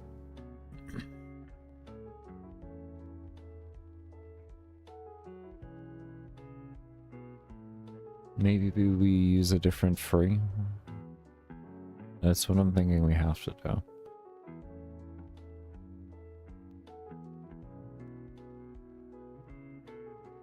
Maybe? I don't know.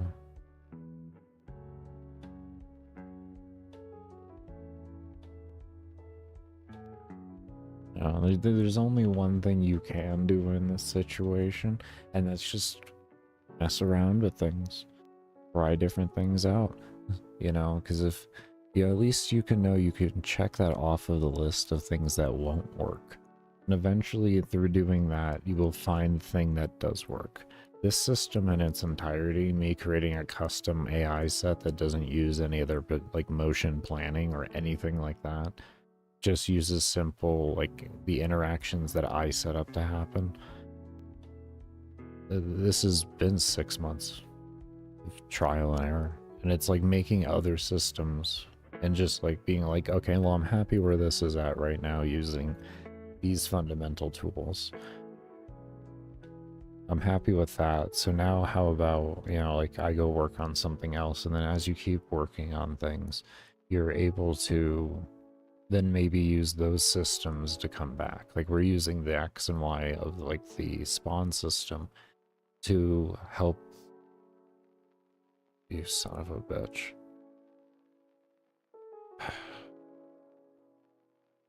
To detect like the X and Y and stuff like that.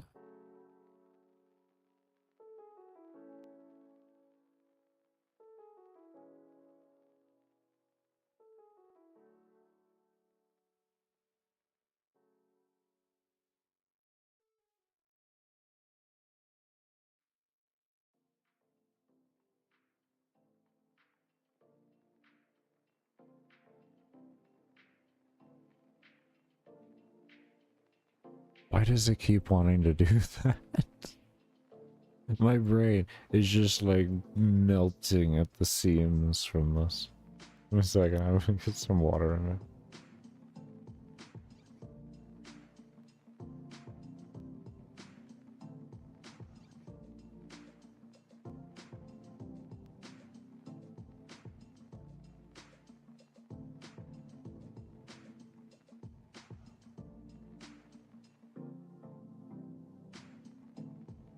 Okay.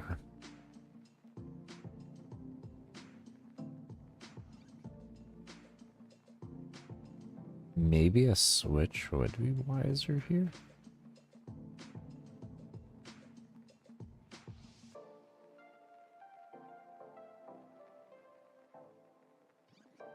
A switch with a bounding box case?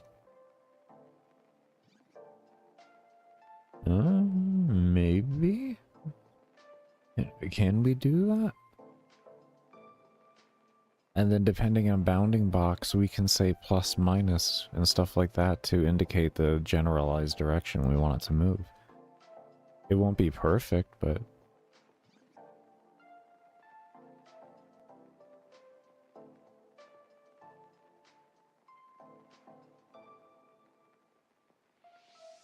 I still wonder why this... It doesn't fix the fundamental reason as to why, though.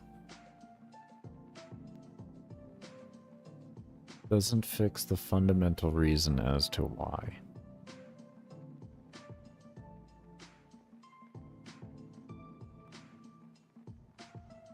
XY should be plenty fine.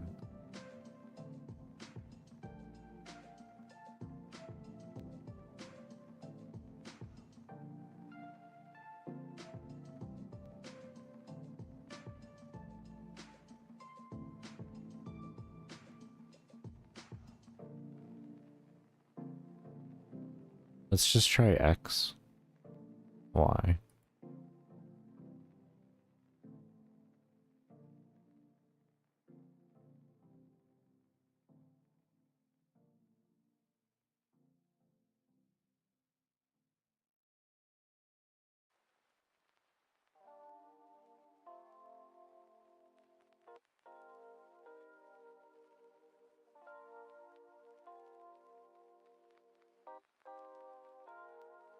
And we know this works the exact same and all that, so...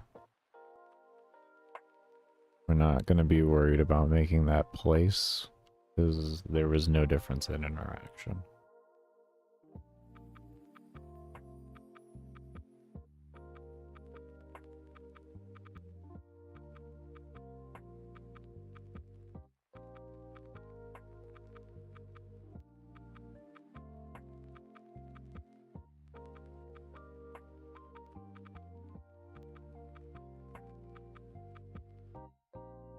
My head is exploding.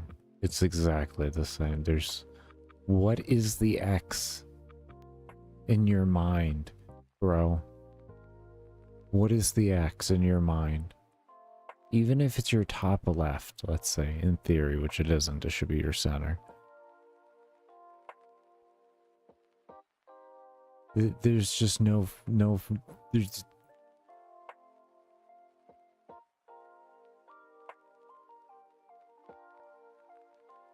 What if we did you first then, huh? What if we did you first? You didn't change this, Baker. Baker, you didn't change that, so you're making it run the same code over again. Baker, you realize what you just did, right? Did you fix your problem? Because you did that earlier and you didn't fix it. Yeah, let's say. Ah, uh-huh, uh-huh, oh yeah, oh yeah, oh that's right, oh that's fixed. Oh, that is so beautifully fixed. Oh, oh, they're going through walls, Scott. Oh, snarkies. On the top, they're going through walls. What are they doing here? Why now from the bottom is there an issue? We're gonna need a bounding box detection. How? Okay, we fixed one. We fixed one, but the other still doesn't work. Oh, Jesus. Oh, Jesus.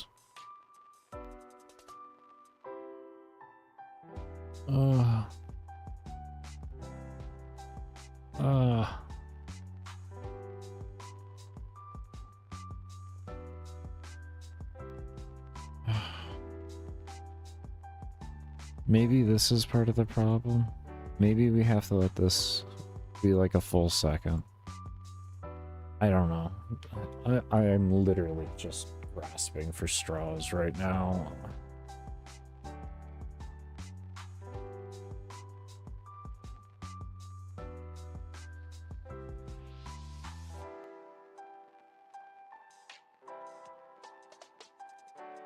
Oh god, it's doing it in the opposite direction now.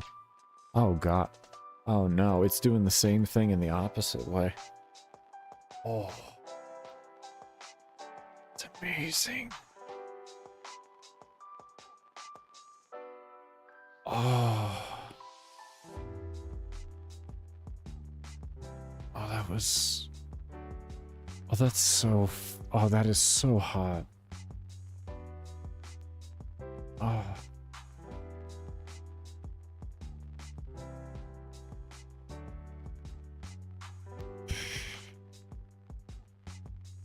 Ah. Oh, that was amazing. That was...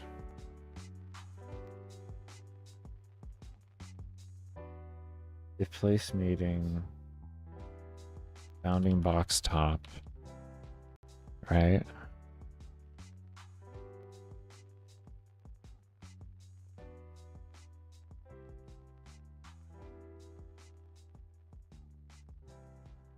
Do we just...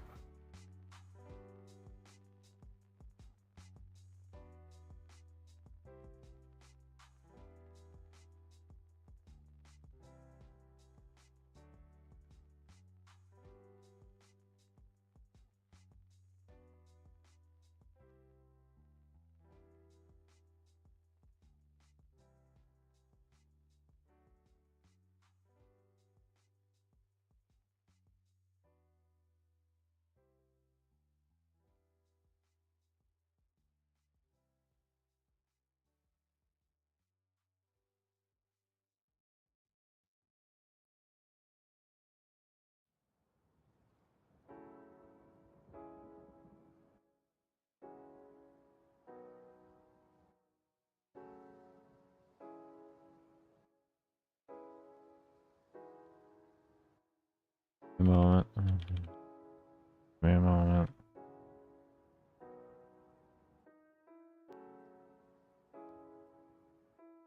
I'll explain everything in a moment. Hold on, hold on, hold on, hold on.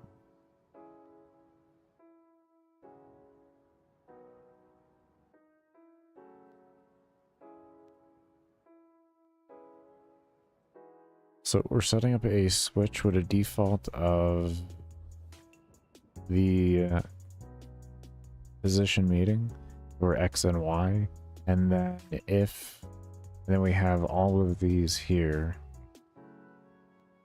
for different cases, but we're not going to have a default. We're just going to have cases because we've covered every case that we can, all bounding boxes. We got left, right, etc. of the sort.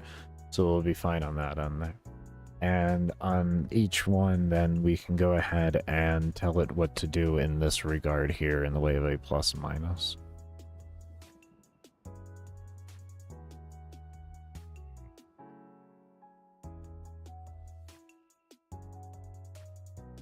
So, say we'll start with the bottom here, and this way we can just move up a little easier.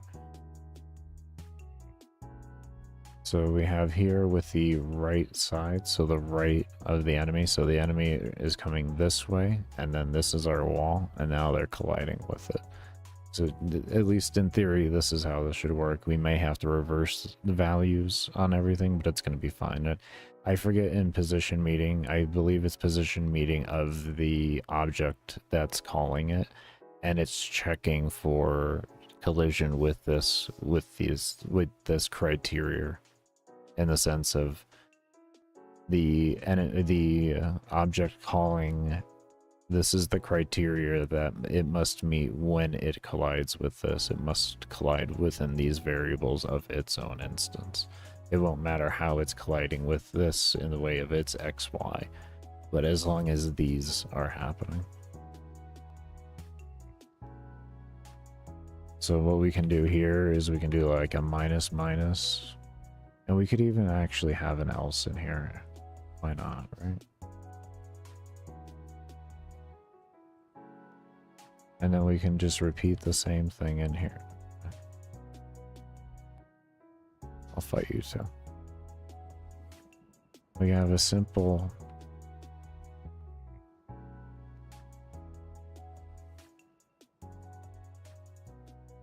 if and else in here.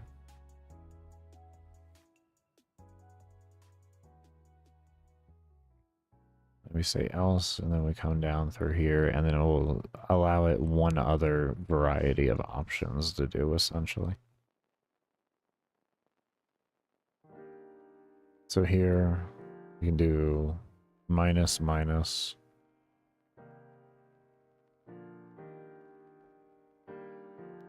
We hit like this, we can actually just tell it X there, and then we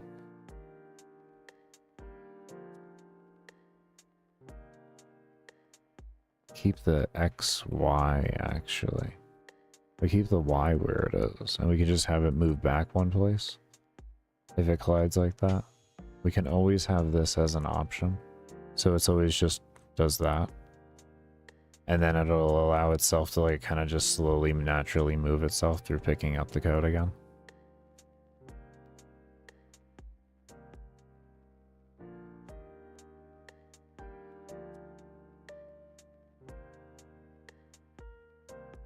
And then other than that, we will give it a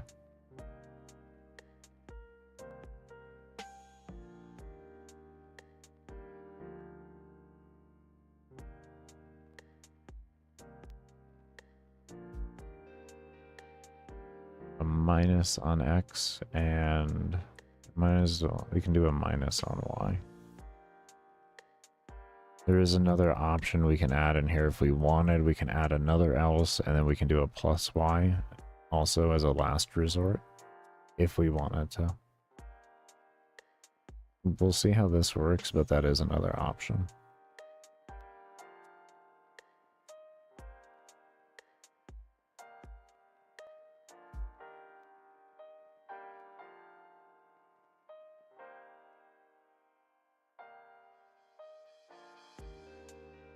Okay, so we got left here, which this would be X plus.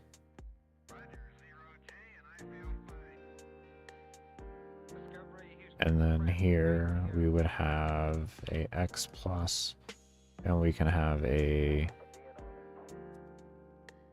Y plus, just for it.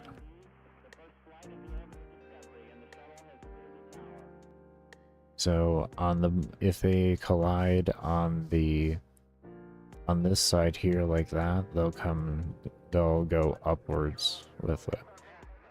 on the other side, they'll be more prone to go downwards.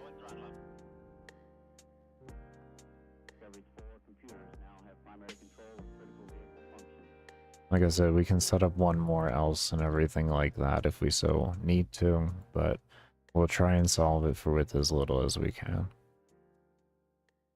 Okay, so here we have the bottom. So the bottom is going to be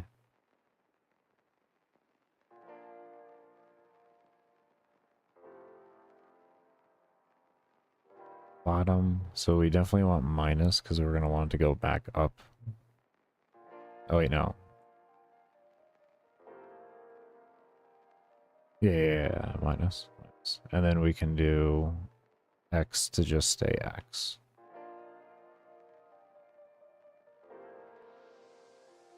And then this one, we can have it go outwards like.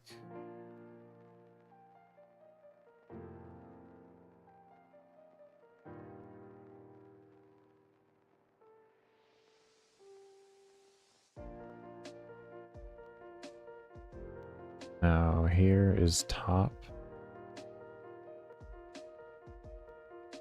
So we want Y plus here. I think we did that right over here on the bottom, right? X stays the same, Y goes up, correct. Okay.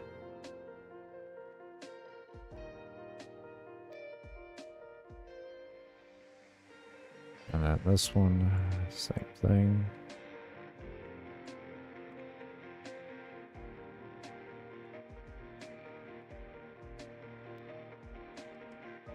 I recall I'm doing this correctly. We'll see. The system may just not work altogether and I may have to use ifs, but I'm hoping that I can use a switch case for this. It's always worth trying in my book. It's worth trying. This is plus. Then we can have you do plus as well. So it'll go this way. Have this one go this way. And then this one go this way. No? Case argument should be a con. I thought you would do that to me. I honestly thought you would do that to me. You know, I always try to use you, but it just never seems to line up to be right. Never seems to line up to be right.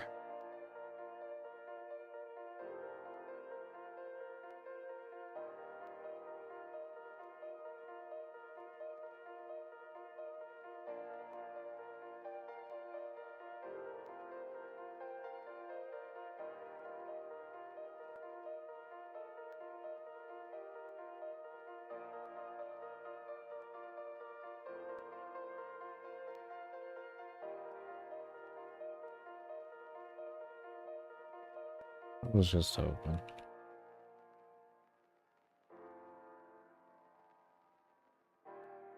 Like I said earlier in the stream, from what I can gather in my research, it doesn't even seem that it's more efficient or anything like that.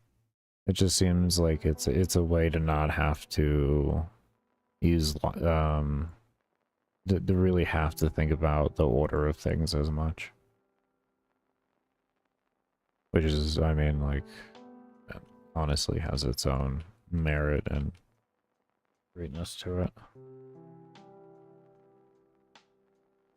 Regardless, it always runs through until it finds what it's looking for and then has been also assigned a break, because otherwise it'll just keep running.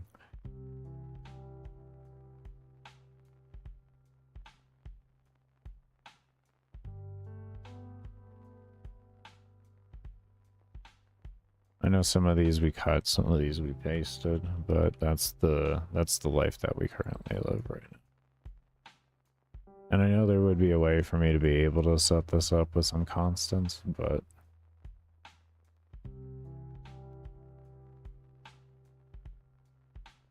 most of the time when I figure out how to do that, it already involves some type of if or something. So it's like I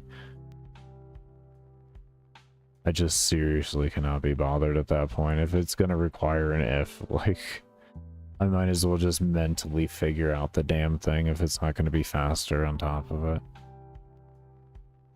Is it a pain? Sure. Alright, I'll go with that. It's honestly, like, it's a pain trying to figure it out exactly how the engine wants things to be ran. And, like, how to make it stop at the appropriate times and everything. And all that. But it's fine.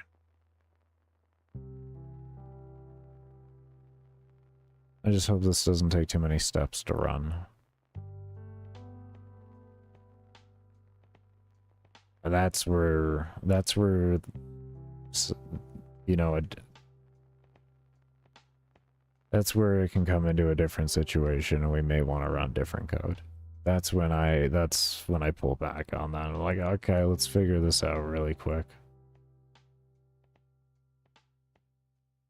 That's what I thought was gonna happen, to be honest. Thought they were just gonna go right through it. Y'all just going, y'all just cruising through it, huh? Yeah. No, I did position meeting, correct? Not place meeting. I did position meeting. Wasn't that the correct one? Or was it place meeting?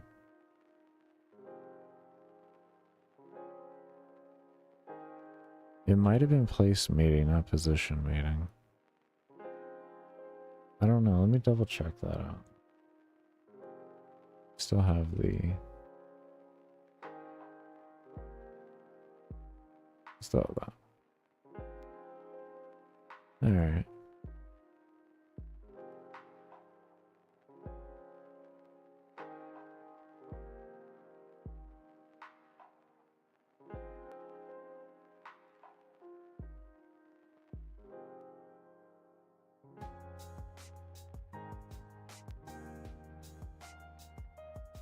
This will work for precision collisions.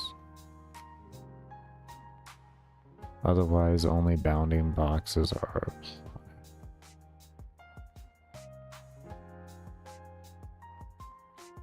Okay, maybe I was using the wrong. Right.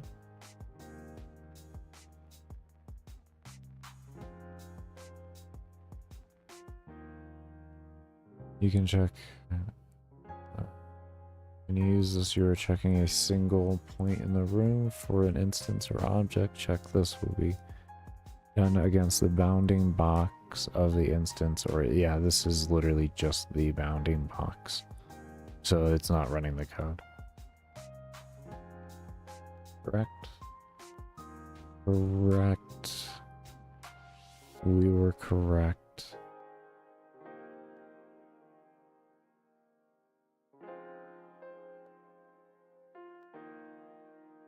Place meeting.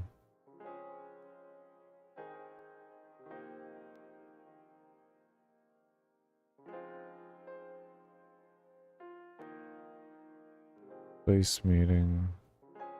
Get rid of it. Please go.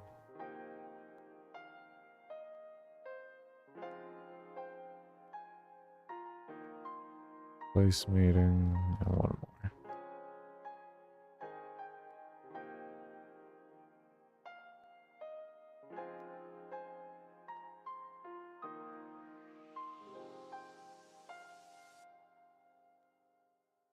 Let's see if that works.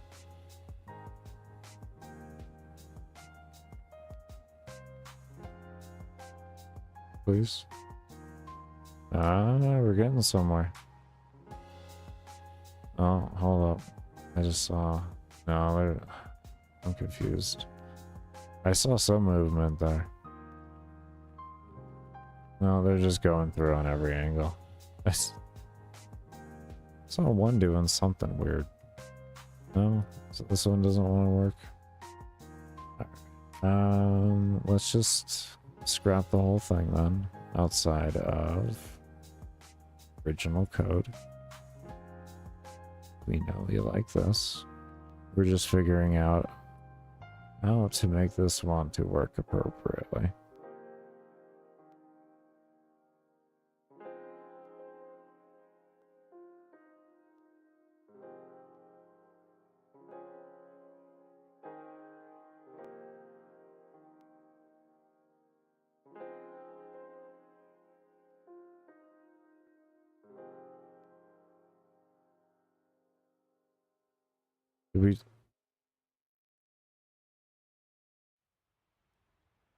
It's the same thing. Where X, where Y does not matter. It's not really a big deal on which one's there. It's not really going to make a big difference there. OCD does not like that, though, at the end of the day, but it's fixed. Okay, so let's just take a look real quick here.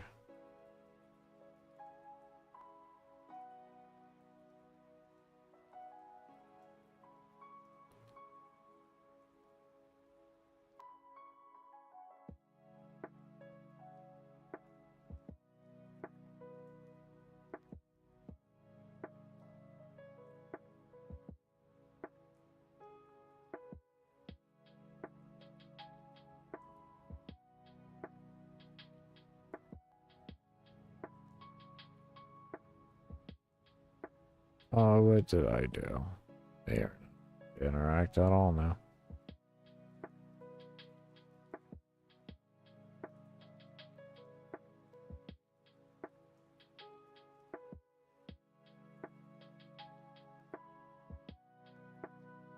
We had place empty before. Let's grab place empty. Again. Even though we saw before it didn't make a difference.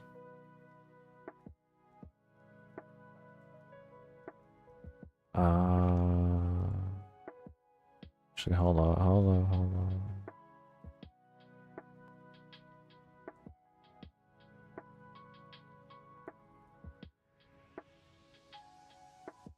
Maybe.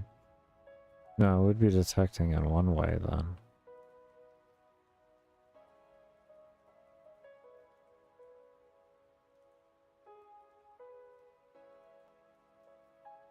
No, we're still not getting any detection. We're getting some detection. Okay. I don't know how you got an ad. I don't have the thing running. I don't have a single ad. I don't have the ads running at all. Then he just got an ad. I don't know what to say if the damn thing isn't running. I hate when that happens. I don't. Okay. Whatever. I'm just doing what I can.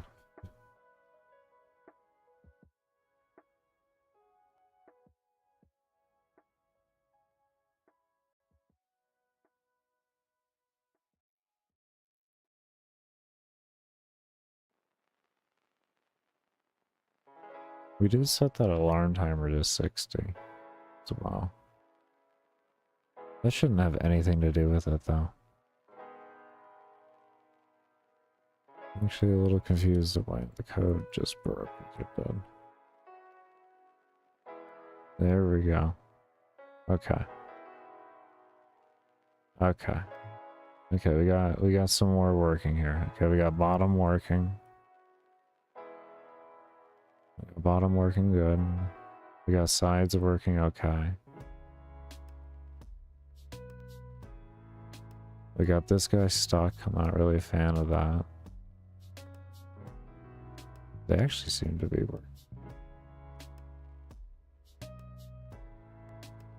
They're almost working.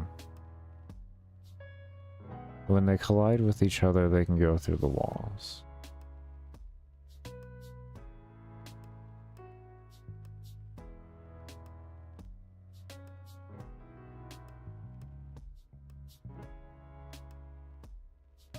That guy kind of just, he's stuck in a wall.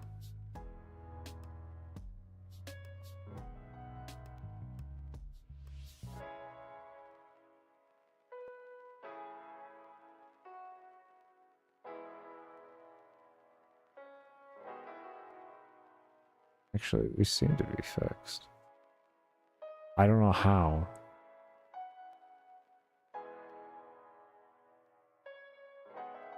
I don't really like it. Because I feel like maybe, I don't know.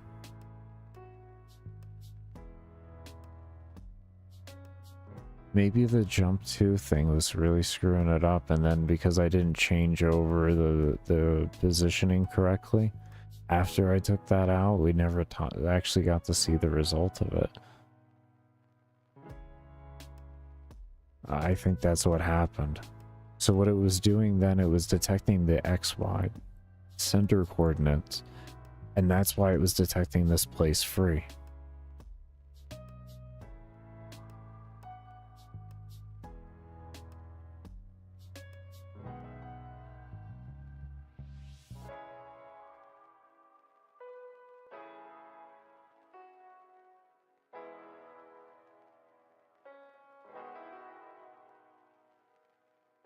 I think we did it.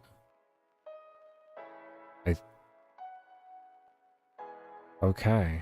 Actually, I'm pretty sure that is done there. We need to refine out now to make that work a little bit better because it's almost there. The enemy to enemy interaction needs to be tweaked a little bit here. And I have some ideas on how we may be able to mess with that.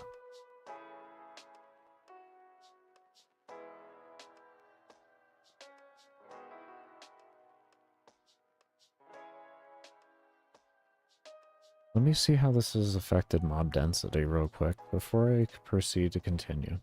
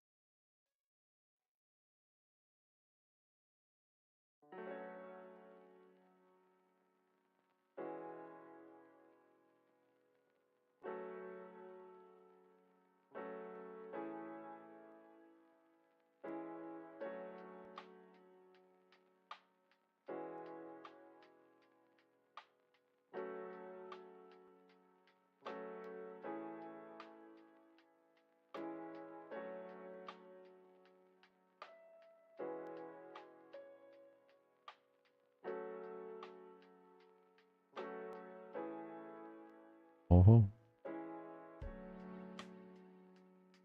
Oh. Oh.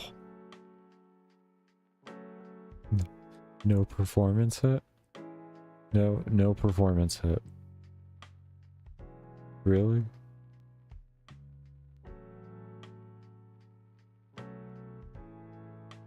No performance hit.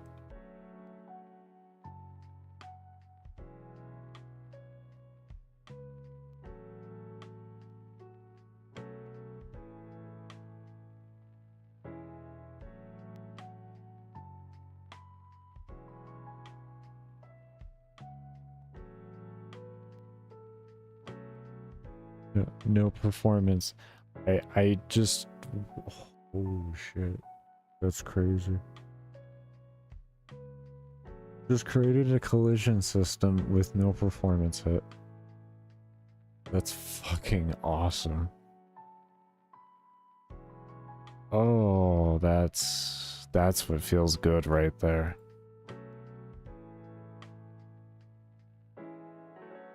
Let's add some zeros here.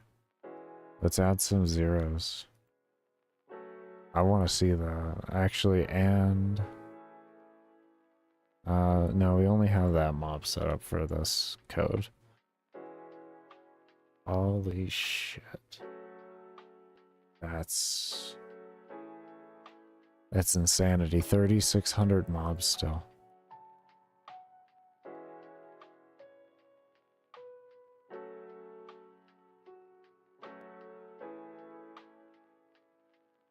Type in 1,000.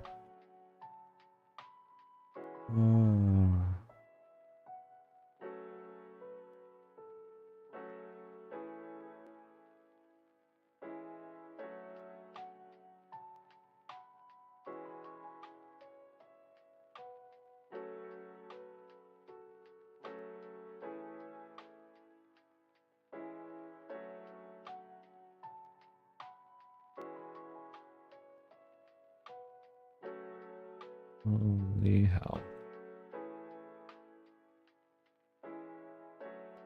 ASMR voice? I mean, we do a pretty good job of it. How you doing, Wick?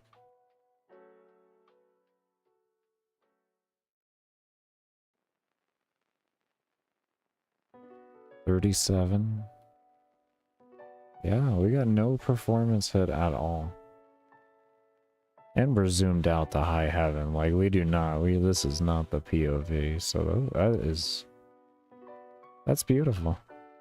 We created a collision system and had no performance hit. Absolutely fucking phenomenal. Jesus, that is a beautiful thing right there. Okay. Let's see here. Next we need to go into this one here. This is where our bug was coming in currently. Our bug was being created because of this code that should be here.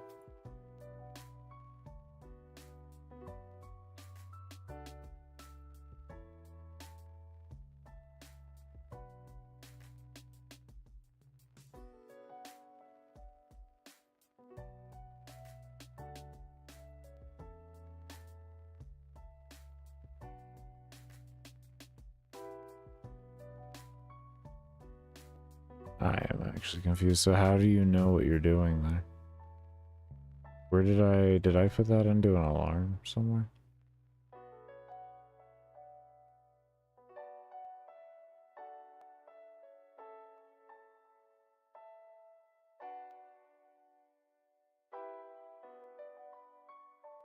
Yeah, now I'm left a little confused.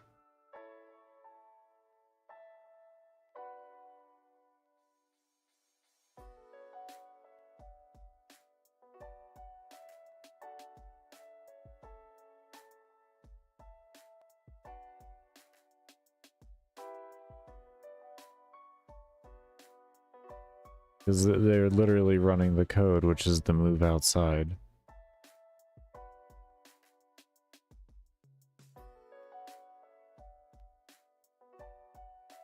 It's the literal...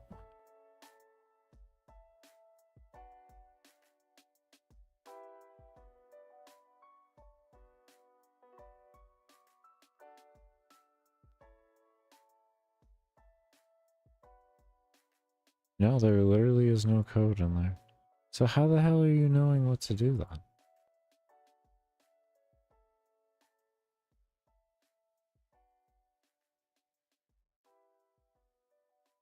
So then...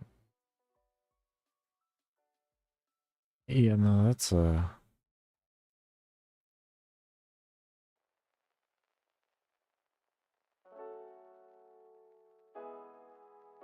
That's a religious level of confusion.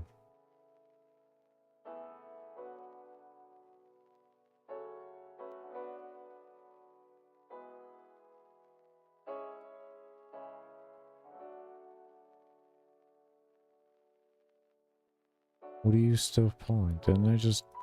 Did I delete that or no? I didn't delete it yet. Let's just delete it. Okay, so now we deleted it.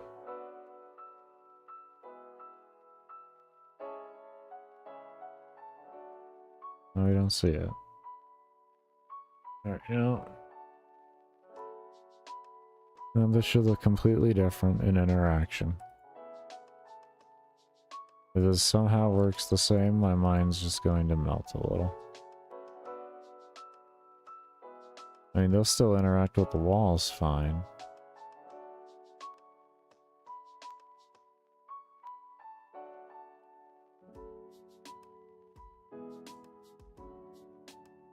Let me give the walls health.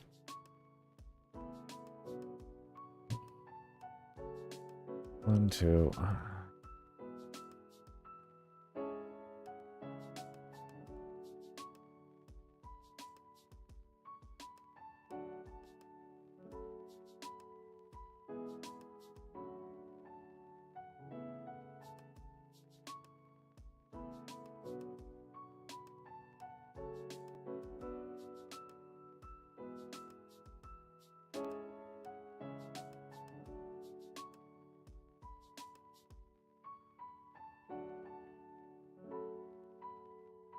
Why does it... Okay. Now when they interact with each other, now I can see them overlapping right there. Yeah, no, I just saw overlap. I see it. They're overlapping and it's causing... Okay, we got... Okay. So it is because I actually don't have the code in there anymore. So what we originally had in there, and you'll understand why I thought it was in there, was there was a move outside all, and then it would use this number here to move out. So I thought that was still running because that's what it looked like, but the reality is that they were stacking on top of each other and then causing a messed up movement collision, and they would just glide. That's what's going on. At least to what I am seeing, at least. Now we can try this.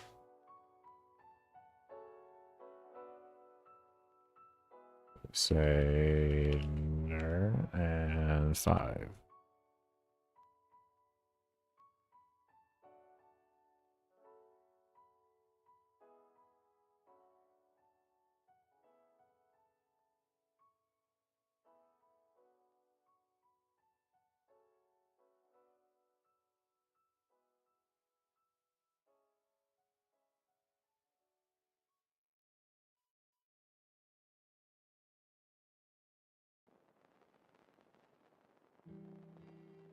Yeah, see, they're not going through as often now. See, they're doing the push and shove.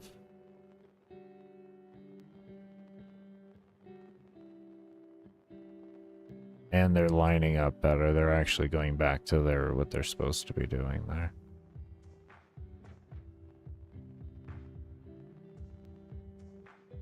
A lot less consistent going through.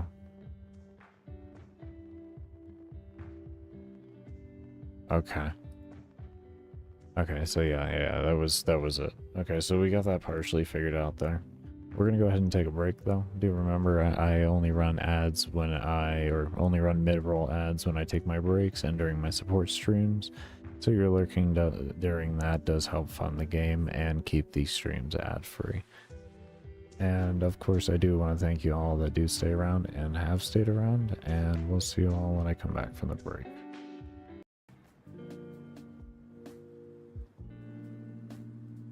Alright, let's go ahead and open up.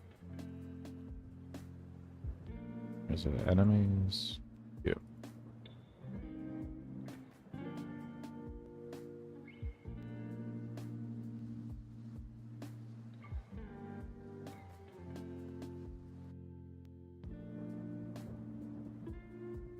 Okay.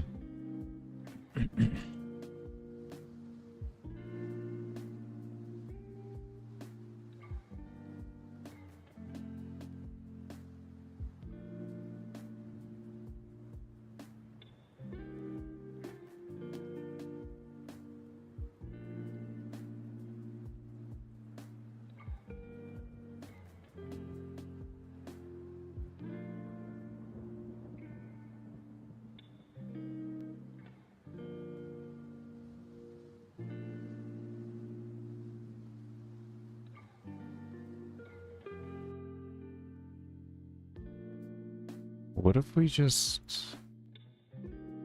told it to move to its previous coordinates again? What if we just did that? I don't know what that's gonna do.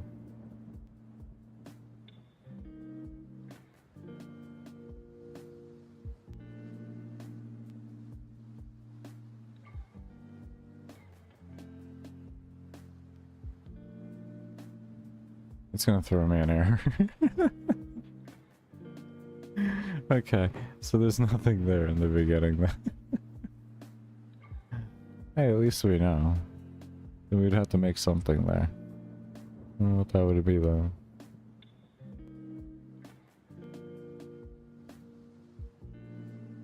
I guess we could do this. Launch.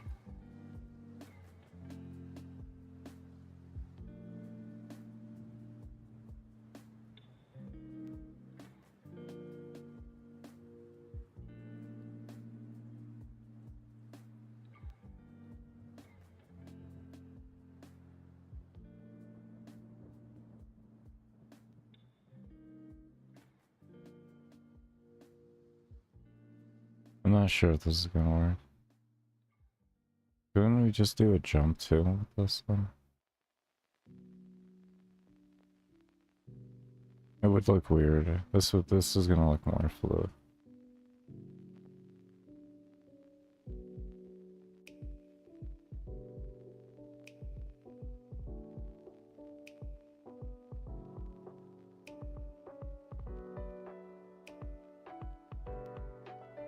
I don't know what this is gonna do, but we'll see.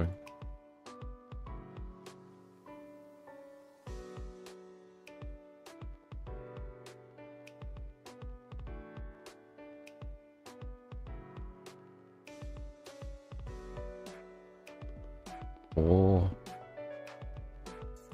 Oh.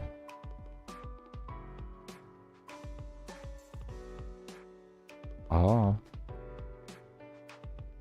Oh, that one just came through. Damn.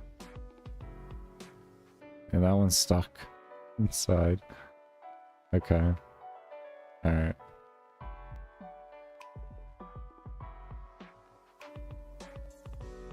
It was worth a shot. It was worth a shot.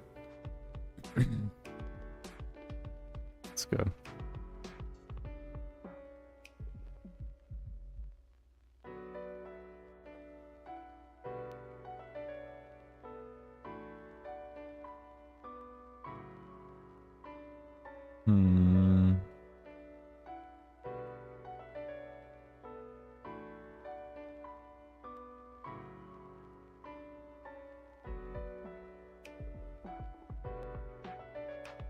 I feel like this is gonna end up bugging.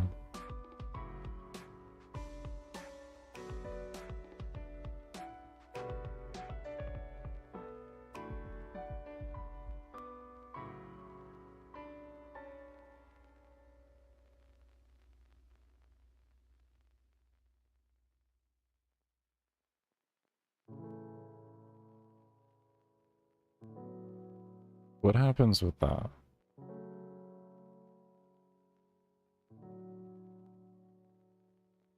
Sometimes the simplest of things can work the best. Just worth to keep trying things. We'll figure it out, just like we figured this out. Just gonna take some time. Trial and error. That's all it is.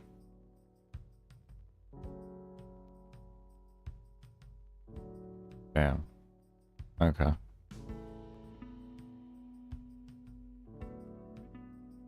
Okay. I kind of thought that wasn't gonna work, but it was worth it. It was worth.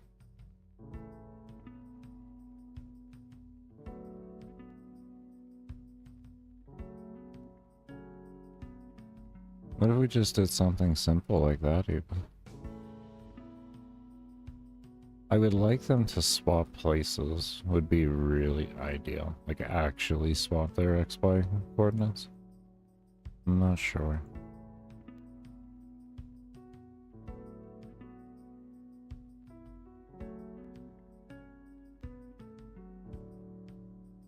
How to do that efficiently at least.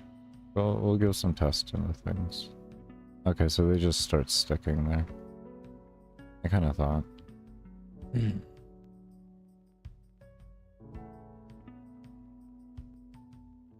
That's what I kind of thought was going to happen.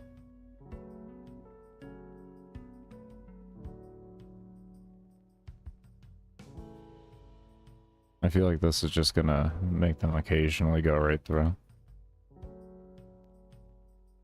I could be wrong.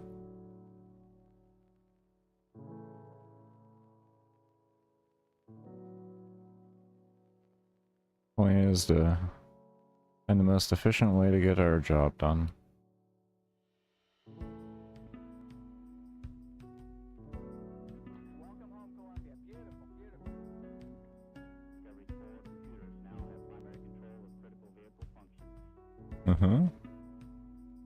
Ah, you were so close.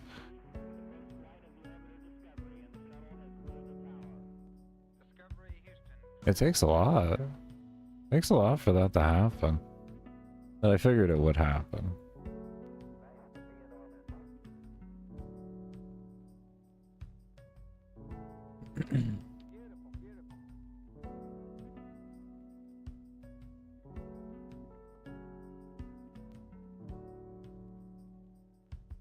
What if we just snapped?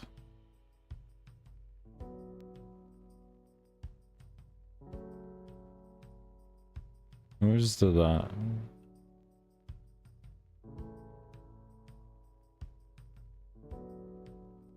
I don't know if it would be able to unsnap.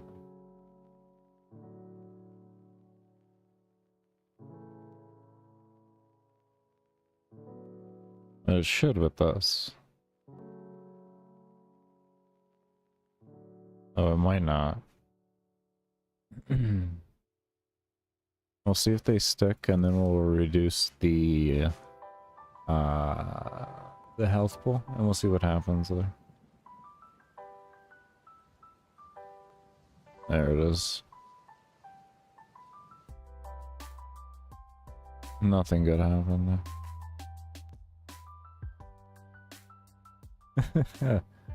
That was nothing good happened there.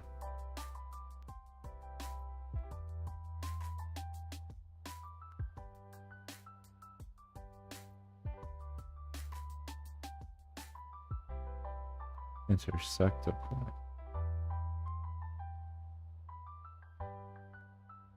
Really, no.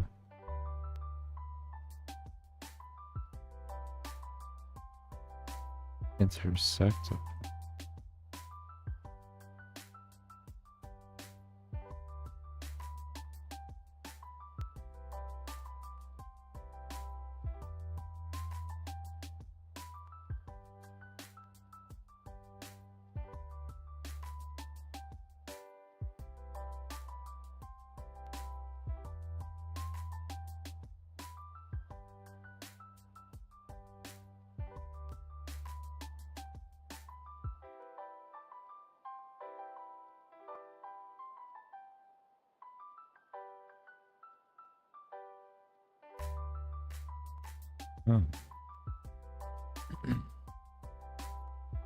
I kind of knew about these, but I haven't revisited them in months. Like, when when you have a better understanding of them, you kind of like, ah.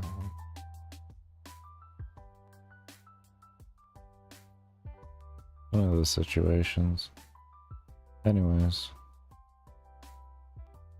I feel like we could use this thing here. This.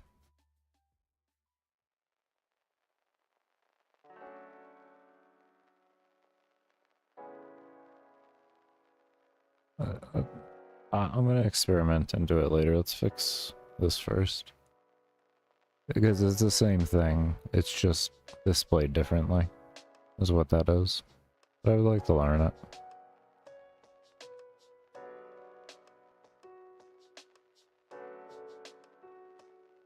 Okay, so what we want to do...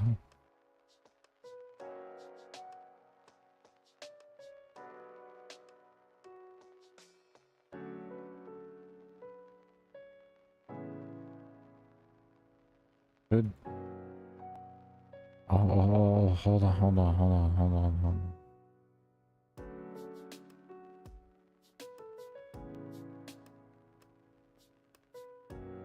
A moment here. I don't know if this is gonna work, but this actually could work. Very simple.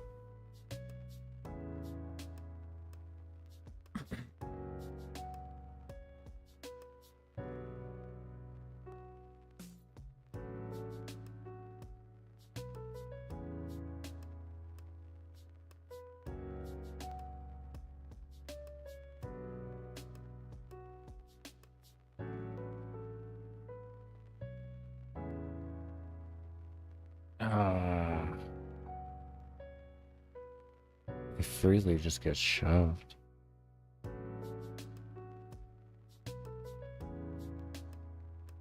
Interesting.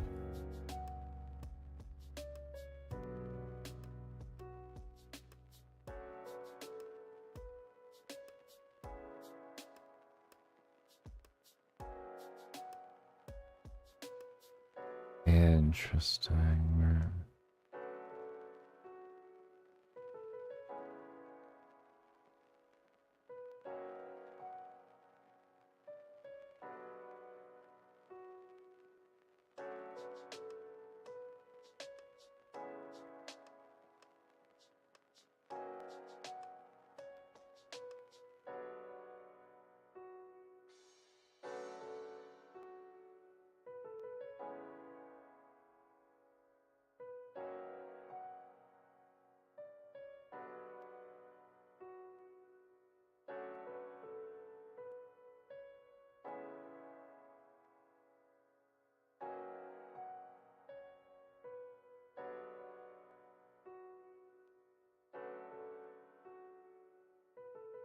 We need a way to set these but not touch them after. That's what we need. But we need them on first contact of the situation.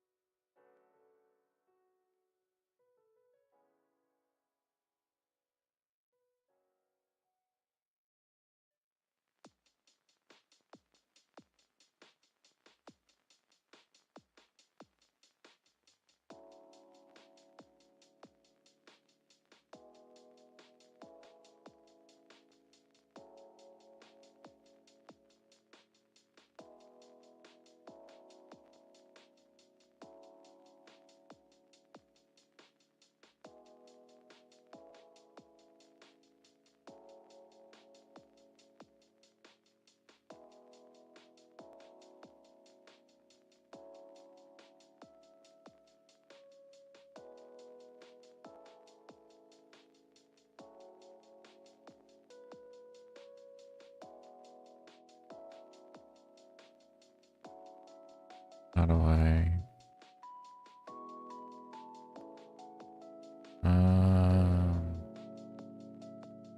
runs once but doesn't run again.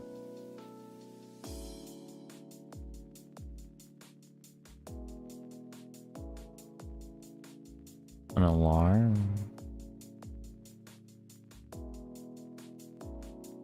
And then how does it know to reset the value? I guess when it equals false. It goes true.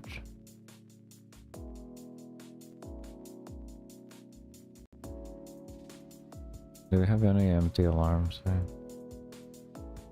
Yeah, we do. We got alarm in town.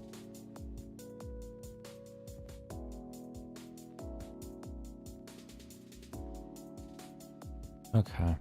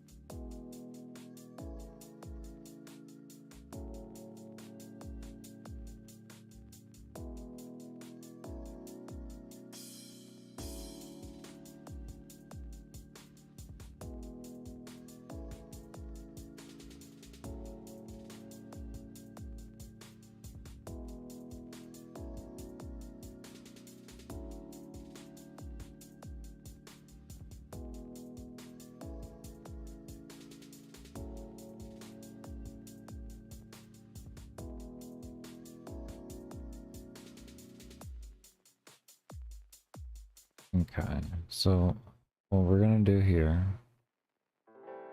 is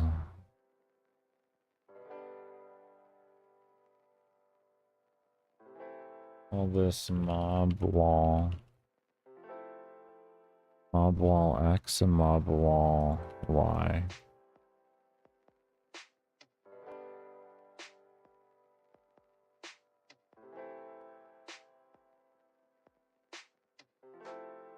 No, next step. I think we can do it like this. And then we can come over to here. And in this else here,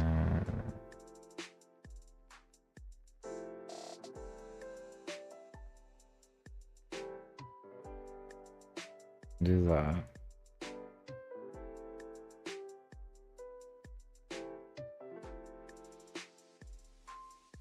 And now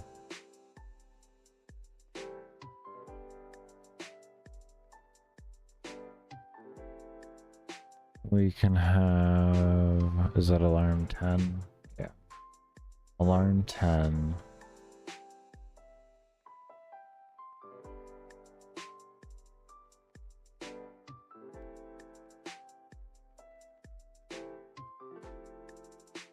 Reset there. We'll reset there.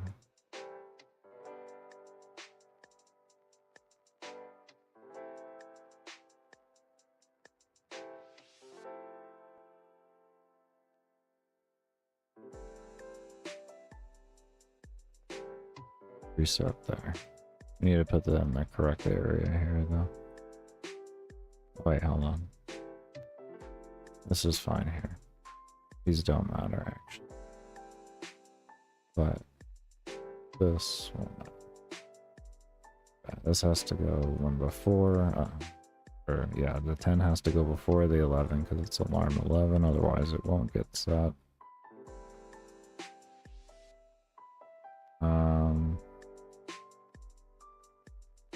Yeah, we'll update that every 2 steps. And then the only time this doesn't get updated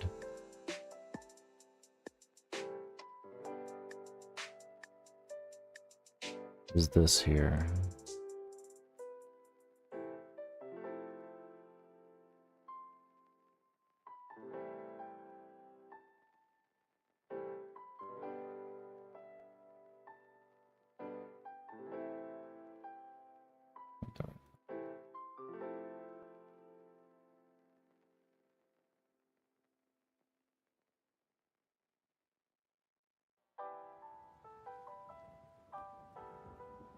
Okay, we're gonna see if we have to put it into here or not. I don't think we do.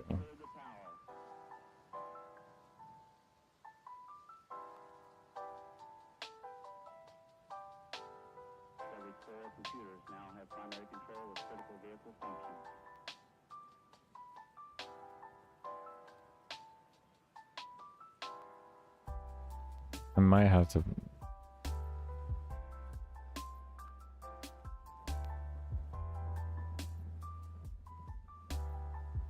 Wall move unknown. Okay, so I can't. I kind of thought I wasn't going to be able to.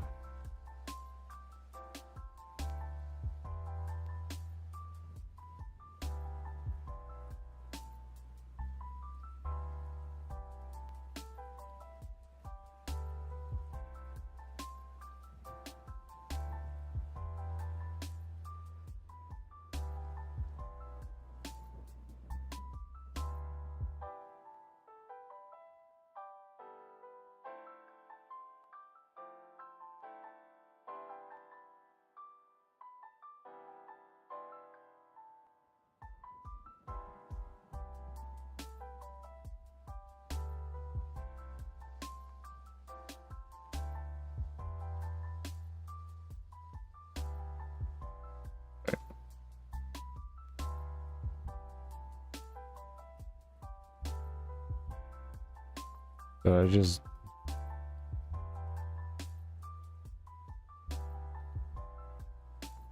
could have sworn. Okay. Where did I do that then? I guess I deleted the wrong ones there. Yeah, we've been going for almost 9 hours, so stream. That kind of makes sense.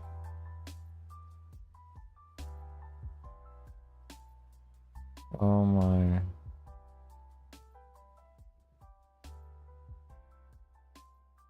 Okay, you need to...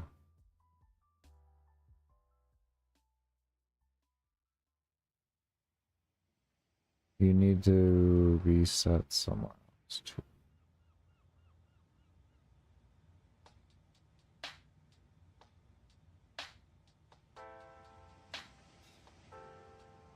Maybe...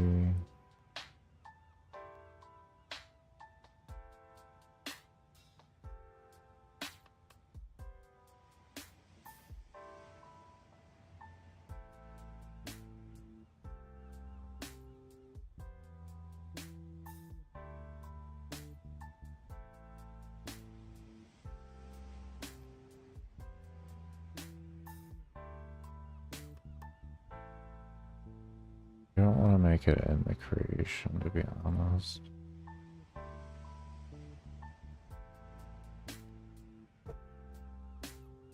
But I feel like if we put it in here...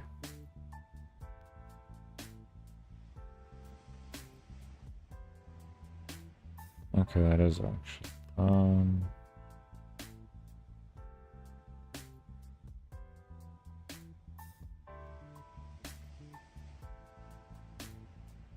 Maybe we do on that here. Let's see what happens. I mean, if we can just have it as a one-time and then that fixes it. I don't have to have anything kind of extra stipulation or anything.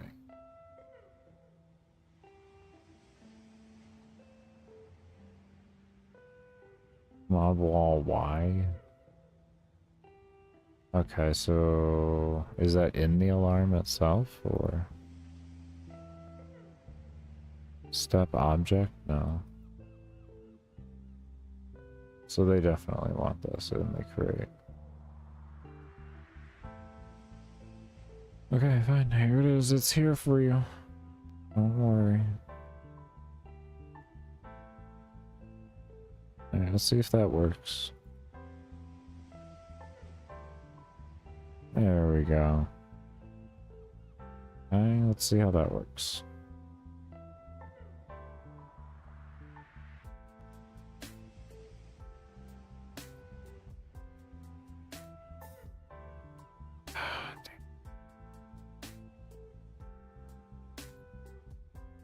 Some of them are stopping.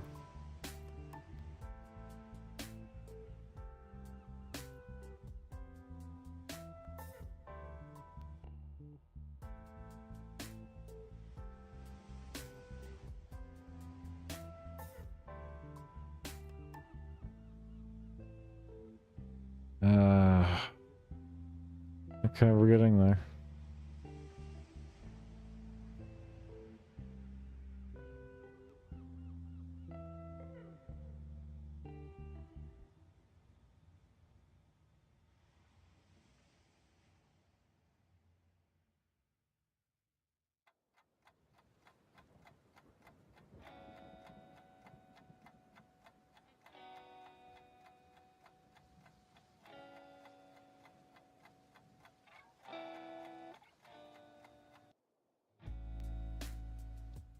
So there's consistency, and there isn't consistency. There was more consistency than there was no consistency, which would tell me it's going to be in the one that occurs more often, is likely going to be the one that fixes our problem, and we'll see.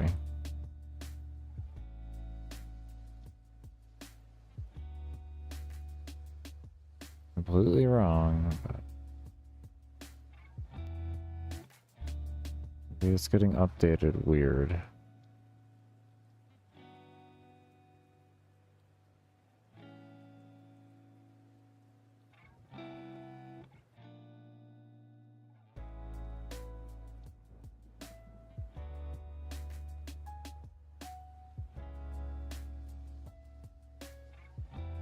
Uh-huh.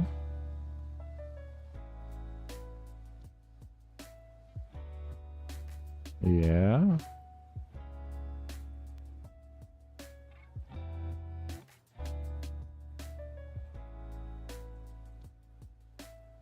Oh.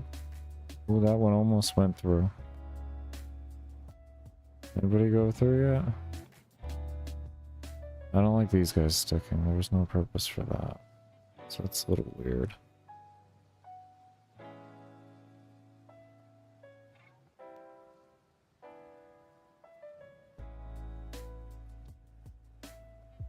Okay, we're getting really close. We're getting really, really close right now. Maybe the pixel count's gotta be small boy.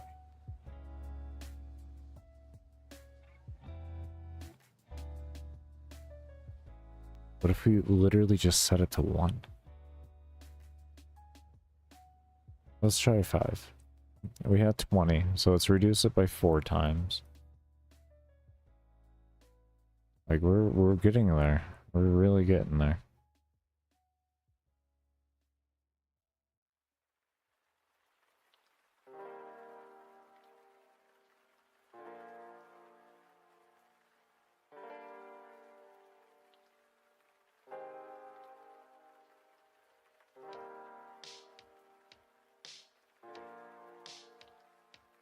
Damn. One went through. Another went through. Okay, let's try 10. Oh, hold.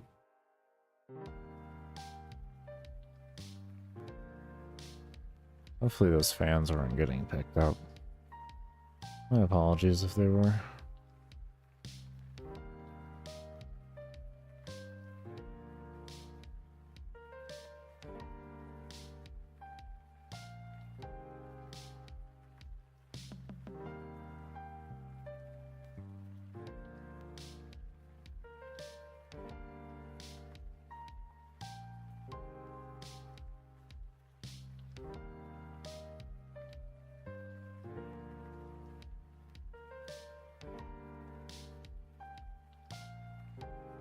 Why?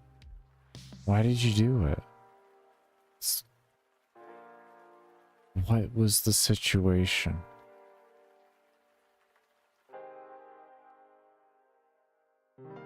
What was the situation? Why did you want to do it? We're getting there. It's happening less frequently now. We've had one. That one, that all we finally got pushed. Okay, we had 2. This guy wanted to do something else. What did he want to do? And he first brute forced him like that. Why were you capable?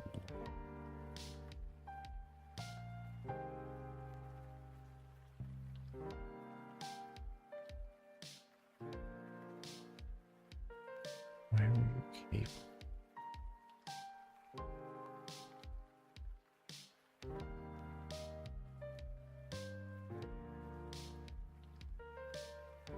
There's gonna be one thing we can do.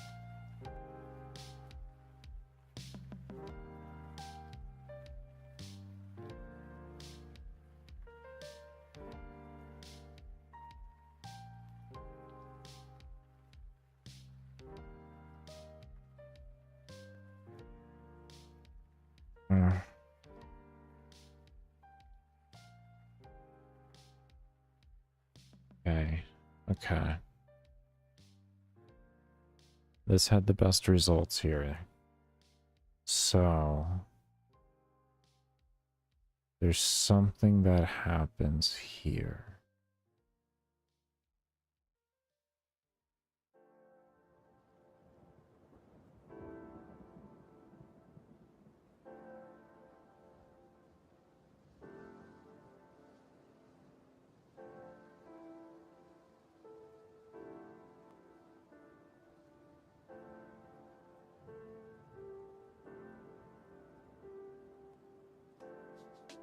Is it something to do with this? This would be procking. This also would be. What if we took that out? If we took that out. Maybe that's the issue. Maybe that's the exact issue. Because it kind of looks like it could be. Like it's not detecting, like that alarm goes off. It forces the code to run, and then it just kind of does it. Even though it doesn't want to. Everything fights it against wanting to do it, but then it does it anyways, because it's like it's... Why? I mean... Yeah, why?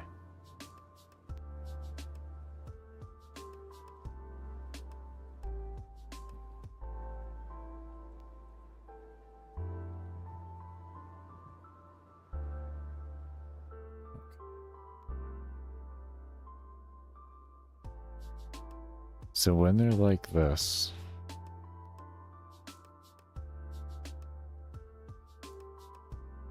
we need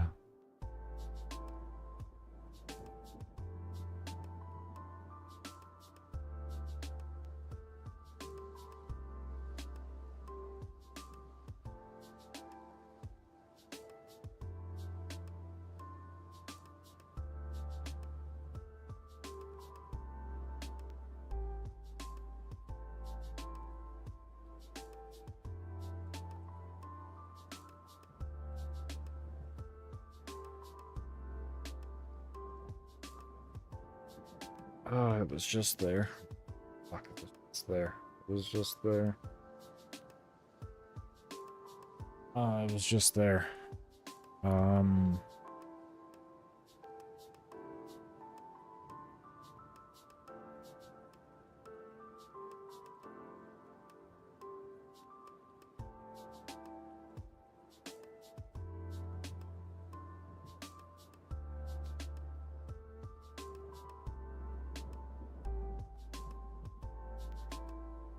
How's it going in the digital cave? Actually, pretty well. We made a collision system with the interactables, which is destroyable objects in the game. So efficient that it uses up a fraction of the resources, and now we're slowly kind of working a dual interaction with them to where, like, if the enemy is too close to a wall and too close to the enemy, it's doing a particular thing. That's what we're working on right now.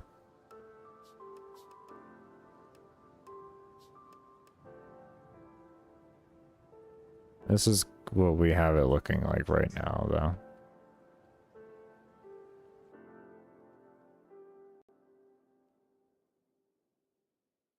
We got just a few mobs going through the wall. So we're just trying to figure out, make it a better consistency so none of them do.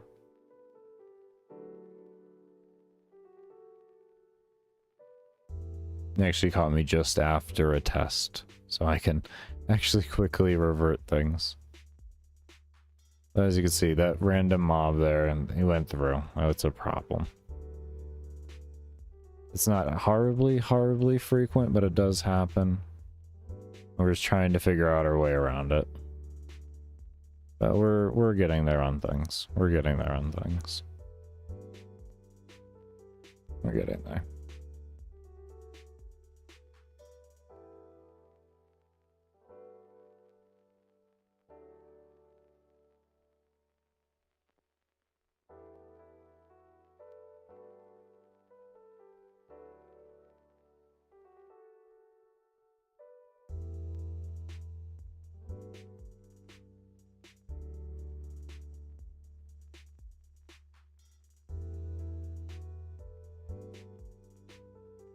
Oh yeah, definitely.